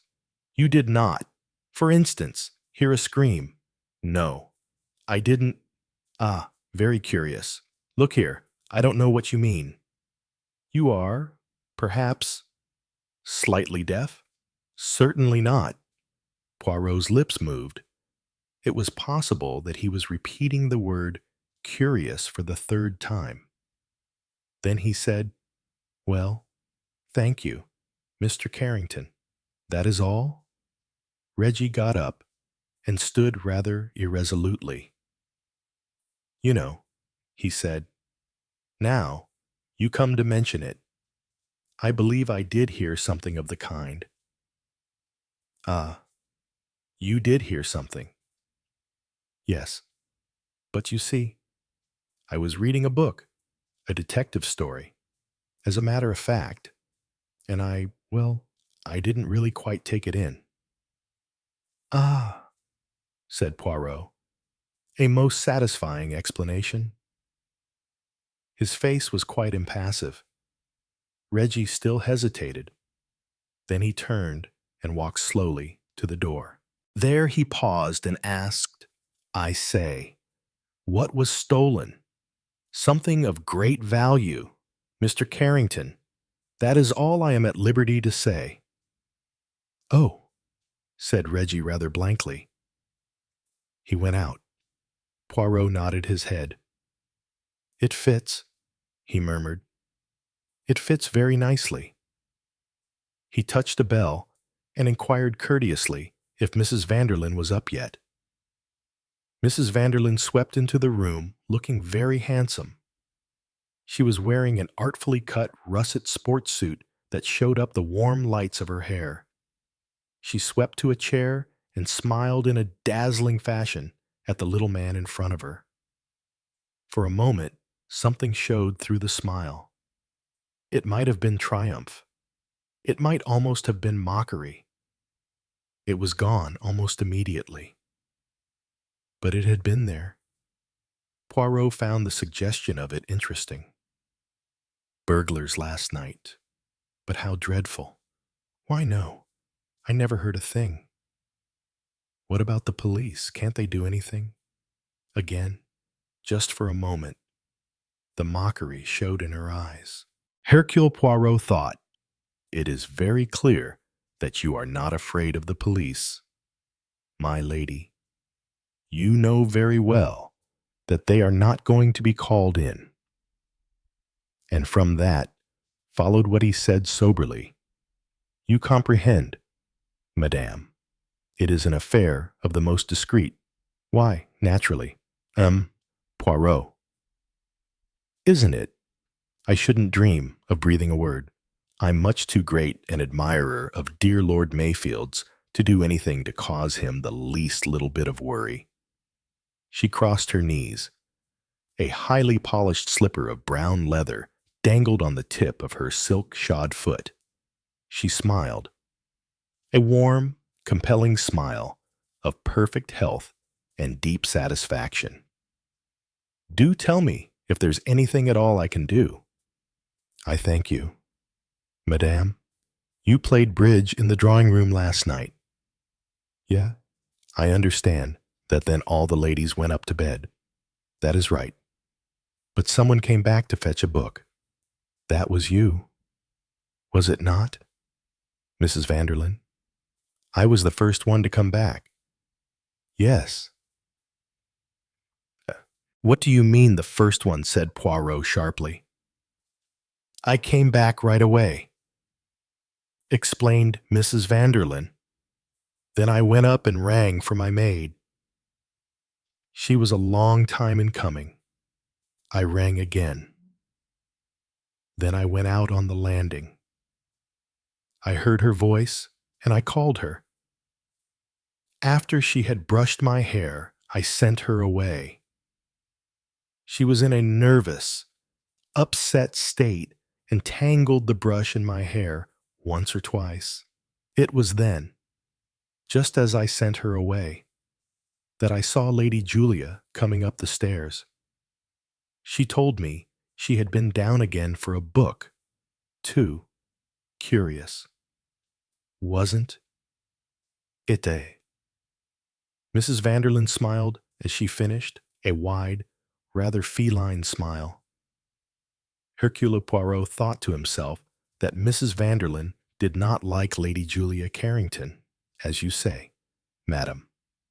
Tell me, did you hear your maid scream? Why? Yes, I did hear something of that kind. Did you ask her about it? Yes. She told me she thought she had seen a floating figure in white. Such nonsense. What was Lady Julia wearing last night? Oh, you think perhaps? Yes, I see. She was wearing a white evening dress. Of course. That explains it. She must have caught sight of her in the darkness, just as a white figure. These girls are so superstitious. Your maid has been with you a long time. Madam, oh, no. Mrs. Vanderlyn opened her eyes rather wide. Only about 5 months. I should like to see her presently, if you do not mind. Madame. Mrs. Vanderlyn raised her eyebrows. Oh, certainly. She said rather coldly, I should like, you understand, to question her. Oh, yes. Again a flicker of amusement. Poirot rose and bowed. Madame, he said, you have my complete admiration.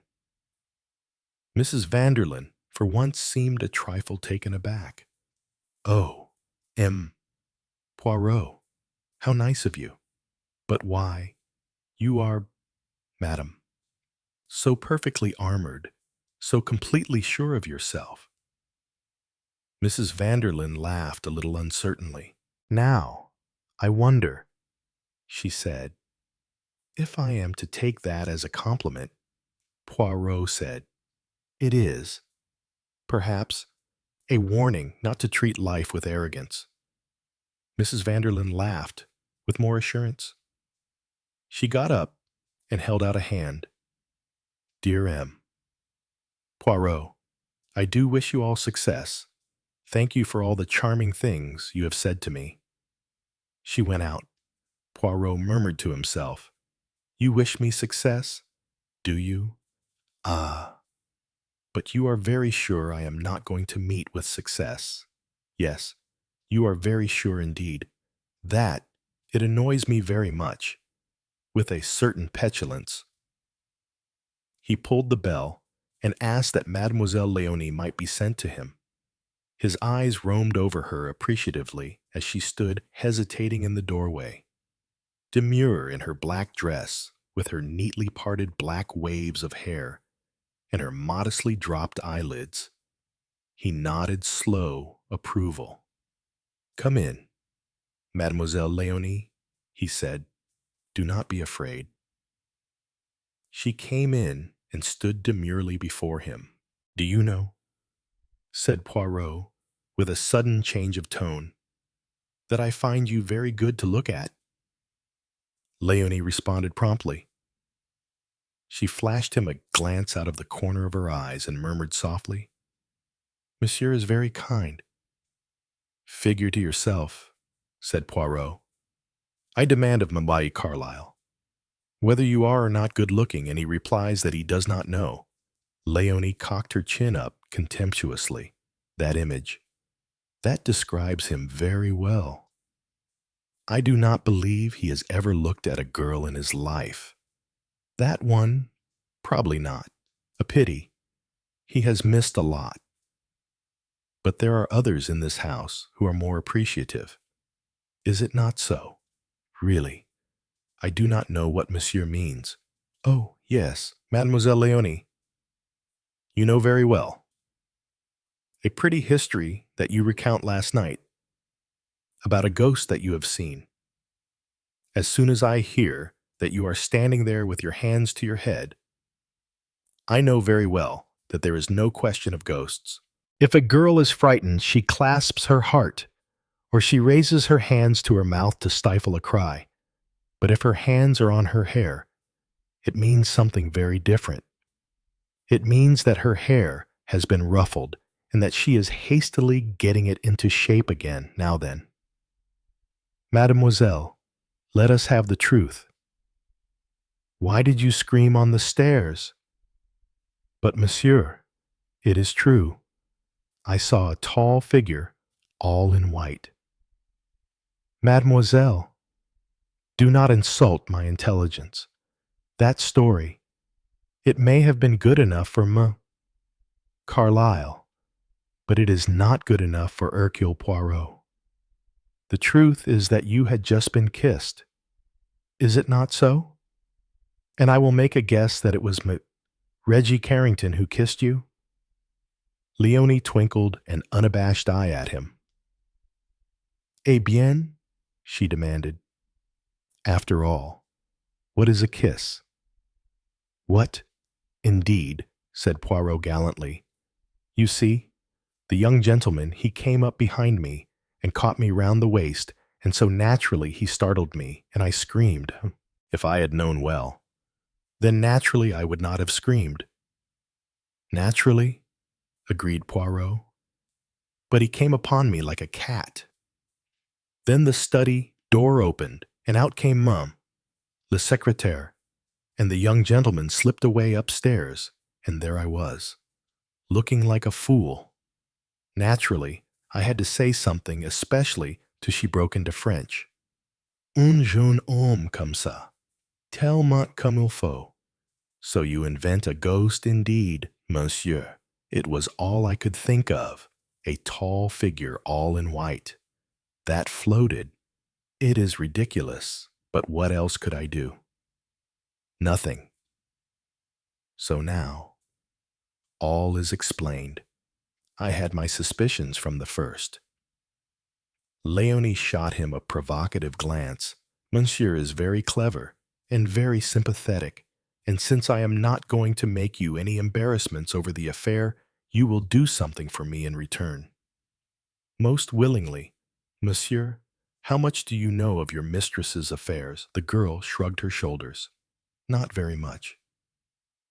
Monsieur, I have my ideas. Of course. And those ideas, well, it does not escape me that the friends of Madame are always soldiers or sailors or airmen. And then there are other friends, foreign gentlemen who come to see her very quietly sometimes. Madame is very handsome, though I do not think she will be so much longer.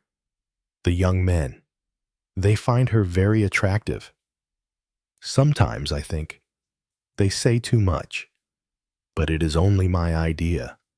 That Madame does not confide in me. What you would have me to understand is that Madame plays a lone hand. That is right, monsieur. In other words, you cannot help me. I fear not. Monsieur, I would do if I could. Tell me, your mistress is in a good mood today. Decidedly. Monsieur, something has happened to please her. She has been in good spirits ever since she came here. Well, Leonie, you should know, the girl answered confidently. Yes, monsieur. I could not be mistaken there. I know all Madame's moods. She is in high spirits, positively triumphant.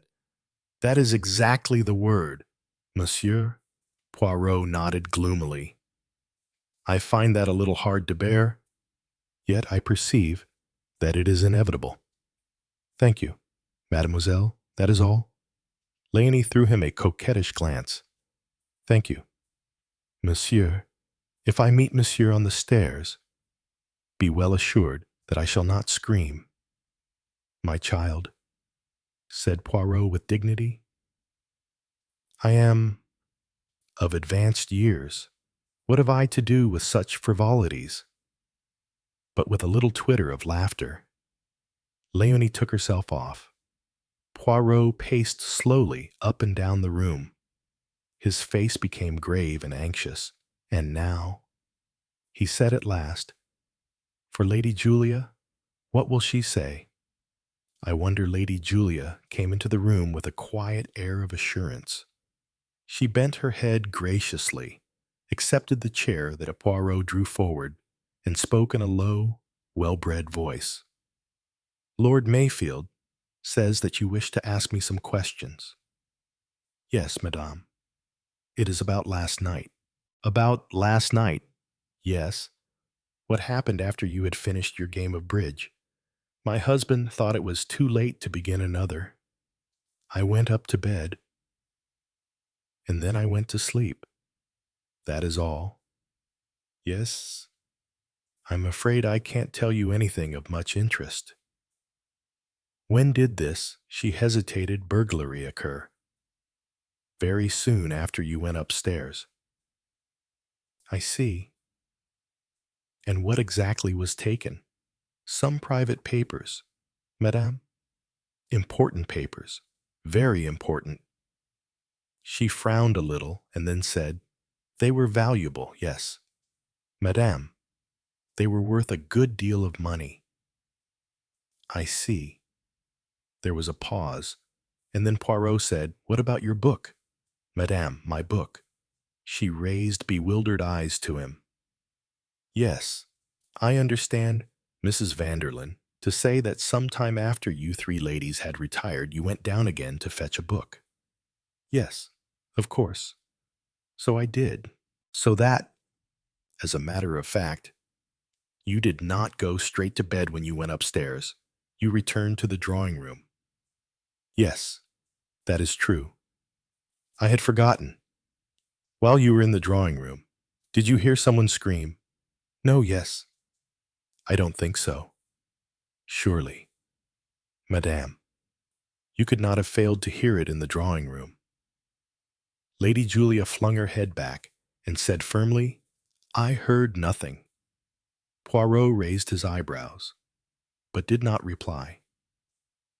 The silence grew uncomfortable.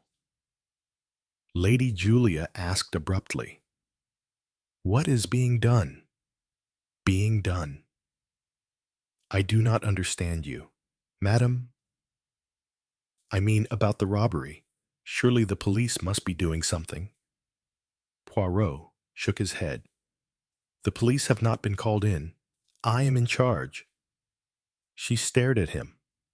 Her restless, haggard face sharpened and tense. Her eyes, dark and searching, sought to pierce his impassivity. They fell at last defeated. You cannot tell me what is being done. I can only assure you, madam, that I am leaving no stone unturned to catch the thief or to recover the papers. The recovery of the papers is the main thing. Madame, her manner changed. It became bored, listless. Yes, she said indifferently. I suppose it is. There was another pause. Is there anything else? M. Poirot. No, madame. I will not detain you further. Thank you. He opened the door for her. She passed out without glancing at him. Poirot went back to the fireplace and carefully rearranged the ornaments on the mantelpiece. He was still at it when Lord Mayfield came in through the window. Well, said the latter. Very well. I think events are shaping themselves as they should. Lord Mayfield said, staring at him. You are pleased? No. I am not pleased, but I am content. Really. M. Poirot. I cannot make you out. I am not such a charlatan as you think. I never said no. But you thought, no matter. I am not offended. It is sometimes necessary for me to adopt a certain pose. Lord Mayfield looked at him doubtfully with a certain amount of distrust. Hercule Poirot was a man he did not understand. He wanted to despise him, but something warned him that this ridiculous little man was not so futile as he appeared. Charles McLaughlin had always been able to recognize capability when he saw it. Well, he said, we are in your hands. What do you advise next? Can you get rid of your guests? I think it might be arranged. I could explain that I have to go to London over this affair. They will then probably offer to leave. Very good. Try and arrange it like that. Lord Mayfield hesitated. You don't think I am quite sure that that would be the wise course to take? Lord Mayfield shrugged his shoulders. Well, if you say so. He went out. The guests left after lunch. Mrs. Vanderlyn and Mrs. McCadda went by train. The Carringtons had their car. Poirot was standing in the hall as Mrs. Vanderlyn bade her host a charming farewell. So terribly sorry for you having this bother and anxiety. I do hope it will turn out all right for you. I shan't breathe a word of anything. She pressed his hand and went out to where the Rolls was waiting to take her to the station. Mrs. McCadda was already inside. Her adieu had been curt and unsympathetic. Suddenly, Léonie, who had been getting in front with the chauffeur, came running back into the hall. The dressing case of Madame. It is not in the car, she exclaimed. There was a hurried search. At last, Lord Mayfield discovered it where it had been put down in the shadow of an old oak chest. Léonie uttered a glad little cry as she seized the elegant affair of green morocco and hurried out with it. Then Mrs. Vanderlyn leaned out of the car. Lord Mayfield, Lord Mayfield. She handed him a letter. Would you mind putting this in your post bag if I keep it meaning to post it in town? I'm sure to forget. Letters just stay in my bag for days. Sir George Carrington was fidgeting with his watch, opening and shutting it. He was a maniac for punctuality. They're cutting it fine, he murmured. Very fine. Unless they're careful. They'll miss the train, his wife said irritably. Don't fuss. George, after all, it's their train, not ours. He looked at her reproachfully. The Rolls drove off. Reggie drew up at the front door in the Carringtons' Morris. All ready, father, he said. The servants began bringing out the Carringtons' luggage. Reggie supervised its disposal in the dickey. Poirot moved out of the front door, watching the proceedings. Suddenly, he felt a hand on his arm. Lady Julia's voice spoke in an agitated whisper. Poirot, I must speak to you at once. He yielded to her insistent hand. She drew him into a small morning room and closed the door. She came close to him. Is it true what you said, that the discovery of the papers is what matters most to Lord Mayfield? Poirot looked at her curiously. It is quite true, Madame.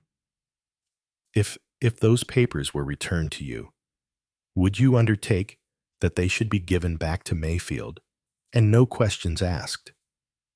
I am not sure that I understand you. You must, I am sure that you do. I am suggesting that the thief should remain anonymous if the papers are returned. Poirot asked, How soon would that be? Madam, definitely within 12 hours. You can promise that I can promise it.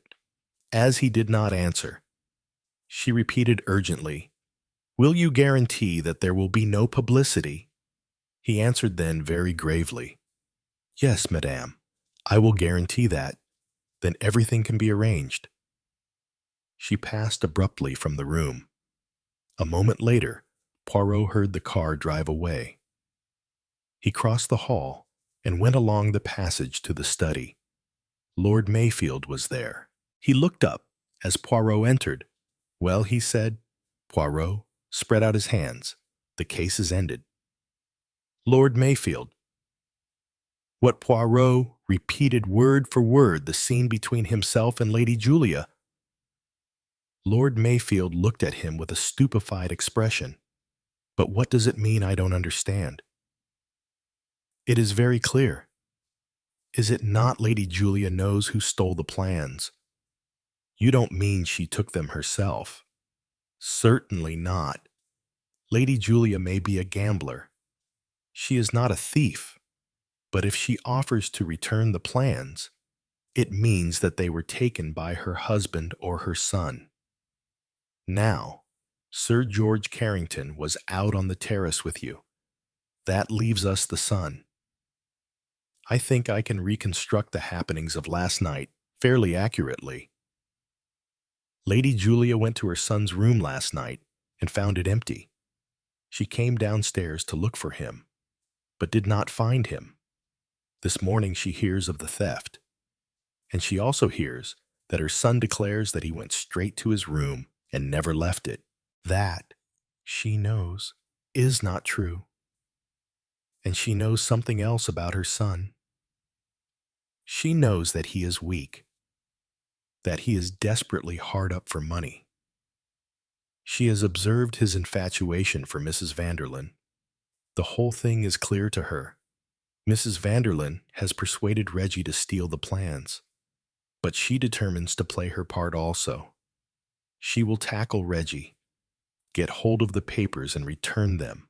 But the whole thing is quite impossible, cried Lord Mayfield. Yes, it is impossible.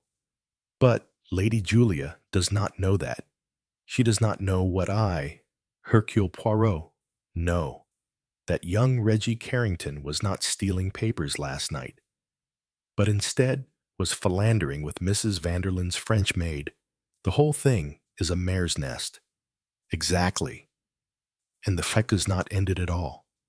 Yes, it is ended. I, Hercule Poirot, know the truth. You do not believe me. You did not believe me yesterday when I said I knew where the plans were. But I did know. They were very close at hand. Where they were in your pocket, my lord. There was a pause. Then Lord Mayfield said, Do you really know what you are saying, M. Poirot? Yes, I know.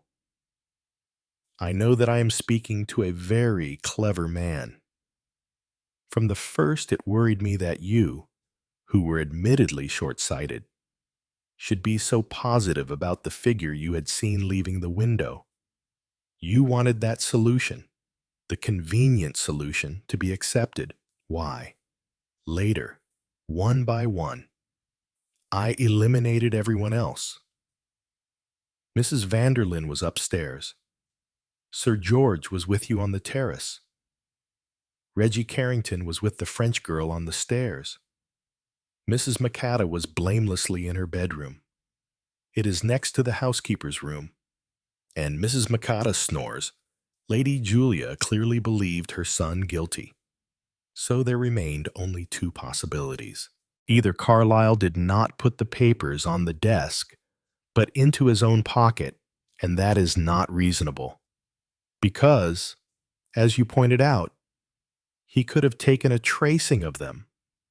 Or else the plans were there when you walked over to the desk, and the only place they could have gone was into your pocket. In that case, everything was clear. Your insistence on the figure you had seen, your insistence on Carlyle's innocence, your disinclination to have me summoned. One thing did puzzle me, the motive. I was convinced, an honest man, a man of integrity. That showed in your anxiety that no innocent person should be suspected. It was also obvious that the theft of the plans might easily affect your career unfavorably. Why? Then, this wholly unreasonable theft. And at last the answer came to me. The crisis in your career, some years ago, the assurances given to the world by the Prime Minister that you had had no negotiations with the power in question. Suppose that that was not strictly true, that there remained some record, a letter, perhaps showing that in actual fact You had done what you had publicly denied. Such a denial was necessary in the interests of public policy. But it is doubtful if the man in the street would see it that way. It might mean that at the moment when supreme power might be given into your hands, some stupid echo from the past would undo everything. I suspect that that letter has been preserved in the hands of a certain government, that government offered to trade with you the letter in exchange for the plans of the new bomber. Some men would have refused. You did not. You agreed. Mrs. Vanderlyn was the agent in the matter. She came here by arrangement to make the exchange. You gave yourself away when you admitted that you had formed no definite stratagem for entrapping her. That admission made your reason for inviting her here incredibly weak. You arranged the robbery, pretended to see the thief on the terrace, thereby clearing Carlyle of suspicion. Even if he had not left the room, the desk was so near the window that a thief might have taken the plans while Carlyle was busy at the safe with his back turned. You walked over to the desk, took the plans, and kept them on your own person until the moment when, by prearranged plan, you slipped them into Mrs. Vanderlyn's dressing case. In return, she handed you the fatal letter disguised as an unposted letter of her own. Poirot stopped. Lord Mayfield said, "Your knowledge is very complete, M. Poirot. You must think me an unutterable skunk." Poirot made a quick gesture. "No, no. Lord Mayfield, I think, as I said, that you are a very clever man. It came to me suddenly as we talked here last night. You are a first-class engineer. There will be, I think, some subtle alterations in the specifications of that bomber. Alterations done so skillfully that it will be difficult to grasp why the machine is not the success it ought to be. A certain foreign power will find the type of failure. It will be a disappointment to them, I am sure." Again, there was a silence then. Lord Mayfield said, "You are much too clever. M. Poirot, I will only ask you to believe one thing. I have faith in myself. I believe that I am the man to guide England through the days of crisis that I see coming. If I did not honestly believe that I am needed by my country to steer the ship of state, I would not have done what I have done, made the best of both worlds, saved myself from disaster by a clever trick." "My lord," said Poirot, "if you could not make the best of both worlds, you could not be a politician."